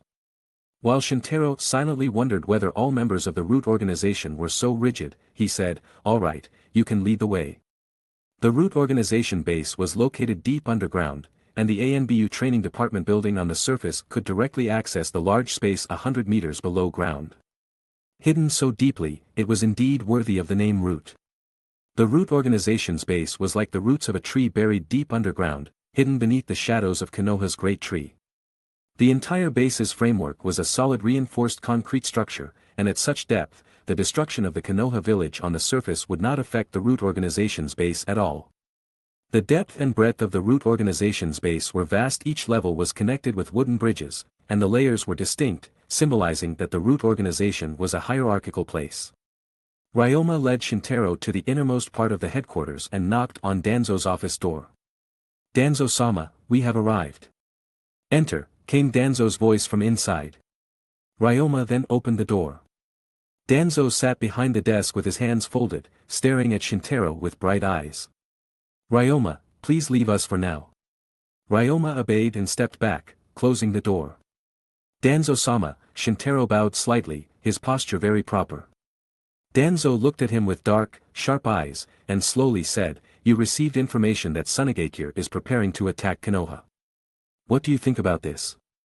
Shintaro thought for a moment and then replied, I think Konoha should at least take countermeasures and build fortifications in the land of rivers to prepare for war. Or take the initiative to attack and drive the Sunagakure ninja out of the land of rivers. Danzo's eyes softened a bit and he said, it seems you still have some spirit. Do you know what Hiruzen's actions are? Shintaro was used to Danzo calling the Hokage by his first name, so he replied, I don't know. The so-called active defense he talks about is just sending a few more troops to patrol the western border of the Fire Country. The so-called diplomatic condemnation is just sending people to Sunagakure for peace talks. How can he lead Konoha to victory with such a weak attitude? As Danzo spoke, he slammed his palm on the desk, causing cracks to appear on the surface. Shintaro did not comment on this, but his heart felt a bit disappointed. Although Konoha was the strongest ninja village, with such a weak Hokage, the village might still face decline in the future. Maybe we can only hope the next Hokage will be stronger. Danzo's anger gradually subsided, and after calming down, he changed the topic and said, it seems you and I are quite compatible, you can join Root. He seemed not to be asking, but commanding. You are an Uchiha under normal circumstances. If you want to work in an official Konoha department in the future, you can only go to the Konoha security forces which are managed by the Uchiha Clan. You won't gain real experience there, and you can only handle trivial disputes in the village. This will truly bury your talent. I can make an exception and recruit you into Root. Here, you can gain full experience, and I can give you special treatment. You can choose from all of Root's ninjutsu resources. You can also decide the tasks assigned to you. The conditions Danzo offered were not unreasonable. However, Shintaro remained unmoved. First, he did not like the hierarchical and gloomy nature of the Root organization, which reminded him of the bureaucratic jujitsu world system in his previous life. Moreover, the curse mark on Ryoma also reminded Shintaro that despite Danzo's kind words, he was highly distrustful of his subordinates. Secondly, Shintaro did not need ninjutsu resources. The Uchiha clan behind him could provide ample ninjutsu resources. Finally, he considered that if he joined Root, he would be buried deep underground like the entire Root network and never see the light of day. As a Root member, no matter how great you were, you could not bask in the sunlight. And the hidden ambition in Shintaro's heart would not accept such a limited future. Thank you for your kindness, Danzo-sama, but I am not suited to serve in the Root organization. Danzo's face turned grim and he said, are you trying to refuse me? He asked knowingly, while at the same time starting to activate his chakra to spread his aura. The majesty of his high position and his power comparable to that of the Hokage was enough to make ordinary ninjas feel frightened and submissive. However, he could do nothing. Shintaro still stood calmly in front of Danzo, already thinking of a way to escape. Seeing that neither recruitment nor intimidation worked, Danzo grimly prepared to take action. At this moment, a faint smile appeared on Shintaro's face. It seems there's no need to expose the Limitless technique. Shintaro was confident he could escape from Danzo's hands, but the prerequisite was that he would have to use the Limitless technique. Danzo would certainly not let go upon seeing the Limitless technique. Shintaro did not want to have a deadly conflict with Danzo, a high-level executive of Konoha. Danzo-sama, you don't want to do anything to my assistant, do you? A magnetic voice came from outside the door. Then Orochimaru pushed the door open. Orochimaru wore a jonin vest, with black hair hanging behind his back. His eyes glanced at Shintaro and stared directly at Danzo. Orochimaru, what do you want to do? Danzo asked in a deep voice. Orochimaru stretched out his hands and said, I don't want to do anything, I just want to take my assistant back. If there's nothing wrong with Danzo-sama, I'll take him away, I have research to complete later. Danzo looked coldly at Orochimaru and uttered a few words, all right, fine. Orochimaru lifted the corners of his mouth, turned around and waved, Danzo-sama, I'm leaving. By the way, the research we're working on is making good progress, it might take some time to bear fruit, please be patient. Danzo watched the figures of Orochimaru and Shintaro retreat without saying a word. I must not clash with him for now. Danzo thought twice and could only swallow this anger. Chapter 67. Shintaro followed Orochimaru and left the Root organization's headquarters. Thank you, Orochimaru-sama, for the rescue, Shintaro expressed his gratitude as he followed behind. Orochimaru replied with a half-smile, I just happened to be passing by the way, I do need an assistant, do you have time today? Shintaro hesitated a bit because he had promised Kurenai he would go to her house for dinner that evening. But after thinking it over, he realized it was still early in the afternoon. And he would have enough time. Moreover, Orochimaru had just helped him, so it was difficult not to give him face. So Shintaro replied, "Yes, what would you like me to do, Orochimaru-sama?" Orochimaru said, "It's still about the soft modification technique. I've been spending some time researching it recently and have advanced it to the stage of in vivo experiments." Shintaro was very surprised by this. What Orochimaru mentioned would take time. From Shintaro's understanding, the soft modification technique was still a few steps away from being ready for in vivo experiments, and it would take several more months as well. As a result, Shintaro left the village for a short mission and found that it had reached the stage of in vivo experiments upon his return. It was imaginable how much difficulty Orochimaru had gone through during this period. Orochimaru noticed the possible thoughts in his mind, so he explained, "I don't have the patience to slowly develop this level of technique. So I sped it up a bit. After this experiment is completed, I plan to shift my research direction to develop more advanced soft modification techniques." Along the way, Orochimaru told Shintaro about the progress of the soft modification technique and his latest research ideas. In his words, Shintaro was one of the few ninjas with scientific literacy, so he was willing to discuss this with him. The two chatted and soon arrived at the research institute. On the operating table, a young man about Shintaro's age was bound naked, his eyes covered, and he was unconscious. "I injected him with a strong anesthetic first, which is enough to keep him unconscious for 24 hours, so there's no need to rush." Orochimaru handed a piece of information to Shintaro and instructed, "You need to understand his situation first." After saying that, he went to change out of his Jonin vest. Ken Kazuki, 13 years old, Konoha Genin. The information was very detailed, from personal information to body measurements taken with precise instruments. This also showed Orochimaru's decisiveness. Both the intelligence profile and the results observed by Shintaro with his 6 eyes indicated that Kazuki's talent was very poor. Precisely because of this, Kazuki agreed to participate in Orochimaru's human experiments. As the first live subject of this ninjutsu research, it was imaginable how much danger he faced. Moreover, Shintaro estimated that Kazuki's reason for participating in the experiment was not only his desire to become stronger but also due to Orochimaru's powerful brainwashing abilities. While Shintaro murmured to himself, Orochimaru had changed into a dust-free surgical gown. "Shintaro-kun, have you finished reading the information? The changing room is to the right of the door." He wore a green medical mask on his face and looked very professional. Shintaro came to his senses, put the information back into the cabinet, and then went to the changing room to change into the same surgical gown as Orochimaru. Only, Orochimaru was currently much taller than Shintaro, so the surgical gown looked somewhat puffy on him. Orochimaru glanced at him with his vertical golden pupils, then calmly put on thin rubber medical gloves. Shintaro followed suit and put on gloves. Orochimaru began to explain the surgical process. "The target transformation for this experiment is mainly the limbs, let's start with." His narration was very detailed, and Shintaro listened very carefully. Orochimaru had explained that the reason for modifying the limbs was that the limbs would have the greatest increase in combat power. Moreover, modifying the bones in the neck would significantly increase the risk of failure. According to dozens of Orochimaru's simulation experiments, the best result would be high paraplegia. This might be one of the reasons why he was ready to abandon the direction of the soft modification technique.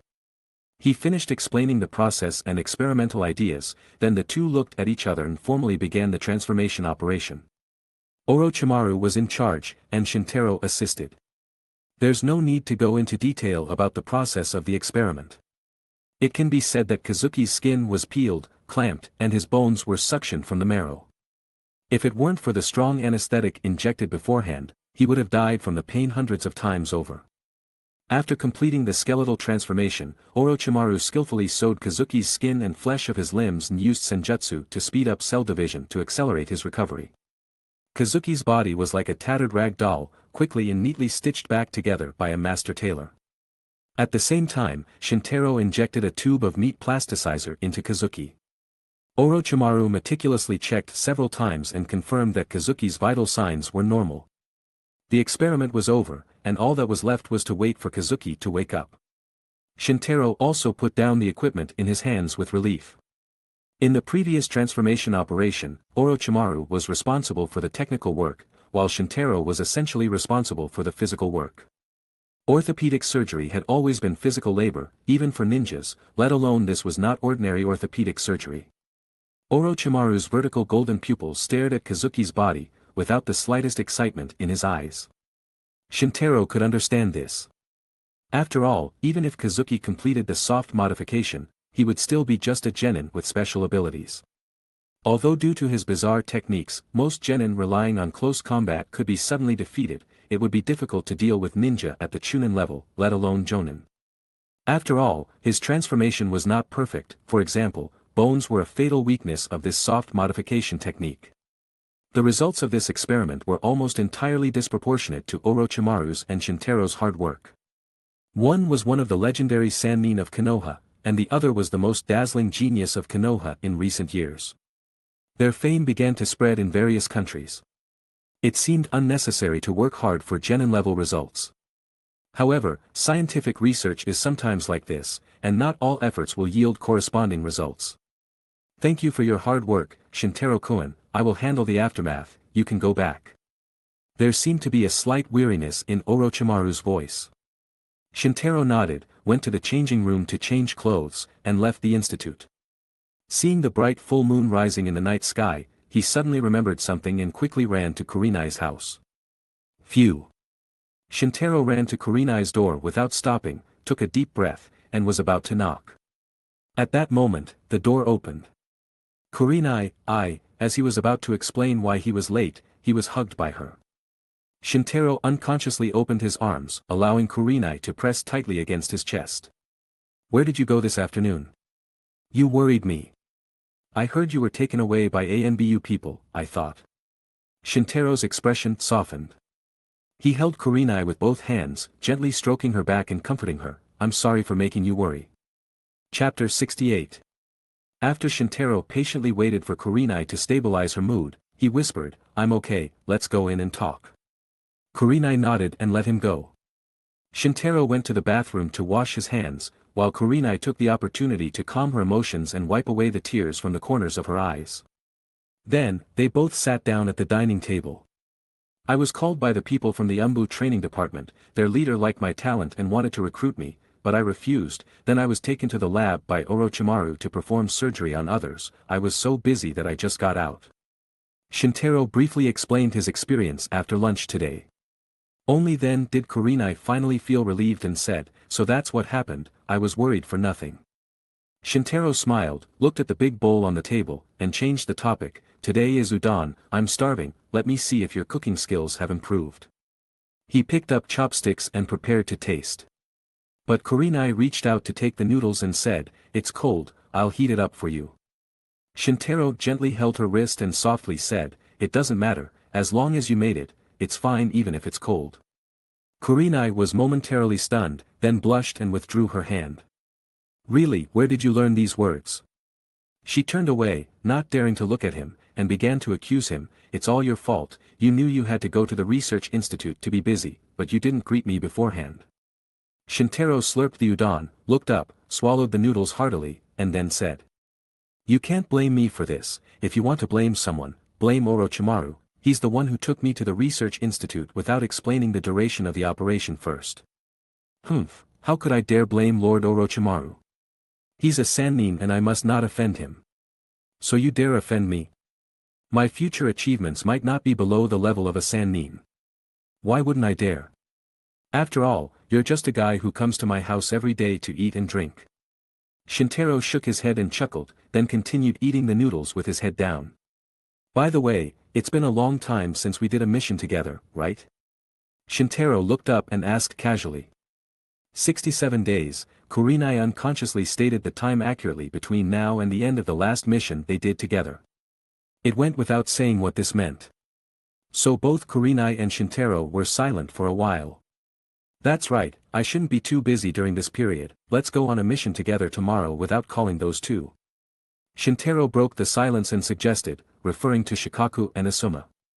Kurenai's beautiful ruby-like eyes began to wander, clearly touched, but after thinking for a moment, she hesitated, you don't have to accommodate me. I'm not accommodating you, Shintaro explained with a smile. I've been tired during this period, and I just want to find a more relaxing mission. After the mission is over, I can go on vacation directly. Kurenai immediately became happy. Shintaro quietly continued to eat the noodles with his head down. Seeing him still enjoying the completely cold udon, Kurenai took the initiative and said, "There's still beef at home, I'll take out the electric oven and grill some meat for you, you can't just eat this cold at night." Shintaro nodded slightly, and Kurenai went to work in the kitchen. This time, Shintaro looked up with a smile on his lips. Sure enough, if you want to improve your living standards, you have to learn to please women, what Shikaku-sensei said is true. In this way, he, who successfully pleased Kurenai, enjoyed his favorite barbecued meat dipped in sugar at home after eating the udon. He finally left Yuhi's house feeling satisfied. Returning to the Uchiha Clan station, he arrived in front of his house. A pitch-black crow was standing on the courtyard wall, hidden under the night sky. "What a coincidence, it's you again." Shintaro recognized the crow he had seen before, and at that time he had used the crow to experiment with the newly developed shadow spell. Blue. With the blue light in his hand, the crow was sucked into his hand and couldn't escape no matter how hard it flapped its wings. Shintaro extended his finger and gently stroked the top of the crow's head, and the crow immediately calmed down. "You and I are still destined, so become my summoned creature." After saying this, he raised Blue and let the crow fly. The crow flew out, circled Shintaro's head a few times, and then landed on his shoulder. "Caw caw." The crow's voice was harsh and hoarse. The crow cawed loudly on his shoulder a few times and then flew away, deliberately silent, as if waiting for Shintaro to follow. Shintaro then followed without thinking. Crows symbolize wisdom and courage in Japan in his past life and even in the land of fire in this life. Moreover, Shintaro had studied the habits of crows while hunting in his previous life. The wisdom of crows sometimes surpasses human imagination. Therefore, he naturally believed that the behavior of the crow in front of him had its own meaning. The crow led him to an unnamed cliff on the edge of Konoha late at night, with dense forest behind it and a rushing river in front of it. Shintaro crossed the river and reached the base of the cliff, and was immediately surrounded by a large group of crows. The crows cawed and flew around Shintaro's head, forming a black cloud. The crow Shintaro first discovered flew down and guided him to a cave under the cliff. Shintaro walked into the cave and found a large scroll inside. He half knelt on the ground and spread the scroll on the ground. There were names written in blood lined up from right to left, all Uchiha Clan names. At the top of the scroll was a line of faint words, Yatagarasu Summoning Contract Scroll. Shintaro saw that the last name written on the scroll was Uchiha Kagami. He remembered Fugaku's previous introduction that Uchiha Kagami was a close subordinate of the second Hokage. There was a line of words below Uchiha Kagami's name, written in the same handwriting. Change the fate of the Uchiha. It seemed this line of words was improvised by Kagami after writing his name in blood. Such a sentence had no beginning or end, making it unclear what its specific meaning was. It was not known whether Kagami was motivating himself to change the fate of the Uchiha, or warning future generations to change the fate of the Uchiha. Shintaro bit his finger and wrote the name Uchiha Shintaro on the scroll with blood. And he wrote 2 words below the name. He stored the scroll and returned it to its place, letting it stay here and wait for the next person. He stood up and felt the blood connection between himself and the group of crows outside the cave. This is a summoning contract. Shintaro walked out of the cave, and the crows flew to the ground in an instant and lined up in front of him. At first, a crow took the initiative to fly to him, and he extended his hand to let it land. The crow's claws gripped his right arm, and Shintaro held it in front of him. "I'll give you a name. Let's call you Hikaru." Shintaro casually made up a name. Hikaru then cawed twice as if in agreement. Shintaro extended his arm forward. "I'm going to sleep. I'm not a nocturnal animal like you. Goodbye." As Shintaro left, the crows on the ground began to flutter and fly, dispersing and disappearing into the dense forest. Chapter 69. The next day, at the Konoha mission gathering point.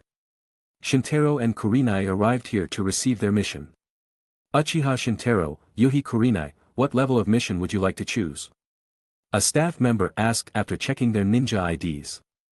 Regarding this matter, they had already discussed it beforehand, so Shintaro answered, "C level, preferably an escort mission abroad." The staff nodded after hearing this, and after some checks, entrusted them with several tasks. Shintaro approached Kurenai and placed the authorization letters in front of them, selecting a task together. He looked around but didn't make a decision. This time, Kurenai extended her white finger and pointed to one of the commission tasks, saying, "How about this one? Escort a caravan." This one will do," Shintaro agreed with a nod. The land of hot water is a friendly neighbor to the land of fire. These two countries have always been peaceful. The land of hot water has beautiful scenery and a thriving tourism industry, making it perfect for a vacation.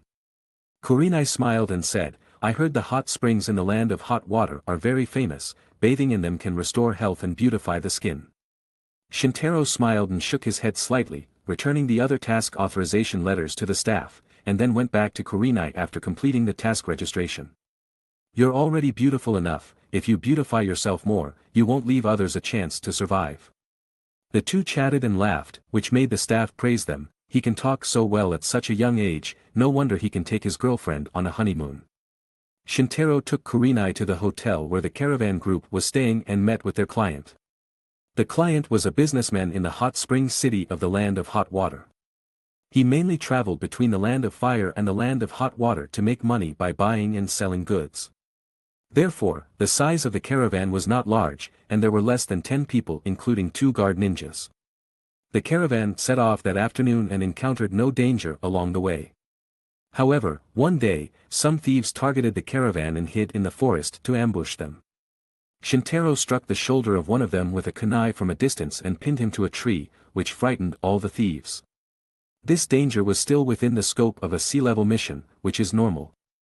After all, not every sea-level mission inexplicably becomes an S-level mission. Due to the slow speed of the ordinary people in the caravan, the group took more than a month to reach the territory of the land of hot water.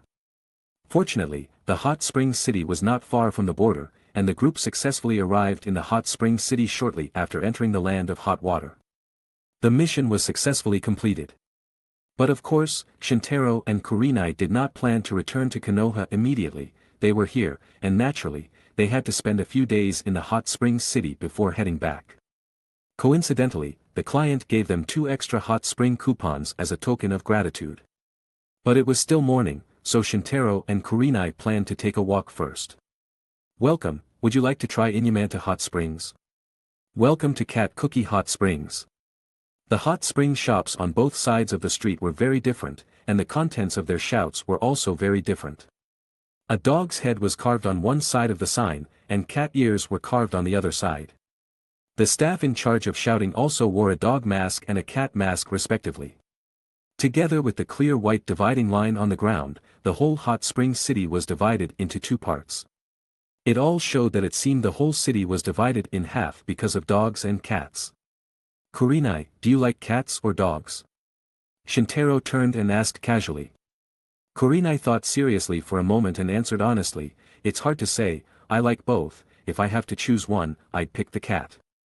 Shintaro agreed. Similarly, cats are quieter than dogs. After all, I don't need a dog to help hunt and guard the house, but Kakashi is really annoying. Kurenai snickered. How can a ninja keep a dog for hunting and guarding the house? Yeah, Shintaro also smiled and shook his head. He suddenly remembered something, looked at her, and said, "If you like cats, I can take you to a place before returning to Konoha." Kurenai's eyes lit up, and she asked expectantly, "Where?" Shintaro turned and said mysteriously, "You'll know when the time comes." Kurenai turned around, but her attention quickly shifted. "Shintaro, look at that." Shintaro saw a store selling kimonos and yukatas. The shop was filled with a dazzling array of clothes in various colors. He remembered the time when he went shopping with Kurenai before. So Shintaro wisely said, "Let's go, we happen to need to change into civilian clothes, otherwise it will be a bit conspicuous." Kurenai nodded happily, even her steps became faster, and she even hummed a tune. Then the situation was as follows: does this look good? Good. Does this one look better or that one? They all look good. In this way, the two spent almost an hour shopping in this store. Shintaro bought himself a kimono with a blue and white sky pattern and a simple pure white yukata. Kurenai carefully selected a red kimono with beautiful embroidered patterns, and the other was a red and black yukata. The two of them walked out of the shop directly wearing kimonos, and walking together really gave them a sense of beauty. Kurenai stared blankly at Shintaro in his sky-patterned kimono and was stunned for a moment. Shintaro waved his palm in front of her eyes. After seeing her come to her senses, he said, "Let's go to the hotel and book a room." Kurenai blushed and said, "I want to book 2 rooms." Sure, the last tone of Shintaro's voice was long, then he turned to her with his blue eyes. "Let's go." Kurenai responded softly and followed him. The two then booked a hotel, went shopping after dinner, and at night, they were finally ready to start their business. The business here refers to hot spring bathing. If you come to the hot spring city and don't soak in the hot springs, then you haven't really been here. The two did not choose the bustling hot springs in the city center but chose a secluded hot spring on the edge of the village. This hot spring was small, about the size of a bedroom, surrounded by walls made of stone. Outside the fence was a dense forest, providing a natural beauty. Steam billowed, and Shintaro was the only one in the hot spring. He stepped on the stone slab at the edge of the hot spring with his bare feet, untied his belt, and flicked off his pure white yukata to his feet in one motion. He lifted his foot and stretched into the warm hot spring, then slowly immersed his entire body into it, spreading his arms flat on the stone slab at the edge of the hot spring, and leaning his back against the stone wall of the hot spring. Shintaro looked at the night sky, feeling very comfortable. "However, it seems like this is the first time I've been in a hot spring alone. I used to be served by maids." He recalled when he used to bathe in hot springs in his previous life, he was always followed by a group of maids. But Shintaro didn't think too much about it. Although he missed the days in his previous life a bit, he also knew that he couldn't go back. At least there was no way to go back now. I don't know what that world would be like now. The warmth enveloped his whole body, making him more relaxed than ever before. It was unclear how much time had passed, but Shintaro suddenly stood up and caused water to splash.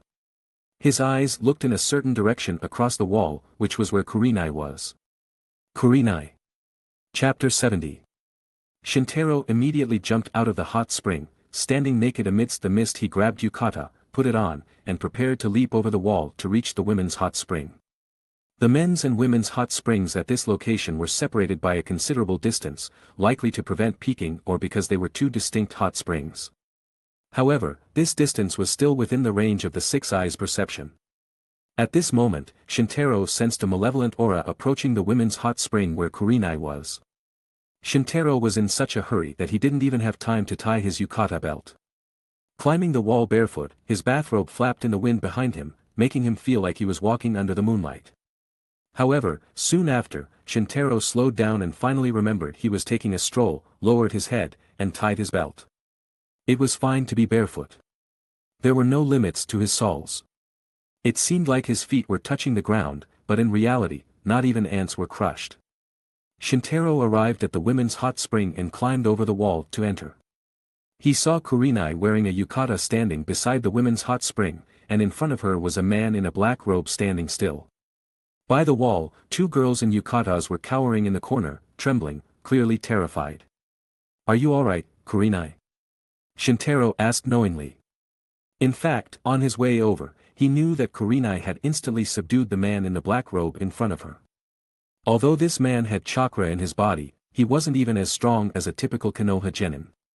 How could he be a match for Kurenai, a trained Chunin from Konoha? Kurenai forced a smile and said she was fine, but as a woman, she must have been scared when a strange man broke in while she was soaking in the hot spring.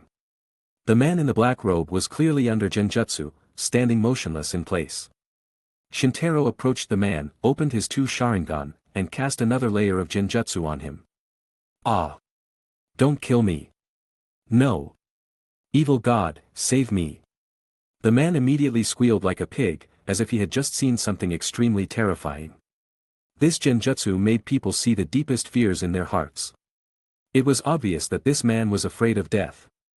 Facing his fear and unable to move, the man almost fainted instantly. Shintaro weakened the genjutsu's effect so that the man wouldn't pass out directly but would remain terrified. "Who are you, and what are you doing here? Tell me everything, or you will see something even more terrifying." Shintaro was very concerned about the evil god mentioned by the man and had a vague feeling that the man's origin was not simple, and he was not just a common pervert or gangster. My name is Kotaro, I'm here to find sacrifices for the evil god. Beautiful girls are the best sacrifices." Kurenai and Shintaro exchanged glances, both understanding that this matter was not simple. What is the evil god? Shintaro continued to ask. The evil god is the belief of our cult of the evil god. He is the greatest god. What are the teachings of the cult of the evil god? Since it involved religion, Shintaro asked about its teachings. The teachings are the most distinctive feature of a religion. Although he had a premonition after hearing the name, he was still shocked and the other party explained the teachings. Kill. The teaching of the evil god is for us believers to kill everyone around us. Kotaro shouted this extremely wicked doctrine almost frenziedly. Kurenai frowned, clearly not expecting the pervert she thought was actually a fanatic killer believer. What do you think? Shintaro turned and asked. Kurenai immediately said, this cult is too dangerous, if left unchecked, it will definitely cause great trouble. Then let's destroy it, Shintaro said confidently. Let's do it for the people. Kurenai asked worriedly, is it dangerous? Don't worry, I am very strong, Shintaro said, comforting her gently. Kurenai didn't know why, but she always believed in Shintaro, so she unconsciously nodded. Where is the headquarters of the cult of the evil god?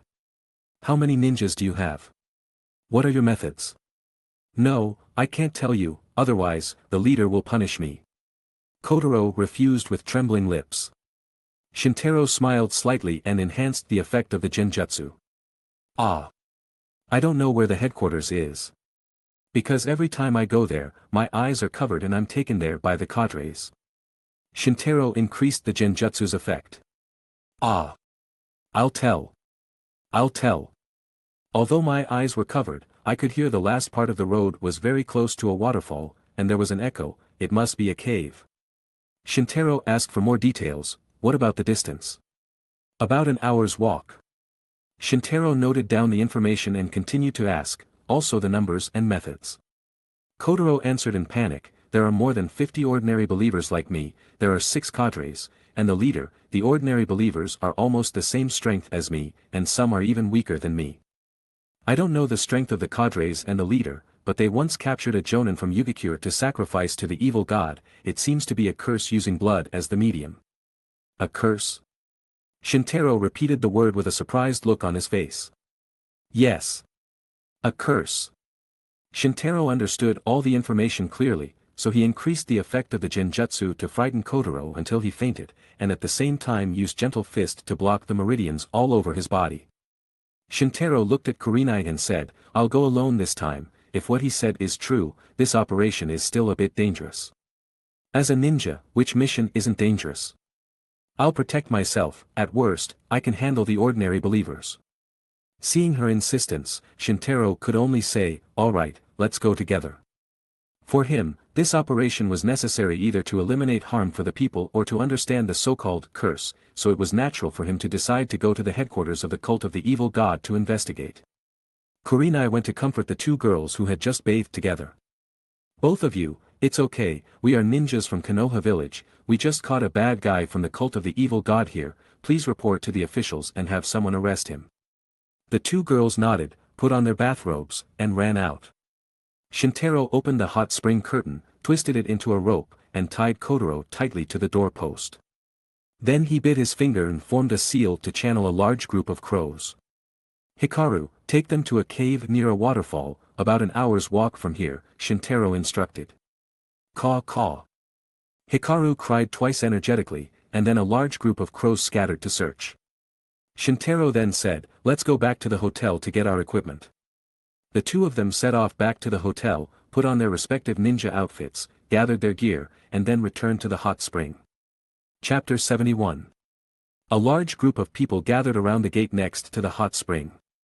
Give me back my daughter. You will not die well. The crowd seemed very angry. Shintaro and Kurenai heard many people cursing and crying. Ha ha ha. It is an honor for them to be sacrificed to the evil god. Kotaro's laughter echoed from the crowd. Shintaro and Kurenai pushed through the crowd and approached Kotaro. Do you still want to experience what you did before? Shintaro's cold words made Kotaro too scared to speak. When everyone saw the forehead protectors on Shintaro and Kurenai, they understood that the 2 were Konoha ninjas. The two girls from earlier also came out to identify them and said, "This man and woman are the ones who saved us and captured the bad guys." Hearing this, an old man came out of the crowd, held Shintaro's hand, and said, "I am the mayor of the Hot Springs City. On behalf of everyone in this city, I want to thank you. What exactly is this evil god cult? Why are you targeting the Hot Springs City?" The mayor sighed, let go of his hand, and stepped forward before the crowd and said, "We don't know either. The Hot Springs City has always believed in the cat god and the dog god. We have never heard of this evil god. As for why they focused on Hot Springs City, it may be because Hot Springs City is a tourist city with many people coming and going. A few missing people wouldn't attract attention. Besides the missing passengers, some relatives and friends of our city's residents have also disappeared. Those damn people." Seeing the mayor's sad expression in the crowd, Kurenai's eyes reddened emotionally. Seeing her dim look, Shintaro stepped forward to comfort her, then said to the mayor, "I will help you destroy the cult." At this moment, Hikaru flew down from the sky and cawed several times. "Did you find the cave?" "Caw.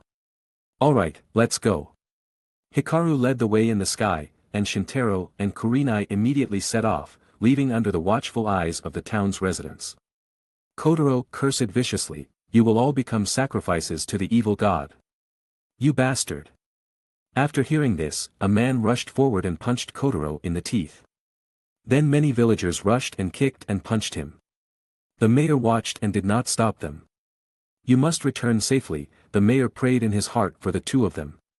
Shintaro and Kurenai traveled through the forest. Kurenai said worriedly, "If you encounter danger, run, safety first." Shintaro turned and said, "Don't worry, I never fight an uncertain battle." Under Hikaru's guidance, the two headed straight into the cave and arrived at the cave entrance within minutes. A waterfall and a cave, this should be the place. Shintaro let the shamisen drop in his arm, stroked its head with his fingers, then released the summoning technique and sent the crow back to Konoha. The waterfall flowed down, falling into the river and creating a spray of warm water mist. It seems the waterfall in the hot spring town is also a hot spring source. Shintaro and Kurenai entered the cave one after another. They both smelled sulfur. It seemed the volcano that created the hot spring town was located here. The outside of the cave was quite hidden and covered in water mist, making it impossible for ordinary people to find. Inside the cave, there was a long, narrow, deep corridor with dimly lit candles on platforms carved on both sides, indicating it was indeed the headquarters of the evil god cult. Kurenai drew a kunai and followed Shintaro closely. In the dark cave, only the kunai in her hand and Shintaro in front of her could give her a sense of security. The two walked slowly for a while and saw a bright light ahead. Shintaro turned and signaled her to be cautious, and Kurenai responded with a firm look. The two approached the corridor exit and heard noises inside. Why hasn't today's sacrifice been delivered yet? Isn't Kotaro the one finding the sacrifice today? All the cadres who went have returned, but he hasn't. Shoo, someone is coming in. Kishida-sama. Gather. Kotaro was captured in Hot Springs City, be alert. Shintaro and Kurenai heard this and immediately rushed in, not giving the cult followers time to be on guard. At this moment, the followers were just learning that Kotaro had been captured and were still confused. Inside was a large cave, the size of a gymnasium. Shintaro used his 6 eyes to instantly determine the number and strength of the evil god cult followers in the cave. There was 1 cadre and 45 ordinary believers in this cave.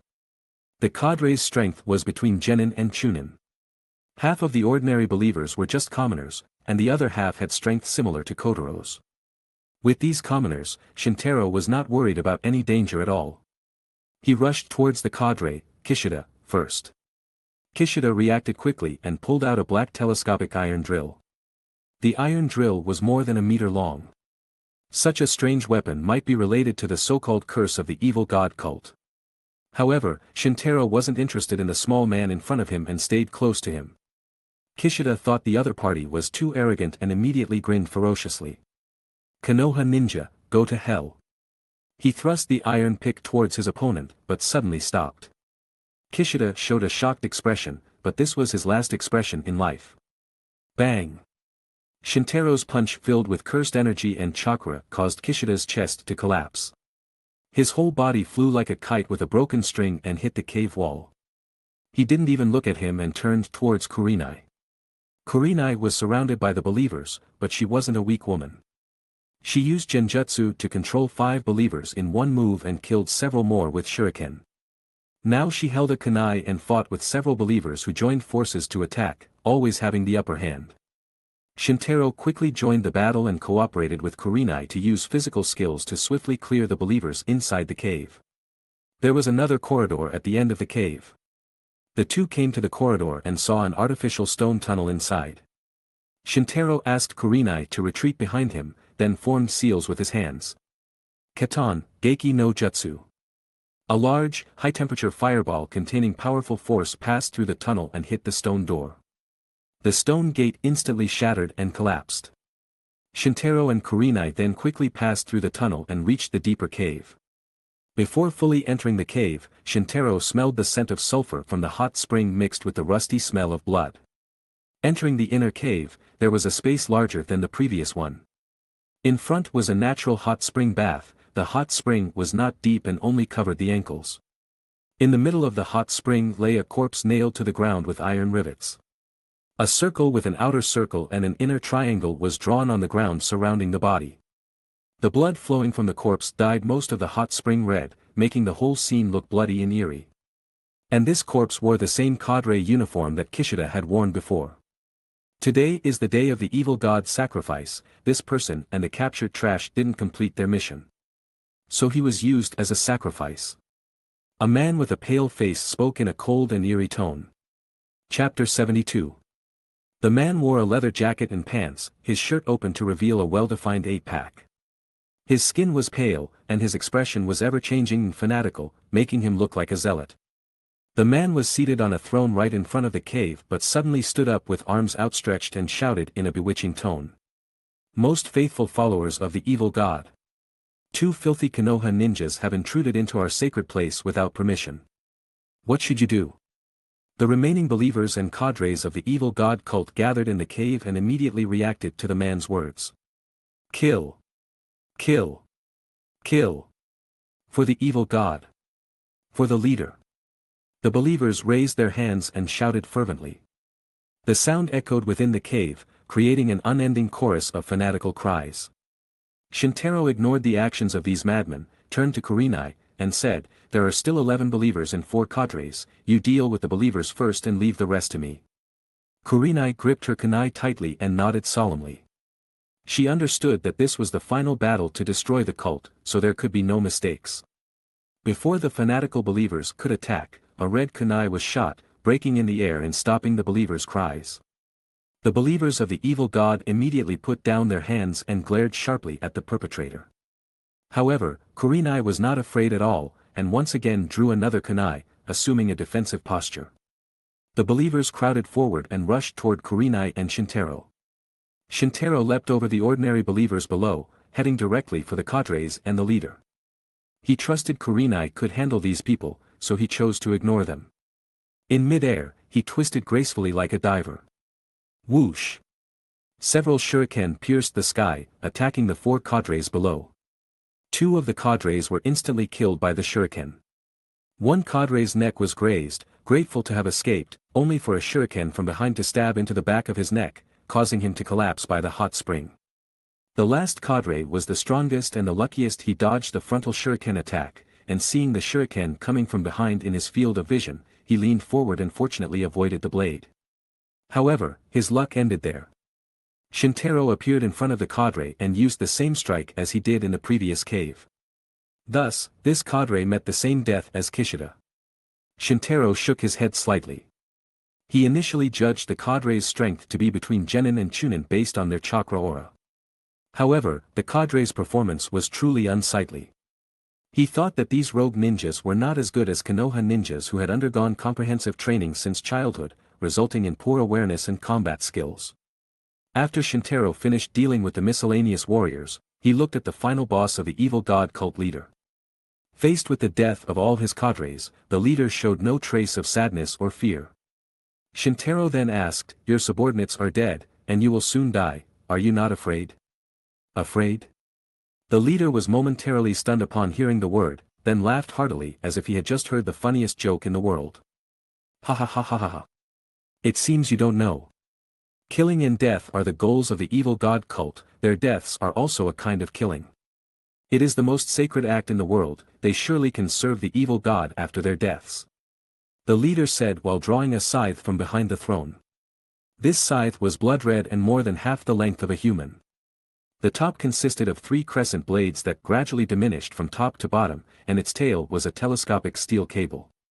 It is a sacrifice for the evil god, as are you and I. After finishing his speech, the leader hurled the 3-bladed scythe at Shintaro. The 3-bladed scythe spun rapidly with great momentum.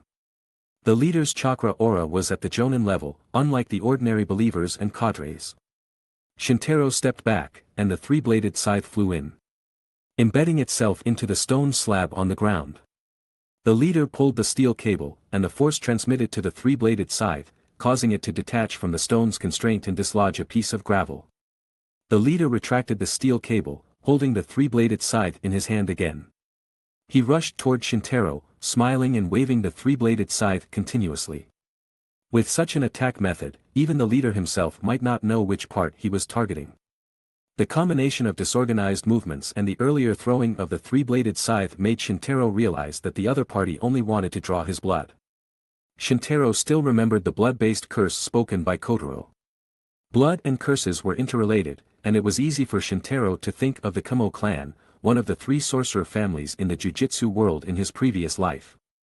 However, he now essentially confirmed that the so-called curse was not the curse he was thinking of.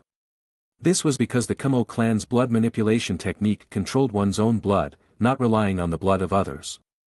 However, Shintaro was still willing to see what this so-called curse was.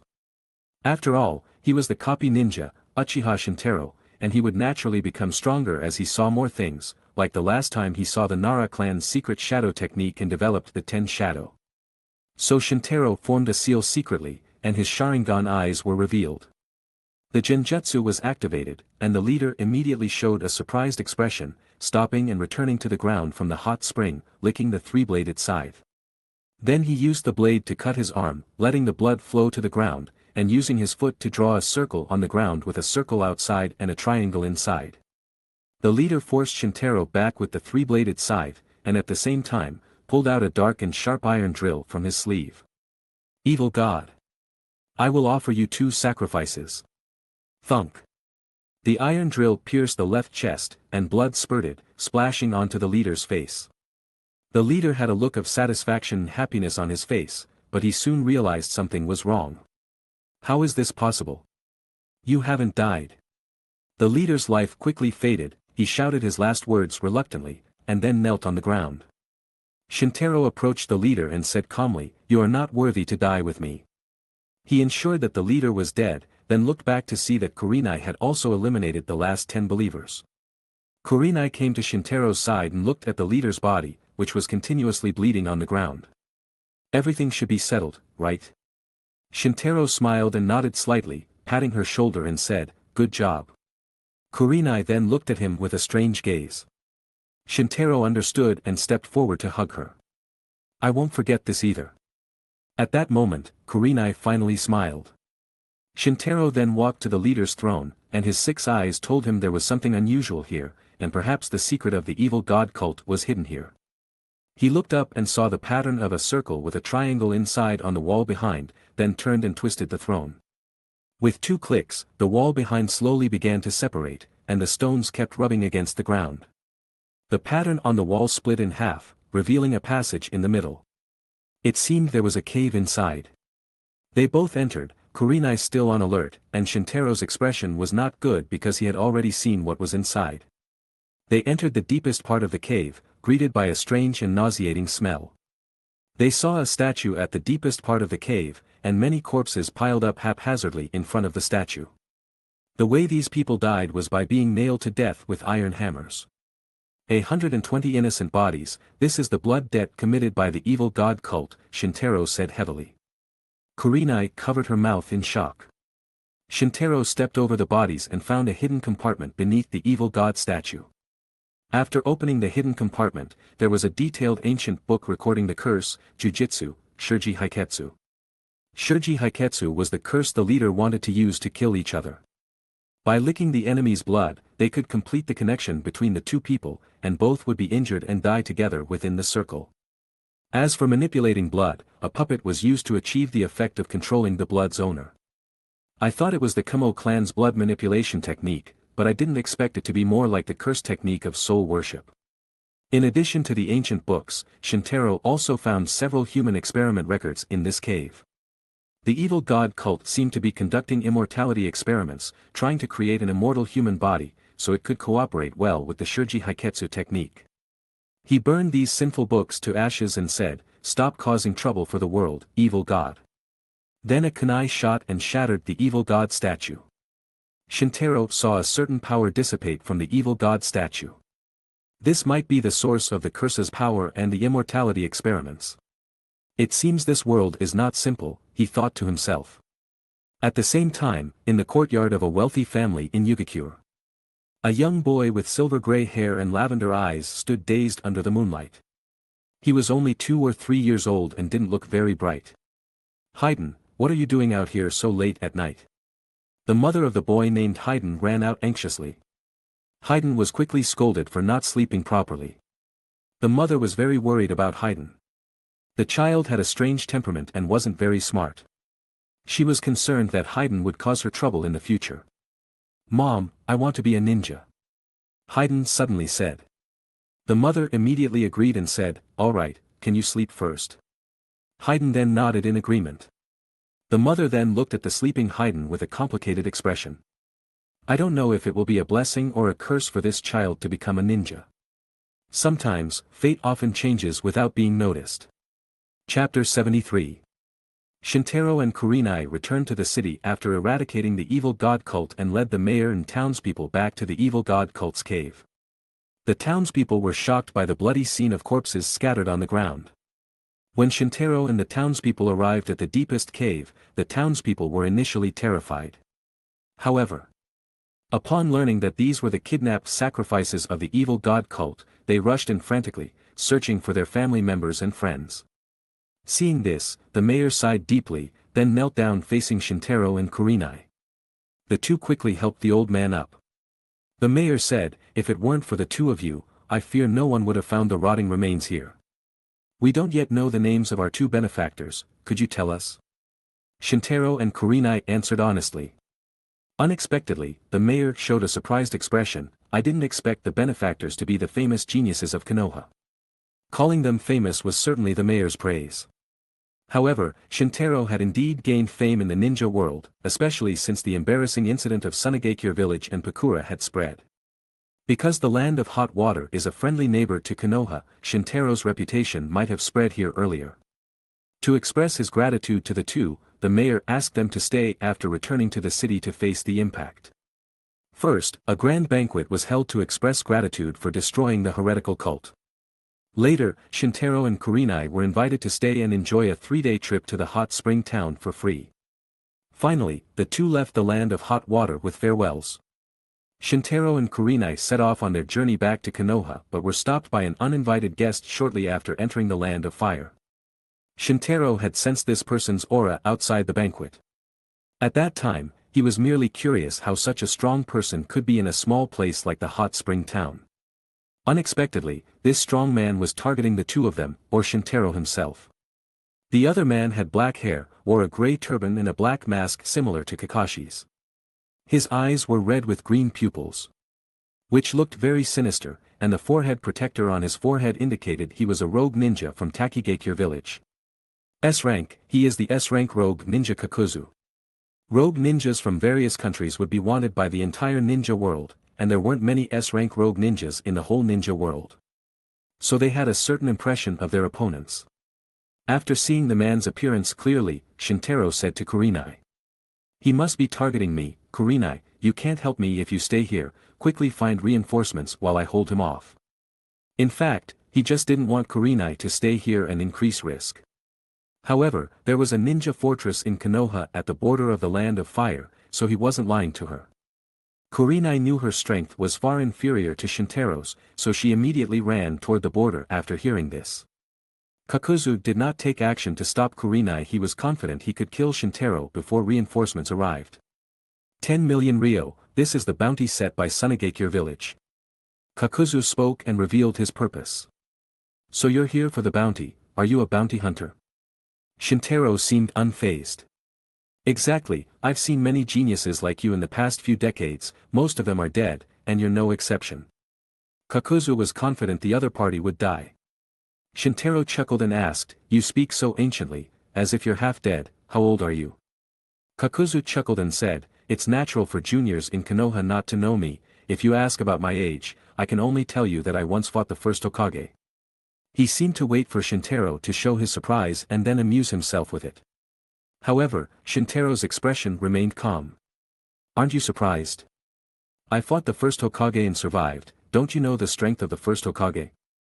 Shintaro smiled faintly and said, I'm not surprised, I know the first Hokage was very strong, but maybe you just saw him on the battlefield and boasted about it. Kakuzu's eyes sharpened, you're courting death. Shintaro also concealed his smile and said coldly, you're the one. After living for so long, it's time to die. Cursed technique lapse, blue. Shintaro used blue to immediately pull Kakuzu toward him, and punched with his right hand, which was condensed with immense cursed energy and chakra. Bang! A powerful punch struck Kakuzu's chest. An ordinary person would be dead, but Kakuzu was a seasoned veteran who had been in the ninja world for decades. He instantly formed a hand seal and used earth element to cover his entire body with a black hardening effect. He was knocked away and sucked back in an instant. Another punch sent him flying far. However, 2 consecutive punches directly knocked him to the brink of death. He vomited blood, his internal organs shook violently, and his stomach churned. Shintaro wanted to repeat the trick, but Kakuzu suppressed the urge to vomit and used his foot to solidly absorb himself to the ground by condensing chakra. It seems your life hasn't been in vain. Seeing him quickly find a way to deal with it, Shintaro sighed and acknowledged his opponent's experience. Kakuzu's eyes no longer showed the previous disdain and pride but were replaced by shock. What kind of power is this? Why do you have it? Damn, the intelligence from the bounty only mentioned you were a jonin, but there was no information about this. He was shocked and confused, and even the greed in his heart somewhat diminished. Shintaro didn't answer this question, but said, your strength isn't as good as the third Hokage's, how did you survive the first Hokage? Suddenly, Kakuzu's back cracked open, and many black tendrils protruded from him, then 2 masked monsters condensed from the black tendrils appeared behind him. The mouths of the 2 masked monsters each condensed a large amount of fire element and wind element. How strong I am, you can experience it yourself. Katan, Sukaku. Ftan, Atsugai. The fire element masked monster released a highly compressed fireball, which instantly expanded in the air and became a sea of fire. The sea of fire combined with a wind explosion formed by the high-pressure wind ball released by the wind element masked monster. Strong winds and a sea of fire swept through, destroying the ground, flowers, plants, and trees in front of them. But Shintaro merely stretched out his hand to counter. Kakuzu thought he had succeeded, but when the firelight dissipated, the other party stood intact in the vast open space scorched by the sea of fire. He couldn't comprehend it but was extremely shocked. Kakuzu took several steps back in shock and retrieved the tentacle monsters behind him, feeling his life was threatened. Shintaro's 6 eyes flickered, and he saw Kakuzu using a secret technique to modify his own blood vessels to steal hearts from others for his own use. At this moment, Kakuzu utilized the other party to analyze intelligence and take action again. His right arm quickly extended, and black tentacles protruded again. The masked monsters with the 3 elements of wind, fire, and lightning gathered in front. The 3 types of chakra mixed into one, and finally, a terrifying chakra cannon was fired simultaneously. The thick chakra cannon directly pierced through the air, and even the ground below was eroded by the hot airwaves generated by the move. When the dust and smoke cleared, the trail on the ground was 100 meters long and 3 to 4 meters wide, and the entire affected area was scorched. However, Shintaro remained unharmed. Kakuzu was in despair. Simple and crude tricks like yours might harm others, you're still too young to deal with me. Shintaro, who hadn't lived as long as Kakuzu in 2 lifetimes, commented sharply. Kakuzu extended all the tendrils from his body, writhing and twisting to protect his body, while also readying himself to flee. Although his strength wasn't very superior, the fact that he could survive in the crisis-ridden ninja world for decades showed he still had skills. Unfortunately, Kakuzu's luck was bad this time. Black Flash. Shintaro used blue to pull himself toward Kakuzu, and in an instant, he was in front. His fist was filled with cursed energy and he punched. When the punch and cursed energy exploded one after another in a delay of 0.00001 seconds, space would distort, and cursed energy would emit a black light, which was the Black Flash. The power of Black Flash was 2.5 times the normal force. The conditions to trigger Black Flash are too harsh, so no one can deliberately use Black Flash. However, there is a significant difference in the core abilities of cursed techniques between those who can use Black Flash and those who cannot. And Shintaro is now like the sky and the clouds. The black tendrils released by Kakuzu's body defense were all destroyed, and his fist struck his chest. Black Flash spread throughout his body, and then the masks inside Kakuzu's body exploded one by one.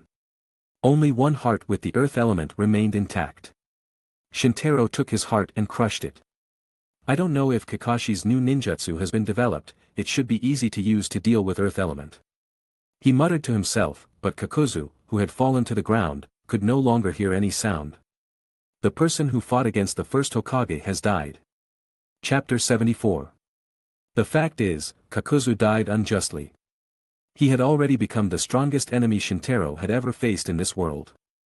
Terumi Mei and Pakura, who were once strong opponents, were not actually as strong as Kakuzu.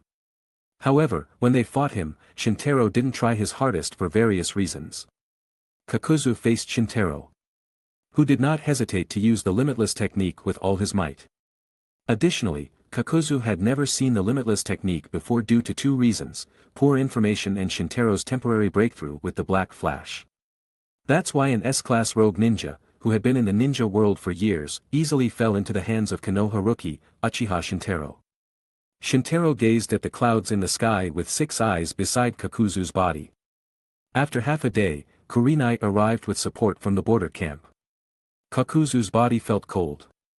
The fight between the two ended too quickly, and the border fort was somewhat far from here. Even if Kurenai rushed at full speed, the round trip would take more than half an hour. Shintaro turned and saw Kurenai's shocked expression and all the Konoha ninjas. This. The prominent Konoha ninja opened his mouth wide and couldn't close it for a long time. Kurenai immediately came to Shintaro's side and carefully checked him up and down, left and right, and found that Shintaro was uninjured. She then turned to look at the wide open space and scorched ground around them that had been destroyed by Kakuzu. Kurenai tilted her head, her confused expression very cute. "Oh, he did this, then I killed him," Shintaro explained casually.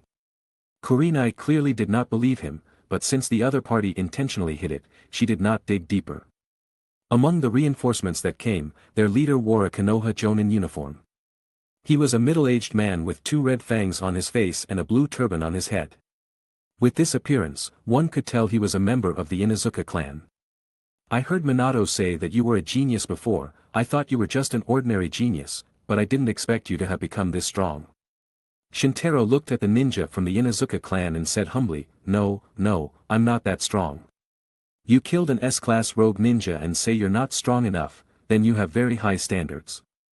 The ninja shook his head and said, "By the way, my name is Inuzuka Gaku, and I am a former teammate of Minato. The person you killed was Kakuzu, the villain who tried to kill the first Hokage and killed all the senior officials of Tgthegood to seize their secret techniques." Gaku once again confirmed that the Kakuzu Shintaro dealt with was no ordinary ninja. Shintaro felt nothing but a little surprise and said, "So what he said about fighting the first Hokage was true?" Gaku smiled helplessly, squatted on the ground to confirm Kakuzu's death, then stood up and said, "Rogue ninjas of this level have a high bounty. Kakuzu should be worth more than 30 million ryo. Akio will go to Tgthegood village to claim the reward for you. This is worth the reward of dozens of S-level missions. It looks like you're now a rich man." Shintaro smiled. The so-called sense of achievement from killing famous and powerful people was not as real as money. What's a bit funny is that when Kakuzu was passing through a hot spring town, he heard that the town was holding a banquet for Konoha's genius ninja, and then he suddenly became interested in making money by killing Shintaro. Kakuzu's body was handed over to Gaku and the others, and Shintaro left with Kurenai. The two did not return to Konoha directly. Remember when I said I would take you somewhere? Shintaro asked on the way. Kurenai nodded. It has something to do with cats, right? Yes, I will take you to see Granny Cat. Shintaro finally stopped lying. Kurenai asked, Granny Cat, is she a human or a cat? Ha ha ha ha, of course she's human, Shintaro laughed. Kurenai punched him in embarrassment. Don't laugh. Although this punch landed, its damage was almost zero, but unfortunately, Kakuzu's attack did not touch Shintaro. Actually, this is my first time going there. Granny Cat is the intelligence source of the Uchiha Clan and has a shop that customizes ninja equipment, so basically, every member of the Uchiha Clan knows the route there, Shintaro explained. Under his lead, the two came to a dilapidated and abandoned city in the Land of Fire and found a deep alley in the city. The two entered. Kurenai followed him and said a little uneasily, it looks very desolate here. Shintaro explained, because this place is not meant for people to stay. It was a voice with a strange tone coming from the front. I am really sorry for making you uncomfortable. In front, a pale white cat with brown and yellow patterns squatted and opened its mouth. The cat talks. Kurenai looked surprised. Shintaro explained, this is a ninja cat, it can not only talk but also fight. The cat said, my name is Naniko, what are you here for? Shintaro stepped forward and took out a small bottle from his hand and handed it to the ninja cat. I am Uchiha Shintaro from the Uchiha Clan, I came to Granny Cat to adopt a cat. Polygonum bottle, it seems you know a lot about it, okay, then I will take you there. Naniko took the polygonum bottle and put it in his blue clothes, then turned around, turning his head to let them follow him. Naniko led the two from one corner to another, and then they arrived at the shop where Granny Cat was. Granny Cat had long gray furry hair, which looked like a gray umbrella on the back of her head. She wore black cat ears on her head and sat on a red round carpet in front of the window. Surrounded by dozens of cats of various types, her name as Granny Cat was very fitting. You are Uchiha Shintaro, this is your first time coming to my place. Shintaro and Kurenai greeted politely. Granny Cat praised, a talented person, and the girl is also beautiful. Kurenai smiled shyly at the compliment. Shintaro looked at her with a chuckle, then said to Granny Cat, we are here to adopt a cat. Do you want a ninja cat or an ordinary cat? Granny Cat asked while petting the kitten beside her. Shintaro looked at her again, so Kurenai answered, an ordinary cat will do. Granny Cat then ordered Naniko to gather the ordinary cats here. The whole shop was almost filled with all kinds of cats, and Kurenai was fascinated. You can choose by yourself, take one back and take good care of it for me. Kurenai nodded seriously, squatting down and petting the cats below, with a surprised smile on her face. There are so many cats. She touched the cats one by one and seemed to like them all. But at this moment, her eyes lit up, and she seemed to have found a special one.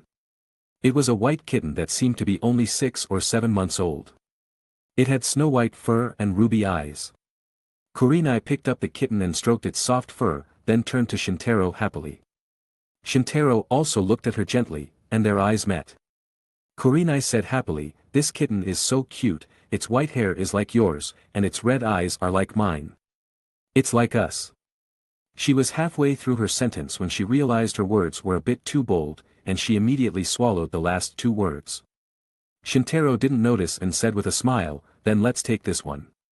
He then looked at Granny Cat. Granny Cat nodded and let the other cats go and said, this is a 6-month-old male cat, you can take it back to Konoha and raise it well. Does it have a name? Shintaro asked. Granny Cat shook her head, so Shintaro and Kurenai decided to name it right away. Shiro, how about Shiro? The name was proposed by Kurenai, not Shintaro. When Shintaro heard this, he immediately smiled and said, what a nice name. With that, the two returned to Konoha with their adopted kitten, Shiro. Chapter 75. Shintaro and Kurenai returned to Konoha.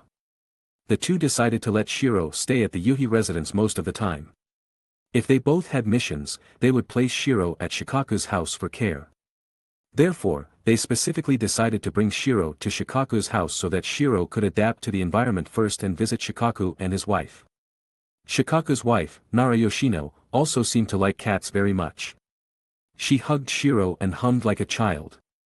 Shintaro joked from the side, Madam, aren't you planning to have a child with Shikaku-sensei soon?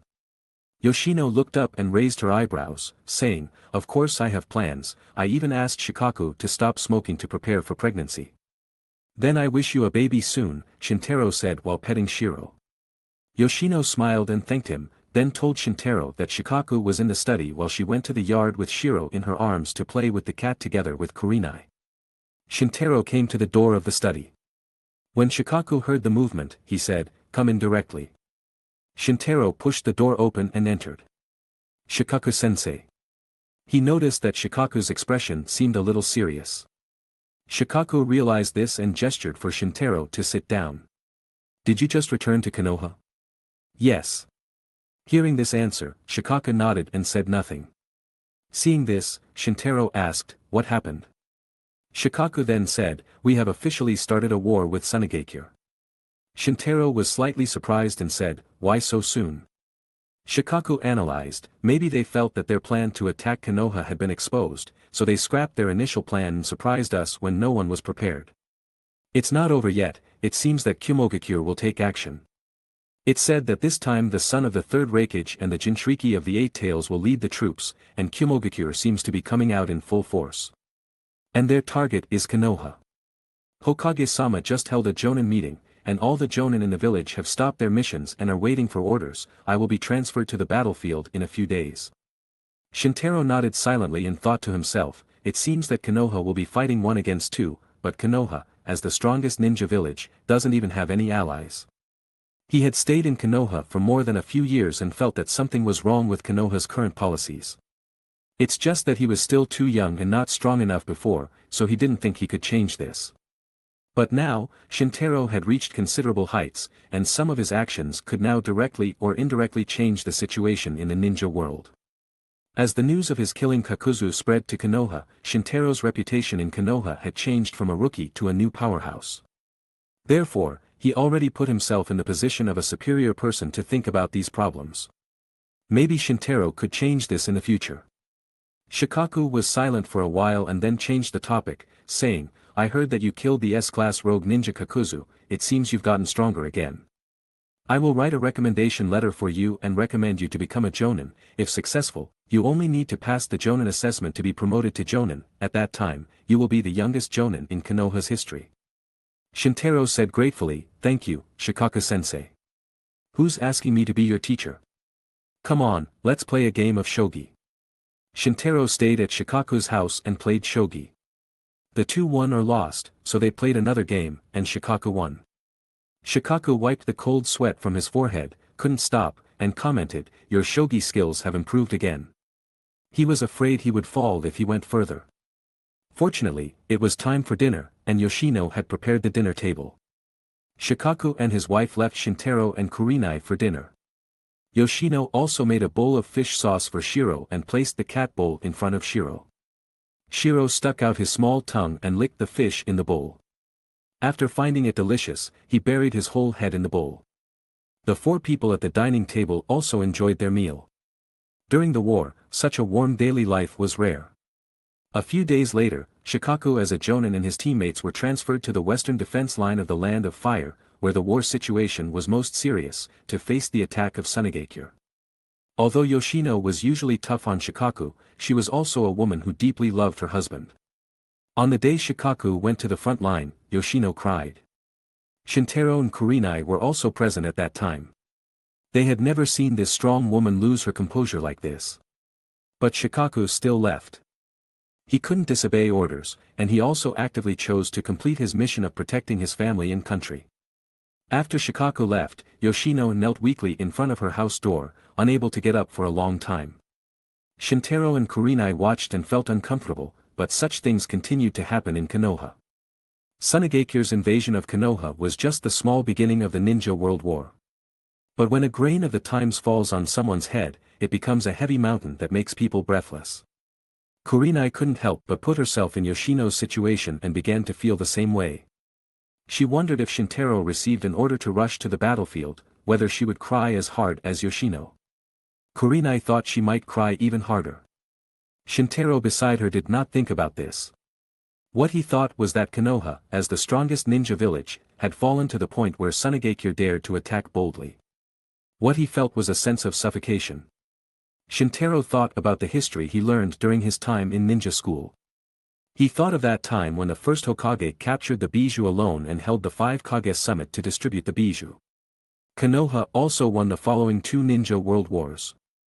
Logically, even if Konoha couldn't claim to unify the ninja world, it shouldn't be attacked by other villages again. But the fact is that not only did Tsunegakure plan to attack Konoha, but Kumogakure in the northeast and Kirigakure in the southeast also planned to attack Konoha. The village of Iwagakure in the Land of Earth, located to the northwest, might not be good either and might also have the idea of attacking Konoha. Shintaro had lived in Konoha since he was 5 years old and was now nearly 12.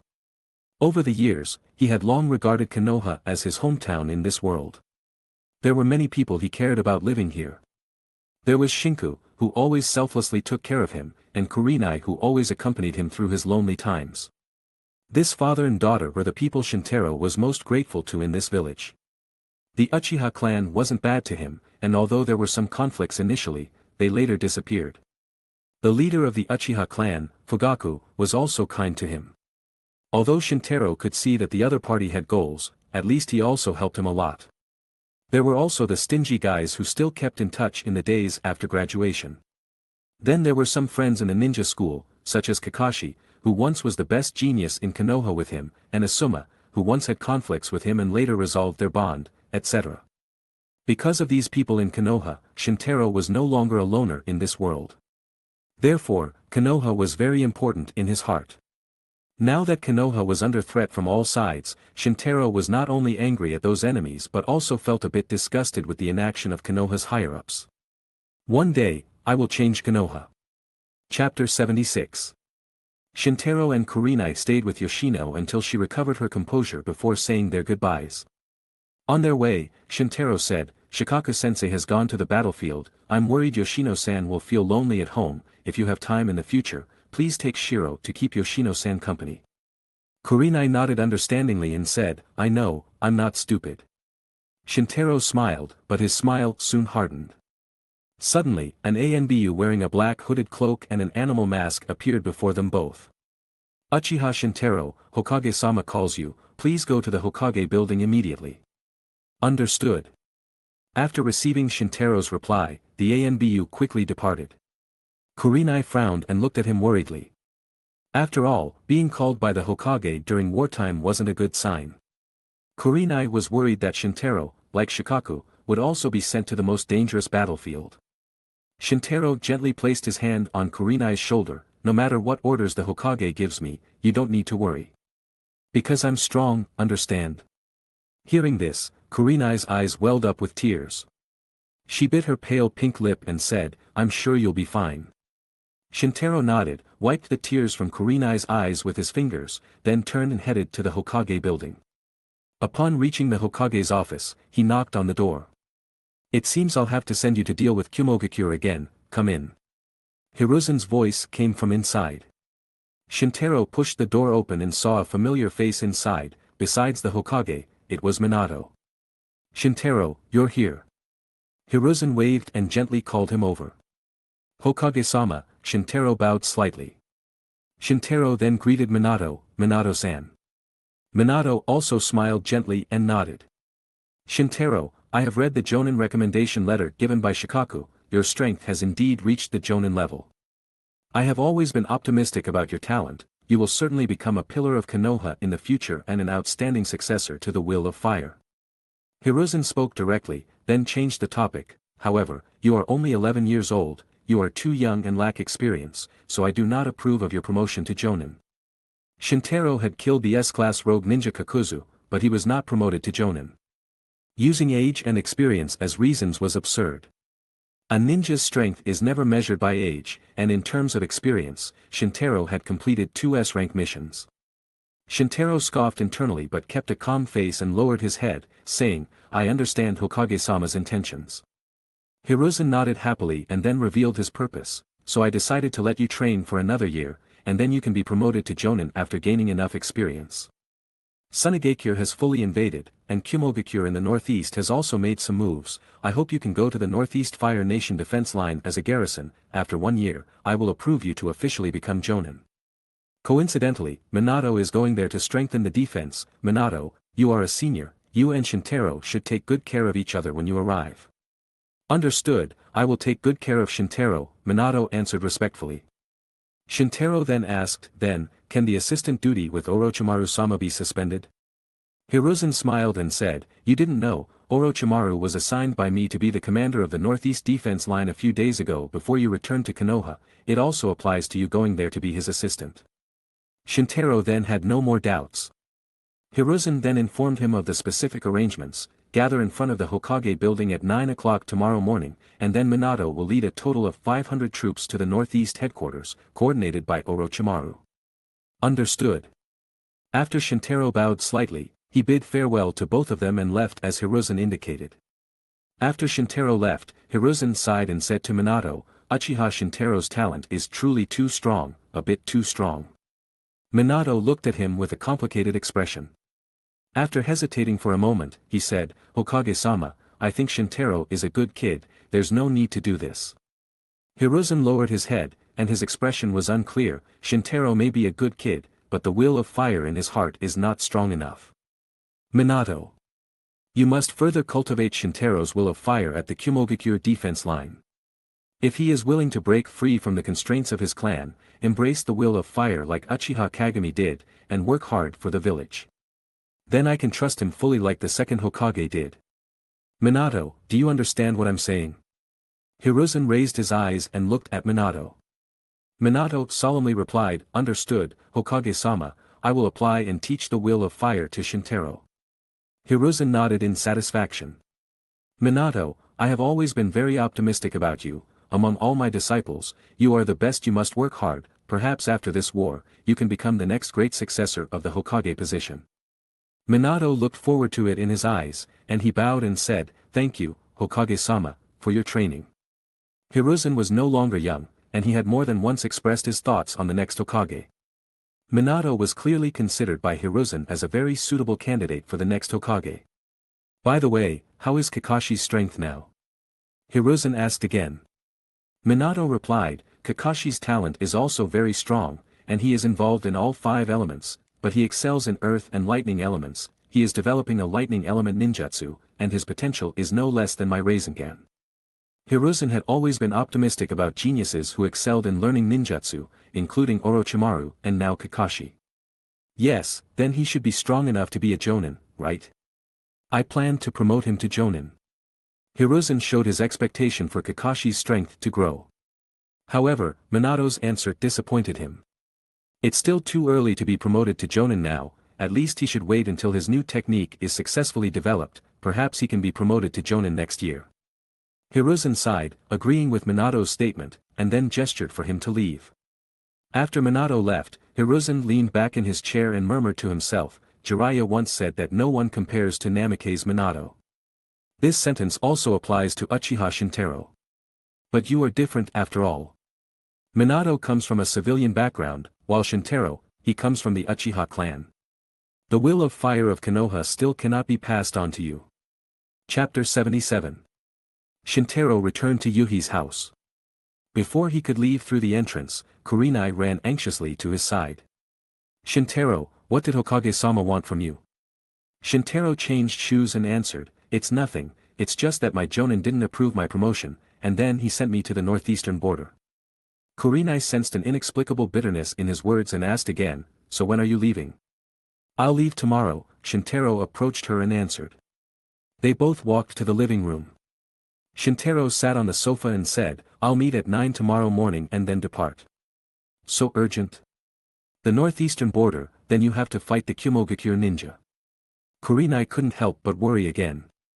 Shintaro took her hand and said, don't worry, I'm very strong, besides, I'm not the only one there, 500 ninjas are going with me alone, Orochimaru and Minato are there won't be any danger.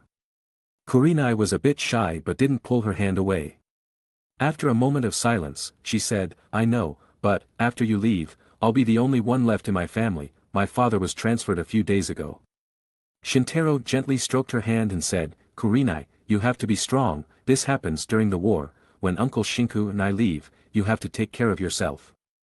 This time Kurenai held back her tears, raised her head, and said seriously, I am a Konoha ninja, don't underestimate me, I will take care of myself. Shiro jumped onto the sofa at this moment, tilting his head as if to see what the two were doing. Shintaro felt relieved seeing Kurenai was aware. After both of them calmed down, Kurenai realized what she was doing and withdrew her hand.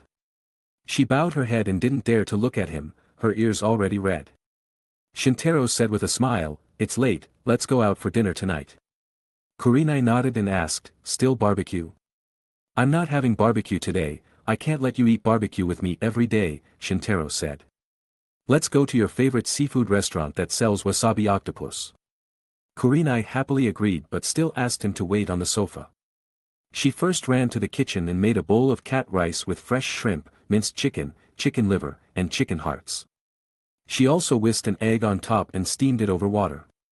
After making the cat food and putting it on the floor, Kurenai ran to the bathroom and stayed there for a while. Shintaro walked toward Shiro and squatted out of boredom. Shiro was engrossed in eating the cat rice, looking as wild as usual. Shintaro held Shiro's neck, and Shiro began to meow, as if asking for Kurenai's help in the bathroom. Shintaro ignored Shiro's cries for help, maintaining his posture with one hand and reaching the other towards Shiro's cat bowl. Not bad, but bland. Shintaro then released Shiro and put him down. Shiro fell to the ground in surprise. At this moment, the bathroom door opened. Kurenai, with her wet hair scattered, leaned her half-wrapped body in a white bath towel and asked, "What's wrong with Shiro?" "Nothing, he just bit his shrimp." Shintaro squatted on the ground and turned to answer. Kurenai looked at him and said, "Are you competing for food with a cat?" Then she went back in. It took almost an hour to bathe and dry her hair, and half an hour to choose and change clothes. Fortunately, Kurenai was still young and didn't need makeup, otherwise, it would take another hour. She had slightly curly hair, and her black hair covered her shoulders, emitting a faint floral fragrance. A white scarf covered the top of both her arms, she wore a magenta top and a light pink skirt. Tight black leggings on her legs peeked out from under her open-foot skirt. The outfit was actually similar to usual, but Shintaro didn't know why Kurenai looked so good today. He immediately forgot the boredom he felt while waiting and stared blankly at her. Kurenai giggled shyly and said, "Does it look good?" Shintaro nodded, "It looks good." "Then take a closer look, you won't need to watch any more the day after tomorrow." Kurenai pouted and turned her face aside. Shintaro waved his hand, walked towards her, and said, "I'm just going to the border tomorrow, it doesn't mean I'm going to die tomorrow." Kurenai immediately turned around and interrupted seriously, "Don't say such unlucky words." Shintaro immediately reached out his hand to comfort Kurenai, Okay, I won't say anything anymore, let's do this, let's take a picture together after dinner, and I'll take it to the border so I can see you every day." Kurenai's ears turned red immediately, and she bowed her head and answered softly. They then set off, as the sun set and the moon rose. Shintaro and Kurenai had a feast at the seafood restaurant, then went shopping on the street. They bought many items along the way, big and small. They both went to Yamanaka's flower shop. Shintaro bought a beautiful bouquet for Kurenai, then they returned home. It should be mentioned that the entire cost of this date was covered by Kakuzu, or rather, it was the reward for killing Kakuzu sent from Tgthegood. Shintaro handed the money to Kurenai. At first, Kurenai refused to accept it, but when she heard Shintaro say that she and her father were his only relatives in Konoha, she no longer refused. Kurenai had just promised Shintaro that she would take good care of the money, and Shintaro smiled and said that Kurenai could use it if she wanted. The next day, Shintaro came to Yuhi's house wearing the new clothes Kurenai had chosen for him yesterday. He said his final goodbye to her, then packed his things and went to the Hokage building to assemble. Hiruzen wore the Hokage robe and the Hokage hat with the word "fire" on his head, and gave a speech to the Konoha ninjas below. The content of the speech remained unchanged, and the theme was still the will of fire.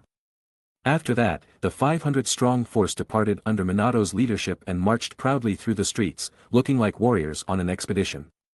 Both sides of the road were filled with people sending off the troops. And the sounds of blessings and farewells were endless. This made many young ninjas in the force who had never been on the battlefield excited and filled their hearts with longing to make achievements. The other older ninjas who had been on the battlefield before felt worried and had sad faces. They knew that the battlefield was a place of death for most, not a place to achieve merits. Shintaro's reaction was different from both of them. He felt quite calm when going to the battlefield and observed the crowd with his 6 eyes, searching for Kurenai's figure. Sure enough, Kurenai's figure was found in the crowd. Although Shintaro had said earlier that there was no need to see him off, he knew that Kurenai would still come. He reached out his hand and waved to Kurenai. In an instant, Kurenai saw him from the crowd of troops. Kurenai also waved desperately at him. At this moment, Shintaro was pushed forward by the large troops behind him, and he could only say his final goodbye to her from a distance. Kurenai couldn't hear clearly, but she understood the shape of his mouth. What Shintaro said was, "Wait for me to come back." Chapter 78. 500 ninjas immediately left the village and headed northeast. To the northeast of the Land of Fire are two countries, the Land of Hot Water and the Land of Iron. Both of these countries are small, and if combined, their total area is only about 1/6 or 1/7 of the Land of Fire. These two countries lie between the Land of Fire and the sea, as well as between the peninsula of the Land of Fire and the Land of Thunder. The Land of Thunder is located on the Land of Thunder Peninsula, and to the south of the peninsula is a small country called the Land of Frost. Although the three countries of Iron, Hot Water, and Frost are squeezed between the Land of Fire and the Land of Thunder, their positions are actually different. The Land of Fields is located northeast of the Land of Fire, with the sea to the north and the Land of Iron, a neutral samurai country, to the west, making it more neutral between the two countries. Konoha established the northeastern defense line headquarters in the Land of Rivers, with a total of 4,000 troops. Additionally, 1,000 troops were deployed at the junction of the Land of Hot Water and the Land of Fire. Including the 500 reinforcements currently rushing to the defense headquarters, the total Konoha force on the northeastern border is 5,500. This number is quite large, especially considering that Konoha is fighting on two fronts, with almost half of Konoha's combat power. This is not an ordinary army of 5,500 people, but a force of 5,500 ninjas. Any genin here can easily slaughter an entire village of ordinary people, a few dozen ninjas can capture a town, a few hundred ninjas can capture several large cities, and 1,000 ninjas can destroy a small country. And 5,500 people are a bargaining chip in the politics between the great nations. The troops arrived at the headquarters on the third day after departure and were disbanded and deployed to various small defense lines under Orochimaru's arrangement, except for Shintaro. In the command tent, Orochimaru, Shintaro, and Minato gathered. Orochimaru was explaining the current situation to Minato. After all, Minato hadn't been on this defense line for a long time, so it was natural for him to be unfamiliar with the current situation. After their conversation ended, Orochimaru turned to Shintaro, who had been silently observing, and asked, "Shintaro-kun, what do you think about the situation on the battlefield?" Shintaro looked up and saw Orochimaru's expectant expression, indicating he was eager for his answer. He pointed at the sand table with his finger and said, "Isn't our defense line at the border of the Land of Hot Water a bit too weak, and not connected with the defense line of the Land of Iron?" Orochimaru showed admiration in his eyes and replied, "Yes, but there's nothing we can do, we don't have enough troops, and the Land of Iron has declared neutrality, we can't just send troops to the garrison. Anyway, the likelihood of Kumogakure taking a detour to attack from the Land of Iron is very low. There is our defense line towards the Land of Rivers, and it is difficult to transport troops through the sea to the north. So we can only half abandon this position. But we are not unprepared. Minato's mobile unit is responsible for reinforcing the defense line. As long as the troops stationed at the border between the Land of Fire and the Land of Iron hold firm and wait for reinforcements from the mobile unit, we can attack the Kumogakure ninjas from both sides of the Land of Iron." Shintaro nodded in understanding, knowing that this apparent gap was already the best solution at the moment.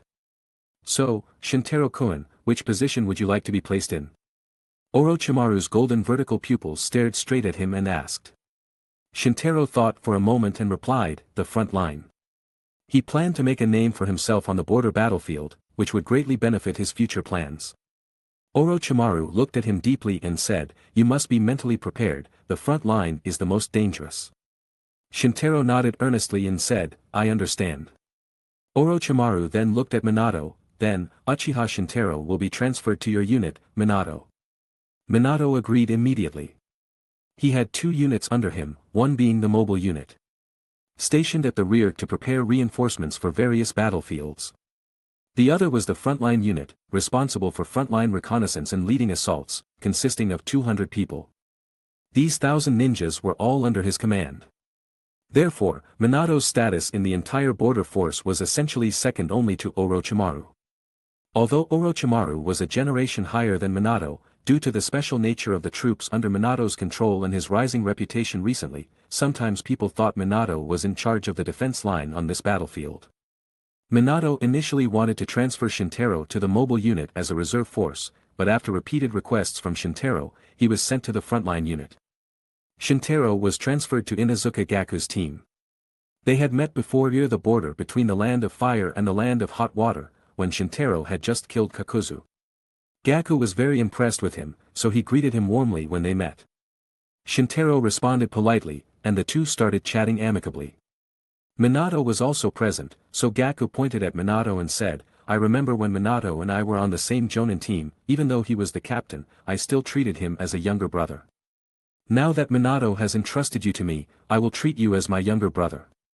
Shintaro bowed and said, "Thank you, Inuzuka-san." "With that said, why are you still being so polite?" Gaku said, waving his hand and pretending to be dissatisfied. "Gaku-san," Shintaro immediately changed his wording. Gaku laughed loudly and said to Minato, "This kid is very considerate, isn't he?" Minato smiled faintly and said, "He's been like this since he was young. All right, you guys chat first, and I'll brief you on the mission." "Okay. Understood." After Gaku and Shintaro replied, Minato left. Gaku immediately brought Shintaro to the four-man team he commanded, including 1 Jonin and 3 Chunin from Gaku, with Shintaro now being added as a Chunin. "This is the famous Uchiha Shintaro, he's now a member of our team, come out and say hello." Gaku clapped his hands and shouted a few times. Several figures emerged from a nearby tent. "Captain, you're amazing. You actually managed to get Konoha's top talent to join our team." He wasn't very old, so he probably admired Shintaro, a genius. "Daichi, I'm here, please speak more quietly," another mature and steady-looking man patted the flat-headed ninja. "Uncle Isamu. Don't touch my head. I'm not tall." Besides the two of them, a handsome young man emerged from the tent, rubbing his eyes. Seeing Daichi and Isamu being noisy, he complained, "You're so noisy, my head is about to explode." Woof woof woof. A large yellow dog also ran out to greet Shintaro's arrival. "Akabane Daichi, Suzuki Isamu, Takuto Mizumoto, and my partner Kuramaru, these are all the members of our team, and now we'll be adding you." Gaku introduced Shintaro one by one. Shintaro bowed slightly and said, "Hello everyone, I'm Uchiha Shintaro, please take care of me in the future." The three people opposite him looked at each other, seeming a little surprised.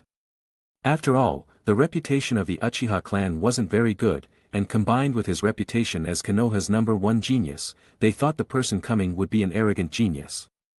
They didn't expect Shintaro to behave so politely. "Hello." Daichi responded quickly. "It seems our team finally has a reliable ninja," Isamu said emotionally. Takuto scratched his head and extended his hand for a handshake. Woof woof woof. Kuramaru greeted happily, wagging his tail. Chapter 79.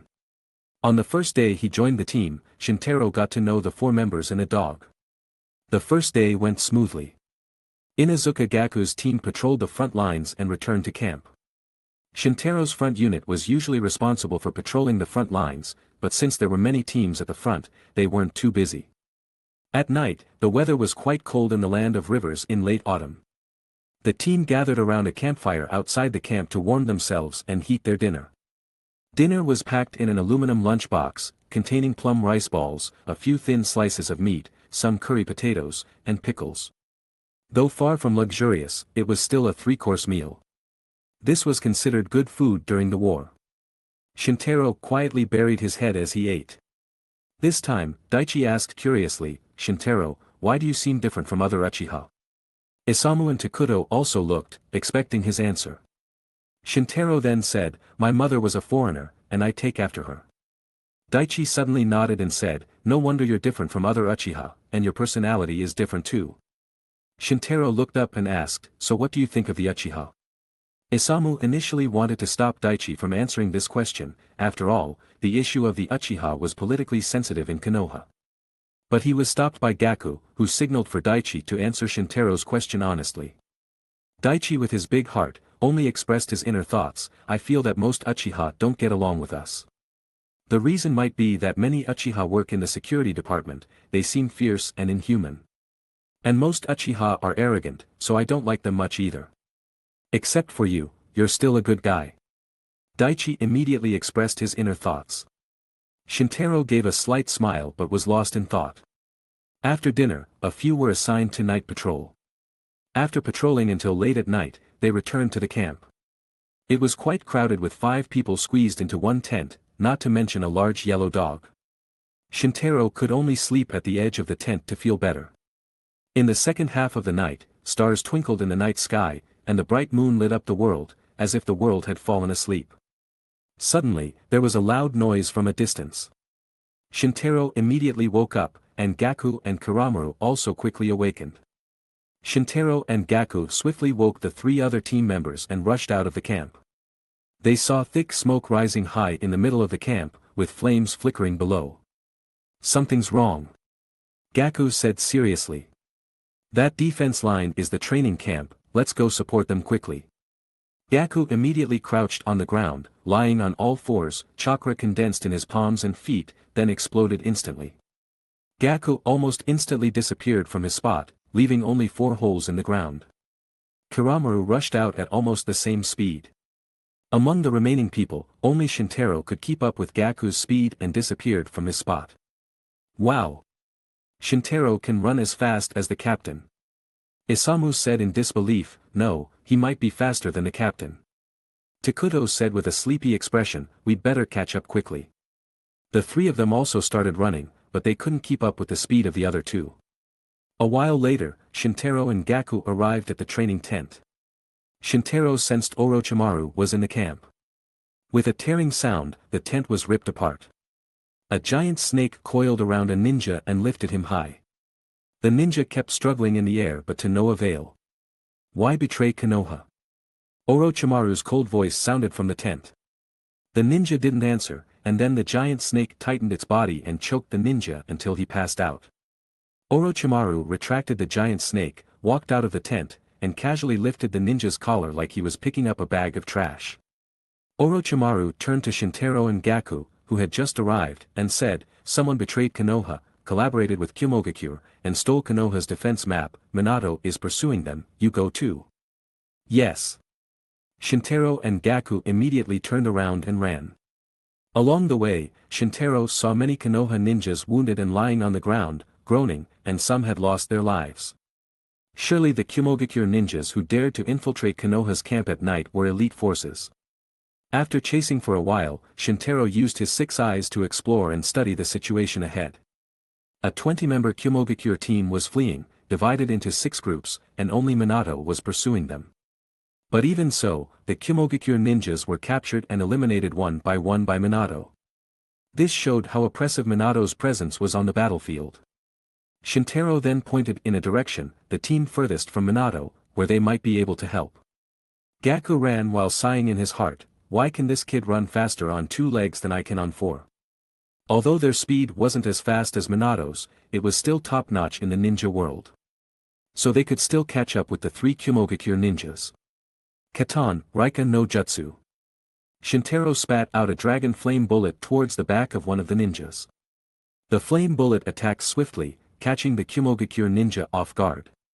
The Kumogakure ninja was immediately hit from behind and thrown to the ground, lying motionless with most of his body burned and out of breath. Shintaro then used a kunai to close his throat, ending the Kumogakure ninja's life. On the other side, Gaku transformed Kuramaru into his own form, then both crouched on the ground and started spinning at high speed into 2 tornadoes to attack the other Kumogakure ninja. The Kumogakure ninja was on guard, and he drew his sword and slashed at the tornado beside him. However, at this moment, his back was hit by the tornado behind him. Before he could change his expression, he flew out and crashed into a big tree, making no sound. But the other Kumogakure ninja didn't react at all even after his 2 teammates were killed and continued fleeing at full speed. It seemed this ninja was the type to prioritize the mission. Shintaro and Gaku were about to catch up when a special kunai flew from a distance. The kunai had three-pronged blades and a light yellow handle. The kunai flew towards the Kumogakure ninja and hit the ground in front of him. Then Minato instantly appeared there, with a Rasengan already in his hand. Bang! The Kumogakure ninja was hit by the Rasengan and flew back more than 10 meters, landing in front of Shintaro and Gaku. His chest collapsed, his ribs punctured his heart, and a lot of blood flowed, signaling his death. Minato picked up the kunai and retrieved his ninja pouch, walking closer and saying with a smile, "Thanks for your help." Chapter 80. Is this Hiration no Jutsu? Shintaro asked. Seeing this, Minato smiled, scratched his head, and said, "Yes, Hiration no Jutsu is my specialty." What do you mean by your specialty? That's clearly Minato's famous technique. You know Minato's title is the Yellow Flash, right? This nickname describes his appearance when using Hiration no Jutsu. At that time, a group of us encountered the Kumogakure ninja, which was the strongest combination of Kumogakure consisting of the third Reikage Sun and the Hachibi Jinchuriki. Minato was fighting against the two of them, he still had the upper hand and forced them to retreat, not daring to attack. Unfortunately, Minato was too kind, otherwise, the Hachibi Jinchuriki would have died there. Gaku spoke excitedly, as if it was his own achievement. Shintaro smiled meaningfully. He could see that Gaku already considered Minato as his little brother, so talking about Minato inevitably made him happy too. Minato humbly said, "Actually, fighting at that time was very dangerous, it feels good to have achieved such results." Shintaro didn't know the specific situation back then, but he had heard about it in the village. However, given the situation, Minato seemed to have the upper hand when facing the two. Shintaro then admired Minato's strength even more. Ai was the son of the third Reikage, and the Hachibi Jinchuriki was roughly equivalent to Minato and Kushina in Konoha. The third Reikage son would undoubtedly inherit the Reikage position in the future, and according to Shintaro, Minato would also inherit the Hokage position. Shintaro had never seen the Hachibi, but he had seen the Kyuubi. He still felt fear when thinking about the Kyuubi breaking its seal back then. So, he looked curious and asked, "Then what ninjutsu did Minato-san use at that time?" "Well, the name is a bit long, it's called Rasen Senko Cho Rinboku-san Shiki." Minato skillfully pronounced the strange name that most people couldn't say fluently after hearing it 2 or 3 times. Shintaro complained in his heart, such a unique naming style.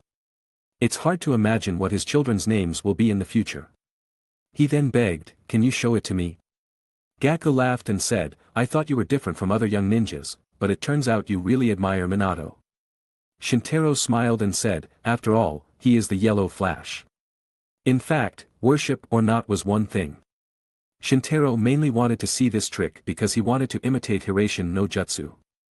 Shintaro had seen Minato use Hiration no Jutsu several times, but he had only seen him teleport, or he had seen him teleport and appear, but he had never seen the entire process. Therefore, it was difficult to analyze and copy with the 6 eyes. Minato agreed immediately after hearing this, then took out 8 kunai from his ninja bag, holding the kunai between his fingers, opened his hand, and threw them everywhere.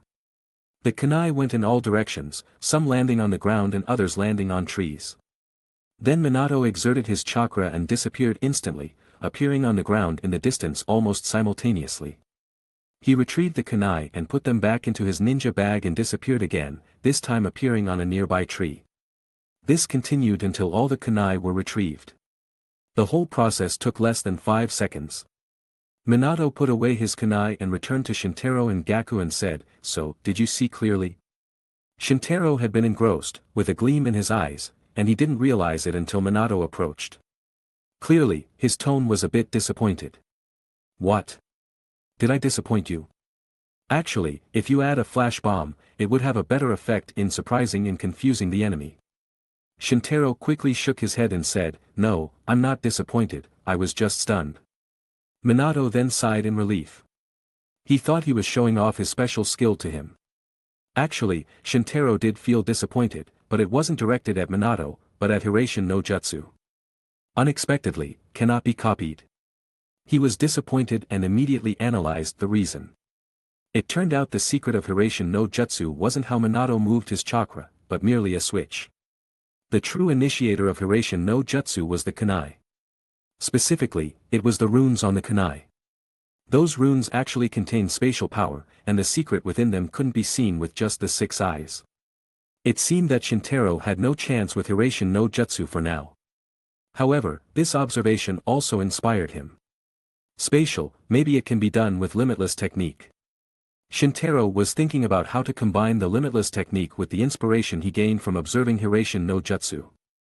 At this moment, Minato had found the stolen defense plan on the Kumogakure ninja's corpse.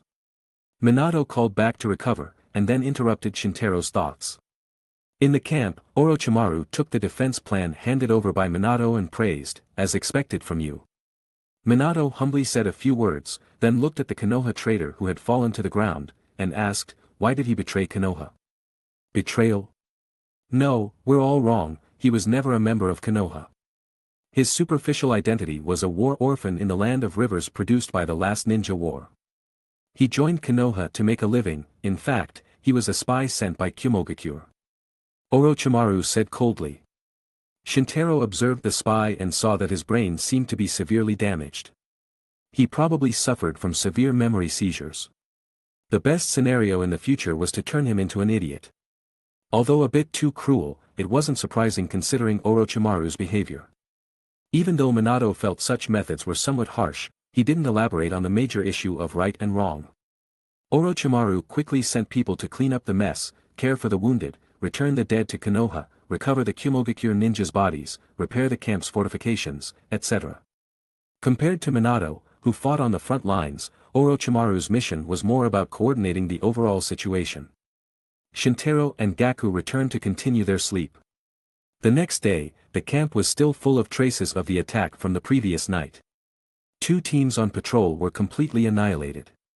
Several tents relatively close within the camp were thrown by Kumogakure ninja with explosive tags. The Konoha ninja inside were blown to death while still asleep. Death was very tragic. Even though it had been cleaned up, there was still a smell of blood and gunpowder in the cool morning breeze. This was the cruelty of war, and sometimes people died inexplicably. In the middle of the camp, some ninjas were repairing the damage to the commander's tent. Orochimaru was outside the camp, harshly scolding the ninja team responsible for patrolling. No matter how the person in charge explained, he was still not ready to let them go. After dealing with these people, Orochimaru began calling for ninjas, adjusting and consolidating defenses, and never letting this happen again. After that, he called for Minato. Hiraition no Jutsu. Chapter 81. Minato quickly arrived at the camp. As the hole in the commander's tent was being repaired, Orochimaru and Minato entered the tent and returned to the sand table. Although we thwarted Kumogakure's actions last night, it also caused significant losses for us, Orochimaru said, staring at the sand table.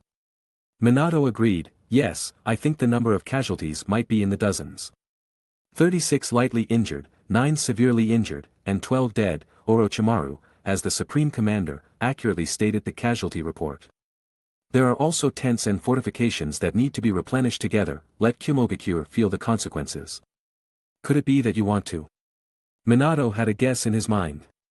Correct, just like them, we will attack their camp at night, Orochimaru replied, his tone calm but also showing a hint of coldness. I plan to assign this task to you, Orochimaru suddenly looked up, catching Minato off guard. Minato did not agree immediately. He pointed to the sand table map and began to analyze, I think this is inappropriate. The reason they managed to infiltrate the camp to rescue the spy last night was not just due to the negligence of the patrolling ninjas, but also because of the terrain. There are dense forests, additionally, it is prone to fog at night. This gives Kumogakure ninjas opportunities. The terrain is a flat rocky highland without vegetation or even cover.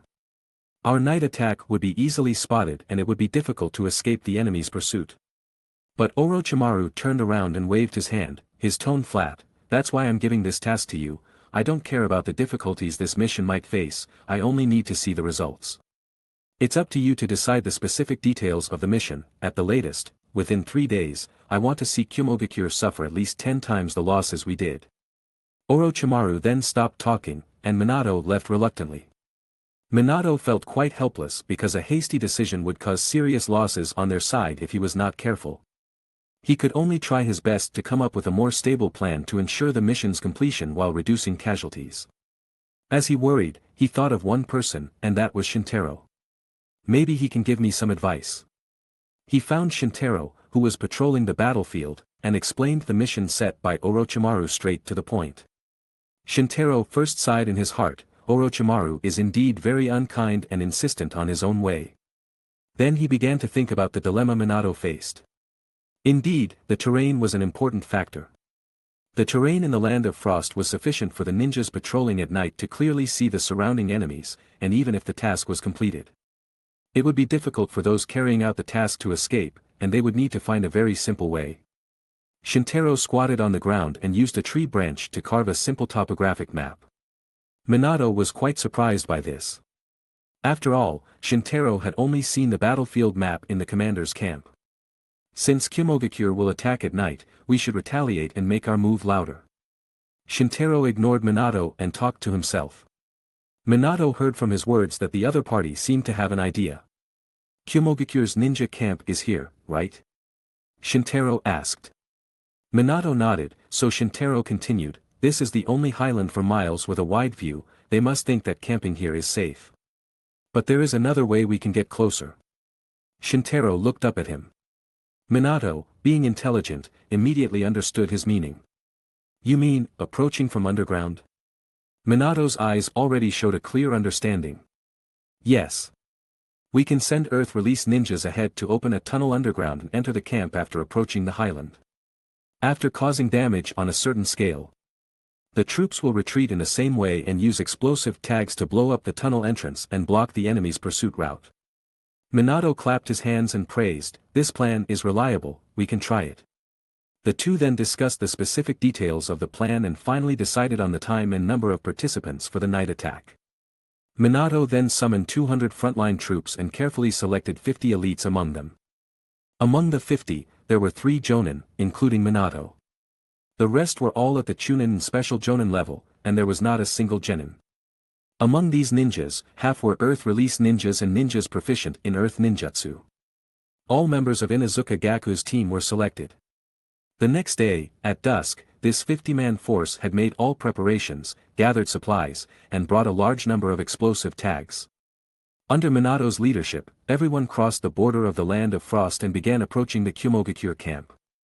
By the time they reached a distance where the Kumogakure camp could be seen with the naked eye, it was already night. Everyone hid on a gentle slope, observing the Kumogakure camp on the horizon. Minato ordered, stop advancing, start digging here, and pay attention to concealment.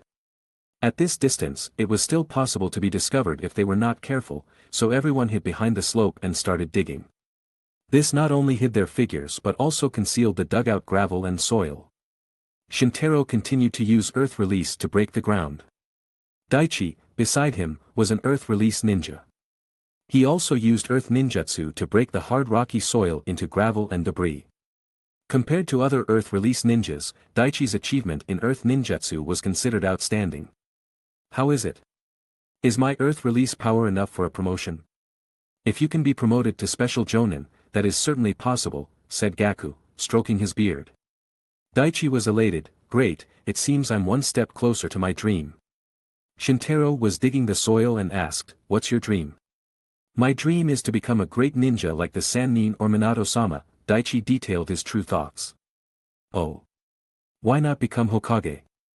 Daichi quickly waved his hand and said, I still have some self-awareness. But I think you have a good chance of becoming Hokage. Hearing Daichi's words, Shintaro just smiled and didn't answer.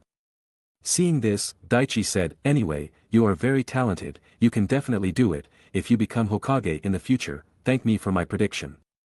Before Shintaro could respond, Gaku interrupted Daichi's enthusiasm and said, almost done, everyone else is working hard, and you are still chatting here. Daichi shut his mouth reluctantly. Weren't you going to become a great ninja like the Sannin?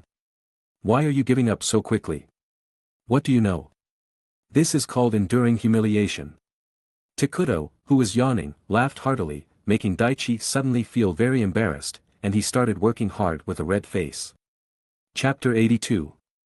The excavation proceeded smoothly, and after some time, the prototype of the underground tunnel was revealed. The entrance was situated behind a gentle slope, large enough to accommodate 10 people passing side by side. It was less than 10 meters deep, making it difficult for ordinary ninja to detect it unless they were directly above it or specifically using sensory ninjutsu. More than 20 earth element ninja worked continuously, achieving high efficiency. A lot of rock and earth were broken and cleared constantly. Even so, the several kilometer-long tunnel was still a massive project. They worked from dawn until late at night, gradually approaching the Kumogakure camp on the underground highlands. Outside the camp, several ninja in white vests were patrolling. They were on the night shift, and it had been more than 4 hours since they had woken up in the middle of the night, with about half an hour left until their shift ended. So now was the time they were most drowsy. A ninja stood and began to nap, while several others yawned. At this moment, one of the young ninja suddenly stopped patrolling and asked the older ninja next to him, "Rami, do you feel something?" "Feel something? I feel sleepy." "I don't mean that, I mean really," the young ninja insisted. Rami still replied casually, "I'm serious too, I'm really sleepy. It feels like there's movement under my feet." The young ninja ignored Rami's words and continued expressing his feeling. "How could that be? Do you think we're facing Iwagakure ninja?" He understood the young ninja's concern. He feared the enemy might approach from underground and surprise them. But digging a tunnel out of the sight of Kumogakure ninja would surely be a massive project. If Konoha had moved during the day, it would have been discovered long ago. There was no way Konoha could dig a tunnel overnight. Because no matter how many people came, they would use up their energy and chakra by digging the tunnel, which would be like decapitating themselves to Kumogakure. However, the young ninja remained stubborn and ran to the camp to find a sensor ninja. Rami shook his head and did not stop him. The young ninja quickly brought back a sensor ninja. It was clear the sensor ninja had just woken up and was very sleepy. He asked reluctantly, "Where's the movement?" The young ninja pointed to the ground and said, "He said there's movement underground, please show him so he won't be suspicious anymore." The sensor ninja reluctantly sat cross-legged on the ground, formed a seal with his hands, closed his eyes, and began to exert chakra for sensing. The ninja, who initially felt impatient, wanted to hurry up and finish the sensing. But the more he sensed, the more he realized something was wrong, and he mumbled, "It's impossible, it can't be." The sensor ninja suddenly opened his eyes, panicked, stood up from the ground, extended his palm, and made a sign of 5. "What's the matter?" Rami sensed something was wrong and asked urgently. The sensor ninja stuttered, "There are people down there, there are people down there." 5. What's there to be afraid of about 5 people? Rami then sighed in relief. 50 people. The sensor ninja finally finished speaking. At this moment, with a loud bang, the ground began to shake violently, and then the rocky earth under their feet cracked. Katan, Raika no Jutsu. A dragon of fire burst through the already fragile ground, and a large hole suddenly appeared in the earth. Then a yellow-haired ninja appeared first in front of the Kumogakure patrolling ninja. Wide yellow flash, Rami was also frightened and stuttered. Minato threw kunai and cleanly eliminated all the patrolling ninja in front of him. Shintaro followed and launched another fire attack at the gate wall of the Kumogakure camp, instantly blasting the gate into charred residue. Then the Konoha ninja, who had been waiting for a long time, rushed out of the ground and charged toward the camp, showcasing their special abilities. The earth element ninja, who had just been responsible for digging the path, stayed in place, resting and guarding the underground tunnel. Gaku and Kuramaru used their combined skills again, and 2 tornado whirlwinds swept through, lifting several Kumogakure camps into the air, and floating in the air with the help of high-speed rotating winds to attack. Soon, this man and dog duo had wiped out nearly 10 Kumogakure ninja. Others also had excellent records. Isamu, skilled with ninja tools, accurately threw several explosive kunai into several Kumogakure ninja camps. Takudo used his mastered fire element and burned several tents. The Kumogakure ninja, whose clothes were on fire, ran out naked but were killed by him with a few moves. Including Shintaro, the casualties caused by the Inuzuka Gaku team alone had already exceeded the casualties caused by Kumogakure's previous night attack on Konoha. After all, the purposes of both sides were different. Konoha this time was purely for revenge, while Kumogakure was just for capturing a traitor. Shintaro's fire element bombarded everywhere as if at no cost. A large area of the Kumogakure camp instantly turned into scorched earth, rocks collapsed, and the hot stones shot out could cause significant damage. But in terms of the most magnificent moves, it was definitely Minato. He once again used Rasen Senkch Rinbuk Shiki, constantly moving between kunai, and combined with the flash bombs dropped, all enemies in front of him were killed. Minato's yellow hair blurred into a shadow in the air, and the light emitted by the flash bombs was blinding. After all, there's only a wrong name, never a wrong nickname. As everyone was killing people in the camp, the commander of Kumogakure, AI, the son of the third Reikage, stood up and quickly organized a counterattack. After all, there were only a dozen Konoha ninja who entered the camp, and there were thousands of Kumogakure ninja in the camp. The reason it went so smoothly now was mainly because Kumogakure was caught off guard. Now Kumogakure gradually organized a counterattack, and soon several Konoha ninja couldn't resist and were hit by lightning element ninjutsu. Their whole bodies were scorched black and severely injured. Seeing this, Minato decisively ordered a retreat. Minato and Shintaro stood in front of everyone to block Kumogakure's counterattack. However, the Kumogakure ninja surrounded from all directions, and it was difficult for these two to withstand all the Kumogakure ninja. Soon a Kumogakure ninja passed through and attacked the retreating Konoha force. Just as everyone in Konoha was in crisis again, a strong figure stood in front of everyone. It was another Jonin, Akimichi Doto, who was also Minato's teammate. Doto took out a green pill and swallowed it in one gulp. The aura on his body increased more than 3 times. Then he turned into a giant 5 or 6 meters tall.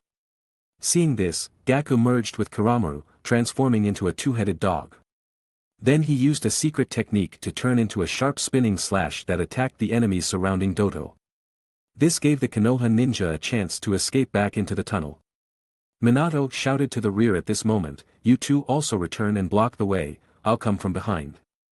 Doto and Gaku trusted Minato and retreated decisively without hesitation. Minato turned around and said to Shintaro, "Please hold them off a bit longer." Shintaro felt no fear or trepidation about staying behind. Ah, that's what I want. Chapter 83. Boom. With the explosion of the explosive tag, the tunnel entrance was blasted, making it difficult for the pursuing enemies to dig through quickly. The enemies who pursued from underground were unsure of the tunnel's direction, leading them to give up and return to their camp. Minato and Shintaro were surrounded by thousands of Kumogakure ninja. Shintaro checked with 6 eyes. The exact number was 5,623. Including the recent additions, there were a total of 5,782 ninja in this camp. We just need to hold out for a while, and once the main force is safely away, I'll use Hirashin no Jutsu to get you out, Minato said while fighting the Kumogakure ninja. Shintaro calmly replied, "No problem. Katan, Shuriken no Jutsu." A large number of shuriken were launched, killing several more Kumogakure ninja. For a moment, Shintaro and Minato's killing spree kept the Kumogakure ninja from daring to approach. Ah! Lariat! A dark-skinned, muscular man with bright blonde hair rushed towards them, his body covered in visible blue lightning chakra. Minato immediately used Hirashin no Jutsu to teleport. The man jumped into the air but seemed to stabilize himself as he had anticipated. After locating where Minato reappeared, he continued his charge. Shintaro was truly stunned by this reckless and powerful style. Is this AI? Although he had never seen AI before, he could deduce it from the other's aura. Minato was forced to evade for a moment, but he didn't want to keep dodging like this. He threw a kunai, AI dodged, but Minato instantly appeared next to the kunai, now behind AI. Rasengan. AI's back was hit by the Rasengan, and he was immediately slammed into the ground, creating a large crater. However, AI quickly got up like nothing had happened. "Namikaze Minato, you dare to enter the camp, so don't blame me for being ruthless." AI glared with bright eyes. Minato realized something and quickly threw a kunai towards Shintaro. However, AI intercepted it in midair. AI raised his hand, knocked the kunai out of the air, and charged at Shintaro with astonishing speed. Shintaro remained calm upon seeing this, which puzzled AI. This reminded AI of the first time he fought Minato, as Minato had the same expression. AI didn't have time to think too much, raised his elbow again, and used the terrifying speed brought by his Thunder Chakra mode to turn into a blue blur and attack Shintaro. Shintaro calmly extended his finger in front of him. Infinity. AI's elbow stopped in midair about 10 centimeters in front of Shintaro. AI's face, not particularly pleasant already, was full of doubt. He had never seen such a strange method before. Shintaro didn't give the opponent a chance to think and twisted aside. AI immediately lost his balance and rushed back, crashing into the crowd of Kumogakure ninja. Minato came to Shintaro's side at this moment and said with lingering fear, "Fortunately, you're okay, was that a Kekkei Genkai just now?" Indeed, Shintaro didn't intend to hide it anymore. Firstly, if he hid it any longer, he would be treating Minato like a fool, and secondly, Shintaro believed he now had the strength to showcase his limitless technique. Minato smiled and said, "Good, let's continue." AI had just rushed out and nearly killed a Kumogakure ninja. Fortunately, he pulled his strength back in time and released his Thunder Chakra mode to save the Kumogakure ninja's life. AI stood up and reactivated his Thunder Chakra mode while saying to the surrounding Kumogakure ninja, "All of you step aside, only I can handle these two." He no longer underestimated Shintaro and saw him as an opponent equal to Minato. Damn it, if only B were here, otherwise. AI was thinking about something when he suddenly felt his body lose balance and was immediately sucked towards Shintaro. Bang! Shintaro punched AI in the stomach, and the combined pull and stopping power of infinity made AI want to vomit from the strange sense of spatial dislocation. Shintaro wrapped infinity around this punch to avoid getting hurt by the Thunder Chakra on AI's body and to create a unique attack effect to confuse the enemy. Bam bam! While AI couldn't react, Shintaro punched him twice more. However, AI in Thunder Chakra mode was more resilient to attacks than Kakuzu in his earth-hardened state. Kakuzu spat blood after taking 2 punches from him. While AI, besides throwing up the food he ate last night, continued fighting Shintaro like normal. However, AI couldn't harm Shintaro at all, so they both backed off and took a temporary pause. Is that a gravitational pull, a very powerful ability? AI held back the overwhelming feeling and watched warily. Shintaro was contemplating how to break through his opponent's shell. To use Black Flash, he needed to release infinity and let his fist actually touch AI, but that could cause his hand to get hurt again by the Thunder Chakra mode. Moreover, Black Flash couldn't be used just because he wanted to, especially since Shintaro no longer mastered the reverse curse technique. If his hand became useless, it would be a huge waste, and the benefit wouldn't be worth the cost. Rasengan? But Minato had just shown that a normal Rasengan didn't affect AI. Minato thought of a solution at this moment and said, "Let's work together, you pull him, and I'll use Rasengan to break through his defense." Shintaro nodded and decided to give it a try. But as soon as he extended his hand to use blue, AI disappeared from his spot. Instead of rushing at Shintaro, he began moving around him and Minato at high speed. Blue fell into the air and only sucked up a pile of gravel. Shintaro realized that his method of sucking people in and defeating them was only suitable for dealing with ninjas like Kakuzu, but not as effective against agile and armored warriors like AI. Shintaro increased the effect of cursed energy and exerted his full power. Cursed technique lapse maximum output, blue. A blue light lit up, and the rocky ground in the distance shattered into pieces, condensing into a ball in the air. As Shintaro waved his hand, the ball of gravel moved with the blue light, chasing AI's figure. The ground along the way was completely shattered, and the size of the gravel ball continued to increase. Even after he spun his hand in a full circle, he ultimately failed to catch up with AI's speed. Instead, the rocky ground within 20 meters around him was completely destroyed by him. Shintaro waved his hand and slammed the gravel ball in the air towards AI. AI used his Thunder Chakra mode to shoulder the falling gravel, then rushed closer and raised his hand to attack Minato. AI temporarily gave up on the idea of breaking through Shintaro's defense and aimed his strike at Minato, but Minato wasn't an ordinary person. Throwing a kunai, he stepped on AI's back, injected the kunai's blade with wind element chakra, and broke through the Thunder Chakra defense. However, AI reacted instantly, turned around, and waved his hand, forcing Minato away. Thanks to his timely response, AI only suffered a minor wound on his back. Seeing Shintaro about to use blue again, AI immediately left the spot. Shintaro used blue to continue absorbing the ground. Minato also used Hiraition no Jutsu to chase him and join the battle. The 3 extremely fast men fought together, and the Kumogakure ninja were mesmerized by the sight. The battle continued until the sun slowly rose, with no clear result in sight. Chapter 84. The dawn's sunlight shone over the Kumogakure camp. Shintaro, Minato, and AI were still fighting in the open space surrounded by Kumogakure ninjas.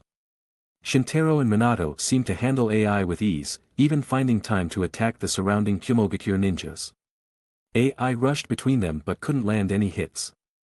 However, Minato and Shintaro also couldn't find an effective way to inflict serious damage on AI.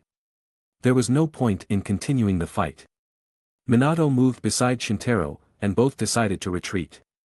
Minato placed his hand on Shintaro's shoulder, and they vanished, reappearing on a distant slope. The tunnel exit had been blocked by the explosion. They then retreated to the Konoha camp. At the Kumogakure camp, AI sighed in relief before suddenly losing his strength and collapsing.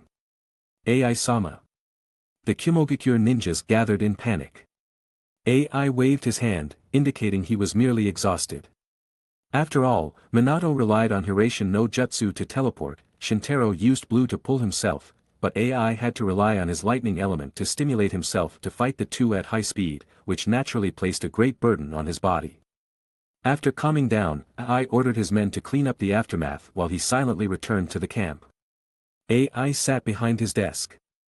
After a long silence, he furiously punched the desk, splitting the large desk in two.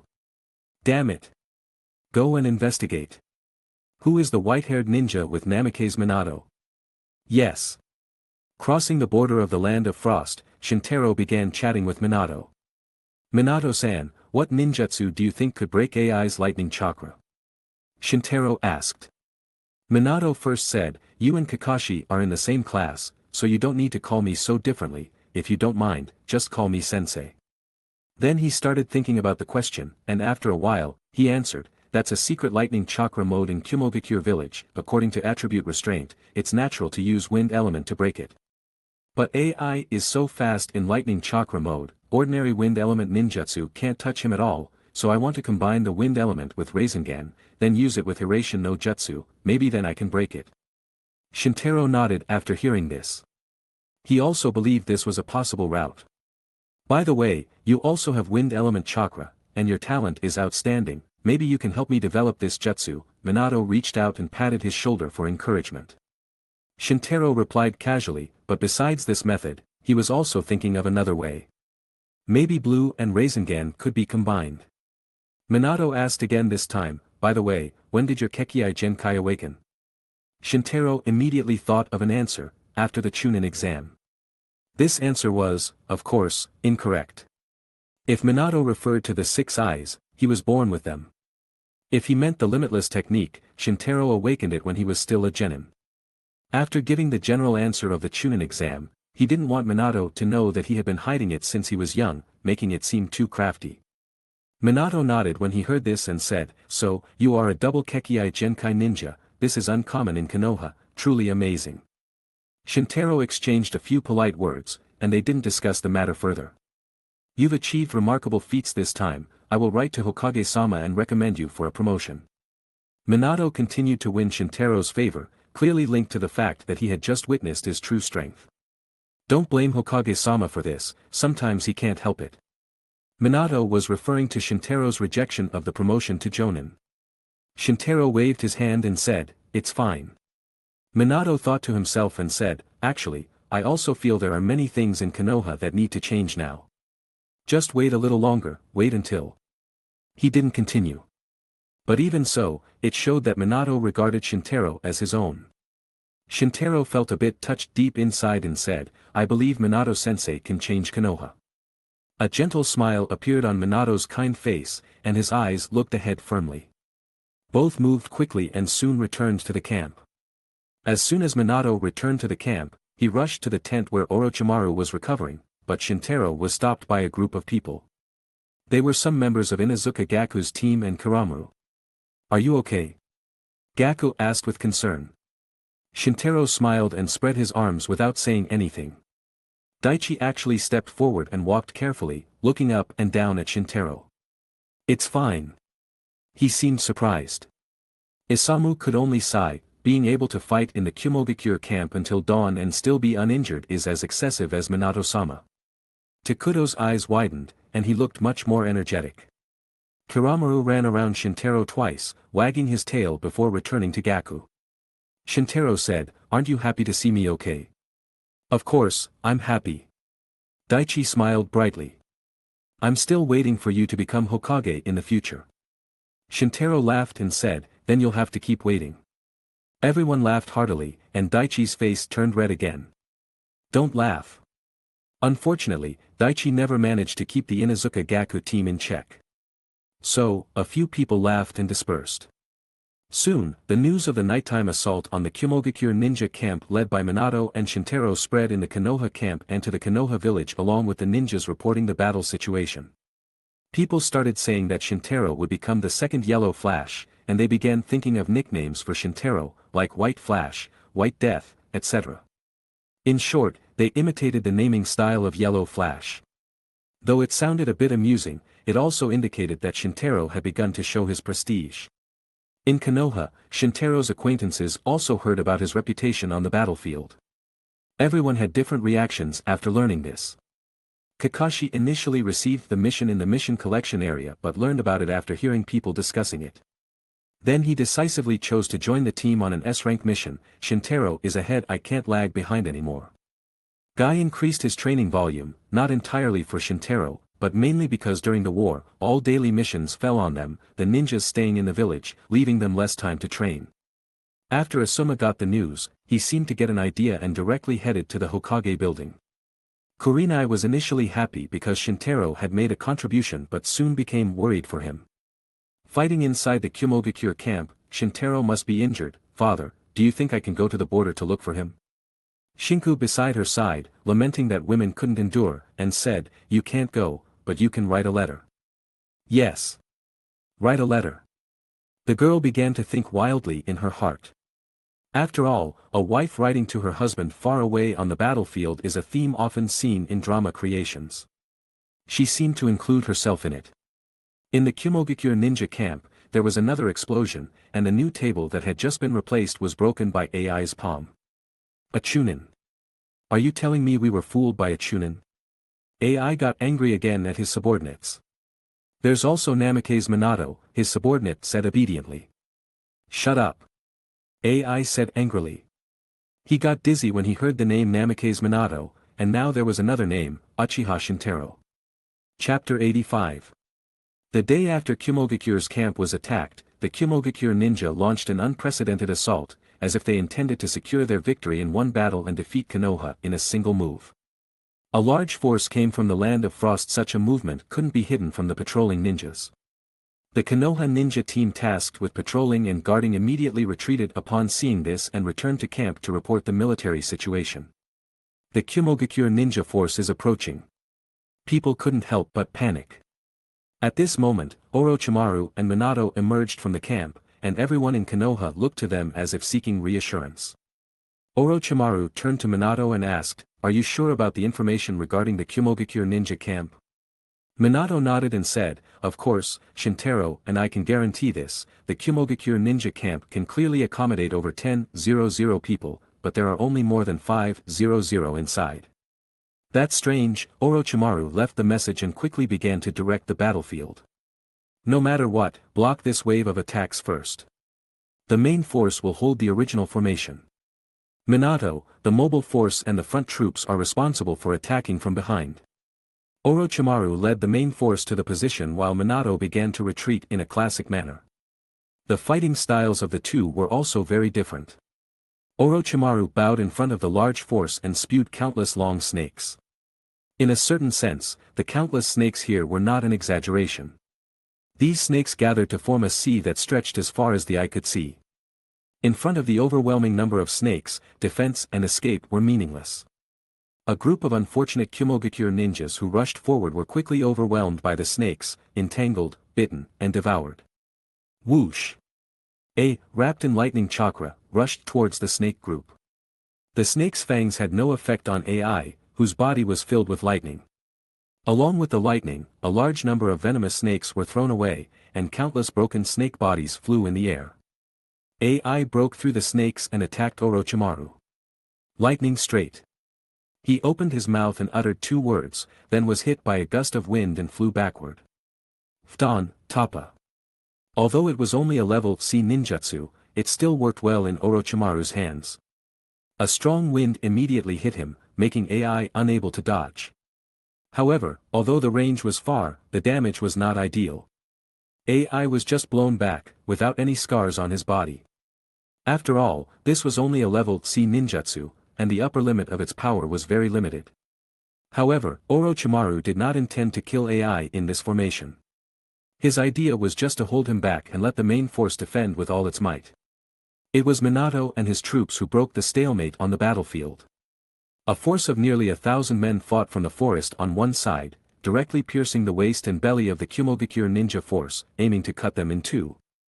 The 3 groups of troops fought together, and the scene was very lively. Shintaro was in Inuzuka Gaku's team and began to activate his technique. Cursed technique lapse, blue. After a burst of blue light, several Kumogakure ninjas were sucked into the center of the blue light, sticking together and unable to move. Gaku reacted immediately. Ska. Whoosh. The Kumogakure ninjas caught in the high-speed rotation died miserably. Good, this technique is very powerful. Gaku exclaimed in admiration. Before Shintaro and Gaku could lower their guard, Daichi's shout drew their attention. A Kumogakure ninja broke through the defense and was about to rush towards Daichi. Shintaro raised his hand and sucked Daichi, saving his life. Isamu and Takudo rushed forward and surrounded and killed the Kumogakure ninja.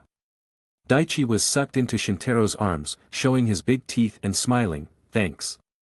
Shintaro threw Daichi to Gaku with a disgusted expression, "Your breath stinks."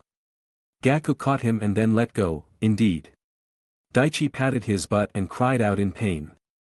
Isamu approached Gaku and said, "As an earth element ninja, you shouldn't rush too far forward, their lightning element can greatly restrain you, you should learn from Takudo in this regard." Isamu's tone was full of fear and worry. He was nearly 40 years old but had no heirs. Learn from Takudo? Forget it, it takes years and months to become a ninja like Sannin. As the captain, Gaku regrouped the team and immediately launched another attack. With Shintaro added, Inuzuka Gaku's team became the most prominent in the entire front and even the mobile force. The entire team was like a sharp knife inserted into the cloud ninja formation. Cursed technique lapse, blue. Ska. Doton, Dosekadake. Suetun, Suisha.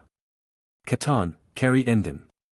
Shintaro first used blue to suck all the Kumogakure ninjas around. Then Gaku and Kuramaru fell from the sky, creating a large crater where the Kumogakure ninjas were. Then Daichi unleashed a lot of scattered stone projectile attacks. Isamu spewed a large amount of water impact, and Takudo spewed high-speed flames to attack downward. The cooperation of the 5 people became more and more proficient, and one wave of cooperation directly took the lives of 10 Kumogakure ninjas. From small to large, it showed a very fierce counterattack by Konoha. Under Orochimaru's leadership, the main frontal battlefield held firmly against Kumogakure's attack, while Minato's troops successfully cut through the Kumogakure ninja force and successfully forced the Kumogakure frontline ninjas to break through and evacuate. In the end, the battle continued until the afternoon, and the Kumogakure ninjas managed to evacuate after paying the heavy price of more than 900 casualties. Victory for Konoha. Everyone couldn't help but cheer.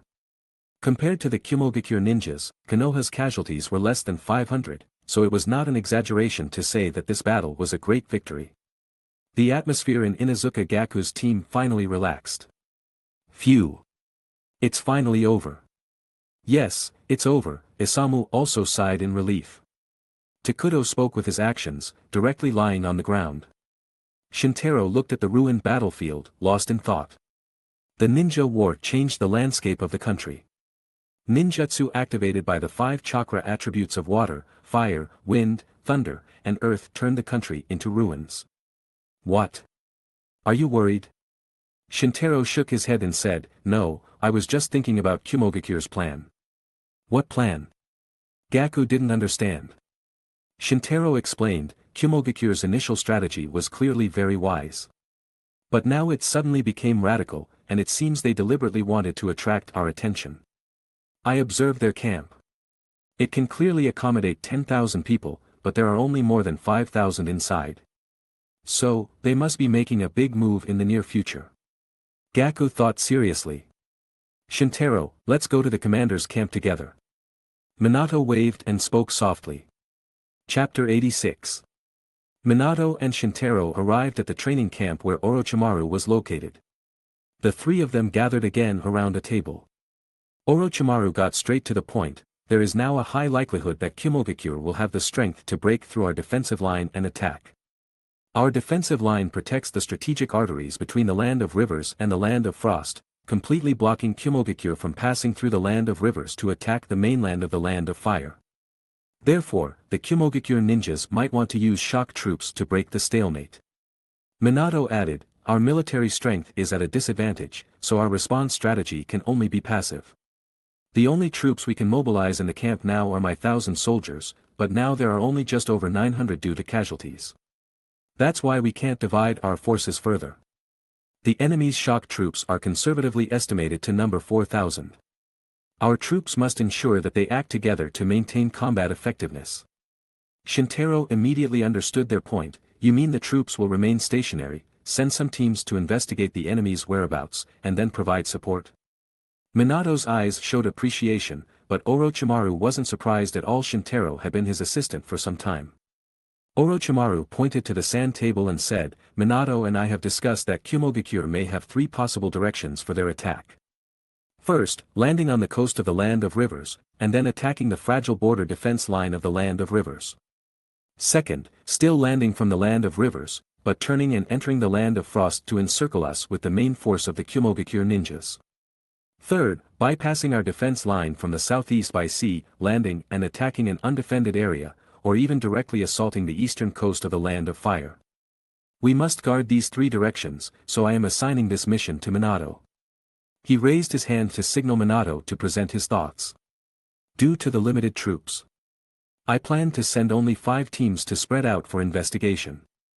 There are many undefended areas in the land of rivers, so 3 teams will be sent there, 1 team to the eastern land of fire. And the last to the land of frost. The last team has the most challenging mission because the enemy is more likely to land in the land of frost. And you also have to determine their attack direction. Therefore, I decided to assign this mission to you and Inuzuka Gaku's team. Shintaro agreed, no problem. Minato warned again, we must avoid combat and ensure safety. If we find enemy traces, we must immediately inform the defense line in headquarters. Understood, Shintaro replied. With his current strength, he was very confident in completing this mission. Orochimaru nodded in satisfaction and said, without further delay, you will set off immediately. Shintaro was about to turn and leave and Minato stopped him and said, be sure to pay attention to safety. Also, the person in charge of the defense line is Hyuga Hayashi, the leader of the Hyuga clan. You can ask him to support your team with some personnel. The Hyuga clan's Byakugan is very effective in investigation missions. Shintaro thought for a moment and then replied, all right, I will go to the defense line first. He then left the training camp and went to Inuzuka Gaku's team to inform the 4 of them about the mission. The 4 had different reactions. Gaku calmly accepted the mission. As a senior Konoha Jonin, he had seen many missions of this level. Although this mission was difficult, it was essentially an investigation mission. As a ninja of the Inuzuka clan, he was not only skilled in ninja techniques like physical attacks with animals but also had a keen sense of smell. Therefore, investigation missions were often carried out. Daichi remained the enthusiastic young man who only cared about military achievements regardless of the danger. He hoped, after this mission is successful, I can always be promoted to Special Jonin. Shintaro, you will definitely be promoted then, you might be promoted to Jonin in no time. Isamu frowned and said, it's such a dangerous mission to investigate the presence of 400 enemy soldiers. Tgthegood sighed and said, there are more than 4,000 of them. Daichi tiptoed and patted them both, then confidently said, don't worry, I will protect you. Tgthegood sneered and said, I don't know who was just saved by the 2 of us. Isamu also stated, you better protect yourself first. Daichi crossed his arms and remained silent to express his dissatisfaction. At this moment, Gaku stood up and took control of the situation, saying, enough, stop arguing, pack your things quickly, and we will leave in 5 minutes. Everyone returned to the camp, put on all their gear, and took supplies for 3 days. They set off at dusk and headed straight to the defense line. Around 11 o'clock at night, they arrived at the defense line. After reporting their identities to the patrol guards, Shintaro and the group met Hyuga Hayashi. Hayashi wore a tight black combat uniform with a green Jonin vest over it. Although he had a headscarf to protect his forehead, Shintaro knew the other party was a member of the Hyuga clan. "You want reinforcements from the Hyuga clan?" Since Shintaro and the group had already explained their intentions during the briefing, Hayashi got straight to the point. "Correct," Shintaro, as the person in charge of this mission, answered the question. After getting Shintaro's confirmation, Hayashi signaled to the people outside the camp to come in. The man was dressed similarly to Hayashi and looked very much like him. However, Shintaro's keen eyes could clearly see that the man had a curse mark on his head, covered by a headscarf. "This is my brother, Hyuga Hizashi, his strength is on par with mine, I'm sure he can assist you," Hayashi introduced. Hizashi greeted Shintaro and the group politely. Shintaro didn't hesitate, and after receiving the reinforcements, he led them away from the defense line. Time was short and the mission was heavy, so there was no room for unnecessary delay. Hizashi was relatively quiet all the way but also very cooperative, investigating the Land of Rivers area with Shintaro and Inuzuka Gaku's team. Several people investigated from the defense line to the north, and then to the east of the Hot Water Nation's defense line. Shintaro was worried that Kumogakure's troops would approach. Fortunately, no traces of Kumogakure ninjas were found, and several people sighed in relief. "It seems that the Kumogakure ninjas haven't gone deep into the Land of Rivers," Hizashi said seriously, with veins bulging around his eyes, looking somewhat fierce. He then closed his eyes. Shintaro agreed from the side and sighed inwardly, in terms of field of vision alone, the Byakugan is superior. Gaku stood up and said, "Even so, we must not be careless, the enemy hasn't penetrated deeper, meaning we will penetrate deeper, we must be more cautious from now on." Chapter 87. What should we do now? Daichi looked at Gaku, bewildered. Gaku glanced at Shintaro, who turned and said, "Let's conduct a thorough search of the Land of Forest first. I'm concerned they might be hiding in a secluded spot." Hizashi then said, "Don't worry, no matter how hidden the place is, it can't escape the sight of the Byakugan." Shintaro nodded, seeing Hizashi's confident gaze, "All right, then it's up to you." They searched through the forests in the southern part of the Land of Forest. After searching all night, they confirmed that the Kumogakure ninjas were not hiding there. Further north, there are hills and flat plains, the Kumogakure ninjas wouldn't hide there, would they? Gaku was slightly confused. Having frequently traveled abroad for missions, he was quite familiar with the terrain of the Land of Forest. "Maybe, the enemy's speed isn't as fast as we expected," Hizashi guessed.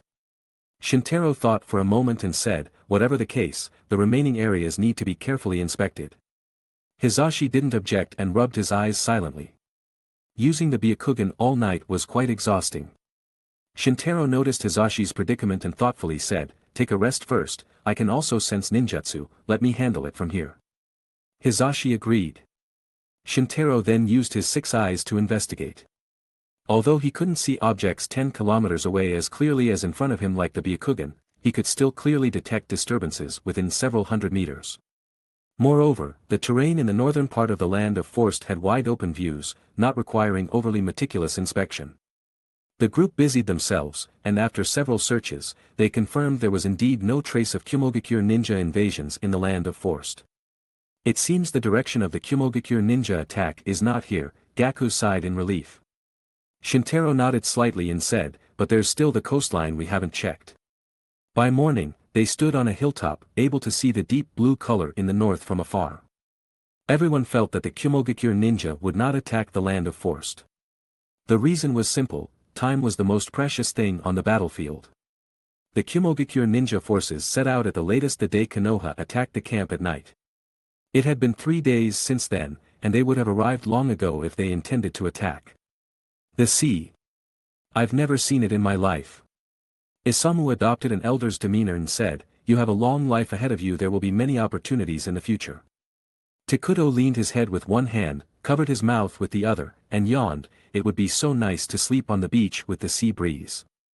Gaku shook his head helplessly but didn't stop their banter. He knew his team had gone through an intense night of searching and needed to relax.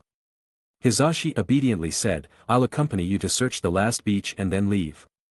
Shintaro nodded in greeting and said, "Thank you all for your hard work." Initially, he thought they would definitely face enemies in the Land of Force this time. After all, by invading the Land of Force, Kumogakure could attack the defense line on the border between the Land of Force and the Land of Fire and penetrate directly into the heartland of the Land of Fire. When Kumogakure retreated, they could surround Konoha's northeastern defense headquarters with Kumogakure's main forces and join forces. Logically, it was the perfect choice. However, the current situation seemed to indicate otherwise. Kumogakure might have other considerations.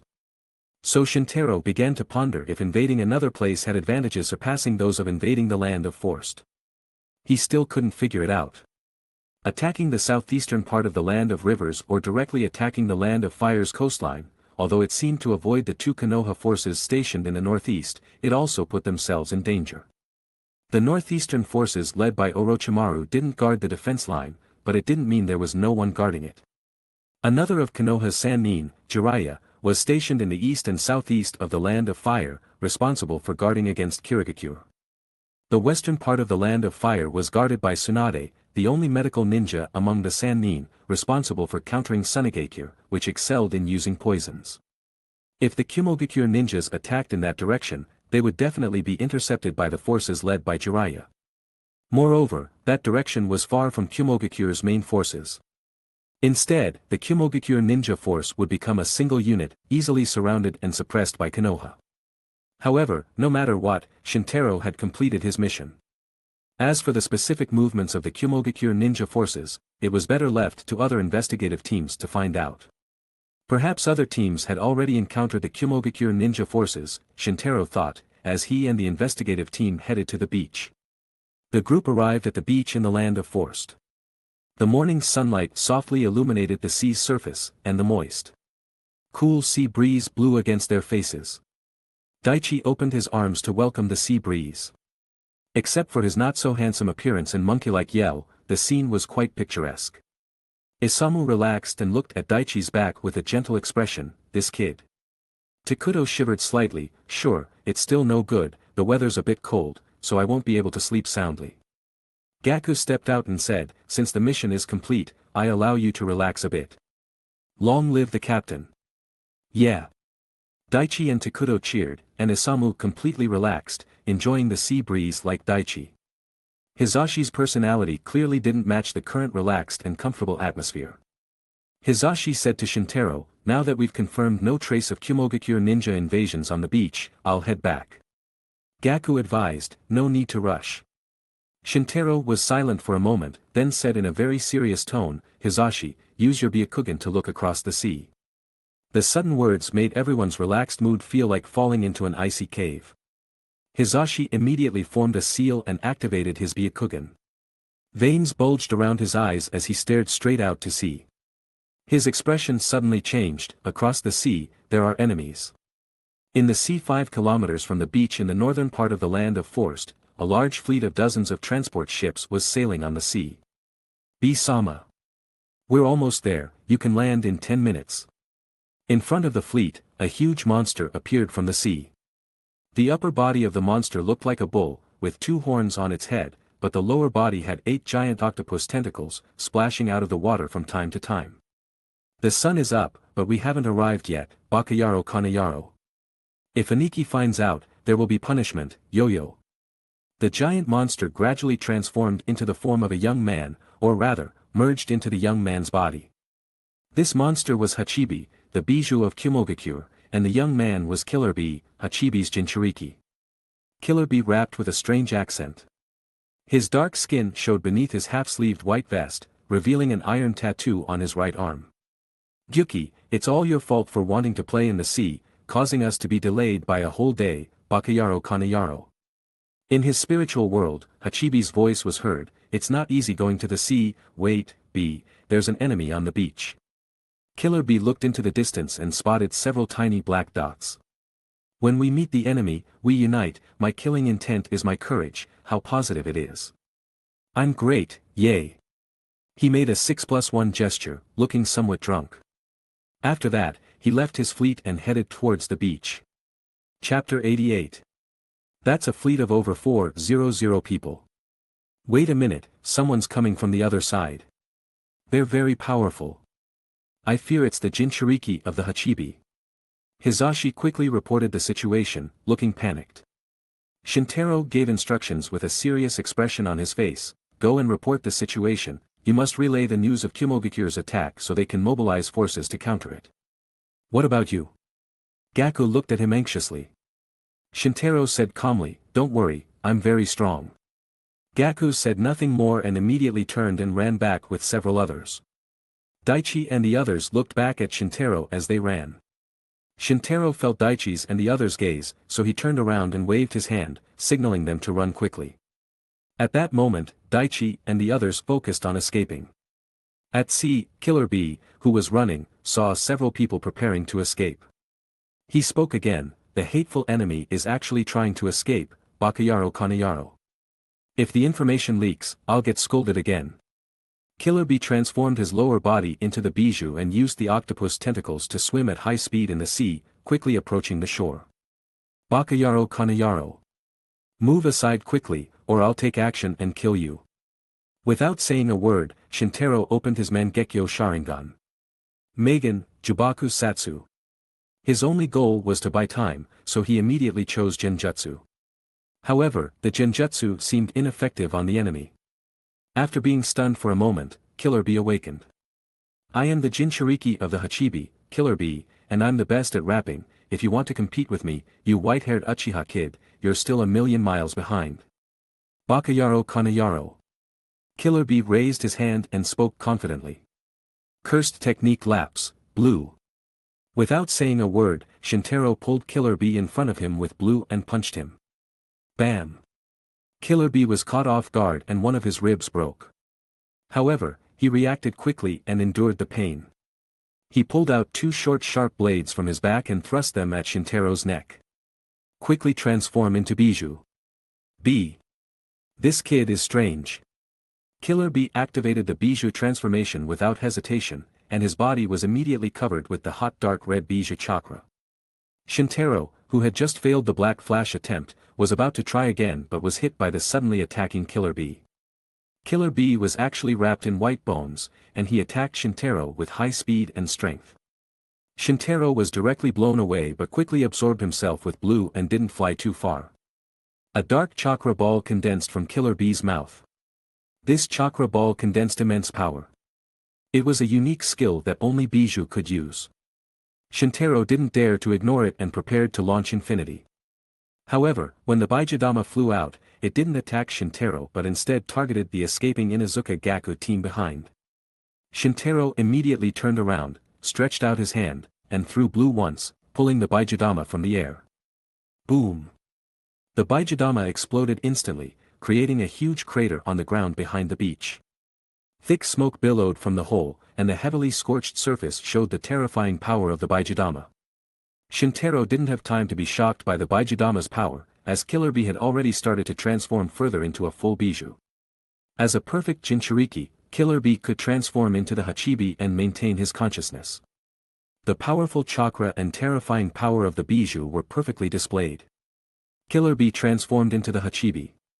He used his tentacles, which could destroy a small hill with a single strike. Shintaro wanted to use blue to imprison the Hachibi tentacles, but these tentacles were too large, and he could only control 4 of them. The other 4 tentacles quickly wrapped around him, and Shintaro fought off 3 tentacles with his fists but was captured by the 4th. Although he survived and was safe thanks to Infinity, it was difficult to break free in a short time. The Hachibi took this opportunity to condense chakra in its mouth, forming a giant Baijidama. If the previous Baijidama was the size of a basketball, then the current Baijidama was much taller than a human. The Baijidama was directly shot at the distant Inuzuka Gaku team. Shintaro used blue with all his might but failed to stop this Baijidama. The Baijidama paused slightly due to blue, but as soon as the Hachibi raised its tentacle and slammed it to the ground, Shintaro lost control of blue, allowing the Baijidama to continue shooting. Boom! The fiery light of the explosion reflected in Shintaro's eyes, and Magatama were added to his pair of Sharingan. Moreover, this pair of 3 Magatama Sharingan seemed a bit strange. The original blood-red color around the eyes was replaced by some clumps of blue, as if blue ink had soaked into the blood. However, he no longer had time to think about the strangeness in his eyes. Negative emotions like self-blame, regret, and anger not only caused his Sharingan to evolve again but also finally merged into cursed energy, making his cursed energy suddenly reach a higher level. As a result, Shintaro regained most of the power he mastered in his previous life, including reverse cursed technique. Cursed technique reversal, red. Shintaro extended 2 fingers to make a gun gesture, then condensed dark red light at his fingertips. The repulsive force, accompanied by red light, condensed into a ball and hit the Hachibi tentacle. Boom! A huge bloody hole suddenly appeared in the Hachibi tentacle, allowing Shintaro to escape. The infinity wrapped around his body pushed the air, allowing Shintaro to stand in thin air. He looked at the place where the Baijidama had exploded and realized that the Inuzuka Gaku team was almost entirely wiped out. At the explosion site, the nearby hills were flattened. The Inuzuka Gaku team wasn't at the center of the explosion, perhaps because blue had just altered the Baijidama's trajectory. However, even so, the Baijidama remained an attractive technique for ordinary ninjas. Daichi used earth-style ninjutsu to surround several people, trying to protect everyone, but he himself was thrown to the ground, and Isamu shielded him with his body. Soon after the explosion, the earth wall made by Daichi collapsed immediately. As a result of the explosion, Daichi and Isamu were buried here. Nearby, Kuramaru desperately dug to dig out the safe air raid shelter, but time was running out. Gaku pushed Kuramaru into the half-dug air raid shelter and blocked the hole with his body. Takuto came to Gaku and used his body to shield the captain. In the distance, Hizashi, who acted separately from everyone, also felt the crisis. He immediately turned his body and released chakra all over his body, forming a spinning chakra shield shaped like a half-ball. In the end, the explosion subsided. Among the few people, only Hizashi was slightly injured, but he was also shocked by the explosion and vomited blood. Daichi, Isamu, and Takuto died on the spot. Gaku was still alive but losing so much blood that he was near death. Kuramaru carried Gaku and ran, while Hizashi continued running towards the border. If the information wasn't conveyed, everyone's sacrifice would be in vain. Gaku was on Kuramaru's back. He was unconscious but still spirited. He dipped his finger in blood and wrote on Kuramaru's back, "Field, enemy, landing." He pushed Kuramaru away and let himself fall to the ground. Kuramaru immediately stopped and rubbed his head against Gaku's chin, trying to pick him up again. "Run! Take the information back."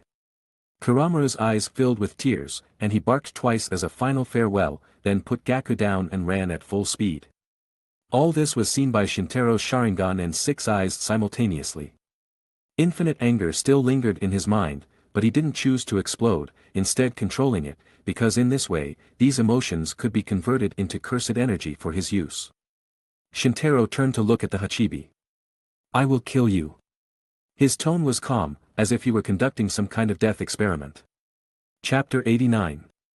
The red blood and icy blue three-tomo Sharingan eyes of Shintaro shone, and the total amount of cursed energy in his body once again reached a new level. The reason he had difficulty dealing with Hachibi before was due to the lack of large-scale movements. Ordinary ninjutsu had no effect on a bijou like Hachibi, and while Gentle Fist was very effective against ordinary enemies, it still had little impact on Hachibi. Now that Shintaro had mastered the reverse curse technique, he wanted to show Hachibi who the real monster was. He once again raised his hand and gestured, aiming at the big bull head of Hachibi. Hachibi immediately raised his tentacles to cover his head for defense. Shintaro struck the tentacles and forcibly pushed the giant Hachibi 20 meters back into the sea. Hachibi used his 8 tentacles to block the attack. But when Hachibi reached the sea, this was his home ground. Hachibi submerged beneath the sea, but he could not hide from Shintaro's eyes. Shintaro continued using red to bombard the sea's surface, but after being obstructed by seawater, the power hitting Hachibi was much smaller. After all, Hachibi's body was currently controlled by Killer Bee, giving it a very high combat IQ. Shintaro sneered, then raised his hand as blue light condensed in his palm, and then the sea parted. Both blues sucked water from both sides. Hachibi was about to dive deeper for shelter but was sucked in by the other blue. Shintaro's current operation could already use multiple blues simultaneously. Hachibi relied on his physical strength to fight. One wanted to dive, and the other wanted to pull him out. Moo! Hachibi let out an ear-piercing roar, bursting with all his strength, and forcibly separated himself from Blue. Hachibi dived deep into the sea, causing huge waves to crash onto the shore, splashing water in all directions. The roar of the waves mixed with the crashing beach, like a massive tidal wave. Under the deep sea, a dark Baijidama slowly condensed, and the terrifying and intimidating power it contained spread through the seawater. Baijidama. The Baijidama broke through the seawater and attacked Shintaro, who was standing in the air. Since Shintaro's fight with Killer Bee, he had never been able to lift infinity. Therefore, Shintaro was not afraid of Baijidama at all, and he directly dove down, opening his hands to catch the Baijidama. The infinity wrapped around his hands blocked the Baijidama attack, and the large Baijidama could no longer advance. At the same time, Shintaro moved downward in the air and quickly pushed the Baijidama back down. Hachibi's eyes showed a horrified expression, and he immediately spat out a thick ink cannon in an attempt to blow up the Baijidama. However, Shintaro reversed the trajectory of the ink cannon with another shot, causing it to shoot into the sky. Shintaro brought the Baijidama to Hachibi. Boom! The Baijidama exploded instantly, directly vaporizing the seawater to create a huge hole, triggering waves far bigger than before. Even the Kumogakure fleet, which had not yet approached the shore, was greatly affected. The transport ships shook violently under the impact of the massive waves and almost capsized. Killer Bee Sama has released his 8 tails, the fleet has stopped moving to avoid accidental damage. The Kumogakure fleet stopped a few kilometers offshore to witness the massive battle between Shintaro and Hachibi. This was a fight between monsters, and they could not interfere. The explosion subsided, and seawater flowed back to fill the void. Hachibi's flesh was already covered with scars, indicating that even he could not fully withstand the power of the Baijidama. However, Shintaro remained unscathed, at least on the surface. Continuously activating infinity and using blue, it repeatedly put a heavy burden on his brain. However, Shintaro quickly used the reverse curse technique to heal the brain's overload and fatigue, and the 6 eyes were enough to meet the cursed energy consumption needed. In this way, Shintaro could devote himself to the battle without worrying about his own condition. His body protected by infinity pushed the seawater aside and dived deep to the seabed. Shintaro approached Hachibi and raised his fist to strike. The punch quickly pushed the seawater to form a cavity, which then exploded with great force. Bam! Hachibi's head was hit hard and had no choice but to tilt downward. However, before Hachibi could react, Shintaro struck again.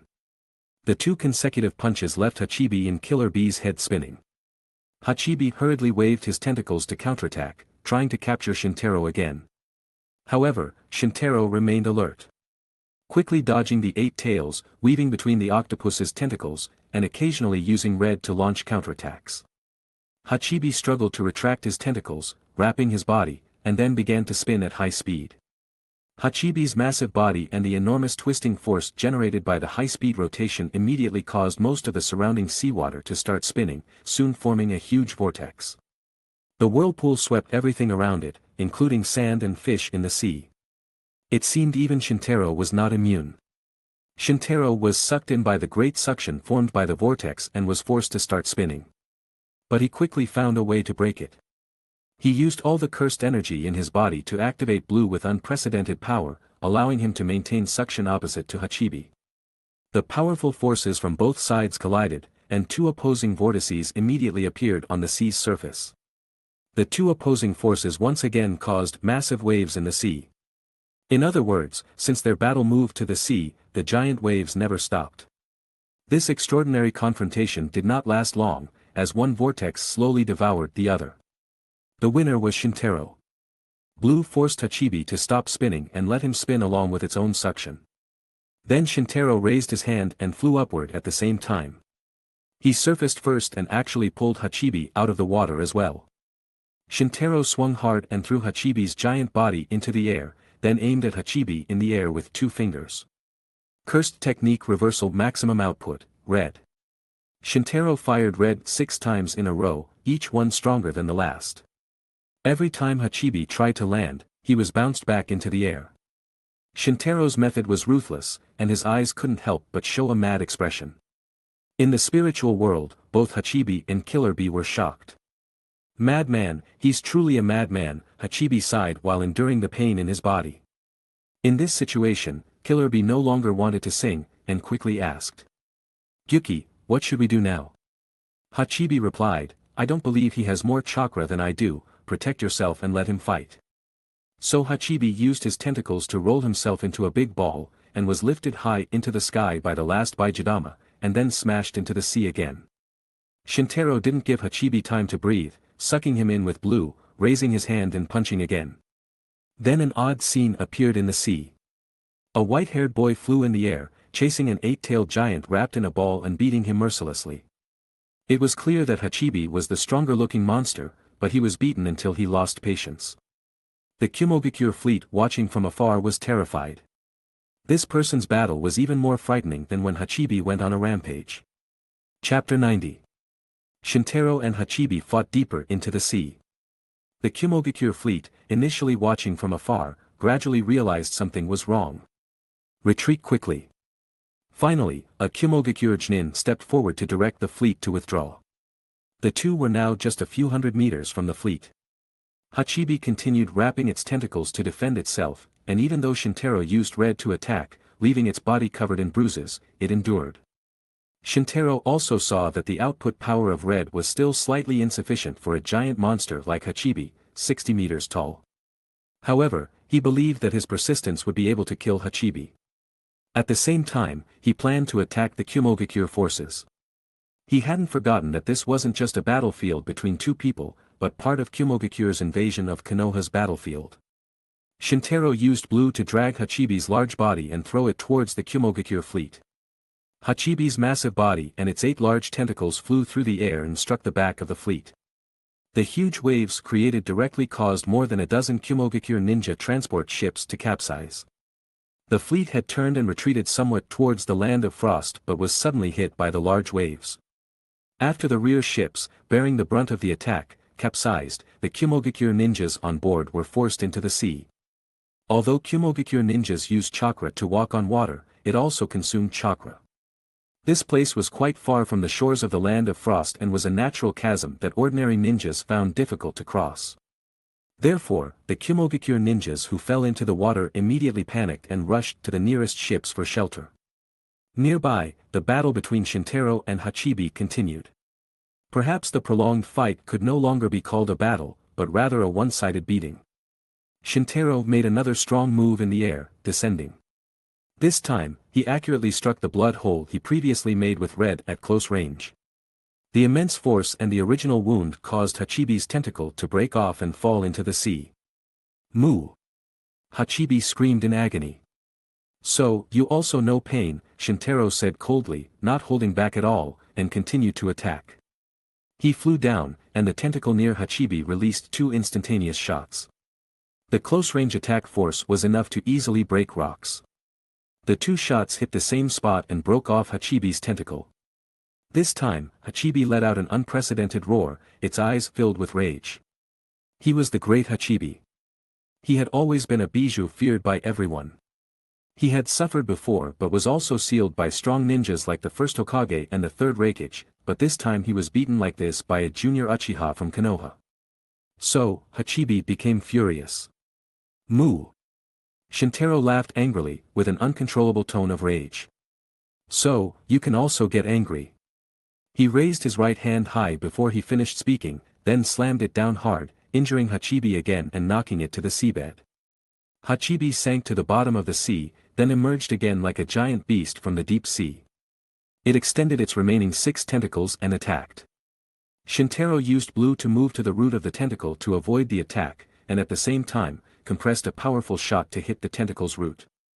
Hachibi struggled to retract its tentacles to defend itself, but Shintaro actually chose to enter the fresh blood hole just made and made another strong move beside it. Boom! Hachibi broke another tentacle. Hachibi struggled hard, and the stormy waves it caused made the Kumogakure forces miserable. Several ships full of Kumogakure ninjas capsized again, and a large number of unfortunate Kumogakure ninjas were thrown into the sea by the huge waves, turning the war landing into an apocalyptic disaster. Shintaro flew high and saw Hachibi's painful appearance, feeling very happy. Now his power had reached the peak of his previous life, even surpassing it. His striking white hair fluttered wildly in the sea wind at high altitude, and his blue eyes emitted a dangerous light. The Kumogakure ninjas below couldn't help but look at Shintaro while running for their lives, as if seeing a demon coming. White hair, demon eyes. For the first time, a Kumogakure ninja used Shintaro's two distinctive features to refer to him. So, the nickname of the white-haired demon eyes spread among the Kumogakure ninjas. Run quickly. The white-haired demon eyes just looked at us, and I fear he will attack us. His guess was right. Shintaro raised his hand and pointed at a Kumogakure ninja transport ship, blowing the ship into two with an explosion. On another ship, a dark-skinned Kumogakure ninja saw this and quickly went to the stern to lower a small boat, threw the small boat into the sea, and jumped to escape from the great force. No, AI-sama told me to take care of it, I can't die here. He rowed the boat away from the troops and managed to escape Shintaro's attention. The Kumogakure forces fled in all directions under Shintaro's continuous attacks, and he stopped targeting them.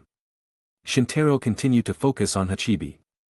For the first time, Hachibi's eyes showed fear. Moo. Hachibi moaned, its voice low and shrill. Are you afraid now? It's too late. Hachibi instinctively wanted to repeat the same trick, curling up its remaining tentacles to defend itself, but Shintaro was close and blew them up one by one. At this moment, the 8 giant octopus tentacles had all been broken, and Hachibi's aura also fell to an unprecedented low state. Gyuki. Let's escape. But Hachibi said, we can't escape anymore. Shintaro began to punch again. Blue sucked Hachibi in front of him, then punched it with all his might, then sucked it again, punched it again, and so on. Not to mention escaping, Hachibi couldn't even escape the other's punches. The battle continued until the afternoon. Under Shintaro's continuous punches that seemed never to tire, Hachibi was on the brink of death. I will try my best to save your life. I hope I can meet you again after my resurrection. After saying that, Hachibi left part of its chakra in Killer Bee's body and received Shintaro's final blow. Killer Bee and Hachibi were no longer connected as a vessel and weapon but as friends who knew each other well. Therefore, what Hachibi thought about in its final moments was Killer Bee's life, and Killer Bee cried out, Gyuki. Shintaro's final punch exhausted Hachibi's remaining strength and chakra to resist. Then he approached Hachibi's bullhead, stepped on its horn, and aimed at the bullhead's large head.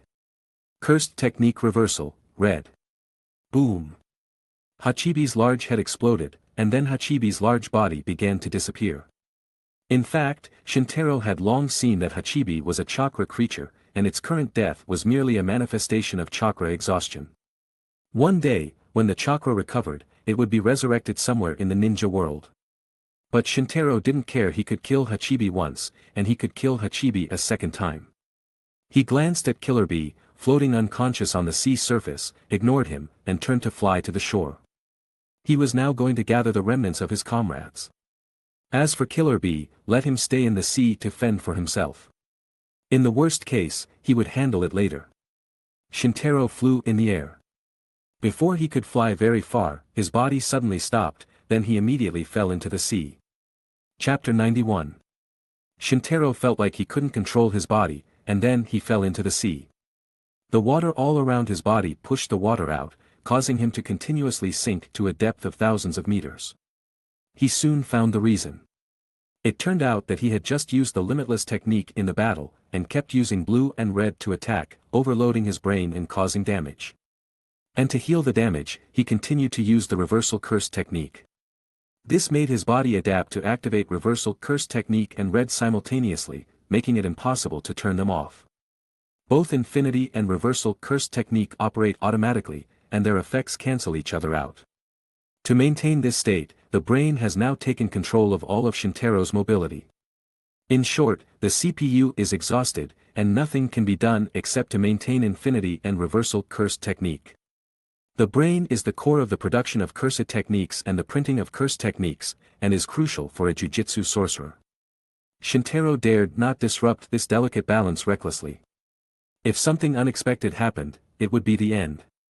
Even Reversal Curse technique might not be able to heal him. The only way for him is to let his brain take control as quickly as possible to activate Infinity and Reversal Curse technique simultaneously. Otherwise, Shintaro is likely to drown at the bottom of the sea.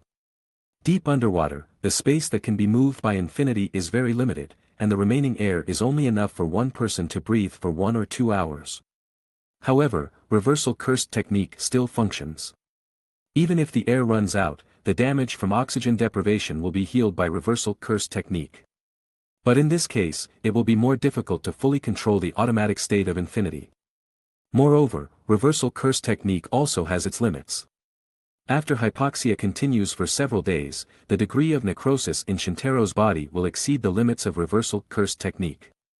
Shintaro calmed down, closed his eyes, focused his mind, and began to work hard to control Infinity.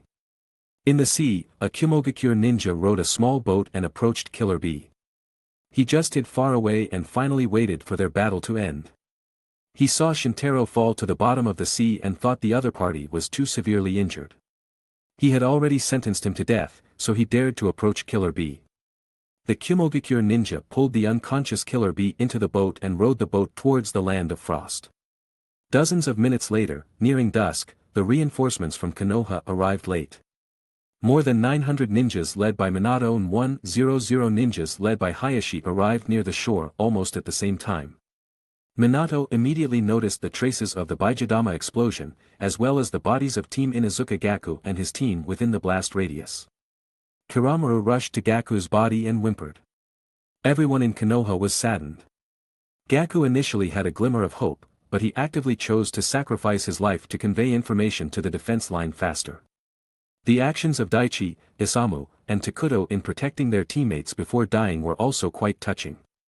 Minato sent people to gather their remains, and then came to the shore to look for traces of Shintaro. Hayashi observed from the side and said, "There are no traces of the Kumogakure ninja." Minato muttered, "Shintaro is very strong, but where is he?" Hisashi immediately said, "I am now leading the Hyuga clan to search in the sea, but I cannot guarantee that I can find him. The sea in the northern part of the land of frost is very deep, and our energy is limited." Minato said firmly, "Look, even if it's his body, we must find him. Shintaro is a hero of Konoha." Hayashi sensed Minato's emotions, so he could only agree. Then the members of the Hyuga clan opened their eyes and began searching for Shintaro from the shoreline. The news quickly spread to Konoha, and everyone's reactions were different. Konoha Chunin Uchiha Shintaro single-handedly forced back the Kumogakure landing forces and defeated the Hachibi. His whereabouts are unknown. He is believed to have fallen to the bottom of the sea due to severe injuries. He is being searched for, but there is little hope of survival. In the Hokage's office, four senior Konoha officials discussing the war immediately received the information.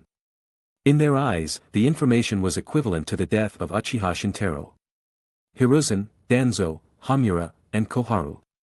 These four had once been members of the Guardians of the Second Hokage, Senju Tobarama.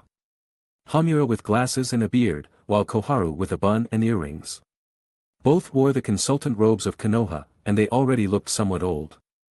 Hamura's eyes shone with sharpness behind his glasses. He crossed his arms and murmured, "Uchiha Shintaro is dead. It seems Konoha has lost another extraordinary talent." He seemed to remember the young white fang of Konoha who died young.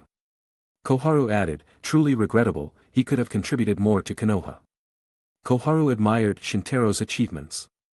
If Shintaro were still alive, there would be no need to worry about the war in the northeast. Danzo sneered and said, "This may not be a bad thing. Uchiha Shintaro was a troublemaker and would not be used by Konoha even if he were still alive. I think it's okay if he's dead, at least the Uchiha clan has weakened." "Danzo. You've gone too far." Danzo said disdainfully, "I just said what you dare not say." Hiruzen scowled and ignored Danzo. "Uchiha Shintaro is a hero of Konoha, that's final. There is no doubt that at this moment, we must make a statement. Initially, I gave Uchiha Shintaro the position of Special Jonin because of his night attack on the Kumogakure camp, but I received this news right after I sent him. I am now posthumously awarding Uchiha Shintaro the status of Jonin and giving him the title of Hero of Konoha, and the Inuzuka Gaku squad will also be given the title of Hero Squad." Both Hamura and Koharu had no objections, who cared about giving respect to the deceased. Danzo said, "As long as you're happy, you're the one sending people to the border.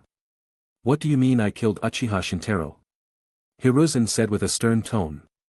Danzo waved his hand and said sarcastically, I dare not, how could the third Hokage do such a thing?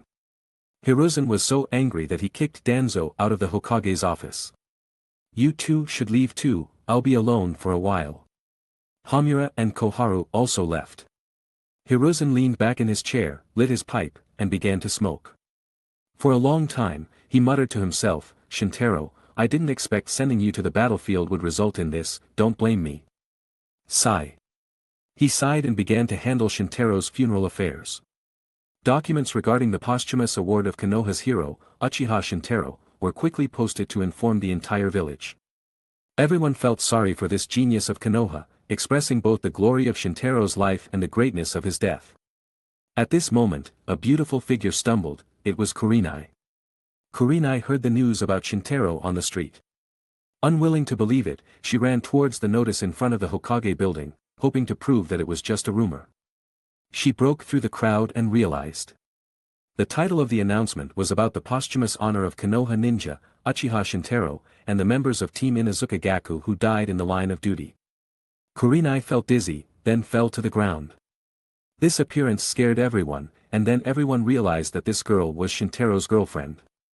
They both lived together every day when they were in the village, as Shintaro was very famous, and even Kurenai was familiar to the villagers. Despite her appearance, tears streamed down Kurenai's beautiful face, and she murmured, Shintaro, you big liar. She still remembered Shintaro's words to her when he went to battle. Kurenai continued to wait, but what she awaited was the announcement that Shintaro had died in battle. Seeing this scene, the villagers watching sighed. During war, life and death are inevitable, but it would be cruel to ask Kurenai, a young girl, to bear this burden.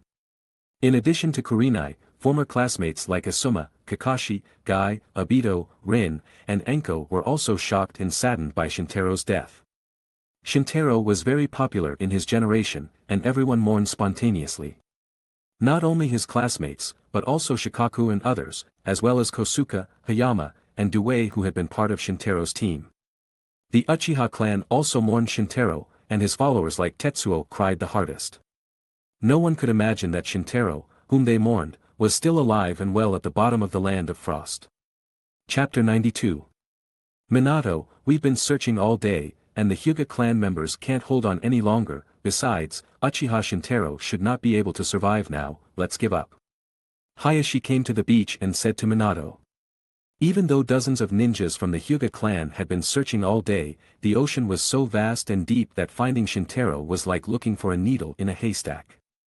Minato stubbornly said, I told you, Shintaro is a hero of Konoha, even his corpse must be found.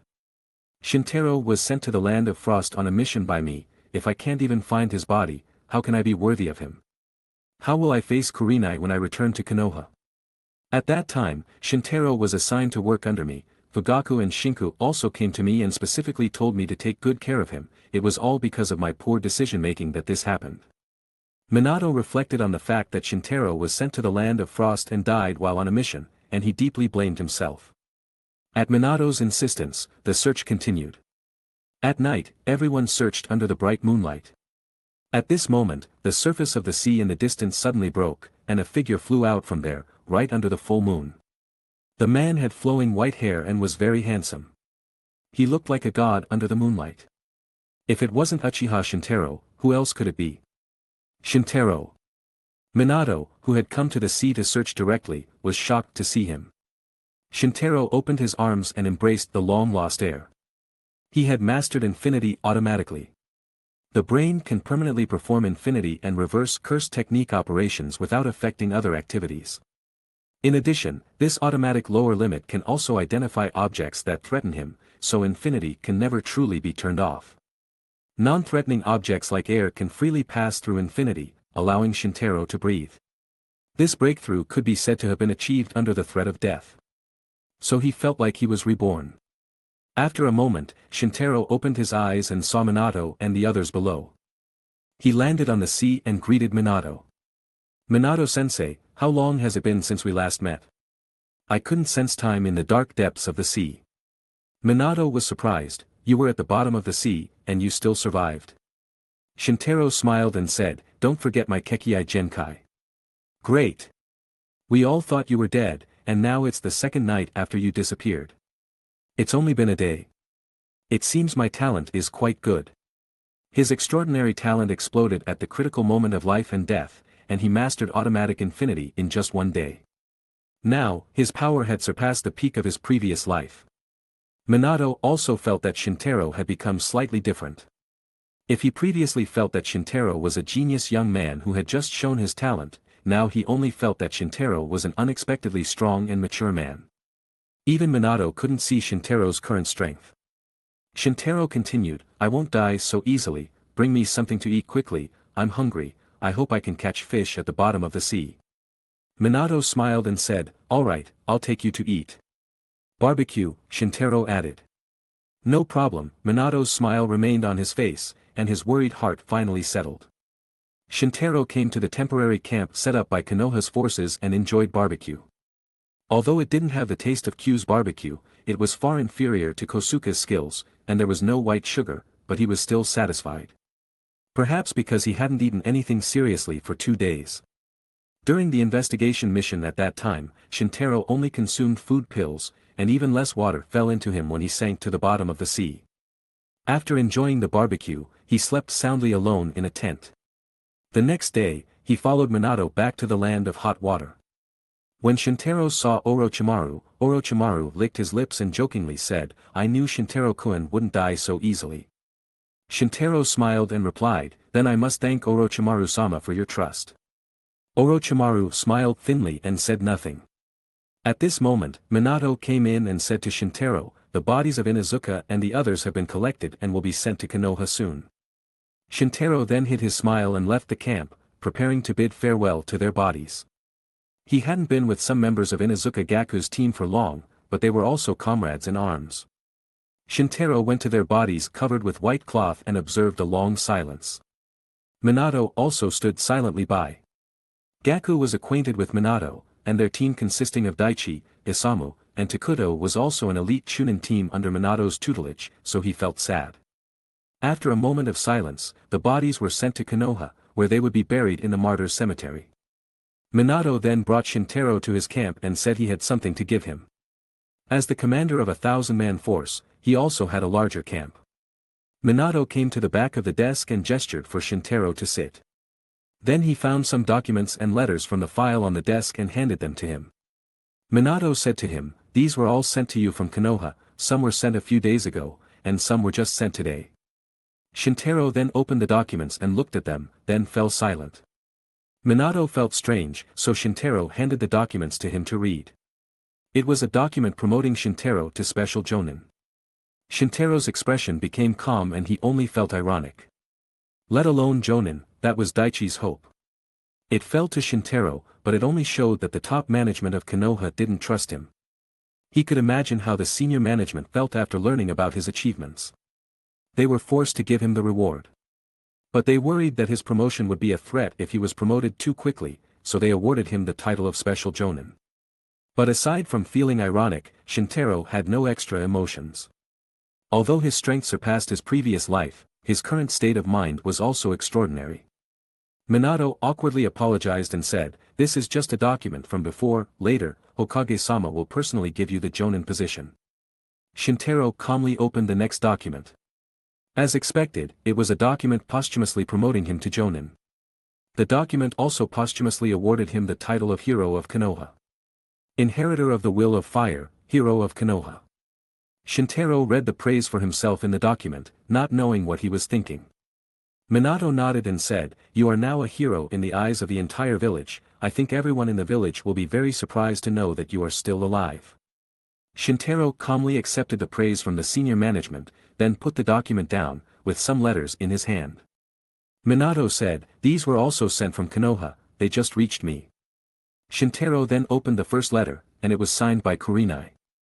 He took out the letter paper and saw that the paper was wrinkled and the handwriting on it was blurred. Shintaro was deeply moved after reading the letter, this silly girl cried like this and still wrote me a letter. This letter consisted of 2 parts. The first part was written by Kurenai when she thought Shintaro was dead. The entire text accused him of being a lying eye. In short, Shintaro was no longer human. Minato gently smiled and said, "You and Kurenai are very much like Kushina and me." Shintaro looked up with a smile and said, "I'm not so afraid of my wife." Minato scratched his face embarrassedly. Indeed, Kushina was more frightening than Kurenai. As for the remaining letters, they were written by Shinku, Fugaku, Kakashi, and Asuma. Shintaro wasn't interested in the feelings of these grown men, so he put them away after reading them hurriedly. Chapter 93. Shintaro put away the letter and prepared to leave. Minato raised his hand to stop him again and said, "There's one more thing." Shintaro looked at him with questioning eyes. Minato then said, "The Inuzuka Gaku team has been wiped out, and this vacancy needs to be filled. You've already become a jonin, so I thought, why not let you form a team? Consider it a reorganization of the Inuzuka Gaku team." Shintaro asked, "Who will decide the candidates?" "It's up to you. Here are some candidates who have applied to join your team, you can refer to it yourself, you can also choose others," Minato said, handing over a list of personnel. Shintaro took the list and left. He actually didn't really want to rebuild the team. He no longer cared about the situation on the battlefield, which was something the higher-ups in Konoha needed to consider. He now just wanted to focus on training, having surpassed the peak of his previous life, which only fueled his ambition. He wanted to become stronger. However, if there were some interesting candidates on the list, Shintaro might also be willing to form a squad. When he returned to the empty camp, it seemed he could still smell the sweat of the Inuzuka Gaku team. Shintaro shook his head slightly, then sat at a small desk in the corner of the camp and set the list aside. He took out a pen and paper from the drawer, and of course, the first thing he did was write a reply to Kurenai. After carefully writing a reply to Kurenai, Shintaro then finished writing replies to the others one by one to report that he was safe. Then he took the list given by Minato and looked at it. Most of them contained the names of some young ninjas. They often chose to apply to join his command because they admired his deeds. There were many names familiar to Shintaro. He took a pen and circled the 3 names he was most familiar with, then came to Minato's camp again with the list and replies. "You're here, have you chosen someone?" Minato was sitting behind the desk, looking at him and asking. Shintaro handed over the reply letters first. "I've chosen, but first I'd like Minato-sensei to help me deliver these letters back to Konoha." Then Shintaro handed over the list. Minato nodded, setting aside the replies, took the list, and looked at it. "This." Minato looked at the 3 names on the list and was slightly surprised. "What's wrong? Can't I choose these 3 people?" Minato replied, "No, it's not that. Sarutobi Asuma, Uchiha Tetsuo, and Uchiha Hamasu. These 3 are from your class, and 2 of them are from the same clan. It's understandable that you would choose these 3. Minato's unspoken words were, "It's just that 3 Uchiha and 1 Sarutobi, this combination might be rare in the whole village." Shintaro then thanked him and left the camp. The transfer of personnel during wartime often happened promptly. One day later, the 3 members of Shintaro's team had arrived at the camp. Aniki. Tetsuo wanted to rush and hug Shintaro in a somewhat excessive manner, but Shintaro separated him without any hindrance. "It's been a long time, Aniki, you're too cold." "What is this? Could it be that Aniki has mastered another special skill?" Shintaro said calmly, "Kekiai Genkai." Tetsuo immediately gave him a thumbs up and said, "I knew that Aniki is a handsome and talented man, and he will surely become the strongest Uchiha in history." Shintaro ignored Tetsuo's boast and waved his hand to look at the remaining 2 people. Asuma looked around the camp blankly, while Hamasu honestly called Shintaro Aniki. Shintaro nodded slightly as a greeting, then looked at Asuma and said, "What are you looking at?" Asuma came to his senses and replied, "I'm just observing, after all, this is my first time on the battlefield." "Then let me show you around the camp." Shintaro approached the 3 of them and said. "Okay, Aniki." Tetsuo followed behind Shintaro. "Use titles in the army," Shintaro corrected. Hamasu was the first to change his words, "Yes, Captain Shintaro."